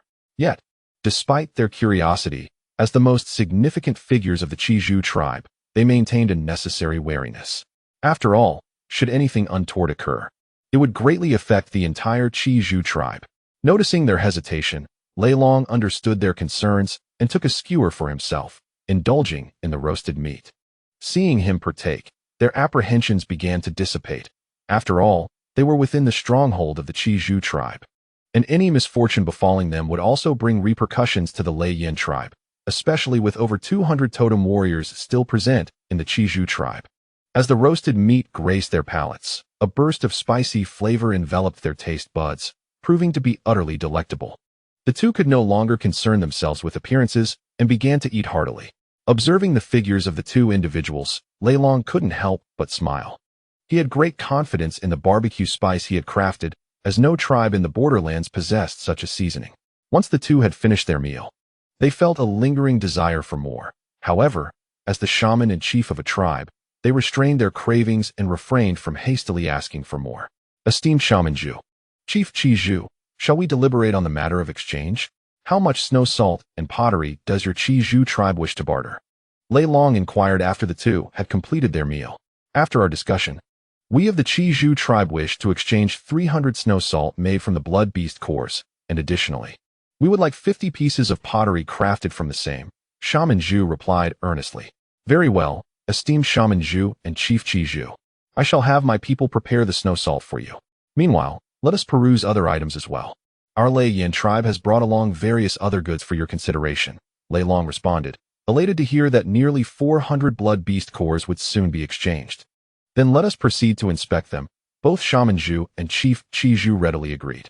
Turning to Jiang, who sat nearby, Lei Long instructed, Uncle Jiang, please prepare 300 blood beast cores worth of snow salt. Be sure to provide a bit extra for the Chiju tribe, as this is our first transaction, and we anticipate future dealings. Upon hearing of the Chiju tribe's wish to exchange for 350 blood beast cores worth of snow salt and pottery, Jiang's heart soared with joy. He hadn't expected to secure such a considerable amount so swiftly. He promptly agreed and set off to prepare the items. Under Lei Long's guidance, it wasn't long before Shaman Zhu and Chief Chiju finalized their exchange. In addition to the snow salt and pottery, the Chiju tribe also sought to barter for some woven baskets, weapons crafted by the Lei Yin tribe, and a modest quantity of talismans.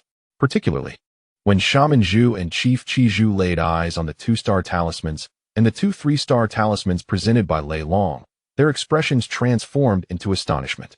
The 3-star talismans held immense value for the Chiju tribe, serving as a safeguard in perilous times.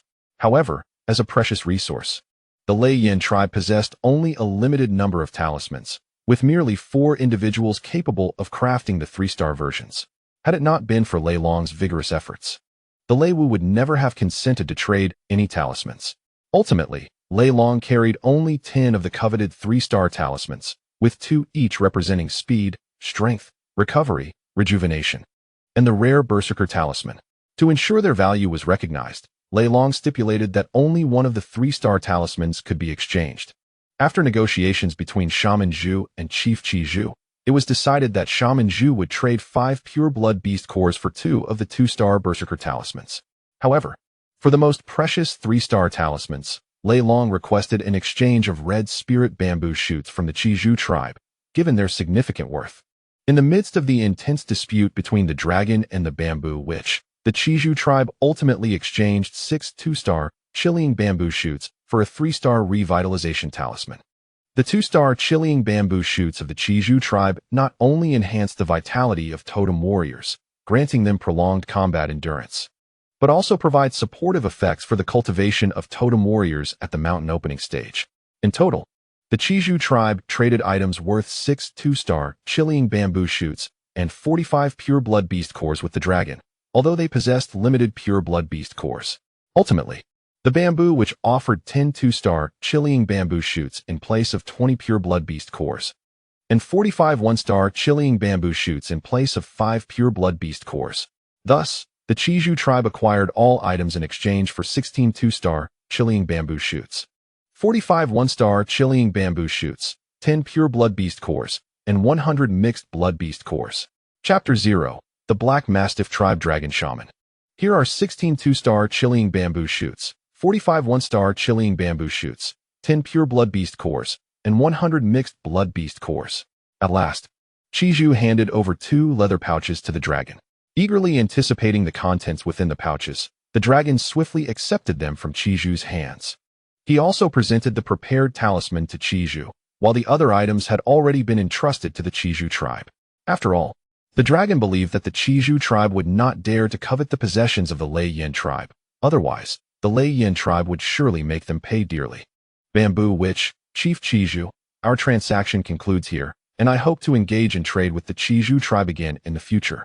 The dragon joyfully addressed both Chiju and the Bamboo Witch. Additionally, Bamboo Witch, these are some spices I present to you for barbecuing. We did not bring much with us, but we shall trade more next time. The dragon then produced a small jar of barbecue spices contained within bamboo and handed it to the Bamboo Witch. I am most grateful for this, and I hope the Lei Yin tribe will return to trade with us again. The Bamboo Witch received the bamboo jar from the dragon with a smile. In the skies to the southwest of the Chiju tribe, a flock of violet-blue birds soared majestically, carrying the dragon and his companions who had departed from the Chiju tribe. Dragon, I never anticipated we would acquire such splendid items this time. 16 2-star chilling bamboo shoots and 45 1-star chilling bamboo shoots, along with so many beast cores. On the Lei Yun eagle, Jiang joyfully observed the 2 leather pouches in his hands and remarked to the dragon. Hearing Jiang's words, the dragon felt a surge of happiness. Indeed, the most lucrative endeavor lay in trading, particularly for a merchant with a unique business like Snow Salt. This expedition to form a trading party had proven to be an astute decision. Uncle Jiang, this is merely the beginning. Before long, once we have exchanged all the goods we carry, we shall undoubtedly return with even more beast cores and spiritual herbs. The dragon smiled at Jiang. With that, the dragon produced a chilling bamboo shoot acquired from the Chiju tribe. Since arriving in the great wilderness, he had yet to partake of any spiritual herbs. Although the Lei Yin tribe possesses the ethereal purple cloud tree, which gathers the essence of heaven and earth and can be utilized to craft talismans, it lacks any consumable spiritual herbs. Uncle Jiang, have you ever tasted the crimson spirit bamboo shoots? How should one consume this delicacy? Lei Long inquired. Holding the crimson spirit bamboo shoots. Lei Long, I once had the pleasure of tasting the crimson bamboo shoots a few years ago at the 100 Tribes Trading Fair. You simply peel off the outer skin and it is ready to eat. These shoots enhance the totemic power within the totemic warriors. They can even aid in elevating the rank of the totemic warriors. Jiang cheerfully elaborated in response to Lei Long's question. Jiang fondly reminisced about the crimson bamboo shoots from the crimson bamboo tribe, as they not only refined the totemic strength of the warriors, but also bolstered their vitality. However, for Jiang, even the 2-star crimson bamboo shoots hold little significance now, as he has already ascended to the mid-tier of the ferocious level totemic warriors. Since departing from the crimson bamboo tribe, Lei Long and his companions have visited numerous tribes, both large and small, all situated within 1,000 miles of the Lei Yin tribe. It has been nearly 2 months since they left their home. Uncle Jiang, which tribe shall we visit next? Lei Long asked. The crimson bamboo shoots were once again stored away by Lei Long, as the goods exchanged by the trading team belonged to the entire tribe and could not be disposed of at will. They must be returned to the tribe for distribution by the shaman. After considering Lei Long's question, Jiang responded, this time we are heading to the Blackhound tribe, which, like us, is also a small tribe. However, the Blackhound tribe is significantly stronger, boasting over 12,000 members. The tribe's leader is a ferocious level totemic warrior. With more than 1,300 totemic warriors under his command, including over 150 at the mountain-cutting level, while the remainder are stone-cutting totemic warriors. Were it not for the insufficient number of tribesmen and the absence of a shaman at the mystical level, the Blackhound tribe could be classified as a medium-sized tribe. Upon hearing Zhang's words, Lei Long gained a clearer understanding of the Blackhound tribe, noting that their situation was somewhat akin to that of the Lei Yin tribe. However, the Lei Yin tribe only lacked members. They possessed both disaster-level totemic warriors and shamans at the revered level, yet their population stands at just over 34,000. Still far from the formidable threshold of 80,000. While riding on the Lei Yun eagle, Lei Long and his companions encountered little danger. Aside from a few encounters with ferocious birds, during their distant flight, it was inevitable to come across some fierce avian creatures, including a swarm of beasts resembling pterosaurs. One among them, a leader, had attained the level of a hybrid ferocious bird, however, known for its speed. The Lei Yun eagle allowed Lei Long and his companions to swiftly avoid trouble by taking a wide detour, spanning a distance of over 4,000 kilometers. With the flight speed of the thundercloud eagle, one could reach the Black Mastiff tribe in just 2 days. During this brief journey, the Thunder Dragon gained a clearer understanding of the Black Mastiff tribe, which venerates the Black Mastiff as its totem. The tribe boasts numerous Black Mastiffs, which serve as formidable companions in battle for its members. Renowned for their fearlessness and ferocity, these beasts possess remarkable combat abilities. According to Jiang, these Black Mastiffs bear a resemblance to dogs from a past era. However, they are much larger, akin to fierce tigers, serving as the tribe's loyal mounts. Moreover, these creatures exhibit unwavering loyalty to the tribe's people. Upon hearing Jiang's description, Thunder Dragon felt an intense longing for the Black Mastiffs of the tribe. On Earth, dogs are often referred to as humanity's most loyal companions. Thus, Thunder Dragon eagerly anticipated the prospect of encountering these magnificent beasts. Although the Thunderflame tribe also possesses Thundercloud eagles as battle companions, Thunderflame remains particularly intrigued by dogs. If the Thunderflame tribe could train some canine beasts as their battle companions, the dog's keen sense of smell would greatly enhance the tribe's hunting endeavors. Consequently, should an opportunity arise, Thunder Dragon harbored hopes of taming some canine beasts for the Thunderflame tribe. On the morning of the 3rd day, Thunder Dragon and his companions arrived at the outskirts of the Black Mastiff tribe's territory, riding upon the Thundercloud eagle. The tribe is nestled within a valley approximately 2 miles in diameter, with a single entrance located to the east, surrounded by gentle slopes adorned with towering black trees. As they approached the tribe, Thunder Dragon and his companions heard a cacophony of roars from the fierce beasts. Looking down in the direction of the sounds, Thunder Dragon beheld several formidable creatures, 3 to 4 meters in length, resembling tigers with fearsome jaws, vociferously calling out. These black beasts are the totem of the Black Mastiff tribe, and they serve as their battle companions, Jiang explained to Thunder Dragon. Jiang felt a tinge of envy towards the Black Mastiffs, recognizing their significant role in hunting and tracking. Uncle Jiang, let us pause here for a moment. We shall wait for the people of the Black Mastiff tribe to arrive, Thunder Dragon suggested. Since the Black Mastiffs had already detected their presence, it was likely that the tribe's members would soon follow. Thus, Thunder Dragon and his companions circled above on the Thundercloud eagle, and before long, a group of robust warriors mounted on Black Mastiffs rode forth from the tribe. Each of these warriors wielded a spear, with several short spears strapped to their backs. Leading the charge was a strong and capable man, a totem warrior at the pinnacle of the mountain opening realm. This is the territory of the Black Mastiff tribe. What brings you here? Upon nearing Lei Long and Jiang, the leader of the Black Mastiff tribe halted and shouted towards them. The members of the Black Mastiff tribe stood on high alert, their spears firmly gripped, ready to launch an attack at the slightest provocation. Uncle Jiang, please take the lead. Lei Long urged Jiang beside him. As a formidable totem warrior, Jiang's presence would better showcase the strength of the Lei Yin tribe and avert any unforeseen circumstances. Understood. I shall demonstrate the might of the Lei Yin tribe. Jiang responded, visibly elated by Lei Long's words. We are the trading team of the Lei Yin tribe, here to engage in commerce with you. Please summon your leader to speak. Jiang exhibited his formidable prowess as a mid-level fierce totem warrior, addressing the members of the Black Mastiff tribe with authority. As his voice echoed, an immense aura characteristic of a fierce totem warrior emanated from him. Though he quickly reined it in, Mindful that they were in another tribe's territory, it would be ill-advised to be mistaken for aggressors. The members of the Black Mastiff tribe, sensing Zhang's overwhelming presence, more potent than that of their own chieftain, exchanged apprehensive glances. Being aware of the Lei Yin tribe's stature as a medium-sized tribe within a 1,000-mile radius only heightened their caution. The leader of the Black Mastiff tribe called out, "Friends from the Lei Yin tribe, I will inform our chieftain and the shaman. Please wait for a moment." With that, he mounted his Black Mastiff and sped towards the heart of the tribe. Before long, the leader returned, accompanied by a tall, imposing warrior astride an enormous Black Mastiff stretching 6 to 7 feet in length. Lei Long surmised that this beast had likely attained the status of a hybrid savage beast. Lei Long, that Black Mastiff is likely the ancestral beast of the Black Mastiff tribe, boasting the strength of a hybrid savage beast. The one riding it must be their chieftain, also possessing the initial strength of a fierce warrior. Jiang remarked gravely. "I understand, Uncle Jiang," Lei Long replied. With the presence of the chieftain of the Black Mastiff tribe and that formidable mastiff, it seemed inevitable that a new medium-sized tribe would soon emerge in this region.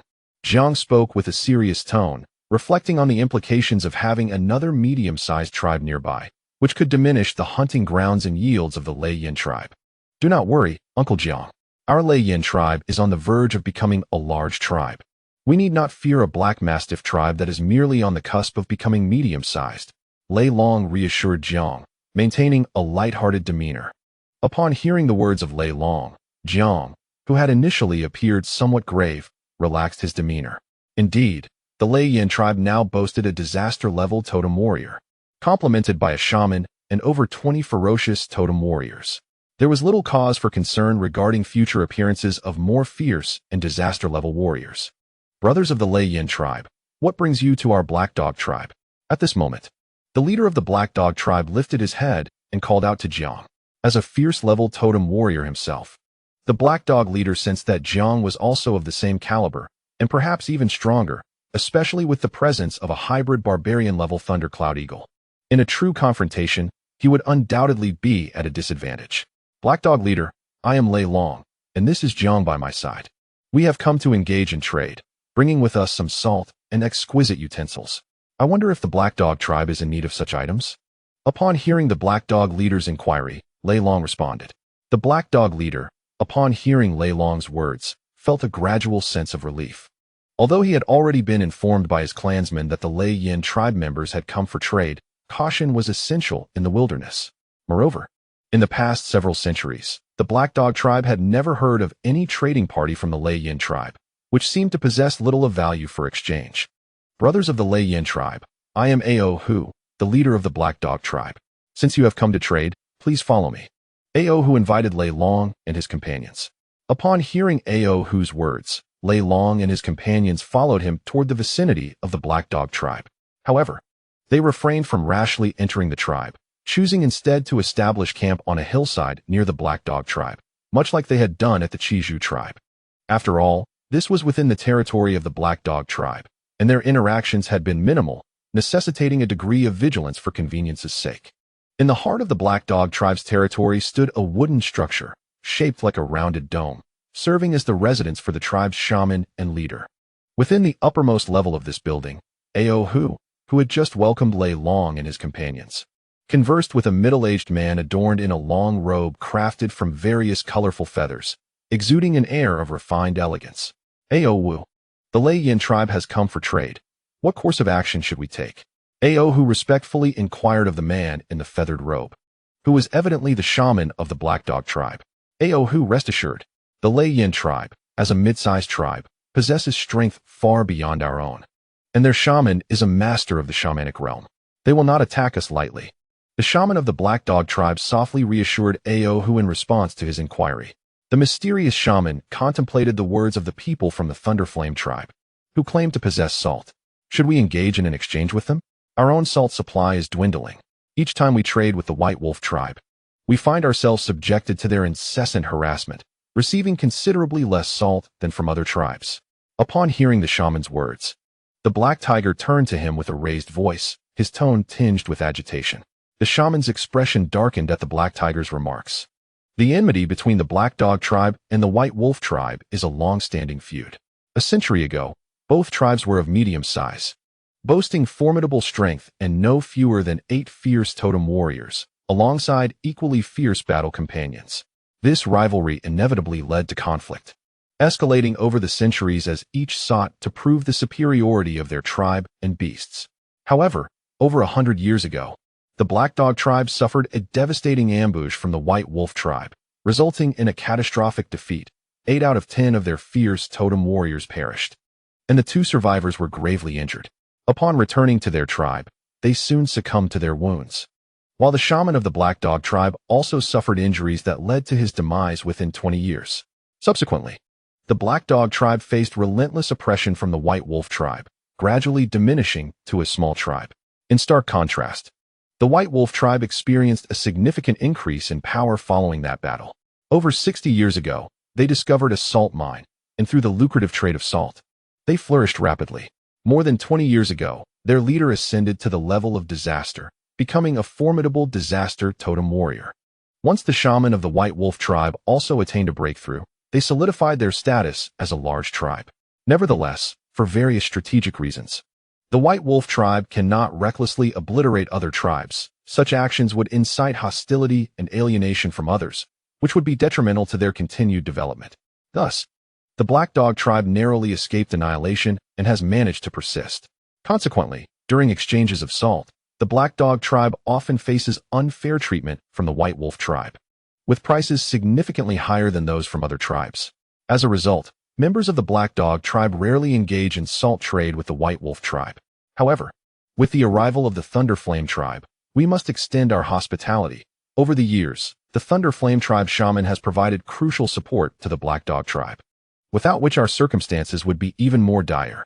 In response to the Black Tiger's inquiry, the shaman addressed him thoughtfully. The current shaman of the Black Dog tribe is the disciple of the previous shaman, who was gravely wounded and ultimately perished at the hands of the White Wolf tribe. This shaman is now over 150 years old and assumed the role at just over 40, possessing the strength of a mid-tier shaman. His talent is commendable. At just over 150, he is on the cusp of the wizard realm. In a few short years, the Black Dog tribe may once again rise to the status of a medium tribe. The reason it is said that the Black Mastiff tribe received assistance from the Thunderflame tribe is due to an incident when the Black Mastiff tribe faced imminent annihilation at the hands of the White Wolf tribe. During this dire moment, the Thunderflame tribe's shaman intervened on behalf of the Black Mastiff tribe, urging the White Wolf tribe to refrain from further aggression. However, following this act of kindness, the shaman did not extend much further support to the Black Mastiff tribe, a fact that remained etched in the heart of the Mastiff shaman.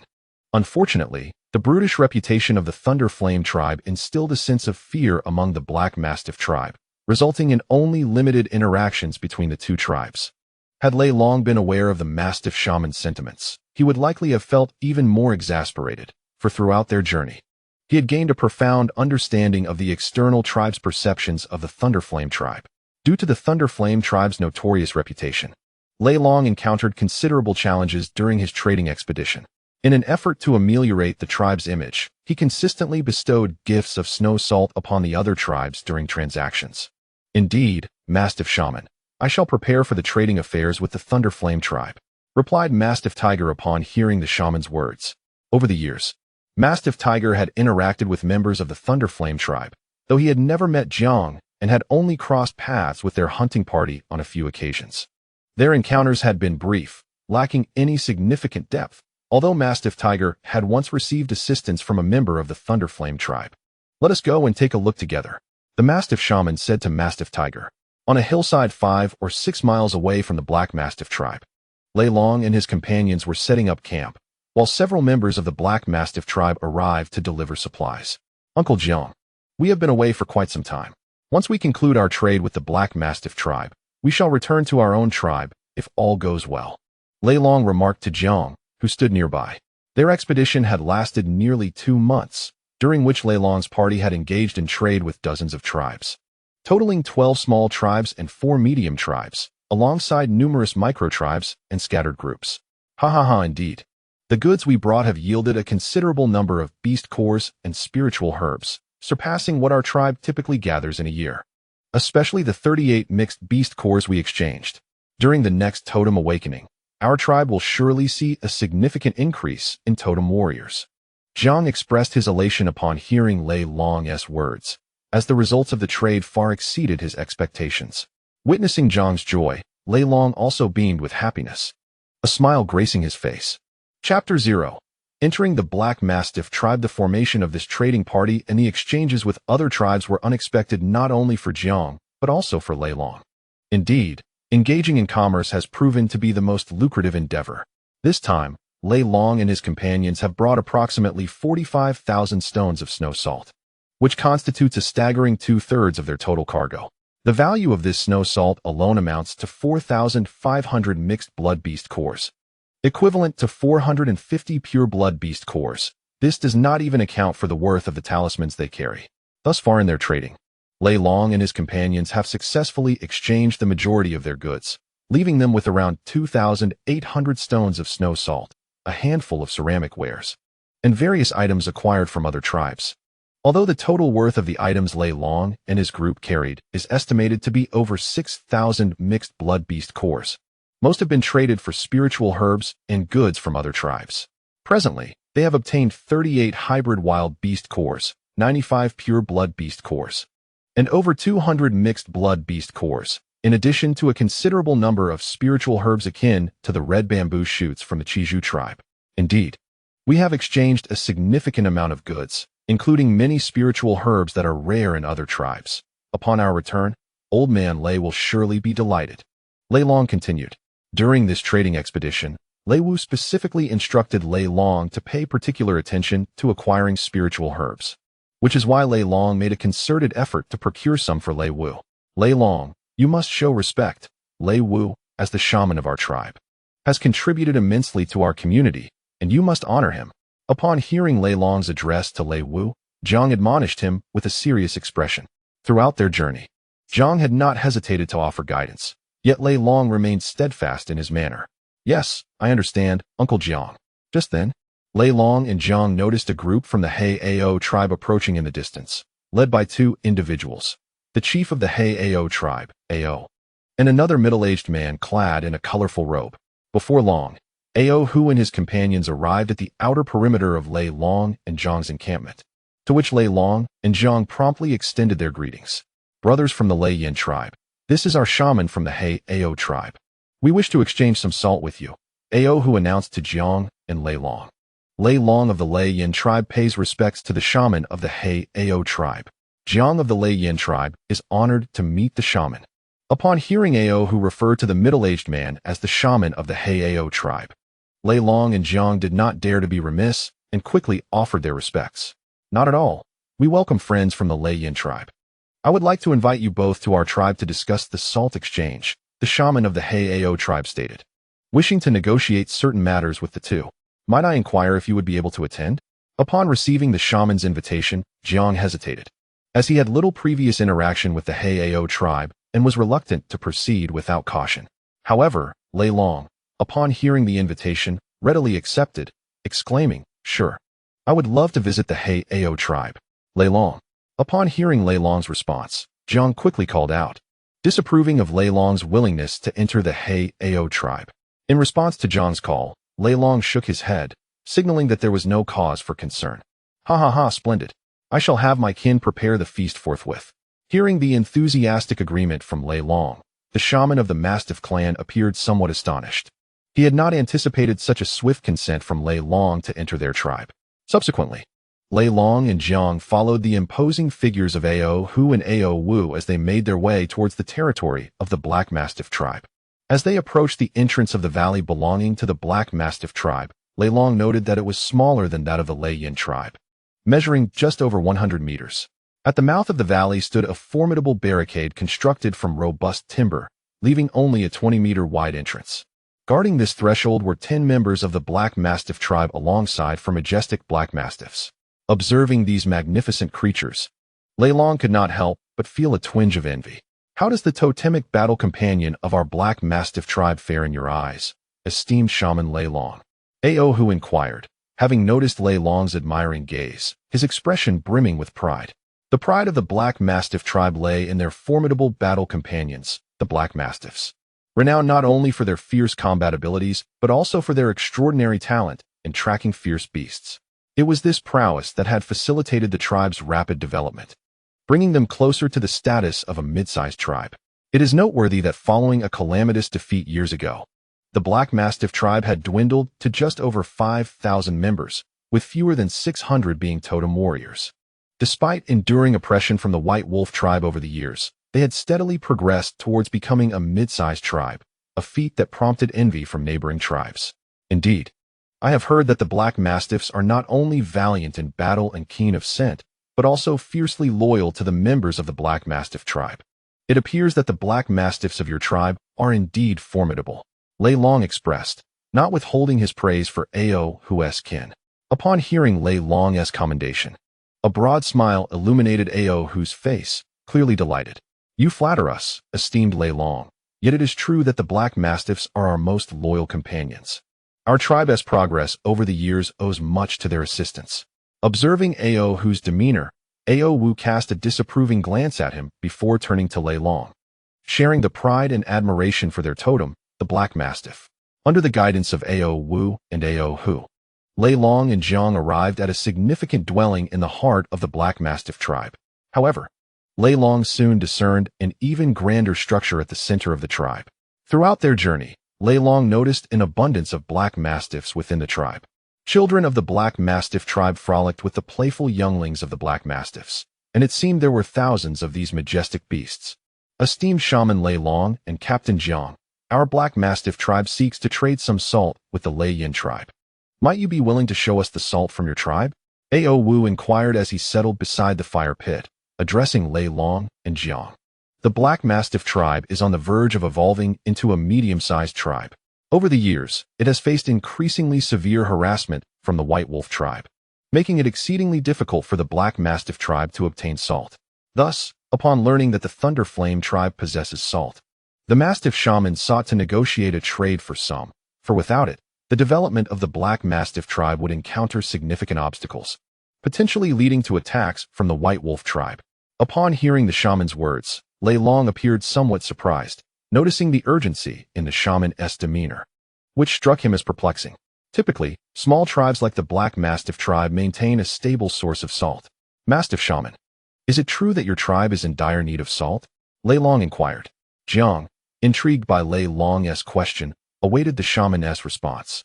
But before he could, the irate voice of Ao Hu interjected, our Black Mastiff tribe has a long-standing enmity with the White Wolf tribe, and now we eventually. Through the accounts of Ao Hu and the Mastiff shaman, Lei Long and Jiang grasped the tumultuous relationship between the Black Mastiff tribe and the White Wolf tribe. Mastiff shaman, I did not anticipate that your tribe would have such a connection with our Thunderflame tribe, Lei Long remarked with a smile upon hearing Ao Hu's revelations. In that case, we of the Thunderflame tribe shall gladly provide the salt your tribe requires. He continued, this is our Thunderflame tribe's snow salt. Please. Leaders Ao Hu and Mastiff shaman, take a look. Lei Long presented a leather pouch filled with snow salt. Upon tasting it, the Mastiff shaman's expression transformed to one of delight. This snow salt from the Thunderflame tribe was far superior to that of the White Wolf tribe. With this salt, the Black Mastiff tribe would no longer need to engage in trade with the White Wolf tribe. Mastiff shaman, may I inquire how this snow salt can be exchanged? The shaman asked Lei Long. The snow salt from the Thunderflame tribe is exceptionally white and pure, representing a fine quality. Yet the shaman feared it might be prohibitively expensive. Rest assured, our Thunderflame tribe offers a trade of 1 snow beast core for 10 stones of snow salt. We have over 1,000 stones available for exchange with the Black Mastiff tribe.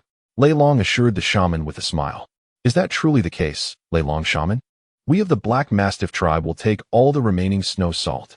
The Mastiff shaman exclaimed in joy.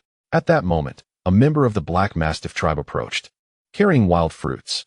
The following day, Lei Long and Jiang, along with the goods acquired from this trading expedition, departed the Black Mastiff tribe aboard the Thundercloud Eagle, soaring toward the lands of the Thunderflame tribe. All the snow salt and other items they had brought to the Black Mastiff tribe were successfully traded, and arrangements were finalized for the ongoing provision of snow salt to the Black Mastiff tribe. Alongside the items exchanged, they secured 15 pure blood beast cores and some spiritual herbs from the Black Mastiff tribe. In the azure expanse of the sky, A flock of enormous purplish-blue giant eagles soared at remarkable speeds, with faint silhouettes of figures discernible upon their backs. Uncle Jiang, where are we now? How far is it to the tribe? On the back of a colossal thundercloud eagle, Lei Long inquired, gazing at the rapidly receding mountains and forests around him. Haha, what is wrong with you, lad? Missing home? Jiang chuckled in response to Lei Long's question. We'll be there soon. Today we shall return to the tribe. Jiang's eyes sparkled with joy as he glanced at several animal hide bags strapped to the thundercloud eagle. This trading expedition had proven to be remarkably fruitful, with their first transaction going so smoothly. During this outing alone, they had exchanged for a substantial quantity of beast cores and medicinal herbs, incurring minimal costs, merely a few clay pots and some salt. Suddenly, Jiang spotted a river ahead and, aware that their water supply was dwindling, proposed, "There's a river ahead. Let us take a moment to replenish our water." He addressed Lei Long, then produced a bone whistle and blew it sharply before patting the thundercloud eagle beneath him. Instantly, the thundercloud eagle let out a shrill cry and dove toward the river. The surrounding tribesmen, alerted by Jiang's call, swiftly followed suit atop their thundercloud eagles. A powerful gust of wind surged forth as the thundercloud eagle flapped its wings, bending the surrounding flora. Dozens of these colossal creatures landed on a patch of grass several hundred meters from the river. A group of fully armed warriors leaped from the thundercloud eagle, brandishing sharp spears and bone knives as they surveyed their surroundings. They then split into several groups to scout the area. All right, everyone, take advantage of this time to rest. Eat something to regain your strength, and we shall set off shortly. Jiang called out to the warriors who were investigating the surroundings. Yes, Captain. The warriors of the Lei Yin tribe replied in unison, each finding a spot to recuperate and restore their energy. After giving instructions to the other warriors, Jiang turned to Lei Long and said, "Dragon, why don't you sit down and take a break?" Hearing Jiang's words, Lei Long surveyed the grassy terrain and the river ahead, then replied, "Uncle Jiang, I'll go take a look over there." With that, he walked towards the river. This river, a mere ordinary watercourse amidst the vast wilderness, spanned only a few dozen meters in width and was no deeper than 10 meters. As Lei Long approached the river, he noticed that it was drying up, the water flow diminishing. Observing the exposed riverbed, he realized that this river, once at least 100 meters wide, had shrunk to less than 50 meters. Under the blazing sun, with its two radiant orbs casting intense heat, Lei Long wiped the sweat from his brow. Now, the vast wilderness has entered the summer season, with temperatures soaring to nearly 40 degrees. In a short while, it will reach its most sweltering phase, when the mercury may climb to a staggering 50 or 60 degrees. At that time, even the waters of the Nukang River, near the Lei Yin tribe, will drastically diminish, shrinking to less than a third of their usual flow. Presently, by the riverbank, more than a dozen tribespeople are engaged in drawing water, their roles distinctly defined. Some are tasked with fetching water, while others stand guard, vigilant against potential attacks from ferocious beasts lurking in the river. In the wilderness, the dangers posed by rivers are no less than those found in the mountains and forests, teeming with a plethora of predatory aquatic creatures. Thus, when gathering water, one must remain acutely aware of their surroundings, ready to thwart sudden assaults from various ferocious beasts. If one were to be dragged into the depths, a warrior's strength would be significantly diminished, leaving them with little hope of survival. Therefore, it is imperative that a warrior is stationed nearby to monitor the situation, prepared to alert and protect those collecting water at the first sign of danger. However, the current threats from the river have diminished considerably, as the reduced water flow has driven larger ferocious creatures to migrate to more expansive bodies of water, leaving only weaker, smaller beasts behind. Observing the somewhat parched riverbank, Lei Yin walks upstream. Along, be careful not to wander too far. A guarding warrior calls out to him as he treads further away. At present, Lei Yin remains an ordinary person, yet to awaken his totem, and should he encounter a beast, his life would be in peril. Understood, Lei Yin replies with a smile at the soldier's kind warning, continuing his advance. Suddenly, his gaze is drawn to a stretch of riverbank ahead, where flocks of birds flit about, chirping animatedly. In the distance, he sees a swaying expanse of vegetation, shimmering golden in the sunlight, crowned with clusters of grains. Instantly, Lei Yin's eyes gleam with excitement as he fixates on that patch of plants. With haste, he races toward the riverbank, and as he draws nearer, the true appearance of the vegetation comes into focus. Could this be rice? He muses, as a flock of birds. Startled by his approach, takes to the air in a flurry. Standing before a yellowing plant, Lei gazes intently at the rice ears, which tower slightly above him. His face alight with wonder. Indeed, these rice-like plants exceed his height, measuring approximately 2 meters and 40 to 50 centimeters. Reaching out, he plucks a stalk that is over a foot long, discovering that the grains are impressively large, exceeding 1 centimeter in size, 4 to 5 times that of rice from his past life. Gently cradling the rice ears in his hands, the golden husks effortlessly fell away, revealing their true essence within. The grains of rice had reached full maturity, and Lei Long discovered scattered kernels on the ground. Astonishingly, the rice grains gleamed with a golden hue. Lei Long! A resounding voice called from behind. Turning around, he was met by Jiang and several tribal warriors approaching swiftly. In no time, they reached Lei Long's side. "Uncle Jiang, what brings you here?" Lei Long inquired, observing the unscathed Jiang as he approached. Casting a stern glance at Lei Long, Jiang reprimanded, "What were you thinking? Who told you to come this way? What if you encountered a ferocious beast? When you return to the tribe, your father will certainly have words with you." Jiang's anger was palpable, clearly stemming from Lei Long's reckless decision to venture out alone. Lei Long was not merely the son of Chief Lei Lai. He was also the most cherished disciple of the Thunder Shaman and favored by their ancestors. He had brought an abundance of food and salt to the tribe, being a cornerstone of its growth and prosperity. Should any misfortune befall him, Jiang would undoubtedly face severe consequences from the Thunder Shaman. And even if the shaman chose not to punish him, Jiang would find it impossible to remain in the tribe. Thus, witnessing Lei Long's solitary departure incited Jiang's ire. "Uncle Jiang, please don't be angry. I was just so excited that I momentarily forgot myself." Lei Long, acknowledging his misstep, smiled and extended his hand, revealing the rice he had discovered.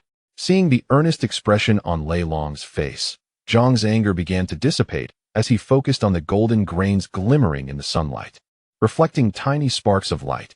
This was something Jiang had never encountered before, and he was uncertain of its nature.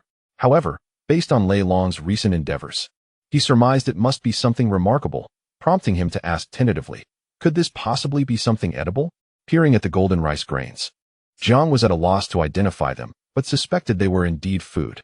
Upon hearing Jiang's inquiry, an excited expression lit up Lei Long's face as he enthusiastically replied, "Yes, Uncle Jiang, this is called rice, and it is indeed edible." "What? This can be eaten?" Jiang exclaimed, a mix of surprise and excitement coursing through him. The discovery of yet another food source was monumental. He grasped Lei Long's shoulders tightly and inquired loudly, "Along, where did this come from? Where can we find more?" This was a new food source, and in the vast wilderness, every edible item held immense significance, potentially becoming the foundation of a tribe's sustenance. Thus, Jiang's excitement was palpable upon learning they had uncovered yet another edible treasure. Suppressing the pain radiating from his shoulder, Lei Long pointed to the rice ears behind him and exclaimed, "Uncle Jiang, behold our new sustenance. The rice is nestled within these grains." Upon hearing Lei Long's words, Jiang eagerly plucked a stalk of rice and, upon peeling it open, discovered the golden grains within. "Ha ha ha, splendid."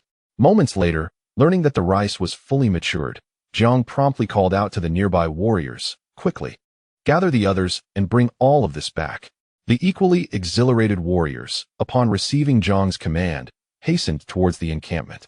Before long, all the warriors arrived in full armor, and under Lei Long's direction, they commenced the harvest of the rice. To facilitate transport and minimize space, Lei Long instructed everyone to harvest only the portion bearing the rice ears, leaving over a foot of stalk for easy bundling. Approximately 10 acres of rice field were completely harvested in less than a quarter of an hour, thanks to the collective effort of over 100 totem warriors. Observing the neatly gathered bundles of rice, Jiang's eyes sparkled with joy. Onward! With a commanding leap, Jiang mounted his thunder eagle, which unfurled its wings and flapped vigorously, stirring up clouds of dust.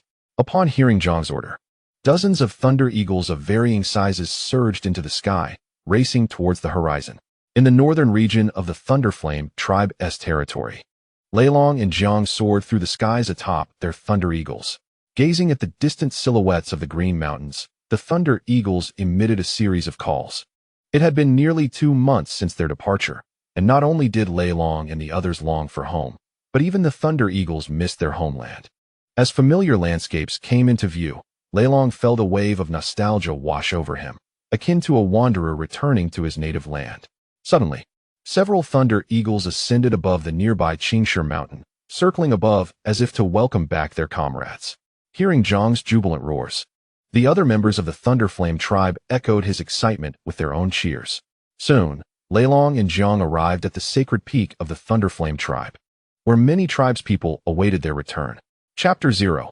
Return to the tribe. Just as Leilong leapt from the Thunder Eagle, he heard a commotion as a group of people rushed towards the summit, calling out, "Leilong, you have returned." "Leilong, Uncle Jiang." Turning to look, he was greeted by the familiar faces of Tai Xiong, Shuehu, He Shi, and other companions he had not seen for a long time. After nearly 2 months apart, Leilong felt a deep sense of longing for them. Tai Shi, Shuehu, it has been too long. Leilong was exceedingly joyful as he greeted and embraced Tai Shi and the others, their happiness palpable. Brother, I have missed you so much. You have finally returned." At that moment, Lei Yin joyfully rushed over, calling out Leilong's name with unrestrained enthusiasm. Observing his younger brother's exuberance, a wave of profound familial affection surged within Leilong, a bond he deeply cherished. With great delight, he lifted Lei Yin into his arms before gently setting him down. At that juncture, Lei Wu, along with Leilong's parents and the others who remained in the tribe, including Miao and Shui, arrived. Leilong respectfully acknowledged Lei Wu, bowing in greeting. "I pay my respects to you, Lei Wu." Zhang followed suit, also honoring Lei Wu with a bow. The warriors of the Lei Yin tribe who accompanied Leilong for trade also offered their greetings to Lei Wu, longing for their tribe after a prolonged absence. "How was your journey, young dragon?" Lei Wu inquired of Leilong. "The trading expedition went splendidly. We successfully exchanged all the goods we brought." Leilong replied with evident joy at Lei Wu's inquiry. "Excellent. We shall discuss it further upon our return," Lei Wu remarked. Inside Lei Wu's cave, Leilong, Jiang, and the formidable warriors guarding the tribe, including Wu and others, awaited Leilong's account of the trading venture. "Young dragon, Jiang, please share the details of your trading team's experiences," Lei Wu encouraged with a smile. "Indeed, Leilong, do enlighten us." Shui, the foremost female warrior of the Lei Yin tribe, urged him. Shui, the most powerful female totem warrior, was tasked with safeguarding the tribe and commanding the female totem warriors. "Allow me to recount our exploits. We acquired an abundance of remarkable items," Jiang began, addressing the gathering. "Indeed, Lei Wu and my father. We successfully traded the snow salt and pottery we carried, obtaining 38 hybrid beast cores, 110 pure-blood beast cores, and over 300 mixed blood beast cores. The 10 talismans you provided me were also exchanged," Leilong informed Lei Wu and the others. "What? Such a quantity? 38 hybrid beast cores are nearly equivalent to what our tribe hunts in an entire year," Lin exclaimed in astonishment. "Is this truly the case, young dragon?" Shui queried, her disbelief evident as she turned to Leilong. Not only Lin and Shui, but also Lei Lai, Lei Wu, Song Wu, and the others displayed expressions of shock. The Lei Yin tribe had always relied on hunting for sustenance. Although the warriors of the Lei Yin tribe were formidable, they could only hunt around 40 hybrid beast cores each year. While they were aware that the Bai Lang tribe profited greatly from their salt mines, Lei Wu had not anticipated that the snow salt, crafted from stone, could yield such an impressive number of hybrid beast cores in exchange. At this moment, Jiang presented 2 large leather bags filled with the beast cores and spiritual herbs acquired from the recent exchange to Lei Wu. One bag contained the beast cores, while the other held a collection of precious spiritual items. Upon opening the bags, they observed that one was filled with blood-red crystals, the fearsome beast cores, varying in size from that of an infant's fist to the size of a jujube. Within this pouch lay nearly 40 radiant blood-red beast cores, the hybrid beast cores exchanged during this transaction. The significance of these hybrid beast cores was immense. Their presence would undoubtedly bolster the number of warriors during this year's tribal sacrifices, much to Lei Lai's delight. Meanwhile, Song Wu and Zhe Wu were captivated by the array of spiritual herbs and rare flowers found in the second bag. For the shamans, these exquisite flora and herbs could be transformed into various potent medicines, invaluable for preserving the lives of tribal warriors. This must be the Qi Ling bamboo shoots from the Qizhu tribe. They are exceptional spiritual items used to enhance the totemic power of warriors and assist them in surpassing their limits. exclaimed Zhe-Wu, lifting a 2-star Qi-Ling bamboo shoot with joy. And this is the Xiao-Ling flower from the Tian Xiao tribe, a remarkable herb for healing injuries, added Hong Ke-Wu, picking up a pale pink 3-petaled flower. Though the Lei Yin tribe possessed considerable strength and the potential to evolve into a large tribe, they lacked specialty spiritual herbs aside from their more than 10 purple cloud spiritual trees, which could be used to create talismans. This absence represented a significant shortcoming in their development. To advance, the Lei Yin tribe must address this historical deficit. I never anticipated that our trading team would acquire such a wealth of valuable items, Lei Wu remarked, his spirits lifted. By the way, Lei Long, you mentioned that the Mao Wu from the He-Ao tribe wishes to exchange snow salt with our Lei Yin tribe. What are your thoughts on this matter? Lei Wu inquired further. Reflecting on the He-Ao tribe, Lei Wu recalled the long-standing enmity between them and the current Bai Lang tribe, known for their oppressive strength. The Lei Yin tribe, being a medium-sized tribe, had also encountered numerous conflicts with the Bai Lang tribe during hunts. Thus, Lei Wu had offered protection to the He-Ao tribe during their decline, a spontaneous act that he had not followed up with further assistance. The He-Ao tribe's current territory was not their original homeland. They had relocated over 1,800 kilometers north of the Lei Yin tribe after a significant defeat a century ago, becoming a part of the Lei Yin tribe's domain. As Lei Wu broached the topic of the He-Ao tribe, Lei Long began to contemplate the implications. For the Lei Yin tribe to truly thrive and expand, it must not only grow in strength, but also cultivate strategic alliances. Chapter 0. Weaving straw sandals in the vast wilderness. Each prominent tribe possesses its own allies or adversaries. Despite the abundance of ferocious beasts in the wilderness, food sources are not lacking for the tribes. However, when it comes to coveted exotic flowers and fruits endowed with various mystical properties, inevitable conflicts and varying degrees of kinship arise among the tribes. Previously, the people of the Lei Yin tribe were rather barbaric. Although formidable in strength, they had few amicable relations with other tribes, maintaining connections with only 2 or 3 tribes, all of which had been fostered in the last century under the guidance of the shaman. Thus, Lei Long found himself troubled by the development of the Lei Yin tribe. Consequently, Lei Long intended to seize the opportunity presented by the He-Ao tribe's desire to trade for snow salt, aiming to firmly bind the He-Ao tribe to the chariot of Lei Yin tribe's development, establishing it as a steadfast ally. Indeed, the strength of the He-Ao tribe has significantly improved in recent years. I sense that their shaman is on the verge of attaining the wizardry realm, Lei Long remarked to the shaman. In less than 5 years, the He-Ao tribe could once again emerge as a medium-sized tribe. Furthermore, through my conversations with their shaman, it seems they are seeking our assistance. Therefore, during the exchange of goods, Lei Long and Jiang conversed for several hours within the shaman's cave, continuing their dialogue until nightfall. To welcome the return of Lei Long and Jiang's trading party, the shaman organized a tribal feast, even going so far as to present a portion of the purebred savage beast meat acquired from their last hunt. Upon returning to the tribe, Lei Long felt a wave of relaxation wash over him. As the leader of the trading party, he bore the responsibility not only for the trading affairs with the various tribes, but also for navigating the intricate dynamics with their leaders and shamans, all while contending with the formidable beasts that roamed the wilderness.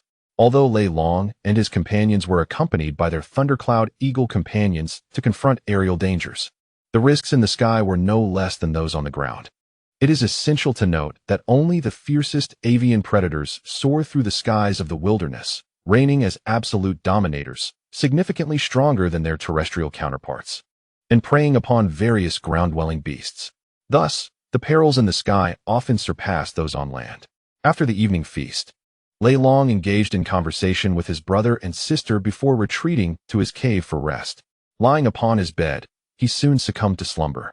Following the tribal gathering, every member of the Lei Yin tribe joyfully returned to their abodes, particularly the members of the trading party who were elated to return to their caves, enveloping the entire valley in a profound silence. Throughout the valley, apart from the crackling sounds emanating from a few campfires, there occasionally arose indescribable noises from the abodes of the Thunderflame people.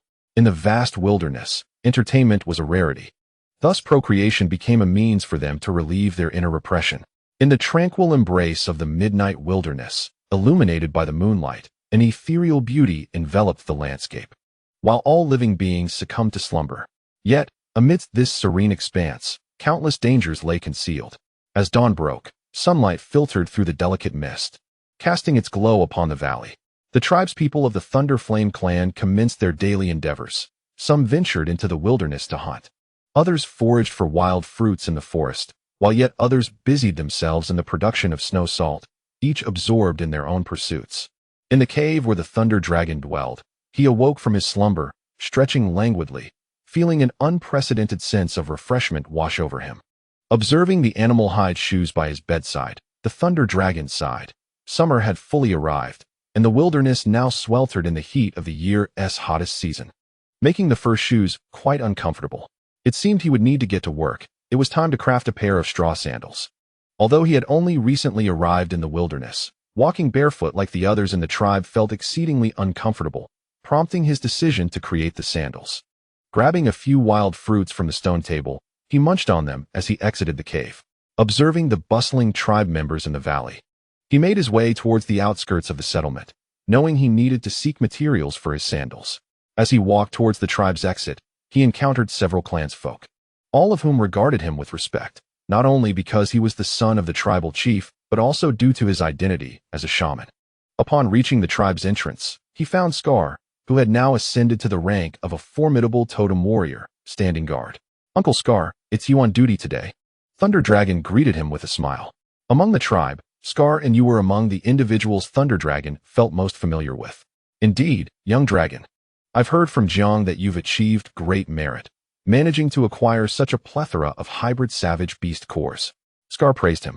In response to Scar's commendation, Thunder Dragon humbly replied, "Uncle Scar, it was merely my duty." "Uncle Scar, I wish to step outside for a while," he announced. "Ah, very well, go ahead. But remember not to stray too far from the tribe." Scar responded, his concern evident. Acknowledging Scar's advice, Thunder Dragon proceeded into the woods beyond the settlement. The creation of straw sandals necessitates the use of resilient dried grass. However, it is currently summer, and although the flora in the mountains appears somewhat wilted due to the sweltering heat, it remains lush and green. Thus, in order to craft these sandals, the grass must be properly sun-dried. This time, Lei Long is in search of a type of grass that the Lei Yin people refer to as weeds. This grass is dubbed weeds due to its remarkable vitality and tenacity. Yet, this so-called weed holds no value for the Lei Yin tribe. Rather, its slender and elongated form makes it an ideal concealment for ferocious beasts, which has led the warriors of the tribe to harbor a strong disdain for it.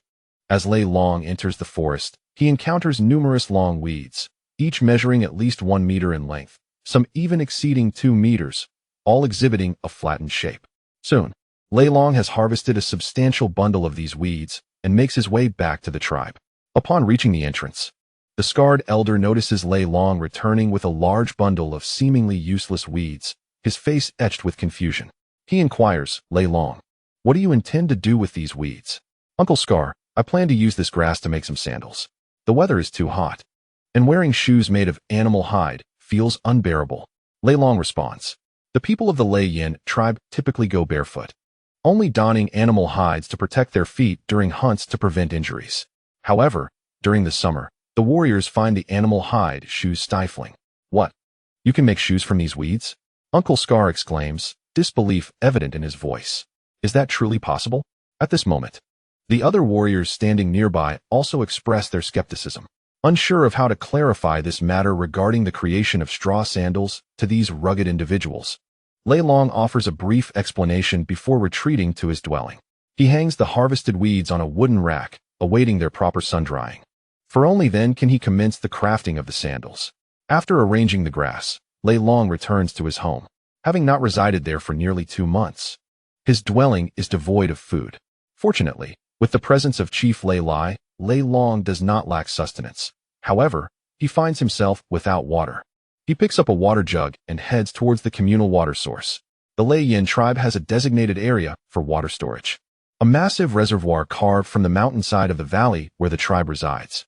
This is the vast reservoir where the Lei Yin tribe stores water during the summer, ample enough to sustain over 38,000 members for a month and a half, albeit only for their drinking needs.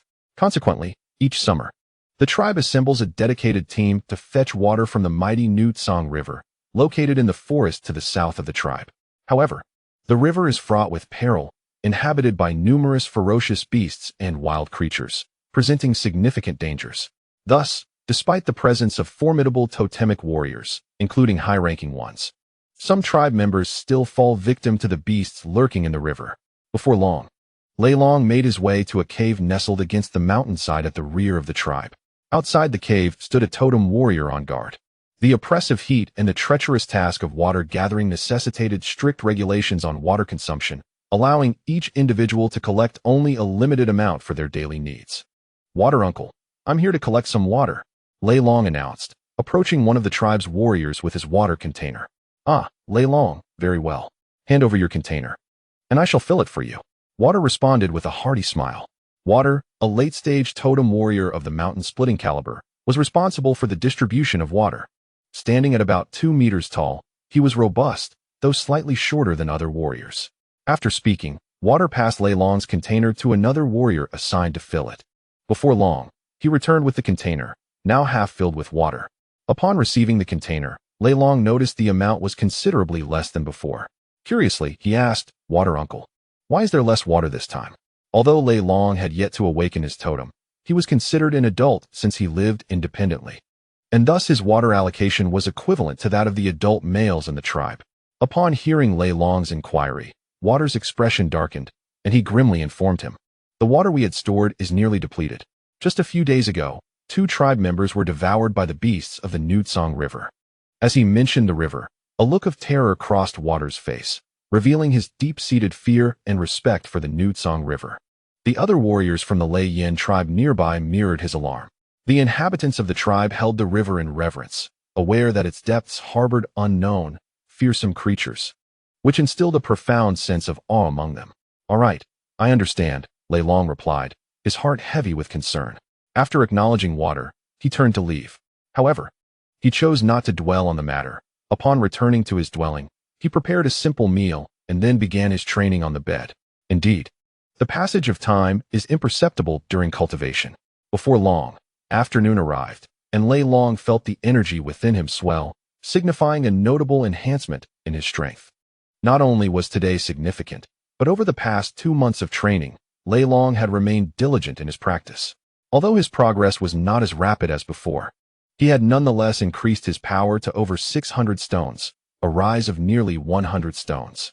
Suddenly, a cacophony erupted outside the tribe, prompting Lei Long's curiosity as he ventured out.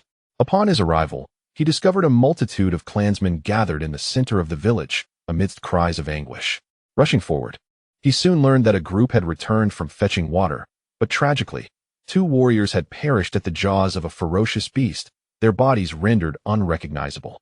The weeping voices belonged to the children of the fallen warriors, while their partners bore their sorrow silently, accustomed as they were to such tragedies.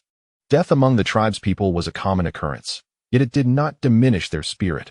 Rather, it forged them into stronger and braver individuals, who expressed their respects to the deceased.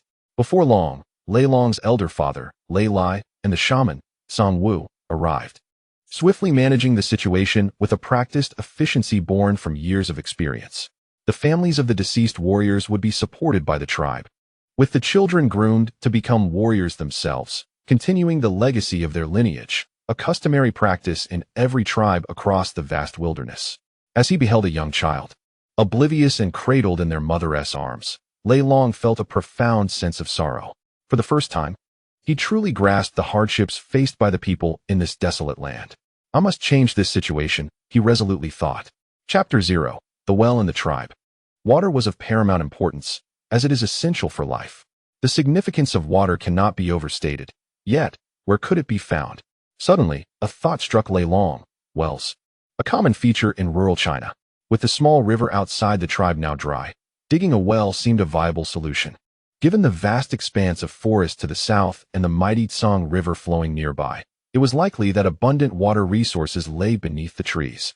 With this realization, Lei Long hurried towards the dwelling of the shaman, as this endeavor required collaboration with the tribe's totem warriors for sufficient water to sustain all the clan's people. Upon reaching the shaman's abode, Lei Long greeted the 2 guards stationed at the entrance before making his way into the cave. As a disciple of the shaman, he was permitted free access. "Old man Lei," he called out loudly before even entering the meeting area.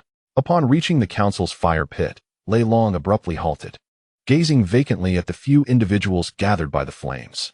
His father, Lei Lai, wore an expression of fury directed at him, flanked by Lei Wu and Song Wu. The former's countenance darkened to an extreme, his lips twitching in anger. "Greetings, Lei Wu, Song Wu." "Father." Observing the expressions of the three, Lei Long stood tall and addressed them with respect. "You insolent boy, have you grown restless again? How dare you speak to Lei Wu in such a manner?" Lei Lai thundered, his anger palpable. "Father, please do not be angry. I come bearing urgent news." Lei Long stammered, taking a couple of cautious steps back under his father's fierce gaze. "Lei Wu, I have come to discuss something of great import." "Huh, you cheeky rascal. Why not call me Old Lei anymore?" Lei Wu retorted, his tone laced with annoyance. "Ah, well, you see, I truly have something vital to share. I believe I have discovered a source of water, thus sparing us the perilous journey to the Tsang River." Lei Long chuckled nervously. No sooner had he spoken than Song Wu leaped to his feet, eyes wide with incredulity, as if he might devour Lei Long whole. Not only Song Wu, but Lei Lai and Lei Wu also stood in astonishment, their expressions filled with excitement. The gravity of Lei Long's revelation was indeed staggering. "Lei Long, is this true? Can you genuinely find water? Long, is what you say the truth? If you dare deceive me, you shall face my wrath." Lei Lai threatened, his demeanor suggesting he was ready to take action should Lei Long be lying. "Long, come here and explain to me how you intend to find water. Today, 3 of our kin perished in the search for it. If you can indeed locate water safely, I will grant you a request." "What say you?" Lei Wu asked earnestly. As the shaman of the tribe, Lei Wu understood the profound implications of securing a safe water source for their people, thus he regarded the matter with utmost seriousness. Though the Lei Yin tribe had strived to flourish over the years, their numbers and strength had not grown significantly. A significant factor contributing to this stagnation was the annual loss of lives among their kin. Some perished while hunting, others in various accidents, and many during the treacherous task of fetching water in the summer, often falling victim to savage beasts. Each year, the tribe mourned the loss of hundreds, including scores of totem warriors, with more than a dozen succumbing to the dangers of water retrieval. Thus, if Lei Long could indeed secure a safe water source, the Lei Yin tribe could avoid the deaths of 20 or more totem warriors each year, a considerable number. Over a decade, this would amount to 200 lives saved. With an increase in totem warriors, the tribe would harvest more food, and during the next totem awakening, the number of new warriors would also rise, creating a beneficial cycle. "Thunder Shaman, Song Shaman, my father, rest assured, I possess the knowledge to locate water. However, I require the assistance of some tribesmen. I cannot accomplish this alone." Upon hearing the words of Thunder Shaman, Song Shaman, and his father, Thunder Dragon addressed the two. Without a moment's hesitation, Thunder Shaman and his father readily acquiesced to Thunder Dragon's request. "Very well. I shall instruct your father to assemble 100 totem warriors to aid you in the search for water. Ensure that it is found, or you shall witness the consequences of failure." Thunder Shaman warned Thunder Dragon. 100 totem warriors is no trifling number. The Thunder Flame tribe possesses only around 5,000 to 6,000 totem warriors in total, with merely about 1,000 warriors residing permanently within the tribe. Thus, over 100 totem warriors represent a significant portion of the tribe's defensive strength. Upon returning to his dwelling, Thunder Dragon noted that the day was already advanced, leading him to postpone the excavation of the well until the following morning. At dawn the next day, before Thunder Dragon had fully awakened, he was roused from his slumber by Thunder Fierce, who personally undertook the task of ensuring water, a vital resource for the Thunder Flame tribe. With a look of feigned grievance, Thunder Dragon followed Thunder Fierce out of the tribe. He had already selected a suitable location for the well, beside the stream where he had previously crafted pottery. The rationale for this choice was the stream, which, except for the hottest 3 months of summer, typically flows with a width of several meters, flanked by flourishing trees that remain verdant even during the summer months. Furthermore, a vast expanse of dense forest lies to the south of the Thunder Flame tribe, suggesting the presence of abundant underground water resources, making the excavation of a well highly promising. Arriving at the parched stream outside the tribe, they stood beneath the same tree that had been over a yard in girth during the pottery firing. Observing the remnants of the small kiln nearby, Thunder Dragon felt as though he had just stepped into the wilderness. The original pottery kiln had long since been rebuilt in the valley of the tribe, now towering over 3 yards high and 4 yards wide, capable of firing numerous pieces of pottery at once. Thunder Dragon, where is the water? This stream has long since dried up. If you are deceiving me, prepare to face the consequences. Thunder Fierce exclaimed. At this moment, Scar, standing nearby, overheard Thunder Fierce words and chuckled, addressing Thunder Dragon. Indeed, Thunder Dragon, should you fail to find water, be wary of your father's wrath. In response to Scar's mocking, Thunder Dragon rolled his eyes and, with an air of exasperation, pointed to a specific patch of ground beneath the tree. Uncle Scar, if you seek water, dig here. It lies just beneath the surface. Upon hearing Thunder Dragon's assertion, Thunder Fierce, Scar, and the 30 or so surrounding totem warriors regarded him with expressions of disbelief. As for them, water could not possibly exist within the soil. The presence of over 30 totem warriors was merely due to the fact that such an excavation did not necessitate so many individuals. Are you seeking a beating, Thunder Dragon? How could water possibly be found in the earth? Thunder Fierce retorted sharply. Father, this is indeed true. It is part of the shaman's legacy that I have been told. The water lies beneath the soil. With a solemn expression, Lei Long addressed the gathering, echoing the words of Lei Lai. Upon hearing Lei Long's proclamation, Lei Lai and the other totem warriors, including Scar, displayed expressions of reverence, their doubts dissipating. Scar, take Mu and Song and begin to dig downward from this spot. We must uncover the water. Lei Lai commanded Scar, with the shaman's words resonating in his mind. Lei Lai, as the tribal leader, harbored no further skepticism and commenced the excavation, following the circular pattern drawn by Lei Long, measuring 10 feet in diameter. Scar and 4 other totem warriors began their descent into the earth. As they dug, the soil flew in every direction, and before long, they had excavated over 1 meter deep. Utilizing the stone shovels crafted by the tribe's stoneworkers at Lei Long's behest, their pace was swift. The totem warriors, adept in their craft, found the task of digging to be effortless, requiring minimal exertion. In a short span, a well with a diameter of 3 meters and a depth exceeding 10 meters was formed. To prevent the surrounding earth from collapsing, Lei Long had prepared bamboo fences the previous day. With each meter they dug, he instructed the workers to place these fences around the well, serving as a barrier against potential landslides. Chief, the earth is moist, the soil below is damp. Scar's voice echoed from the depths. Soon after, Scar ascended, grasping a vine tied to a tree, his hand clutching a handful of muddy sludge. Observing the mud in Scar's hand, Lei Lai, Lei Long, and the other totem warriors gathered around. Lei Long examined it closely. Indeed, it was a yellowish mud, with at least half of it being water. Excellent. Wonderful news, Scar. Continue digging. Lei Lai exclaimed with fervor. All right, I shall resume my efforts. Scar responded cheerfully and prepared to descend once more. The other tribesmen were equally invigorated. Uncle Scar, be cautious as you dig. We should be nearing the water soon. Lei Long advised Scar earnestly. Rest assured. Scar replied before descending again. Lei Long and Lei Lai stood vigil at the well's edge, which had now reached a depth of over 10 meters. The well's structure sloped inward, with the opening at the top measuring over 10 feet wide. At this stage, it could only accommodate a single person, creating a tight fit. As the yellow mud was hoisted up in baskets, they quickly dug an additional 2 meters deeper. Suddenly, as Scar thrust his shovel into the earth, a burst of water erupted, splashing onto him and another warrior.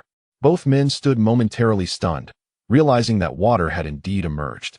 Above, Lei Long heard the sound of gushing water and called down urgently, Uncle Scar, hurry up. The water will soon flood the area. Upon hearing the words of the Thunder Dragon, Scar turned his gaze towards the ever-expanding spout of water before him. Regaining his composure, he called out to another warrior, urging him to ascend swiftly. Responding to Scar's command, the other clansmen did not hesitate and hurriedly began to climb upwards. In no time, both Scar and his companion reached the top, their bodies drenched in droplets of water glistening on their fur. Chief, the water has emerged. It truly has. The two exclaimed with palpable excitement directed at Thunderfire. Meanwhile, the water below surged rapidly, rising several meters in mere moments, leaving less than 10 meters to the surface. Observing the muddy, ochre waters, Thunder Dragon and the surrounding tribesmen wore expressions of astonishment. It was indeed water. Excellent. This is splendid news. We finally have water. Thunderfire, abandoning his usual composure, exclaimed with delight. Well done, young lad. Ha ha. He clapped Thunder Dragon heartily on the shoulder, his laughter echoing. The force of Thunderfire's strike. A disaster-level totem warrior was substantial, causing Thunder Dragon to grimace in pain. Such strength was beyond what an ordinary tribesman like him could endure. Thunder Dragon. The water is down there. How shall we retrieve it? Scar inquired, eyeing the water in the well. At Scar's words, Thunderfire and the other jubilant tribesmen paused, pondering the depth of the water. Indeed, how could they draw it up? Over 30 pairs of eyes turned to Thunder Dragon, making him feel somewhat uneasy under their scrutiny. Why not attach a rope to a clay pot, lower it down, and then pull it back up? Thunder Dragon suggested. As his words registered, the crowd appeared enlightened. Nodding in understanding, a totem warrior dashed back to the tribe and soon emerged with a clay pot, lacking a sufficiently long rope.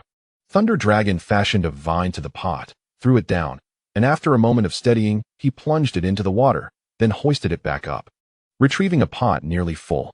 Since they had just excavated the well, the water was still somewhat turbid and yellowish from sediment. Let us wait a little while for the sediment to settle. Then it will be drinkable, Thunder Dragon announced, looking at the water in the pot.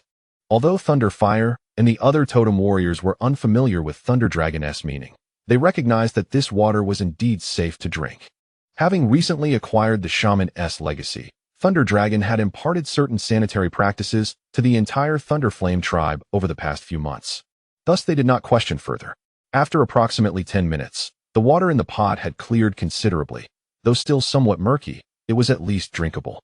Thunder Dragon sampled it, noting a hint of earthiness, yet also a touch of sweetness. Father, it is ready to drink. You should try it, he said, offering the pot to Thunderfire. Very well, Thunderfire replied, eyeing the water in the pot before taking a hearty gulp. The realms are divided into categories: the Stonebreaker, the mixed-blood ferocious beasts of the shaman, the mountain openers, the pure-blood ferocious beasts of the shamans, the calamity class, the hybrid wild beasts of the sorcerers, the sky, the mixed-blood barbaric beasts of the grand sorcerers, and the pure-blood barbaric beasts of the profound sorcerers, alongside the spiritual flora. The ranks of the shaman warriors range from 1-star to 9-star, corresponding to the ranks of the totem warriors. Chapter 0. Weaving grass sandals upon drinking a mouthful of water. Lei Lai felt a refreshing sensation spread throughout his body, bringing him immense comfort. In the sweltering heat of over 40 degrees, a sip of cool well water was truly revitalizing. Ah, this is delightful. Finally, we no longer have to worry about water, exclaimed Lei Lai, his spirits lifted. Scar, go summon Lei Wu. We have found water. Yes, Chief, Scar replied before dashing into the tribe to share this joyous news with Lei Wu and the others. Soon, within the cave, Lei Wu received the news of the water's discovery. After confirming with Scar multiple times, Lei Wu, along with Song Wu, Zhe Wu, and Lei Wu's grandmother, Kei Wu, hurried out of the tribe. Water was of utmost importance to the Lei Yin tribe. With a secure water supply, the warriors would no longer risk their lives to fetch water from the perilous Nutsong River, allowing the tribe to gain more than 10 additional totem warriors each year. With the well established, the Lei Yin tribe could now comfortably endure the scorching summer months, never again facing the threat of water scarcity. As they approached, Lei Wu eagerly inquired of Lei Long, "Where's the water? Where's the well?" For the Lei Yin tribe, water was invaluable, and Lei Wu immediately sought information from Lei Lai and Lei Long. Lei Wu, "This is the well. The water is right inside." Upon hearing Lei Lai's words, Lei Wu and the others wasted no time and rushed to the well. Peering into the depths, they beheld the water below, each of them overwhelmed with emotion, nearly moved to tears. Water. It is indeed water. Our Lei Yin tribe will no longer suffer from thirst. This is wonderful, truly wonderful. How sweet the water is. The most esteemed shamans of the tribe could no longer contain their excitement, shedding their previous composure. They understood all too well the significance of this water.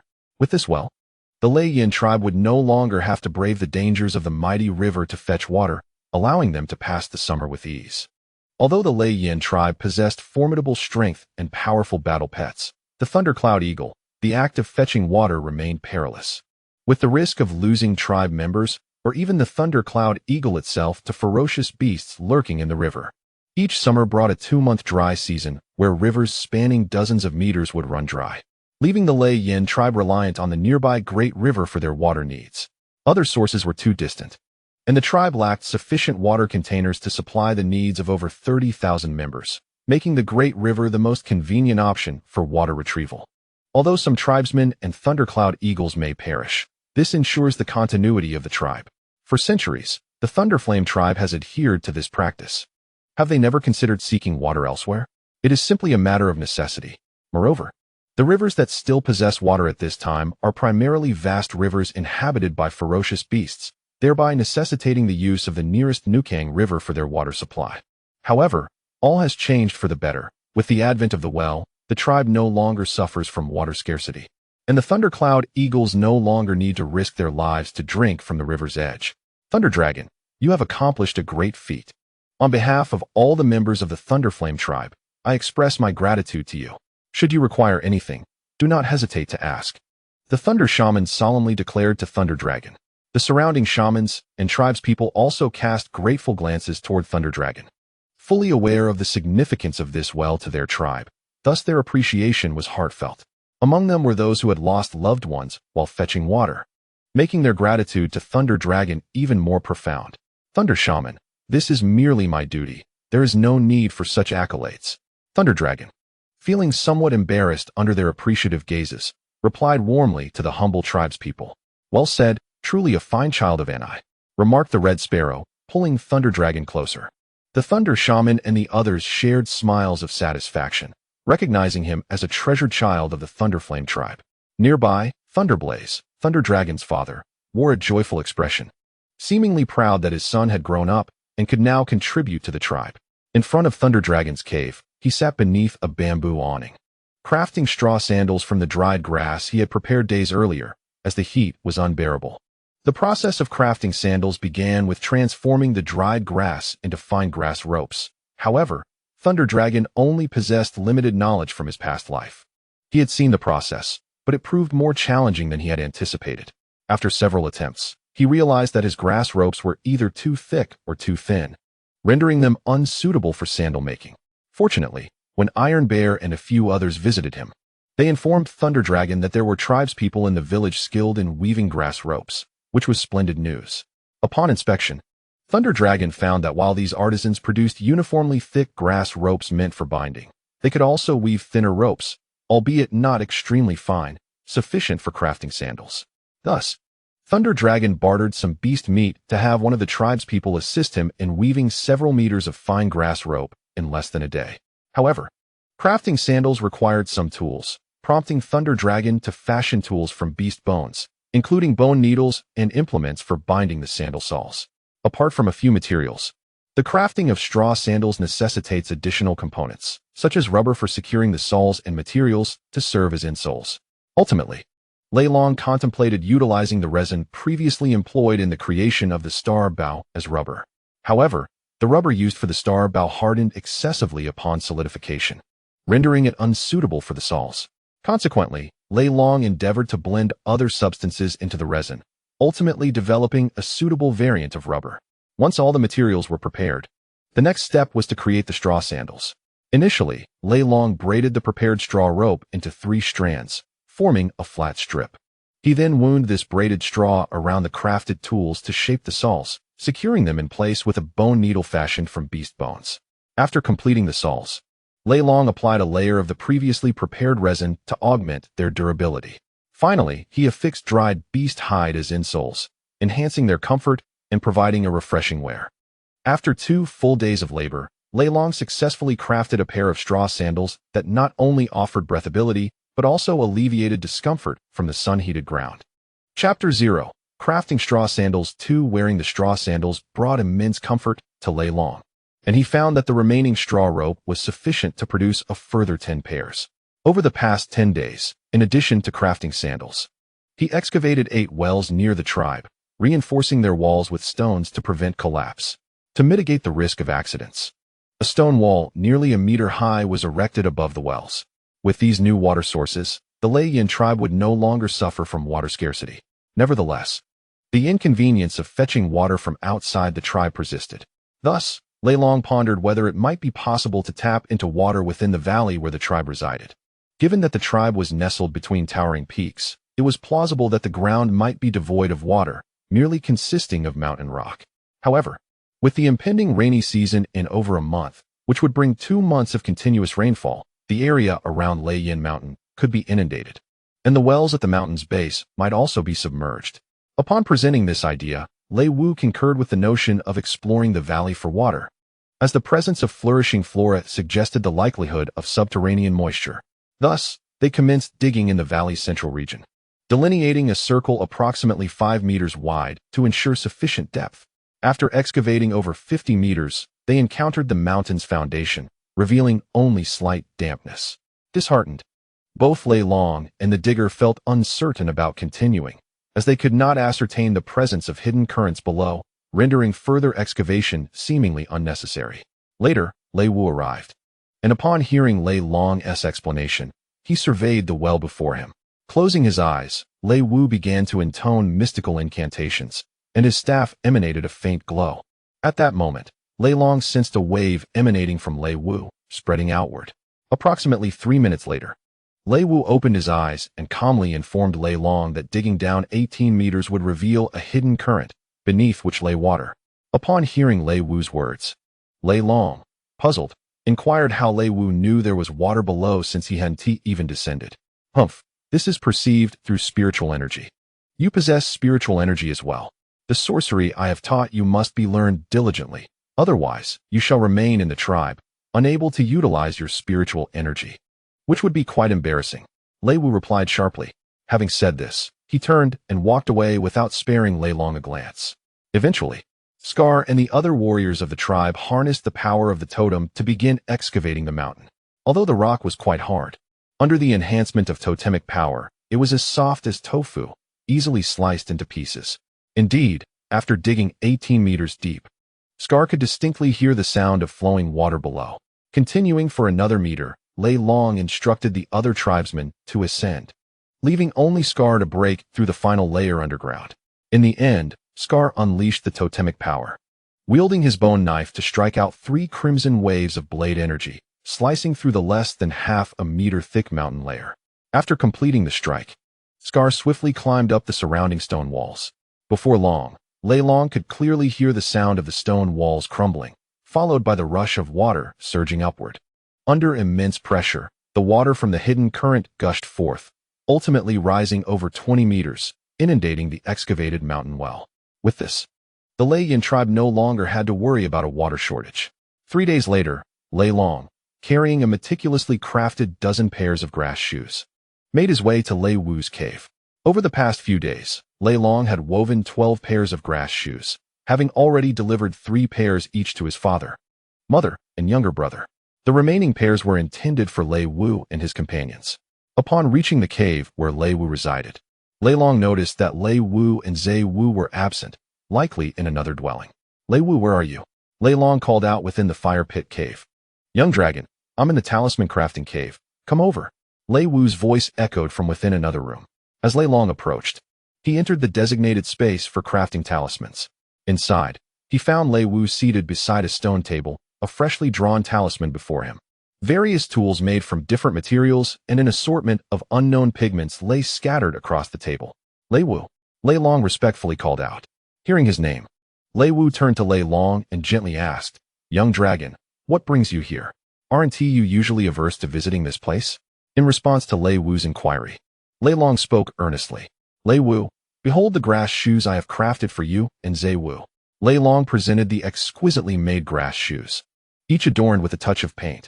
These shoes, fashioned from grass, will shield your feet from harm and enable you to run with swiftness. He extolled the virtues of his creation. Aware of the benefits, Lei Wu recognized that with the grass shoes, the tribe's members need not fear being injured by the sharp dangers of the wilderness. Now, it is imperative that you commence making more grass shoes, ensuring that all members of the tribe are equipped with them. I will enlist Jiang to assist in this endeavor. Ah, must it be so? I still have other matters to attend to. Enough. It is settled. You may leave now, but do remember to practice your sorcery. Should you fail to master it, you shall remain here to learn. Upon hearing Lei Wu's ultimatum, Lei Long dared not voice any dissent and promptly departed. Eager to try on the grass shoes left behind, Lei Wu could hardly contain his excitement, softly murmuring, These shoes are quite splendid. Of course, Lei Long, now gone, did not hear his praise. Time flowed swiftly, and soon a month had passed. The summer was approaching its final days, with the rainy season on the horizon. Thanks to the presence of a well, the Lei Yin tribe enjoyed a remarkably comfortable summer, free from the worry of water scarcity. The tribe's members could even indulge in bathing during this hot, arid season, a luxury not afforded to many tribes within 1,000 miles. As the rainy season approached, several hunting parties from the Lei Yin tribe returned to the safety of their home. Chapter 0. The arrival of the rainy season. Moreover, the sweet potatoes that had been planted were now fully mature. This season, every acre of the 3,000 acres yielded an abundant harvest. Lei Long observed that in the vast wilderness, sweet potatoes could fully mature in just over 3 months, or 100 days. Each acre produced approximately 3,000 stones, resulting in a staggering total of 9 million stones for the Lei Yin tribe. Considering that each tribe member consumes 2 stones daily, this bounty would sustain over 38,000 members for more than 100 days. All the sweet potatoes were processed and stored within the tribe's food storage caves. Some were piled directly within the cave, others were sliced and dried into sweet potato chips, and a portion was ground into sweet potato flour, preserved in ceramic jars. Sweet potatoes had now become a staple in the daily diet of the Lei Yin tribe, featuring prominently in their meals. Lei Long had even devised numerous culinary creations, including sweet potato cakes and steamed buns, with sweet potatoes as the primary sustenance, accompanied by various stir-fried dishes. This comprised the daily fare of the Lei Yin tribe. In the present day, the Lei Yin tribe has undergone significant changes in their culinary practices. Various methods of stir-frying have been imparted to the tribe's members by Lei Long. Although their cooking skills are still rudimentary, the variety of preparation methods is a marked improvement over the previously monotonous roasting and boiling. To shield the valley of the tribe from the impending deluge, Lei Long has recently overseen the excavation of numerous drainage ditches, meticulously arranged in a grid pattern, using bluestone slabs to fortify the surrounding earth, with bluestone tiles laid atop. Upon witnessing the completion of the drainage system, Lei Long gazed up at the sky, which had begun to accumulate dark clouds. He thought to himself that rain was imminent. With the ditches in place, the tribe would no longer be beset by muddy conditions after the rain. The sweet potato sprouts, which had been planted over 10 days ago, had already begun to germinate. And with the newly constructed drainage channels, they should withstand the oncoming downpour, he mused. Recollections of past storms flooded his mind, how the clouds would loom ominously, and the rain would cascade down like a waterfall. Would the sprouts be safe this time? Suddenly, a rumble echoed through the sky. The thunder was deafening. Yet the raindrops were merely a whisper at first. A single droplet fell upon Lei Long's forehead, signaling the commencement of the rainfall. With a resounding crack, the heavens erupted in a display of lightning and thunder, casting the sky into shadow as a torrential downpour approached. The atmosphere grew increasingly foreboding, as if the very clouds were pressing down upon the land, and flashes of lightning illuminated the distance. Seeing this, Lei Long hastened toward the cave, realizing that the storm would soon unleash its fury. Not just Lei Long, but all members of the Lei Yin tribe scurried toward the cave for shelter. At this moment, tribes across the vast wilderness were also seeking refuge in higher ground. For them, lightning was a sign of divine wrath. To be struck by it meant certain death. The people of the wilderness held an almost reverent fear of lightning.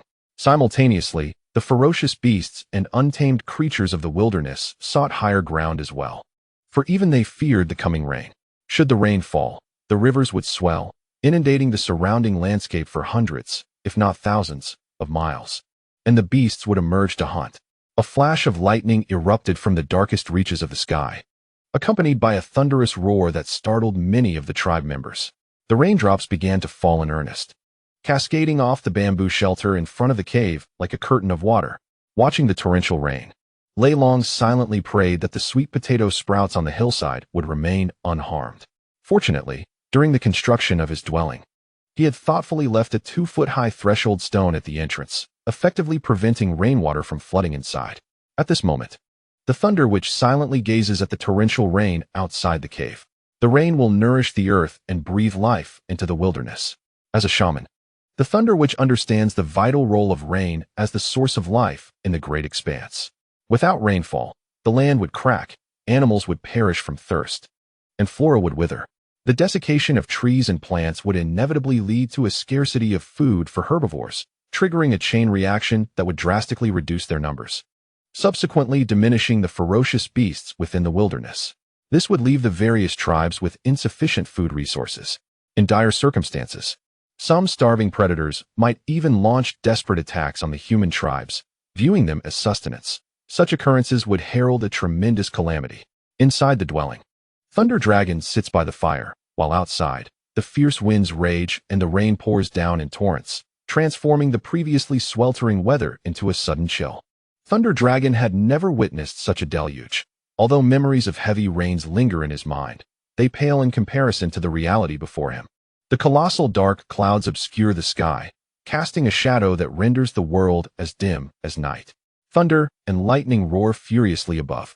Within the cave, the sounds of the wilderness echo as the wild beasts and fierce creatures celebrate with jubilant roars. These creatures, having endured 3 consecutive months of scorching heat, have long awaited this rain. Facing temperatures soaring to 50 degrees Celsius daily without access to water, they risk their lives to drink from the great river, where a moment of inattention could cost them dearly. How could such a life be bearable? As he observes the heavy rain outside, Thunder Dragon finishes his meal and ignites a fire beneath the bed, using a mixture of wood and a blend of powdered wood and dry earth. This method allows the wood shavings to burn slowly, extending the fire's duration for over 10 days. Once the fire is set, Thunder Dragon sits on the bed to resume his training, having neglected it for quite some time. Over the past month, his strength has increased by approximately 100 stones. Despite this significant gain, he has consumed more than 20 stones of mixed blood beast meat, a feat made possible by his strong metabolism, which has enabled him to harness the energy from the beast meat to enhance his power, an astonishing accomplishment that left Thunder Flame utterly astonished. It is worth noting that Thunder Dragon has yet to awaken his totem and has managed to consume such a vast quantity of beast meat. However, Thunder Flame soon finds joy in this. As the stronger Thunder Dragon becomes, the more formidable he will be upon awakening his totem, thus filling Thunder Flame with delight. The might of the Thunder Dragon grows stronger, consequently fortifying the Thunder Flame tribe, thereby ensuring a more prosperous existence for its members. In turn, the Thunder Dragon becomes better equipped to confront greater dangers, extending his lifespan. This is not only beneficial for the tribe, but also aligns with Lei Lai's hopes for the dragon's burgeoning power. Chapter 0. Nets and fishing. For a span of 7 to 8 consecutive days, relentless rain poured outside, leaving Lei Long confined within the dwelling, devoid of tasks or entertainment, enveloped in a sense of monotony. On such rainy days, the members of the Thunder Flame tribe found themselves idle within the caves, grappling with boredom. Yet, remaining idle was not a viable solution. It was prudent to seek out activities, Lei Long mused. He traversed the corridor he had carved from the cliffside of the valley towards the cave of the Thunder Shaman. Upon his arrival, he discovered his father and a group of formidable totemic warriors gathered within. "Young dragon, what brings you here?" The Thunder Shaman inquired upon noticing Lei Long's presence. The others regarded him with smiles, for in recent times, Lei Long had contributed significantly to the tribe, crafting straw sandals, wells, bows, arrows, snow salt, sweet potatoes, and organizing trade expeditions, each endeavor enhancing the tribe's strength considerably. "I was merely feeling bored indoors and sought to find something to do," Lei Long replied. The Thunder Shaman was somewhat taken aback by this initiative, as it was a rare occasion to see Lei Long actively seeking out tasks, for he usually needed to be urged to take action. "What do you wish to undertake?" "It is pouring outside, and the tribe members are idling in the caves," exclaimed Chi Hu, his voice resonating through the chamber. In recent days, the tribe's members had languished in the cave, leading to bouts of restlessness. Some individuals, stifled by the prolonged confinement, had engaged in several skirmishes over trivial disputes, a common occurrence. Such conflicts were inevitable, often stemming from minor grievances that accumulated during hunts or daily life, ultimately erupting under the oppressive atmosphere of the torrential rain. However, as witnessed by their kin, a simple fight would suffice to resolve their differences, with a mutual understanding that future hostilities would not be tolerated. Trust is paramount during hunts in the wilderness, and as tribe members, they are all intimate companions willing to risk their lives for one another. Nonetheless, the frequency of these altercations posed a dilemma, much to the chagrin of both the Thunder Shaman and Lei Lai. "Indeed, Lei Long, what do you propose to do? Those youngsters are getting into mischief," Haishi chimed in. As fearsome totem warriors, Kwang Shi and Qi, who each managed various affairs within the tribe, and the recent conflicts were becoming increasingly burdensome for them. Along, do share your thoughts. What would you like to embark upon? Feel free to express any ideas you may have. The Thunder Shaman encouraged Lei Long. In the tribe, the inhabitants still lay upon the ground, which becomes damp during the rain and snow, making it easy for the members to fall ill. Thus, I aspire for my kin to construct heated platforms akin to the one in my dwelling. With such platforms, winter's chill would be mitigated. Furthermore, the cave where the tribe stores its provisions necessitates expansion, for when the next batch of sweet potatoes ripens, there will be insufficient space to accommodate them. Upon hearing my inquiries, Lei Long offered several recommendations. In light of the presence of the tribe's totemic warriors, it is an opportune moment to institute reforms within the tribe and ameliorate our circumstances. Besides organizing the clan to craft stone platforms, Lei Long also devised entertaining activities from bamboo to engage the tribe members, thus preventing potential conflicts.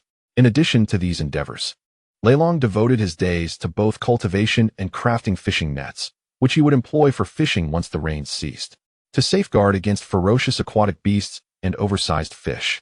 The nets he created were notably large, with a thickness akin to that of an infant's arm. In constructing these nets, Lei Long incorporated animal tendons to enhance their strength and flexibility. Lei Long, can these nets truly capture the fearsome creatures of the deep? Inquired Tai Xiong, who stood nearby. The task of crafting the necessary hemp ropes for the nets required considerable effort, and many tribe members assisted Lei Long in this endeavor. Indeed, along the waters harbor numerous colossal and dangerous beasts. It is perilous.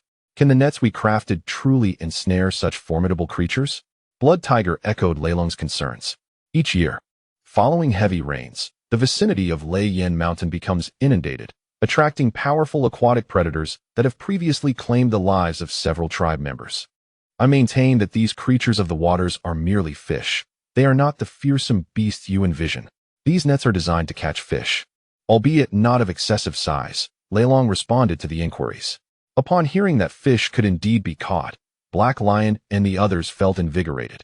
They had placed immense trust in Lei Long during these past days, believing wholeheartedly in his words. After 11 consecutive days of rain, the downpour finally diminished, and the tribe's members emerged from their caves, having grown restless from their confinement. Black Lion, Tai Xiong, let us venture forth to fish. Lei Long called out to them. Lei Long, can this net truly capture the fearsome fish? Blood Tiger gazed skeptically at the net in his hands. Lei Long and his companions grasped their nets and set forth beyond the tribe's confines, eager to catch fish. However, they were cautious not to wade into the water, for the prospect of encountering a formidable beast was daunting. Observing Lei Long and the children as they headed out to fish, the others joyfully followed suit, for they had been pent up for far too long. Even Lei Wuxia, Lei Lai, and others followed suit, feeling somewhat restless after these days. Fishing? This was a first for the Lei Yin tribe. Upon exiting the valley's gate, they observed a throng of tribesmen trailing behind Lei Long amidst a gentle drizzle. The group ascended a small hill outside the tribe, where the landscape was devoid of trees and grass, ideal for fishing. The base of the hill had already been inundated, transforming the entire Lei Yin mountain range into an island amidst a vast ocean. Standing at the edge of the hill, Lei Long recognized it as the perfect spot for casting a net. At the water's edge, the river, stirred by the wind, relentlessly washed against the shore, stirring up silt and rendering the waters murky. Lei Long gazed at the swift-moving dark shadows beneath the surface, aware that they were fish. The sight of so many fish filled Lei Long with excitement. Surely, they would catch a substantial amount. Lei Long, are you going to fish? Blood Tiger's urging broke through his thoughts, prompting a smile from Lei Long. Not only Blood Tiger was anxious. The large group of tribesmen trailing behind also watched Lei Long with anticipation, wondering why he remained still at the water's edge after claiming that the net could catch fish. Curiosity was not limited to the tribesmen. Lei Wu and Lei Lai, along with a dozen others, shared the same perplexity. Do not be hasty, Lei Long reassured Blood Tiger. After making the necessary adjustments to the fishing net, he grasped it firmly with his right hand and the tail rope with his left, casting it vigorously into the area where the shadows danced most abundantly. As the net unfurled, it formed a grand circle over 30 meters wide. With a swift motion, the net sank into the water. Is this how you catch fish, Lei Wu?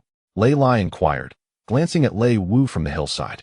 After a moment of contemplation, Lei Wu responded, "Indeed, there are creatures within the net." With Lei Wu's affirmation, Lei Lai felt reassured. He had unwavering faith in Lei Wu's abilities. Meanwhile, Lei Long observed the net as it descended. Though the net was merely 30 meters wide, he did not harbor expectations of catching large fish. The grass ropes, crafted from plant fibers, could not withstand the force of larger fish, nor could they endure the bites from the sharp-toothed inhabitants of the depths. "Come forth," Lei Long shouted, exerting force to pull the net back. With a sudden jerk, the net emerged from the water, creating a cacophony of splashes. The fish within the net thrashed vigorously, sending sprays of water in every direction, while the sound of their flails echoed around them. "Fish! Indeed there are fish, countless fish!" exclaimed the Iron Bear, astonished. At that moment, the sight of the floundering fish in the net ignited excitement among the tribespeople on the hillside. "Fish, real fish, and alive. We have caught fish. We can finally feast on fish again. How did these fish end up in the net? What is the method of fishing?" As he pulled on the net, Thunder Dragon felt its weight increasing. Observing the diverse array of fish within, some weighing hundreds of kilograms and others around 20 to 30, he recalled the considerable effort he had exerted to craft this net, which alone weighed 100 stones, specifically designed for capturing large fish. "What a weight of fish! This is truly heavy," Thunder Dragon remarked with a hint of sarcasm. "Iron Bear, Black Lion, come over and help me pull," he called to those behind him. Upon hearing his call, the others hurried over to assist. Under Thunder Dragon's guidance, they pulled together with all their might. With a swift motion, the net was drawn up, causing the fish to thrash about even more vigorously, as their aquatic nature made them ill-suited to their new environment. Soon, with the combined strength of Thunder Dragon and Black Lion, a net brimming with fish was hoisted up, and Thunder Dragon estimated its weight to be around 1,000 stones, exceeding 5 tons. As the fish were brought ashore, the surrounding tribespeople erupted with joyous cheers. They had indeed captured a bountiful haul, significantly augmenting the tribe's provisions. Thunder Dragon gazed at the fish in the net, each adorned with sharp teeth, predominantly carnivorous species, and he estimated that the largest among them weighed over 100 stones. "So many fish. This is a treasure trove of aquatic beasts. We can finally indulge in fish," Blood Tiger exclaimed, his face alight with excitement. Many in the Lei Yin tribe had never tasted fish, as water posed too great a danger. It was only during the annual reseeding of floodwaters that they might find a few small fish. Black Lion quickly summoned the tribespeople to assist in bringing the fish back to the village. "We must continue to catch more," Thunder Dragon instructed Black Lion, simultaneously beckoning those on the hillside to help transport the fish home. The floodwaters would likely persist for over a month, providing ample opportunities for fishing, as the fish in these waters were seemingly inexhaustible. Before long, more than 5 tons of fish had been claimed by the Lei Yin tribespeople. "Black Lion, Black Stone, come over and observe my net casting technique. Just as I previously demonstrated, watch closely as I cast one more time, then you may venture to other locations to fish." Thunder Dragon called to Black Lion, Blood Tiger, and their companions. In recent days, Thunder Dragon had not merely crafted a single fishing net, but had produced a total of 25 large nets, exhausting the tribe's supply of grass rope. He had also instructed them on the art of net casting, albeit without a genuine trial until now. Nevertheless, they were at least able to cast the nets, even if imperfectly, which was a promising start for their fishing endeavors. Once more, Lei Long skillfully prepared the fishing nets and instructed the others on how to cast them. Soon, he managed to catch a substantial haul of fish, approximately 1,300 stones, not much less than the previous catch. "Haishi, this net is for you. Cast it here."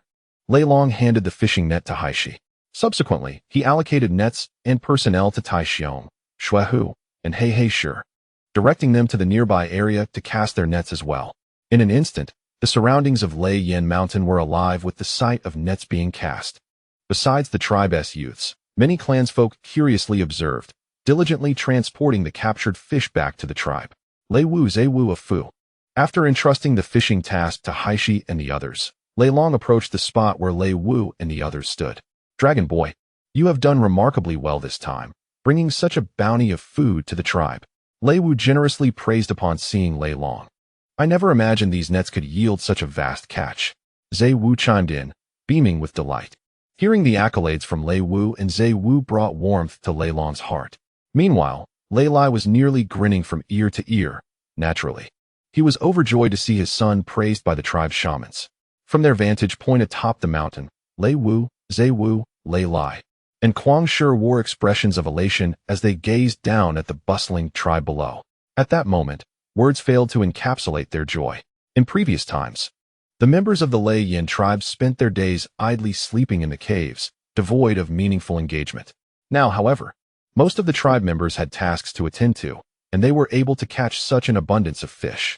Before long, the entire Lei Yin tribe was immersed in activity, each fulfilling their respective roles in a scene bustling with energy. Chapter 0. The Fearsome Beasts Within the Tribe.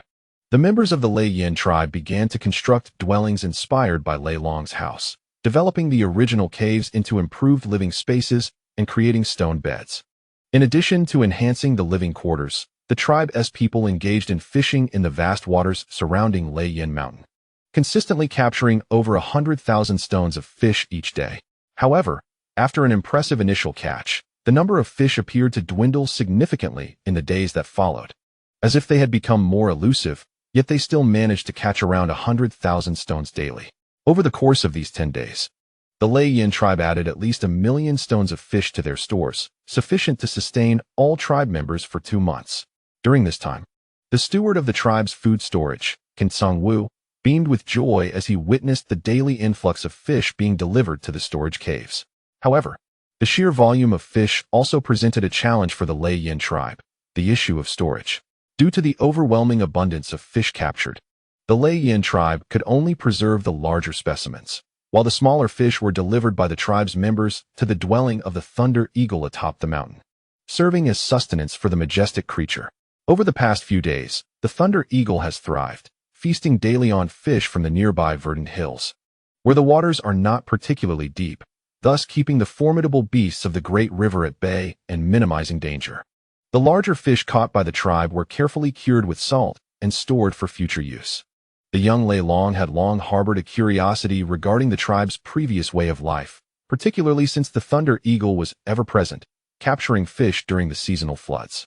However, the fish caught by the eagle were primarily consumed by it, and while the tribe did partake in its catches, they were mostly small and insufficient to satisfy the eagle's appetite. Consequently, aside from a handful consumed by the tribe, the majority served as food for the thunder eagle.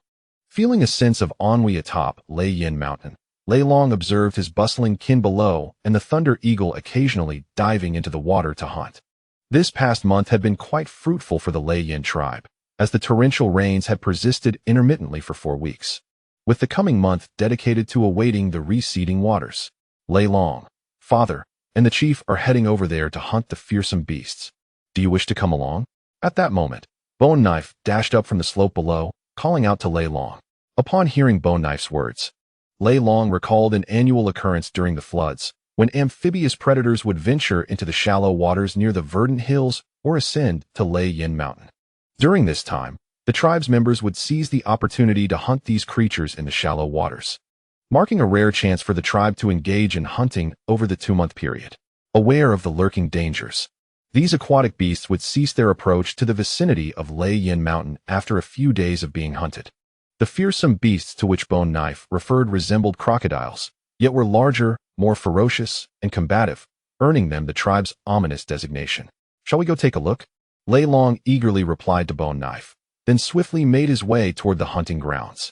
In no time, he encountered his father, Lei Lai, along with over a dozen valiant totem warriors and numerous formidable mountain-splitting totem warriors, totaling around 700 to 800 individuals. The Lei Yin mountain range is vast. The valley inhabited by the Lei Yin tribe spans an area of approximately 7 li.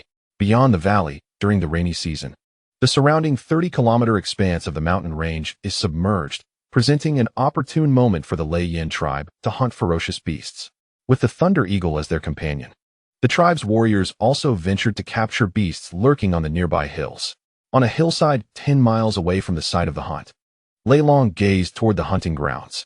He observed the warriors of the Lei Yin tribe, commanded by his father, Lei Lai, alongside over a dozen fierce totem warriors, forming an expansive circle. Above them, several Lei Yin eagles soared gracefully in the sky. In the heart of the hunting area, hundreds of ferocious beasts of varying sizes lay by the water's edge. These creatures possessed formidable jaws, their sharp fangs glinting menacingly, their bodies cloaked in black scales. A row of sharp black spines adorned their backs, complemented by long tails that ended in circular, spiked maces.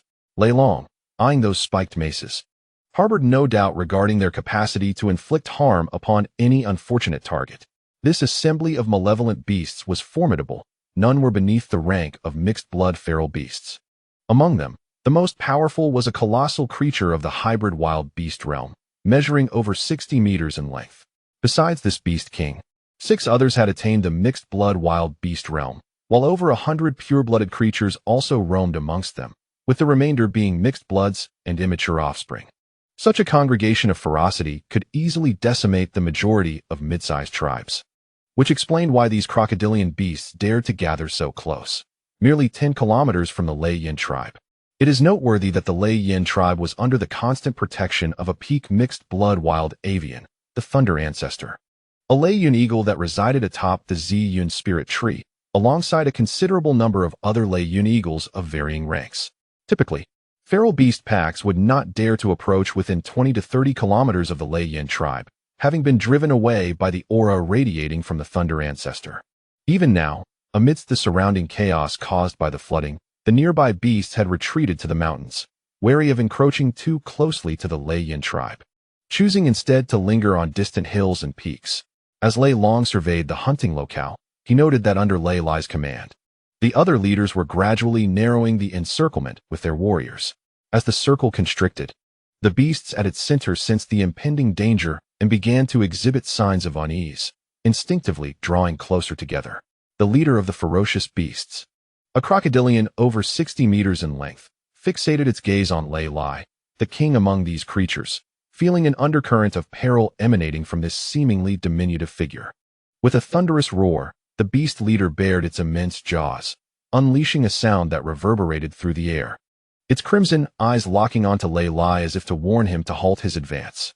Yet, a hybrid wild beast posed little threat to Lei Lai, a disaster-level warrior.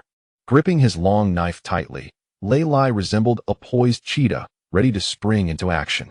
The long knife in Lei Lai's grasp was crafted from the fangs of a pure-blood wild beast he had hunted previously, measuring over 2 meters in length. With a handle extending more than half a meter, its overall length reaching up to his shoulder.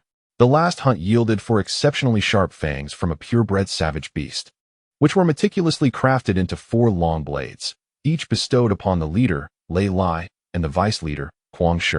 Suddenly, Lei Lai unleashed a furious roar, and the totem emblazoned on his chest seemed to come alive, enveloped in ethereal purple-blue flames.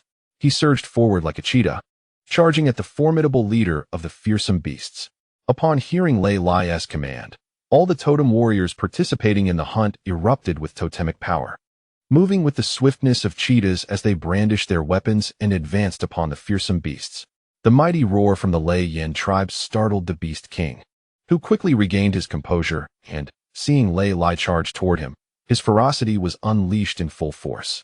Blood-red patterns erupted across his black-scaled hide, and he lunged forward like a sword aimed directly at Lei Lai. The tremors of his advance could be felt even 2 kilometers away by Lei Long. The beast king barreled forward like a bulldozer, seemingly intent on demolishing everything in his path. Within 100 meters of Lei Lai, he leapt into the air. His enormous maw, nearly 10 meters long, aimed to devour Lei Lai. In the face of this aerial assault, Lei Lai remained remarkably composed. With a powerful push from his right leg, he deftly sidestepped to the left. At that moment, the bone knife in his hands became enveloped in purple-blue totemic energy. Gripping it tightly, he swung it towards the charging Beast King. The Beast King, suspended in midair and over 10 meters above ground, had no means of evading the strike and could only endure the blow as Lei Lai's bone knife descended upon him. Lei Long watched in awe as the totem-infused knife cleaved through the Beast King's flesh as if it were mere tofu, leaving a gash 6 or 7 meters long, from which blood erupted like a fountain. The Beast King let out a heart-wrenching roar, intense pain surging through its brain. Upon landing, it quickly turned to charge at Lei Lai once more, the blood-red patterns intensifying, as its body appeared to be enshrouded in crimson blood. These blood-red markings represented the unique power of the savage creature, fueled by its own blood. When unleashed, this power significantly augmented the beast's strength. At this moment, The Beast King was thoroughly enraged, its ferocity fully unleashed, as it relentlessly lunged and clawed at Lei Lai. As a pinnacle hybrid savage beast, its full power, now activated, rivaled that of novice disaster-level totem warriors. Even Lei Lai, a disaster-level warrior himself, found the engagement somewhat challenging, yet he refrained from direct confrontation, instead consistently inflicting wounds upon the Beast King. They clashed and fought fiercely, a whirlwind of violence and determination. Simultaneously, the other warriors of the tribe sought out their respective adversaries, as the 6 hybrid, beastly terrors became ensnared by a dozen fierce warriors from the tribe. Meanwhile, the remaining hundreds of these monstrous beasts were encircled and exterminated by clusters of tribal fighters. Given the proximity to the Thunderflame tribe, the warriors far outnumbered the feral beasts. And above them, the thundercloud eagles swooped down intermittently to strike at the horrific creatures. In a mere minute or two, several of these beasts had already succumbed. The warriors of the Thunderflame tribe had recently mastered a new totemic martial art, endowing each individual with strength comparable to that of a beast of the same rank. Consequently, as time progressed, the feral beasts continued to fall to the blades of the tribal warriors. Soon, over 100 of these creatures had been vanquished by the Thunderflame people. On another front, Lei Lai had inflicted numerous wounds of varying sizes upon the king of the terrifying beasts. Witnessing the continuous slaughter of his kin and feeling the fresh wounds accumulating upon himself, the king realized that he was no match for this seemingly insignificant foe. Understanding that his demise was imminent if the battle persisted, he felt a flicker of retreat stirring within him, gradually backing towards the water in an attempt to flee. Recognizing the king's intentions, Lei Lai ceased to hold back. With a resounding force, a formidable aura erupted from him, his violet-blue flames becoming more pronounced. Behind him, the totem patterns of the Thunderflame tribe emerged from the flames, accompanied by an ethereal violet-blue figure. His long blade, enveloped in totemic energy, transformed into a colossal weapon of pure totemic essence, striking fiercely at the king of the terrifying beasts. Faced with this relentless assault, a glimmer of fear and despair flickered in the eyes of the king, who let out a furious roar before hastily retreating towards the water. The nearly yard-long violet-blue blade struck the king at the neck with tremendous force, severing a third of it instantly, dimming the light in the king's eyes. Blood gushed from the severed neck, quickly forming a blood pool several yards wide. Following the demise of the king, the remaining 5 hybrid terrors and other beasts began to flee in a frenzy. After dispatching the king, Lei Lai hurried towards other battle zones.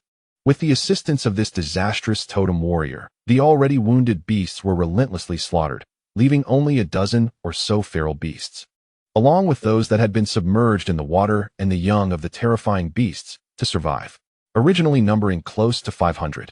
The Thunderflame tribe had slain over 360 of the terrifying beasts, with merely 70 adult beasts and over 50 young ones remaining.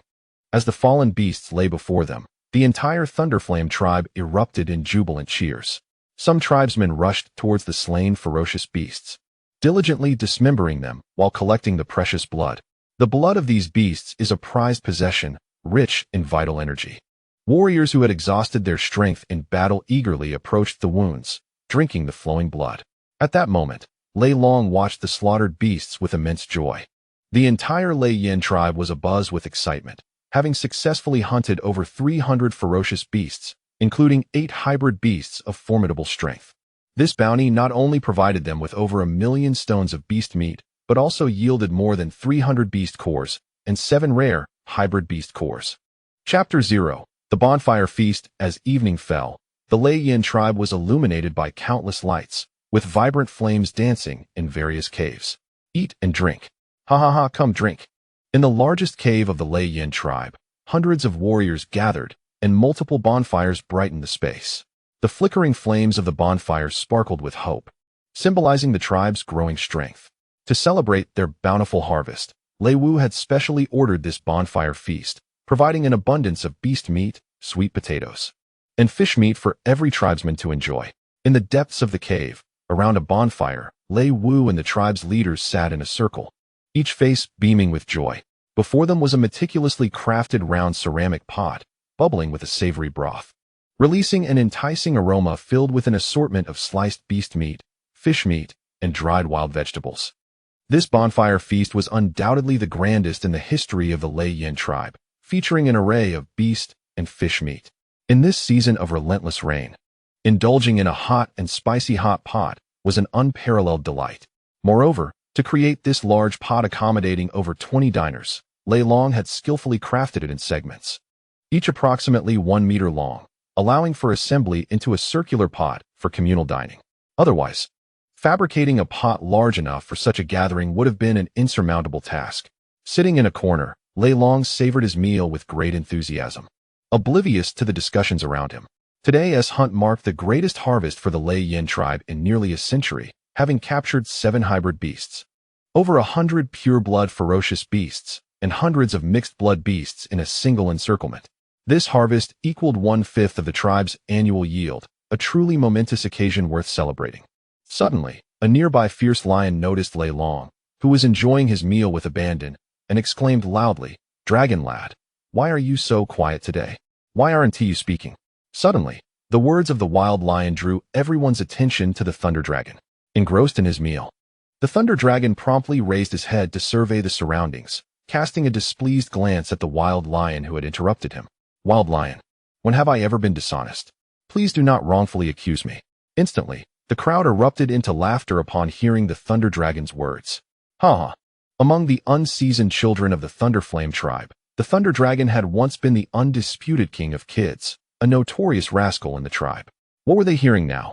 The thunder dragon being honest? That was nothing short of a monumental joke, prompting uncontrollable laughter from those familiar with him. Observing the mirthful crowd, the thunder dragon felt a mix of embarrassment and indignation, yet he could not express his anger and could only snort in frustration. "Just wait, you all. Dare to mock me, and there will come a day when you seek my assistance." The thunder dragon thought to himself. Cough, cough, enough.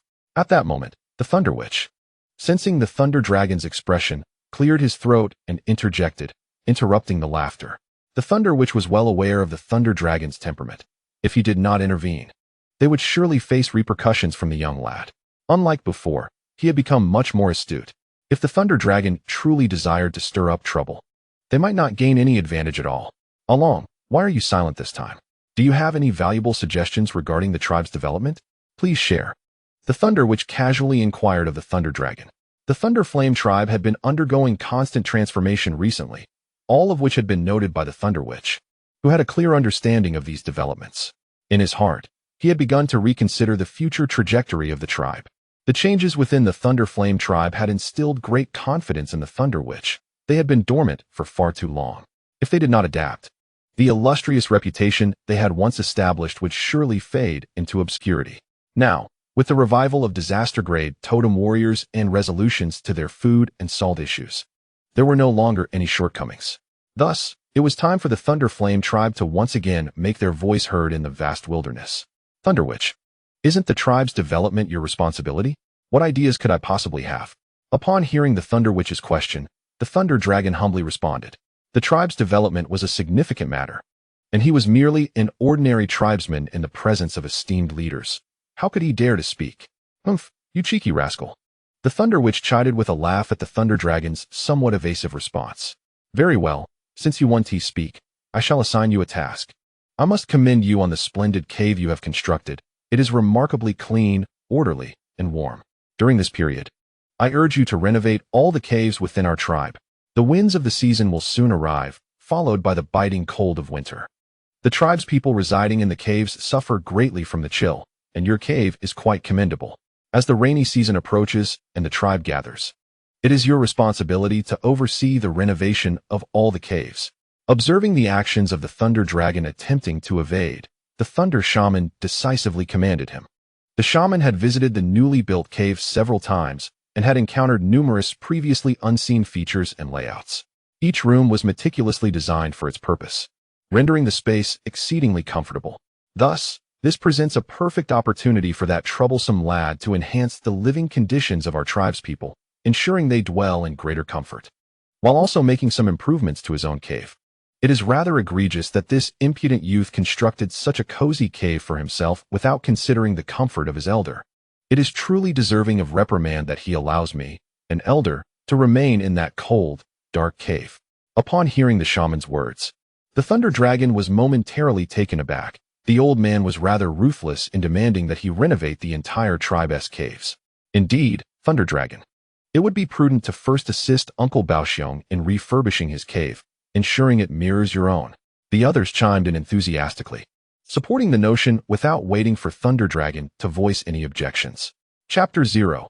Tribe Renovation Plan. Listening to the collective voices.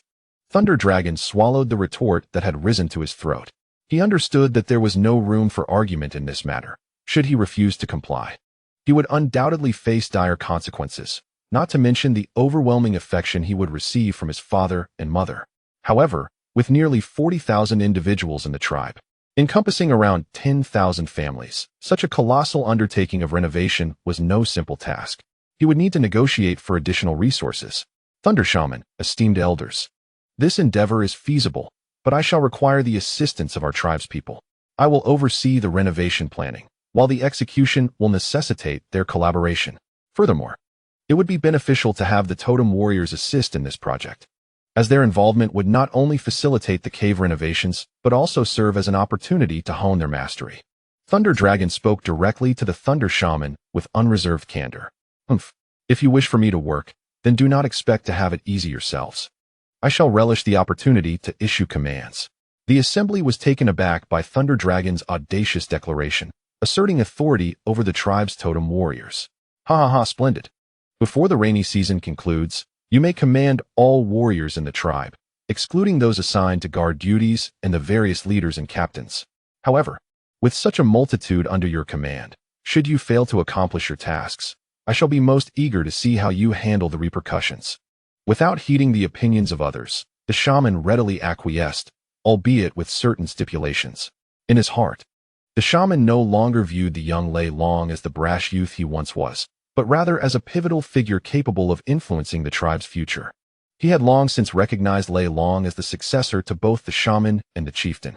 Given Lei Long's current display of talent, he was destined to become the most formidable entity within the Thunderflame tribe, whether as a shaman or a totem warrior, provided he continued to grow successfully. Upon hearing the shaman's words, the assembled crowd ceased their discourse. With the shaman's consent, they felt no inclination to oppose him, for within the tribe, his word was law.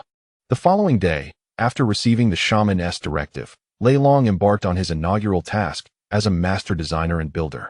The great wilderness was currently in the throes of the rainy season, with incessant downpours, rendering most of the tribe's members idle. This presented a prime opportunity to engage them in the tribe's transformation efforts. However, this renovation would encompass the entire tribe, impacting nearly 40,000 souls, and necessitating consideration of potential issues arising from future growth. Therefore, before commencing the reconstruction, Lei Long needed to devise a comprehensive design plan for the tribe. The Thunderflame tribe was nestled within a vast valley spanning approximately 6 to 7 miles, surrounded by mountains to the east, west, and north, with the imposing Thunderflame Mountain towering hundreds of feet to the north. The mountains flanking the valley to the east and west were lower, standing only about 100 feet tall, while the southern end featured an expansive gorge.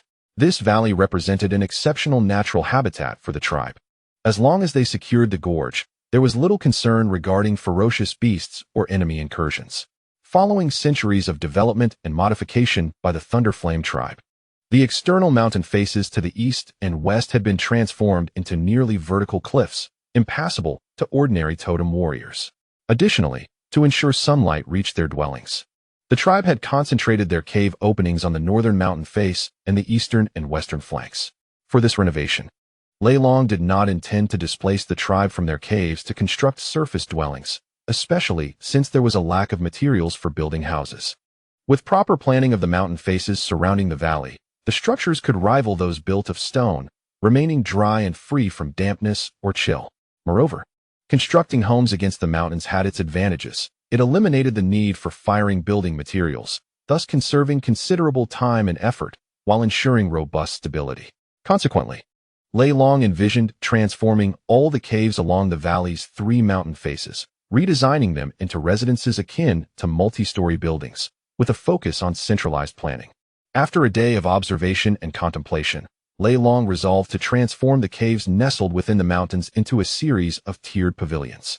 Corridors would grace the walls of the mountains, and staircases would be constructed at intervals between each level, eliminating the need for the current daily ascents up the cliffs. As dusk fell, Lei Long brought forth a rudimentary design sketched upon animal hide to the dwelling of the Thunder Witch. Within the cave, besides the Thunder Witch, the Water Witch, the Song Witch, and several high-ranking members of the tribe, including Ah Fu, congregated to hear Lei Long's renovation proposal. Lei Long unfurled a vast piece of animal hide, measuring over 3 feet in width and 5 feet in length, upon the ground, instantly captivating the attention of all present with a striking illustration. This hide bore an expansive design of the tribal valley, effectively replicating the territory of the Lei Yin tribe. The Thunder Witch, along with Lei Lai and others, could clearly discern the orderly arrangement of dwellings depicted upon the hide, resembling a hive in its density, a stark contrast to the chaotic distribution of caves currently found within the tribe. Young Dragon, did you create this? Is this the new housing you plan to construct?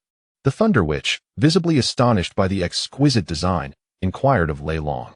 The epic-making nature of Lei Long's design left the Thunder Witch and others profoundly moved.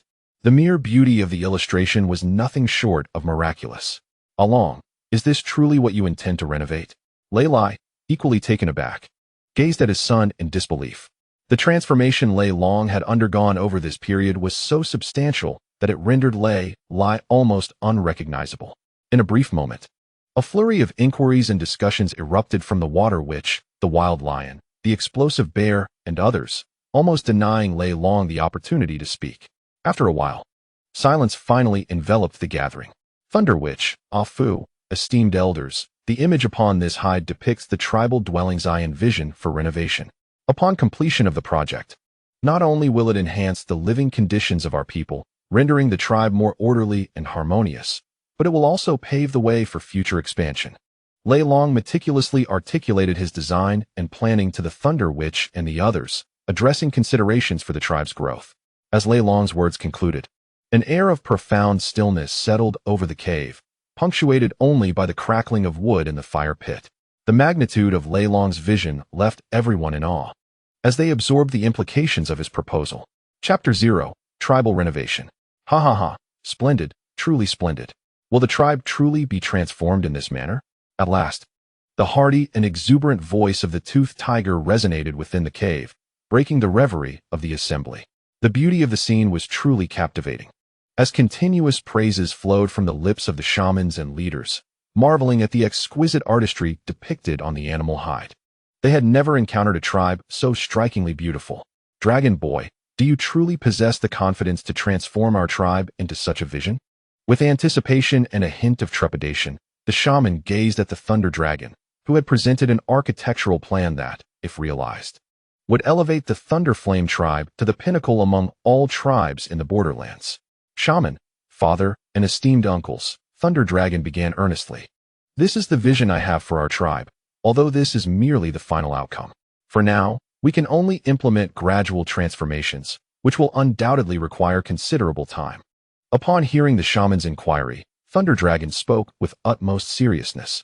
With nearly 40,000 inhabitants in the tribe and close to 10,000 houses to construct, achieving this all at once was an impossible feat, even with the aid of tribal warriors.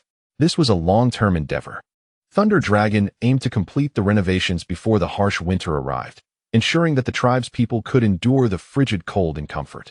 After nearly half an hour of discussion, and with the clear support of the shaman, the renovation plan for the tribe was confirmed.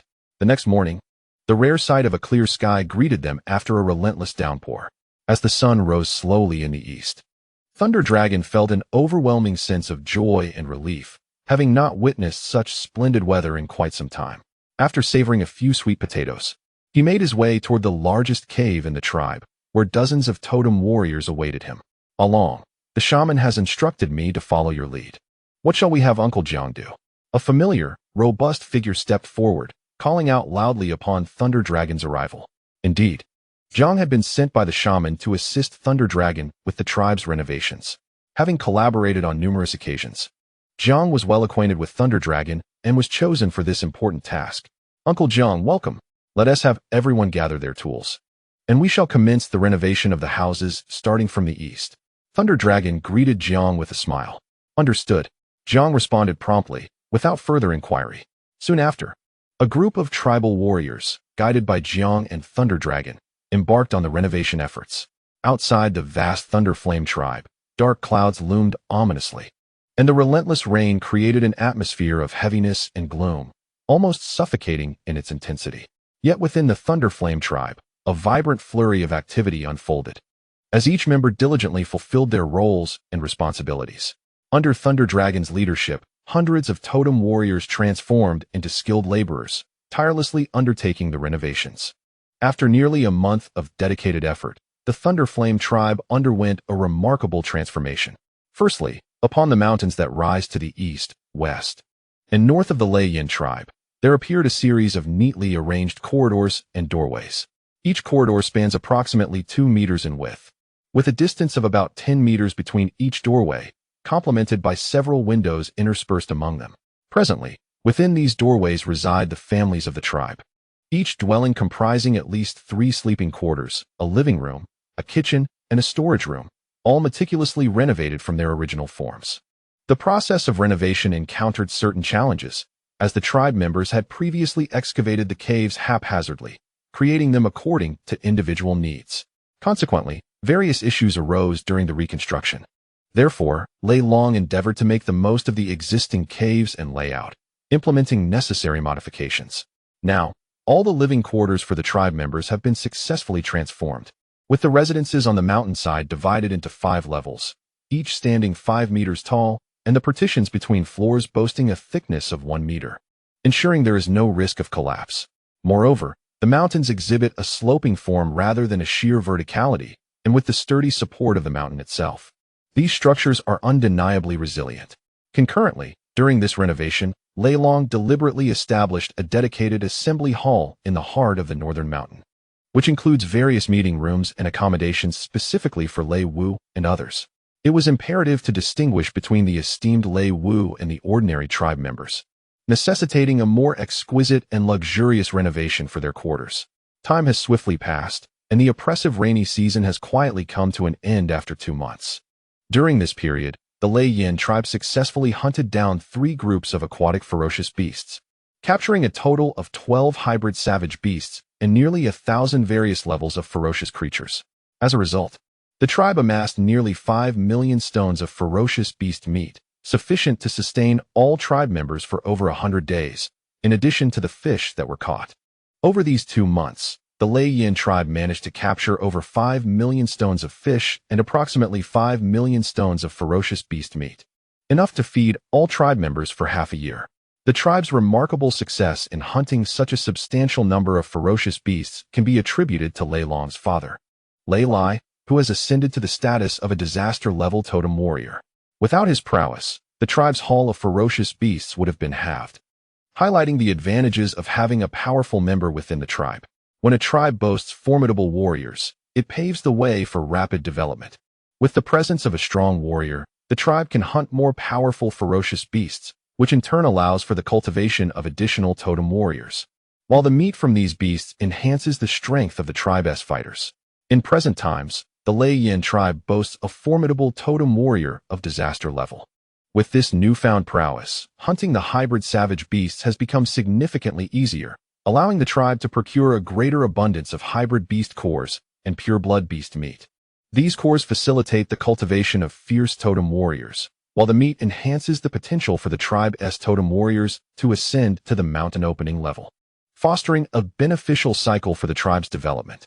It is likely that in the near future, the Lei tribe will witness a surge in mountain opening level totem warriors, and perhaps even an increase in fierce totem warriors.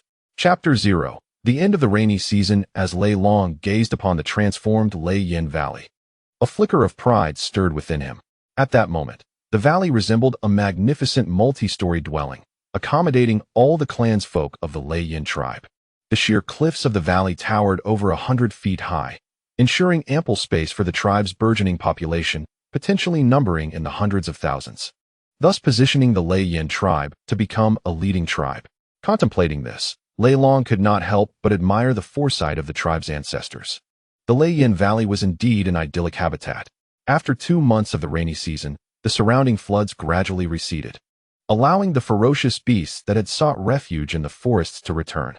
The aftermath of the deluge rendered the forest murky and desolate, bearing the scars of calamity.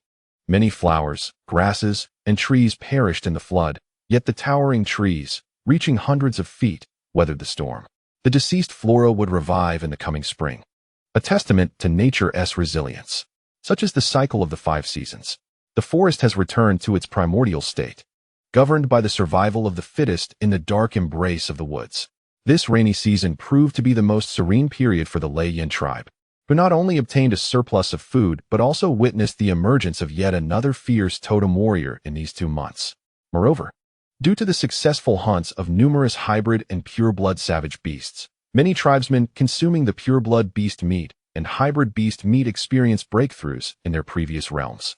In just these 2 months, the number of mountain opening level warriors in the Lei tribe surged by nearly 100, bringing the total to nearly 500, surpassing that of many other large tribes. As the rainy season drew to a close, 9 months of the year had elapsed, ushering the vast wilderness into the season of biting winds. Recently, Lei Long noticed a noticeable drop in temperature, with each day becoming progressively colder. The Lei tribe is now preparing for their final hunt of the year, occurring during the 2-month cold wind season. This hunt serves dual purposes: to procure sustenance for the tribe and to gather offerings for the annual sacrificial ceremonies. Every year, during the sacred ritual of totem awakening, there is indeed a cost involved, as the sacred flames of the totem consume energy. The energy of these sacred flames has 2 primary sources. One is the fervent faith of the tribe's members in the totem, and the other comprises the offerings prepared for the totem during the ceremony. The offerings consist of various ferocious beasts hunted by the Thunderflame tribe. The greater the number of offerings, the stronger the power, and consequently, the greater the number of totem warriors that can be awakened.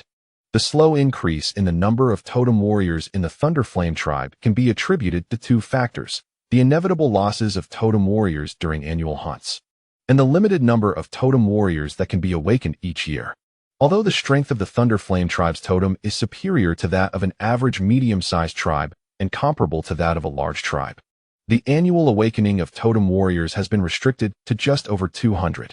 However, this year, the strength of the Thunderflame tribe has significantly improved, now boasting a disaster-level totem warrior, which will enable the awakening of as many as 300 totem warriors. Throughout these past 2 months of the rainy season, not only have many totem warriors of the Thunderflame tribe made notable breakthroughs in strength, but the power of the Thunder Dragon has also increased considerably, reaching around 800 stones. As he traverses the tribe, the Thunder Dragon makes his way toward the training grounds. After 2 months of overcast skies, a rare sunny day has arrived, prompting the warriors of the Thunderflame tribe to begin their activities. Upon arriving at the training grounds, it is evident that the area has been meticulously organized. Various training equipment and facilities have been constructed, resembling a military training camp on Earth. Nowadays, even the ordinary tribesmen of the Thunderflame tribe, after practicing the new martial arts techniques over the past 6 to 7 months, have increased their strength from just over 100 stones to around 500 stones. However, based on the Thunder Dragon's observations and inquiries among the tribesmen, it has become apparent that the majority of the ordinary warriors have reached a plateau, making further enhancement quite challenging. Consequently, it is expected that the average strength of future ordinary warriors in the Thunderflame tribe will hover around 500 stones, an increase of approximately 200 stones compared to their previous abilities before adopting the new martial arts techniques. It can be said that the ordinary warriors of the Thunderflame tribe, with their own strength and the martial skills imparted by the Thunder Dragon, can now collectively hunt ordinary mixed-blood ferocious beasts with ease. In the future, the strength of the Thunderflame warriors will be unmatched, even by those from the 5 top tribes. Within the stone chamber inhabited by the Thunder Witch, after renovation and expansion, it has become significantly more spacious. At this moment, in the Fire Pit conference room, all the key members of the Thunderflame tribe are gathered, including 4 who have attained the status of shaman and a total of 24 who have reached the level of ferocious totem warriors, convening to discuss important matters. The waters surrounding the tribe have receded, and the 3rd hunt of the year is about to commence. This year, our tribe has undergone significant transformations, greatly enhancing our strength. As we prepare for the next totem awakening ceremony, we must gather an abundance of offerings for the rites. The Thunder Shaman proclaimed from his seat of honor. Indeed, during this period, Our tribe has experienced remarkable changes. Not only have all the stone chambers where our people reside been renovated and equipped with stone beds, but we have also hunted a considerable amount of fish and meat. With these provisions, we shall easily endure the harsh winter. At this moment, the water shaman, seated nearby, chimed in with joy. Thunder shaman, these accomplishments are indeed the rightful deeds of the Thunder Dragon. However, I wish to partake personally in this hunt, striving to capture more hybrid and purebred savage beasts as offerings for the ceremony. At this time, Thunderfire, seated to the right, expressed his excitement.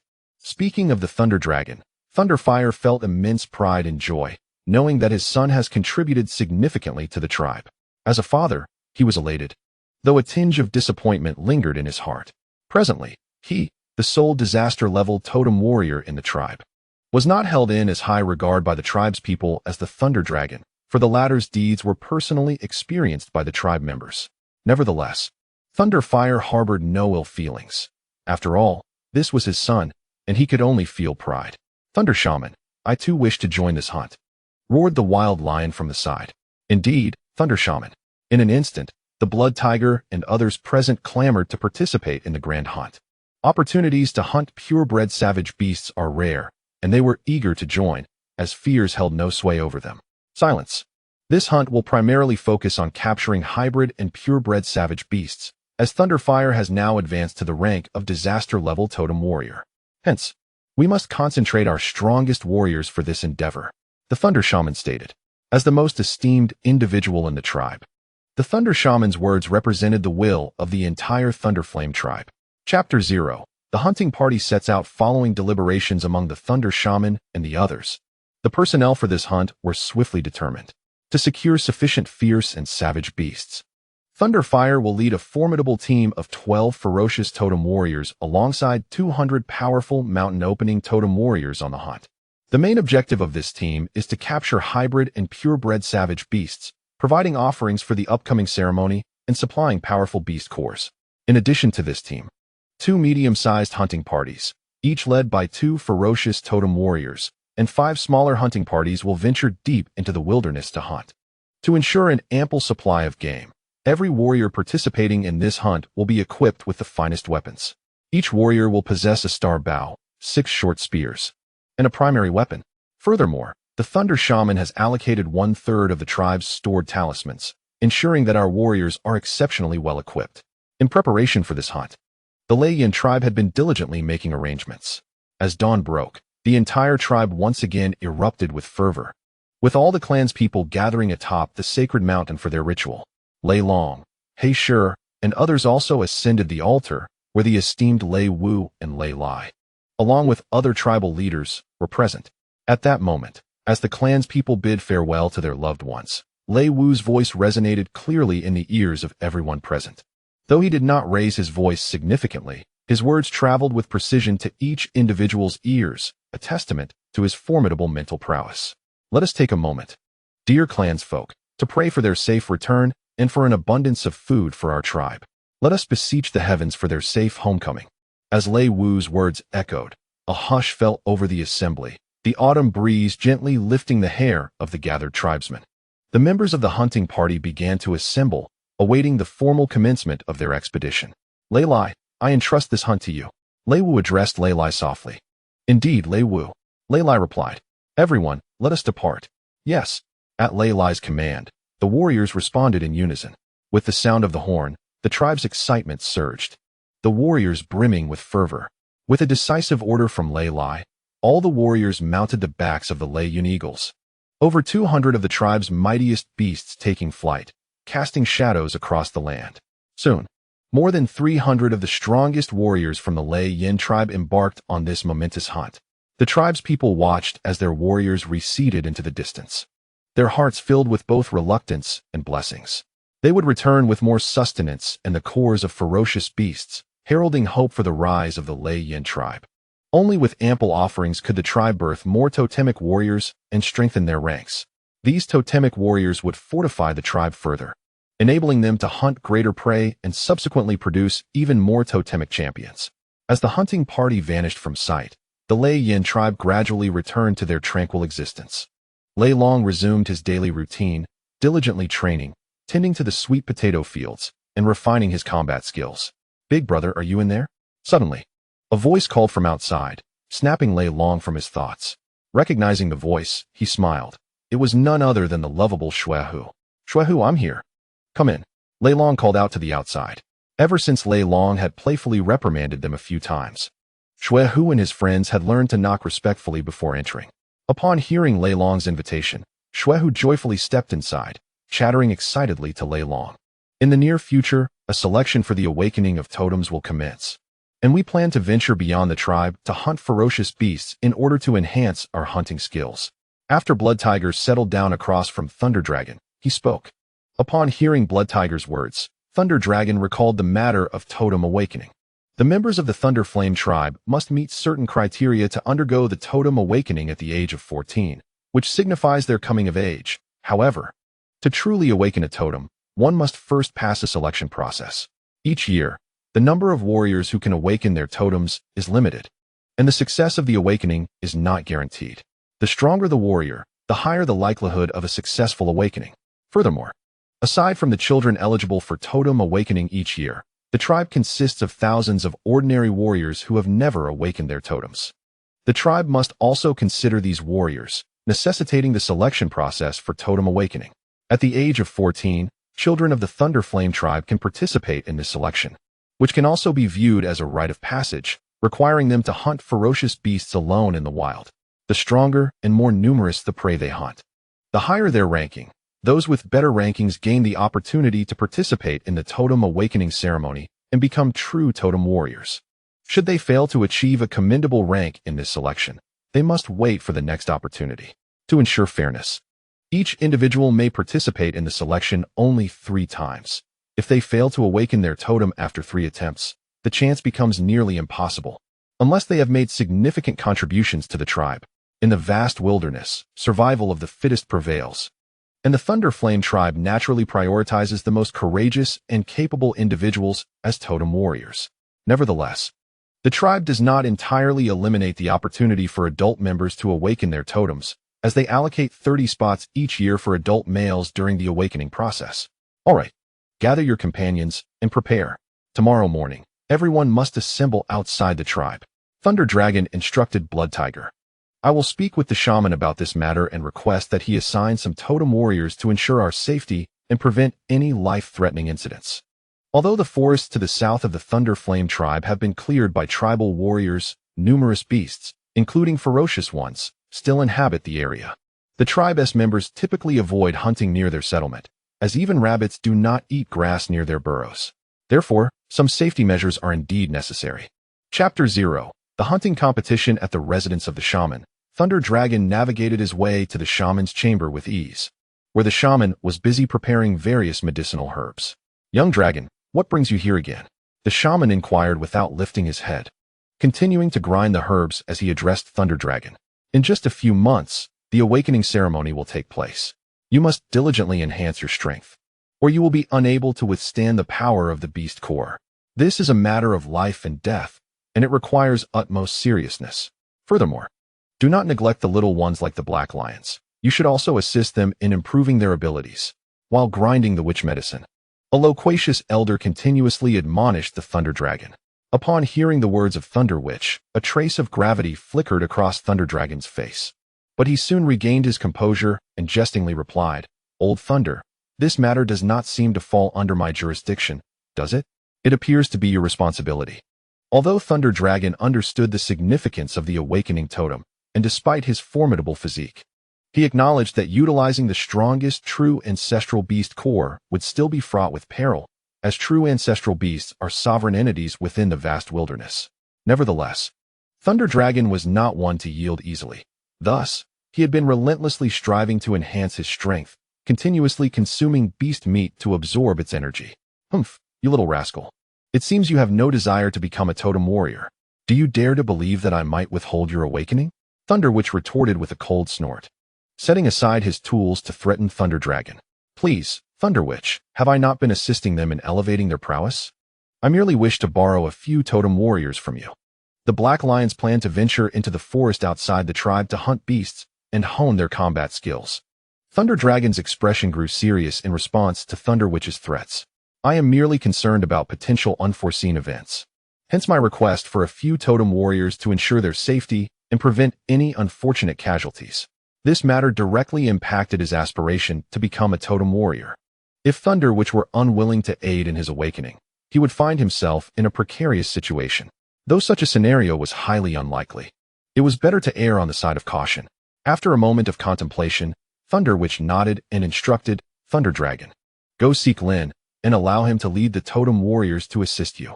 Thunder Witch placed significant importance on nurturing the next generation of the tribe.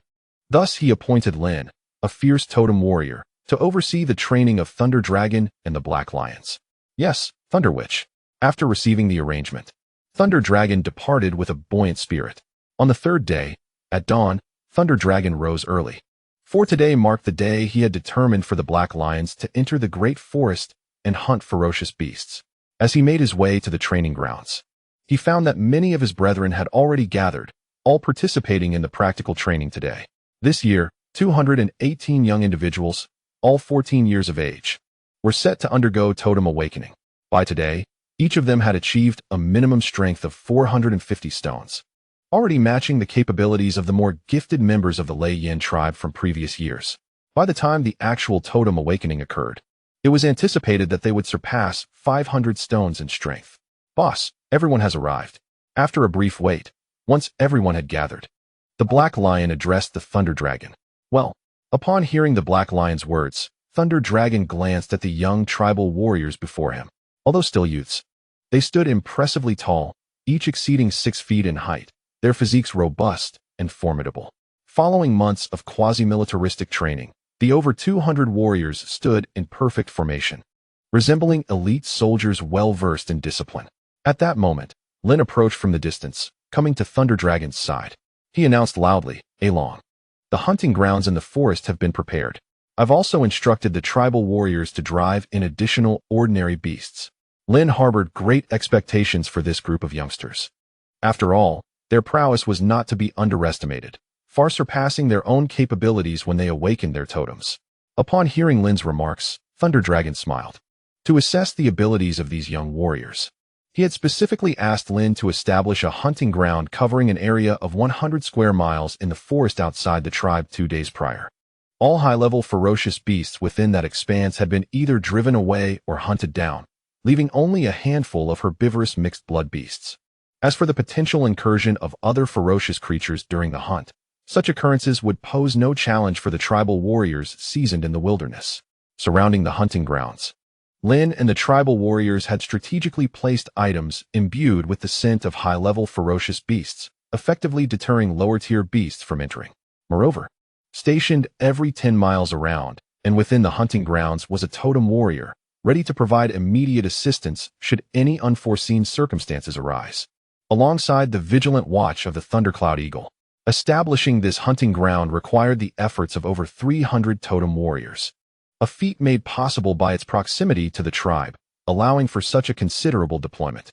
With the speed of the totem warriors, they could reach the site in under 5 minutes at full throttle, greatly ensuring the safety of the trial participants. "I understand, Uncle Lin," Thunder Dragon respectfully replied. He then turned to face the gathered group, including the Black Lion. "Today marks the moment to test your strength. In 6 or 7 months, you shall awaken your totems. And the level of ferocious beast cores you can utilize for this awakening depends on your performance today." Thunder Dragon declared solemnly to the assembly. "I must inform you that the hunting grounds not only harbor numerous fierce beasts, but also contain several mixed-blood ferocious creatures. This hunt carries a certain degree of danger. Tell me, are you afraid?" Hearing Thunder Dragon mention the presence of mixed-blood ferocious beasts in the hunting grounds stirred a ripple of unease among the Black Lion and the others. After all, the reputation of mixed-blood ferocious beasts was not unfounded. Each posed a lethal threat to ordinary individuals. However, upon hearing the final inquiry from Thunder Dragon, the disciples of the tribe displayed expressions of fearless resolve, boldly proclaiming their lack of fear in the face of perilous beasts, vowing to protect their tribe. The resonant cries echoed throughout the tribe, igniting a fervent spirit among the gathered individuals. The people of the Thunderflame clan had never known fear in the presence of the savage beasts of the wilderness. to become formidable totemic warriors. To hunt the ferocious beasts and safeguard their tribe was a legacy imparted to the children of all tribes in the vast wilderness. Chapter 0. Selection: The Thunderflame Clan. Renowned for their ferocity, instilled in their children from a young age the belief in becoming totemic warriors, dedicated to hunting the savage beasts and defending their tribe. Hearing the words of Black Lion and his companions, along with the palpable battle spirit radiating from them, Lin was filled with immense joy. Truly, the warriors of the Thunderflame clan should embody such fearlessness. Ha ha ha, splendid. Indeed, my children of Thunderflame, this is how we should be.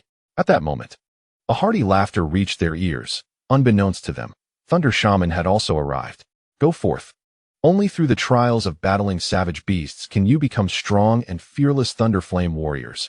Can you embody the essence of powerful totemic warriors?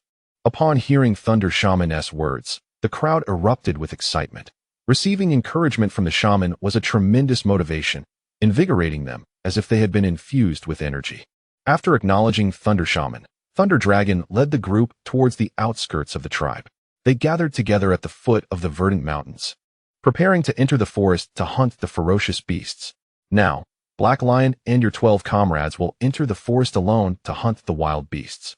The rest of you will emerge in groups of 4, arranged by strength, forming teams of 5 to venture into the forest. Thunder Dragon instructed Black Lion, and then addressed the others. The formation of teams of 5 was to prevent unforeseen incidents, and the arrangement based on strength was to ensure equitable distribution of power. Once in the forest, unless faced with a ferocious beast, individuals or teams were prohibited from remaining together for more than 5 minutes. Is that understood? Thunder Dragon reiterated the hunting rules to the group. Besides you, there will also be totemic warriors from the tribe patrolling the hunting grounds. Any violations will result in immediate elimination, understood? Furthermore, he pointed out the 3 red arrows in their quivers. You all know how to use these. If you encounter insurmountable danger, shoot these 3 arrows into the sky. Tribe members will come to your rescue. It was imperative to remember to shoot the arrows into the open sky. The red arrows were specially crafted signal arrows, capable of producing a thunderous sound when launched skyward, audible within a 10-mile radius. It can be said that in order to ensure the safety of the Black Lion and others, Lei Long made considerable preparations. As Lei Long's voice echoed, everyone chorused in agreement, their voices rising in unison. Upon hearing Lei Long announce the rules, several tribal totem warriors, including Lin, displayed a slight change in expression. Although the perilous beasts had been driven out of the newly established hunting grounds, the forest harbored dangers beyond just ferocious creatures. It was fraught with various toxic and hazardous plants. Very well, let us set forth. With Lei Long's command, the tribal youths participating in this year's Totem Awakening began to venture into the forest, embarking on their hunt. Lei Long, is it not too perilous to let the Black Lion and the others hunt alone? Lin inquired of Lei Long at that moment. Aware of Lin's concerns, Lei Long reassured him, Uncle Lin, rest assured, their strength now exceeds 450 stones. Moreover, they carry the star bows. As long as they do not act foolishly, they should encounter no issues. Besides, there are fellow tribesmen to oversee them. There should not be any significant problems.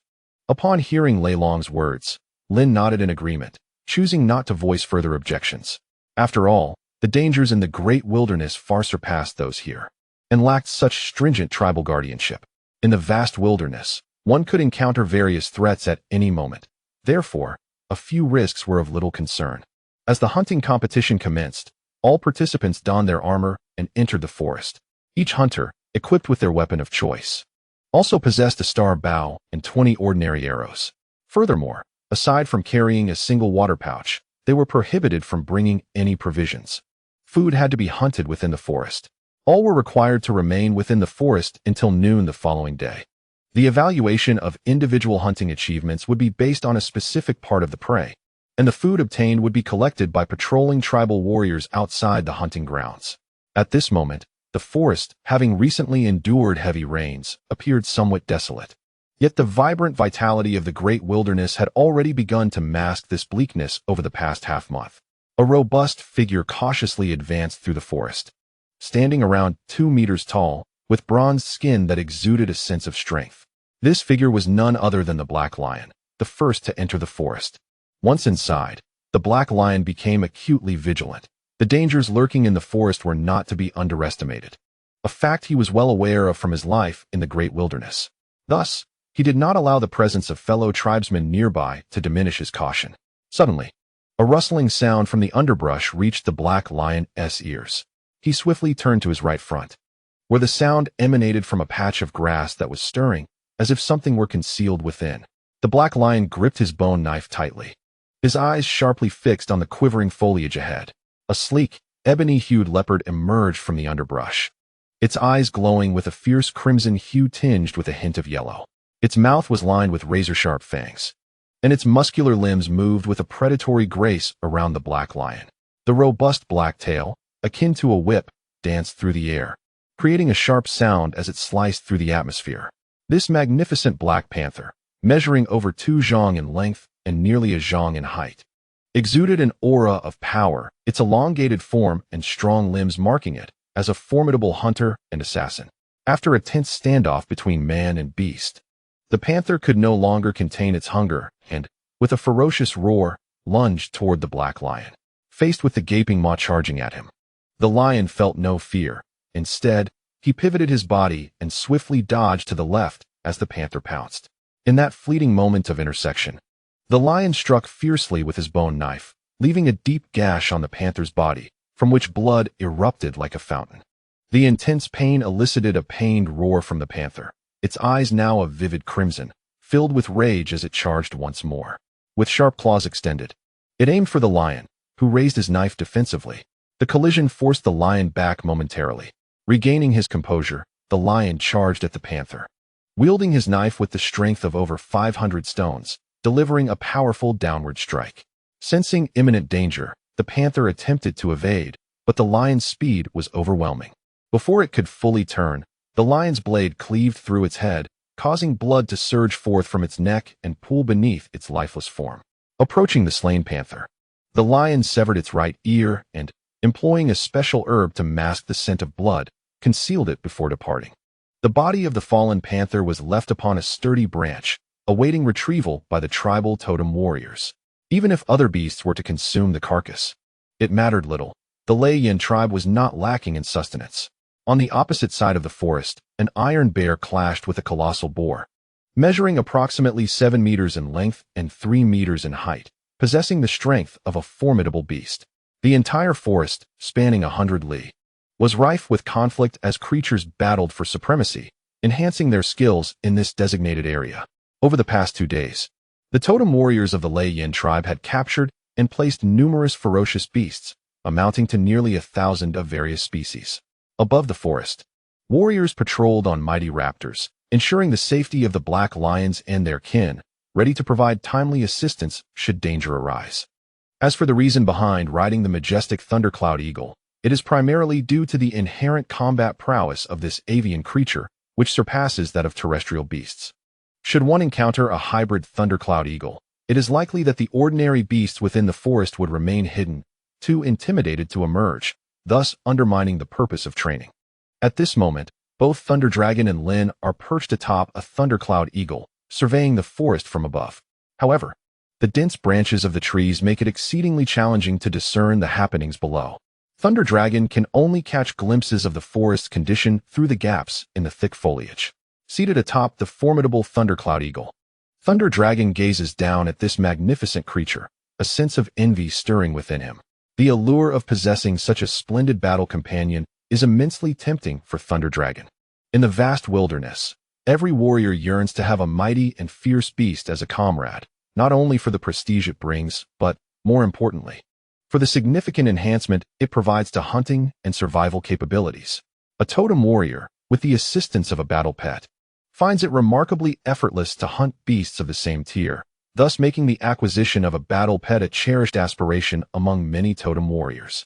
Particularly, the desire for a powerful and ferocious battle pet is strong, and avian companions are especially coveted, as few can resist the allure of flight. Only upon attaining the status of a sky-tier totem warrior can one soar through the skies, rendering the temptation of flight irresistible for the majority of totem warriors. The Thundercloud Eagle of the Thunderflame tribe is a notably fierce and formidable avian battle companion, serving as an ally to the tribe's totem warriors. Since the inception of the Thunderflame tribe, the Thundercloud Eagle has been a steadfast partner and battle pet, sharing a bond akin to that of ordinary kin. With the aid of the Thundercloud Eagle, totem warriors can effortlessly hunt beasts of the same rank and even venture to slay those of higher tiers. Despite the Thundercloud Eagle's remarkable strength, its breeding is rather challenging, yielding no more than 40 hatchlings annually, far fewer than the number of totem warriors awakening each year. Among the 38,000 members of the Thunderflame tribe, over 5,000 are totem warriors, yet the population of Thundercloud Eagles scarcely exceeds 1,000, which is fewer than the number of Black Mastiffs in the Black Mastiff tribe. Although the Thundercloud Eagle boasts innate flying advantages and top-tier combat capabilities, it suffers from a notable drawback: its limited reproductive capacity. In contrast, the Black Mastiff tribe's battle pet, the Black Mastiff, exhibits exceptional breeding capabilities, producing multiple offspring in each litter. Furthermore, the combat prowess of the Black Mastiff is formidable, rivaling that of the fiercest beasts, coupled with an unwavering loyalty and obedience. Hence, upon witnessing the Black Mastiffs during his last visit to the Black Mastiff tribe, Thunder Dragon felt a profound yearning within his heart. Due to the low reproductive capacity of the Thundercloud Eagle, each year during the awakening of the totem, the tribe selects the strongest totem warriors based on the number of Thundercloud Eagle chicks to forge a lifelong bond with them. Thus, only the most formidable totem warriors within the Thunderflame tribe are permitted to enter into a covenant with the Thundercloud Eagle, becoming its companions. Furthermore, once a contract is established, it is exceedingly rare for either party to enter into a second agreement should an unforeseen event occur. If a totem warrior bound to a Thundercloud Eagle perishes in battle, the eagle typically refrains from forming a new alliance with another warrior, instead choosing to serve as the guardian of the entire Thunderflame tribe, but without signing further contracts. The current ancestral guardian beast of the Thunderflame tribe, Thunderfeather, is a powerful purebred Thundercloud Eagle, once bonded to the previous chief, known as Thunder Dragon. Thunderfeather was initially a peak hybrid Thundercloud Eagle, but after consuming a core from a purebred savage beast that Thunder Dragon's father had hunted, it transcended to become a purebred Thundercloud Eagle. It can be asserted that the Thunderflame tribe now possesses the combat prowess of 2 disaster-level totem warriors. The only limitation is the insufficient number of tribesmen, preventing the tribe from re-establishing itself as a large entity. Additionally, due to its ability to soar through the skies, Thunderfeather's strength surpasses that of Thunderfire, another disaster-level totem warrior. Consequently, Thunder Dragon harbors a profound desire to acquire a Thundercloud Eagle companion, a wish that will soon be fulfilled. When the time for awakening the totem arrives, Thunder Dragon's prowess will undoubtedly secure him the most exceptional Thundercloud Eagle as his battle companion. Chapter 0. Selection 3. Suddenly, a resounding whistle pierced the heavens, snapping Thunder Dragon back to reality. Turning towards the source of the sound, he spotted a plume of red smoke and an arrow in the left foreground. This was a distress signal indicating danger. Lin, his companion, also noticed and swiftly commanded the Thundercloud Eagle to soar towards the smoke. Upon their arrival, they discovered a group of young tribesmen besieged by a pack of over 10 small wolves. It seemed fortune had not favored them, as they had just slain a formidable tiger only to be surrounded by wild wolves. For Thunder Dragon and Lin, these unthreatening wild wolves posed little challenge, and they swiftly dispatched the foes. Aside from this unfortunate squad, as the day progressed, Thunder Dragon and his companions encountered only 2 more distress signals, each arising from various predicaments. As night fell, their trials continued. Some teams ventured into the darkness to hunt, while others sought refuge to recuperate, preparing for the morrow's endeavors in hunting wild beasts. In the vicinity of the Lei Yin tribe, there exists a relative absence of formidable beasts. Otherwise, they would not be permitted to hunt at night.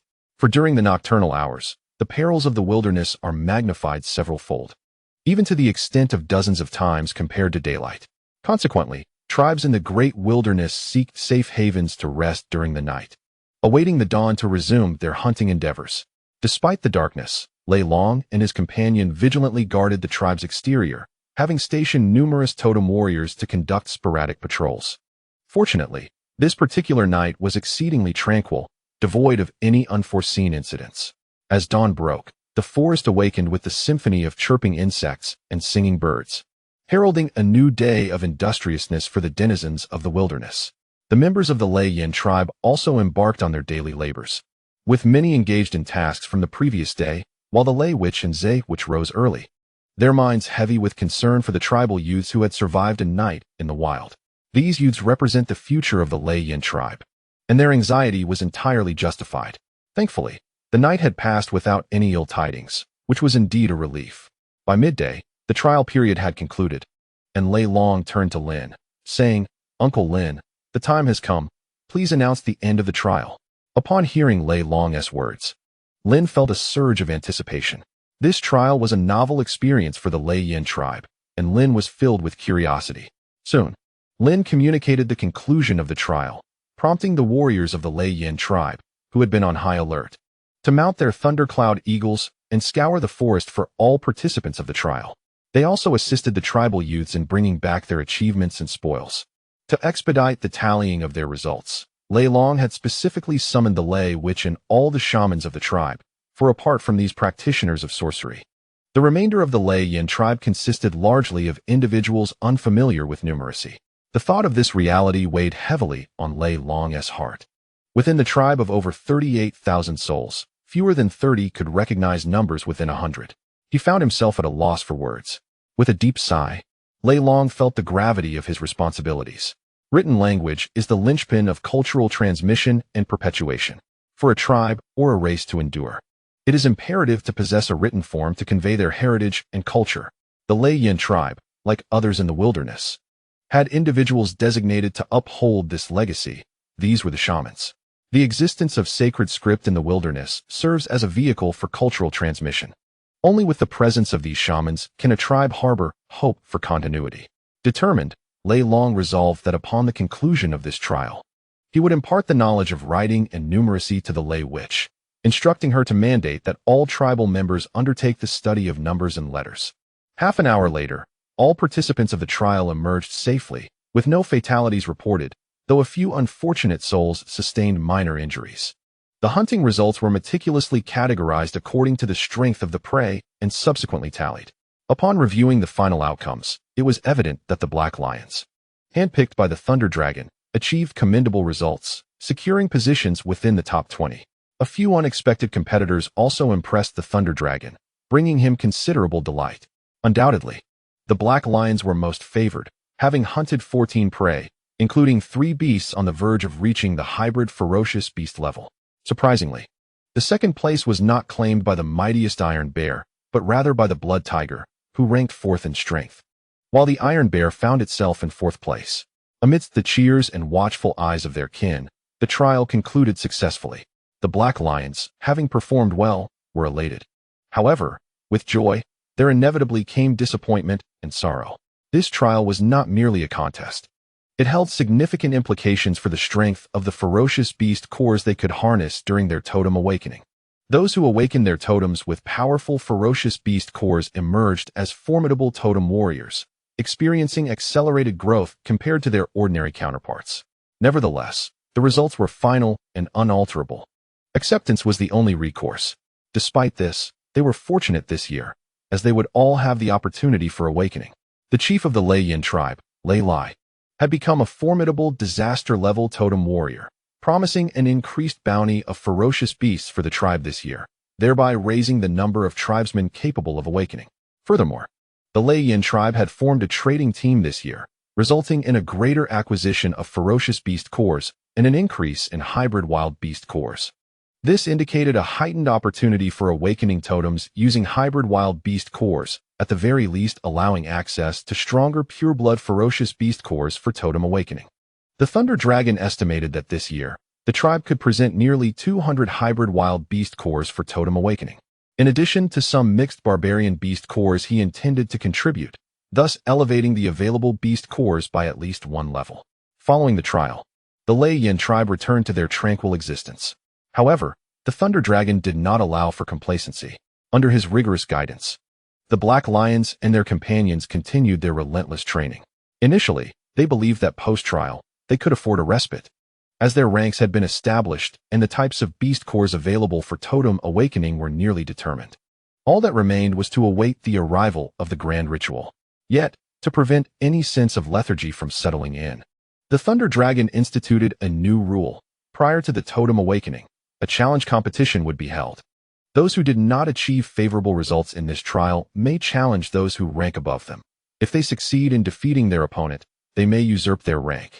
However, to prevent any semblance of unfairness, each individual is permitted only one challenge, with no opportunity for a second attempt. Following this announcement by the Thunder Dragon, all individuals, including the Black Lion, were once again stirred into a fervor of cultivation, with their enthusiasm for training even more intense than before. Those ranked lower aspired to seize the opportunity presented by this challenge to attain commendable results, thus gaining the chance to awaken the formidable beast core. Conversely, those who ranked higher were anxious about safeguarding their positions from being usurped, and some even hoped to advance a few ranks. Consequently, at this moment, the Black Lion and his companions felt a complex mix of admiration and resentment towards the Thunder Dragon, acutely aware of his cunning nature. The Thunder Dragon, in turn, sensed this sentiment, relishing the very outcome he had sought. The Thunder Witch did not oppose the Thunder Dragon's decision, fully aware of its advantages. Yet, after witnessing the Thunder Dragon's shrewdness, the Thunder Witch could not help but feel perplexed, questioning how she had previously overlooked such cleverness in him. Within the cave of the Thunder Witch, the Thunder Sorceress, and 3 other shamans from the tribes, all of whom had reached the level of a shaman, sat opposite the Thunder Dragon on comfortable wicker chairs.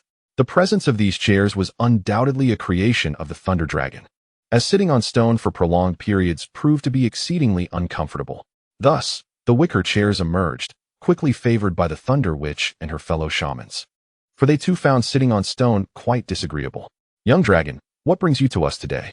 inquired the Thunder Witch, seated comfortably in the chair, which conformed beautifully to the human form, providing exceptional comfort. "Little dragon, what is it that you seek from us this time?" asked the Red Sparrow, gazing affectionately at her grandson.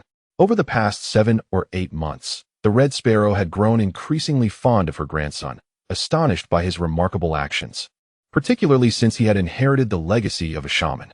More importantly, the transformations witnessed in the Thunder Flame tribe during this period were all attributed to his efforts.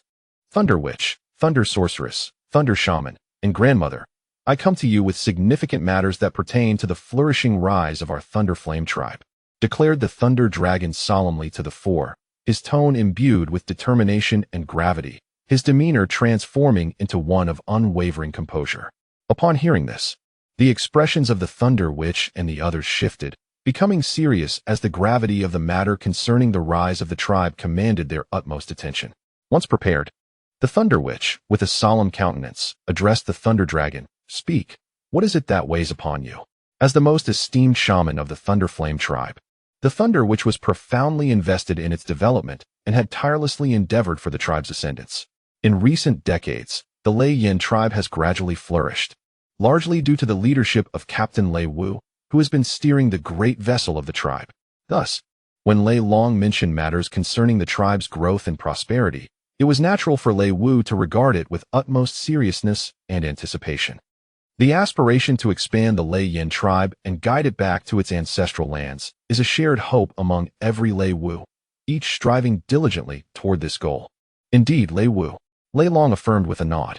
He then proceeded to elaborate. "In recent days, a legacy of shamanic inheritance has awakened within my mind, one pertaining to the transmission of tribal civilization.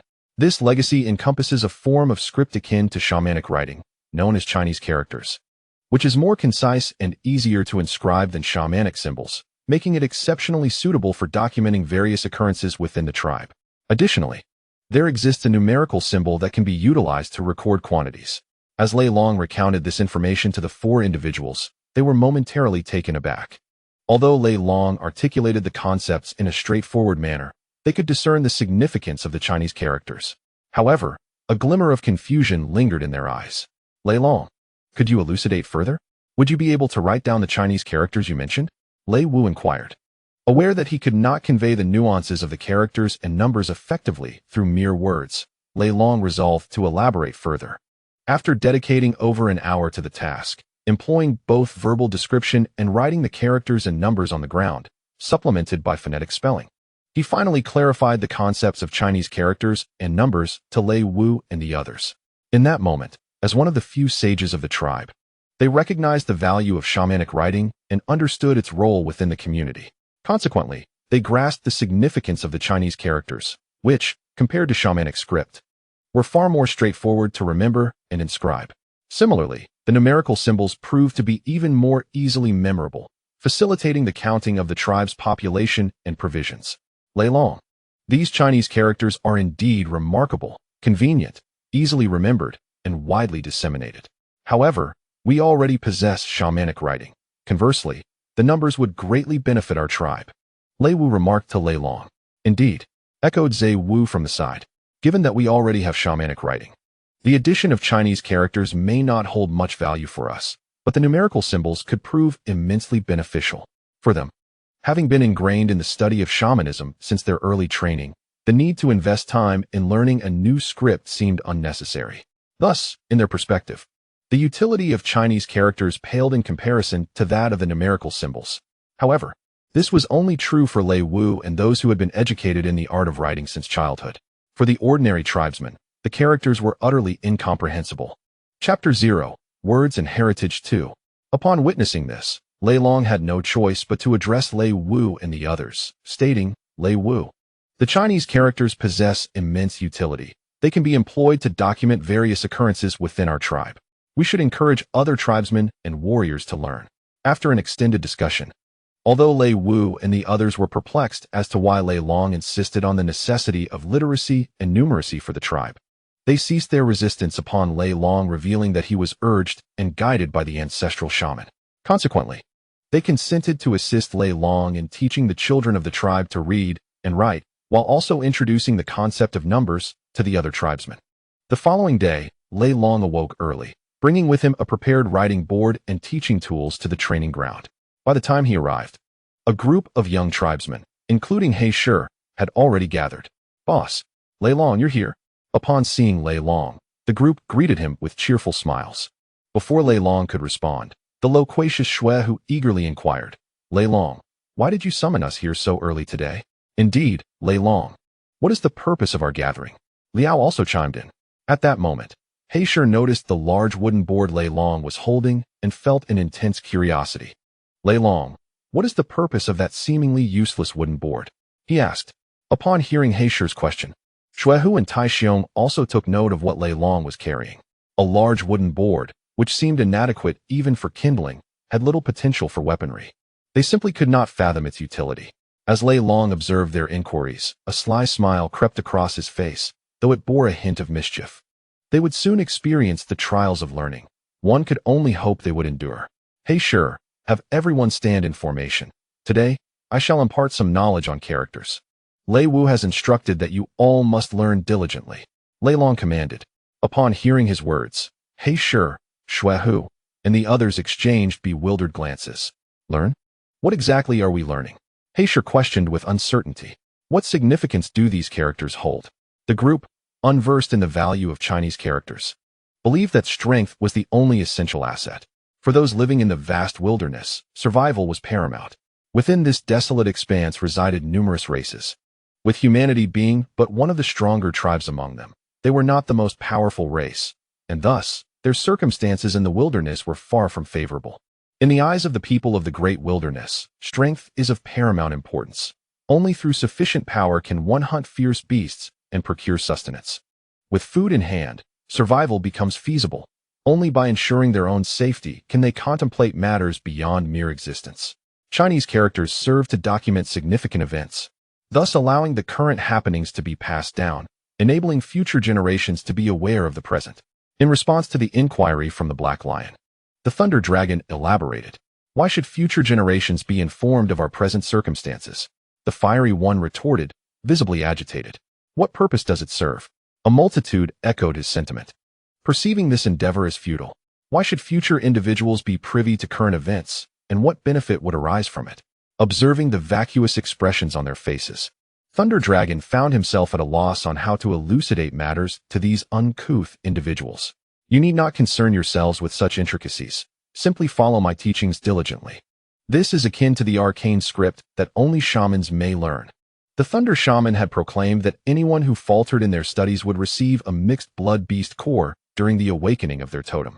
denied even a pure-blood beast core. Should their performance be woefully inadequate, they would not be granted the opportunity to awaken their totem this year. Thunder Dragon, exasperated, opted not to further clarify, directly employing the shaman's authority as a means of intimidation. Upon hearing that such characters could only be mastered by shamans, the crowd erupted in excitement. However, the moment Thunder Dragon warned of the consequences for poor performance, their exhilaration swiftly morphed into dread. What do you mean? No awakening of the totem? This is unacceptable. We are the mightiest warriors. How can we protect our tribe or hunt for food without awakening our totems? Panic surged through the assembly. Fear not, Thunder Dragon. We shall study earnestly, exclaimed Iron Bear, his voice trembling with fear. This is terrifying. No totem awakening, echoed the others, including Black Lion and Blood Tiger, all expressing their alarm. For them, the inability to awaken their totems and become totem warriors was a fate worse than death, and they would not permit such a calamity to befall them. Observing their reactions, Thunder Dragon donned a stern expression, though internally, he reveled in his success. Indeed, invoking the shaman's name proved to be the most effective means of persuasion. He pondered whether the shaman would be incensed to learn of his misappropriation of his name. With the motivation sufficiently instilled, Thunder Dragon placed a prepared blackboard upon the table and, using a charcoal pencil, inscribed a phonetic character. Thus, the inaugural lesson on Chinese characters commenced within the realm of the Thunderflame tribe. Now, pay close attention. This letter is called. Upon completing his task, Lei Long addressed the gathering of individuals below, particularly the Black Lion, with a commanding voice reminiscent of a teacher. Blood Tiger, what are you doing? What are you looking at? Suddenly, Lei Long noticed Blood Tiger's distracted gaze wandering aimlessly, prompting the first metaphorical chicken, intended to serve as a warning, to make its appearance. Startled by Lei Long's fierce shout, Blood Tiger hastily straightened up. If your performance today is lacking, prepare for the consequences. It has been far too long since we last sparred, Lei Long threatened, his eyes penetrating into Blood Tiger's evasive demeanor. After delivering his warning, he resumed his teaching, leaving Blood Tiger sitting in a state of bitter contemplation. The prospect of sparring with Lei Long was far from a trivial matter. It was akin to being used as a punching bag in training. In the past, any lack of diligence during training resulted in Lei Long dragging them away under the guise of a spar, only to unleash a flurry of blows. Such scenes were enough to bring tears to the eyes of onlookers and sorrow to those who listened. Chapter 0. Learning to create talisman plates. Thus, from that day forth, the Lei Yin tribe was filled with the resonant sounds of learning. Each day, the inhabitants of the tribe could hear the echoes of education and the anguished cries of despair emanating from the training grounds, lamenting the trials of learning. Every morning, hundreds of children from the tribe would sit in neat rows on the training field, following Lei Long as he instructed them in the written word. The sheer number of children was overwhelming. Their collective suffering mirrored Lei Long's own, as he grappled with the challenge of managing such a multitude. However, Lei Long soon devised a clever strategy, invoking the authority of the Thunder Witch, informing the parents of these youngsters that their children's mastery of Chinese characters was a directive from the Thunder Witch herself. Consequently, from that day onward, as dusk approached each evening, Lei Long could hear the sounds of parents instructing their children throughout the tribe, accompanied by the painful cries of the children. The cacophony of wails and sobs became a daily soundscape of the Lei Yin tribe. The Thunder Witch held an unparalleled status among the tribe's members, and tasks assigned by her were to be executed with utmost diligence. Thus, children who did not apply themselves to their studies faced the loving reprimands of their parents, who were resolute in their belief that the well-being of their offspring was paramount. This reality sent a tremor through Lei Long's heart. It was indeed a poignant experience for those who heard it. Moreover, each day, he would overhear the parents urging him to discipline their children, assuring him to strike them without hesitation if they misbehaved. For these parents, their offspring were as dear as any could be. Yet they believed that as long as they did not suffer mortal harm, they could endure a good thrashing. Consequently, in the eyes of the children, Lei Long became an embodiment of a monstrous figure. Upon arriving at the dwelling of the Thunder Witch, Lei Long strode directly into the interior. Thunder Witch, where are you? I have matters to discuss, he called out as he entered. After days of teaching the tribe the intricacies of Chinese characters and numbers, the overwhelming number of students had left him feeling somewhat helpless, and he recognized the necessity of training himself to enhance his own strength. Thus, Lei Long turned his attention to the disciples of Lei Wu. Apart from the powerful shamans like Lei Wu and Zhe Wu, the Lei Yin tribe also harbored a number of disciples who were diligently studying shamanic arts. These disciples had cultivated star nuclei within their minds, showcasing a significantly higher level of cognitive development compared to ordinary individuals. Their intelligence surpassed that of the totem warriors of the Lei Yin tribe, enabling them to learn at an accelerated pace. These disciples were undoubtedly the ideal candidates to instruct the tribe's members in the mastery of characters and numerals. Hey, you rascal! Why aren't you diligently teaching the tribe's children their characters and numbers? What brings you to me? A voice, slightly aged, resonated from a nearby room, followed by the emergence of a tall, slender figure. Upon seeing Lei Wu, Lei Long greeted him with a beaming smile. Lei Wu, I have matters to discuss. Lei Long replied with a grin. Humph. Lei Wu scoffed, his expression revealing that he knew Lei Long would not approach him without a reason. He then settled into a chair. Speak, what is it this time? He inquired, his tone tinged with irritation. Lei Wu. I've been teaching He Shi and the others characters lately. However, many of the young children in the tribe have also been sent to me. There are simply too many to manage. Furthermore, I still have training to attend to. Therefore, I wish to have Xian and the others teach the tribe's children characters and numerals. Lei Long shared his thoughts with a smile. Upon hearing Lei Long's words, Lei Wu's expression shifted to one of surprise, quickly followed by delight. Excellent. I was just about to bring this up with you. You haven't visited me for shamanic studies in quite some time. Xian and the others have already mastered characters and numbers, so they will have no trouble teaching the tribe, Lei Wu declared, a mischievous grin spreading across his face. He then inquired, how has your shamanic training been progressing? Seeing the smile on Lei Wu's face, a tremor of unease coursed through Lei Long. Rest assured, Lei Wu, I have not neglected my shamanic practice. I have now reached the late stage of the shaman apprentice level, and I have mastered all the shamanic arts you have taught me. Lei Long confidently asserted in response to Lei Wu's inquiry. When it comes to learning shamanic arts, Lei Long's face radiated confidence. Since embarking on his training, he had dedicated over 5 months to his studies. Remarkably, he had attained the late stage of shaman apprentice over 2 weeks ago. Compared to other shamans, his rate of advancement could be described as tenfold that of his peers. At his current pace of cultivation, he might very well reach the pinnacle of shaman apprentices upon awakening his totem. Moreover, Lei Long's prowess extended beyond mere cultivation. Whereas the star nuclei of ordinary shaman apprentices are merely the size of a grain of rice, Lei Long's had grown to the size of a peanut, approximately 10 times larger than that of a typical shaman. This implies that Lei Long possesses tenfold the star power stored by other sorcerers of the same realm. Moreover, for reasons unknown, the star power condensed within Lei Long is remarkably pure, allowing him to wield the same sorcery with greater potency while requiring considerably less star energy. What? So much? Come here and show me. Upon hearing Lei Long's mention of a breakthrough, Lei Wu exclaimed in astonishment. How could it be so soon? This lad has actually advanced to the late stage of a sorcerer? Rising to sit beside Lei Wu, Lei Long focused his mind and conjured a sphere of azure star energy in his hand, its purity evident in its viscous form. Witnessing this, a broader smile spread across Lei Wu's face, resembling a flourishing chrysanthemum. Wonderful, splendid, he exclaimed with unrestrained delight. As if struck by a thought, Lei Wu quickly restored his serious demeanor, addressing Lei Long earnestly. Your training has been commendable, yet there remains much room for improvement. There are many from larger tribes with far greater talents than yours. Come to me tomorrow. I will teach you the next stage of sorcery and begin your lessons on talismans and seals. Upon hearing Lei Wu's words, Lei Long's expression shifted. Though he remained proud without succumbing to arrogance, he firmly believed in the existence of those greater than himself and never underestimated others. Yes, Lei Wu, I understand, he replied resolutely. Satisfied with Lei Long's response, Lei Wu nodded approvingly and permitted him to engage in his own pursuits. As the tribe's sorcerer, he had countless responsibilities to attend to daily, including managing the tribe and crafting talismans and medicinal concoctions.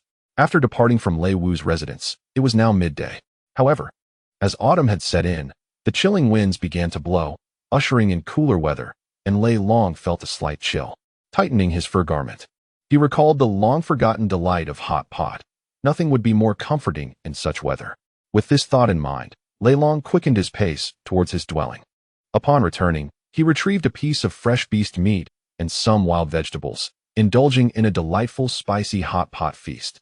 Afterward, he settled onto his bed and commenced his cultivation. Seated cross-legged, Lei Long did not immediately begin to channel his energy. Instead, he first calmed his mind, cultivating tranquility until his thoughts were fully at ease before initiating his practice.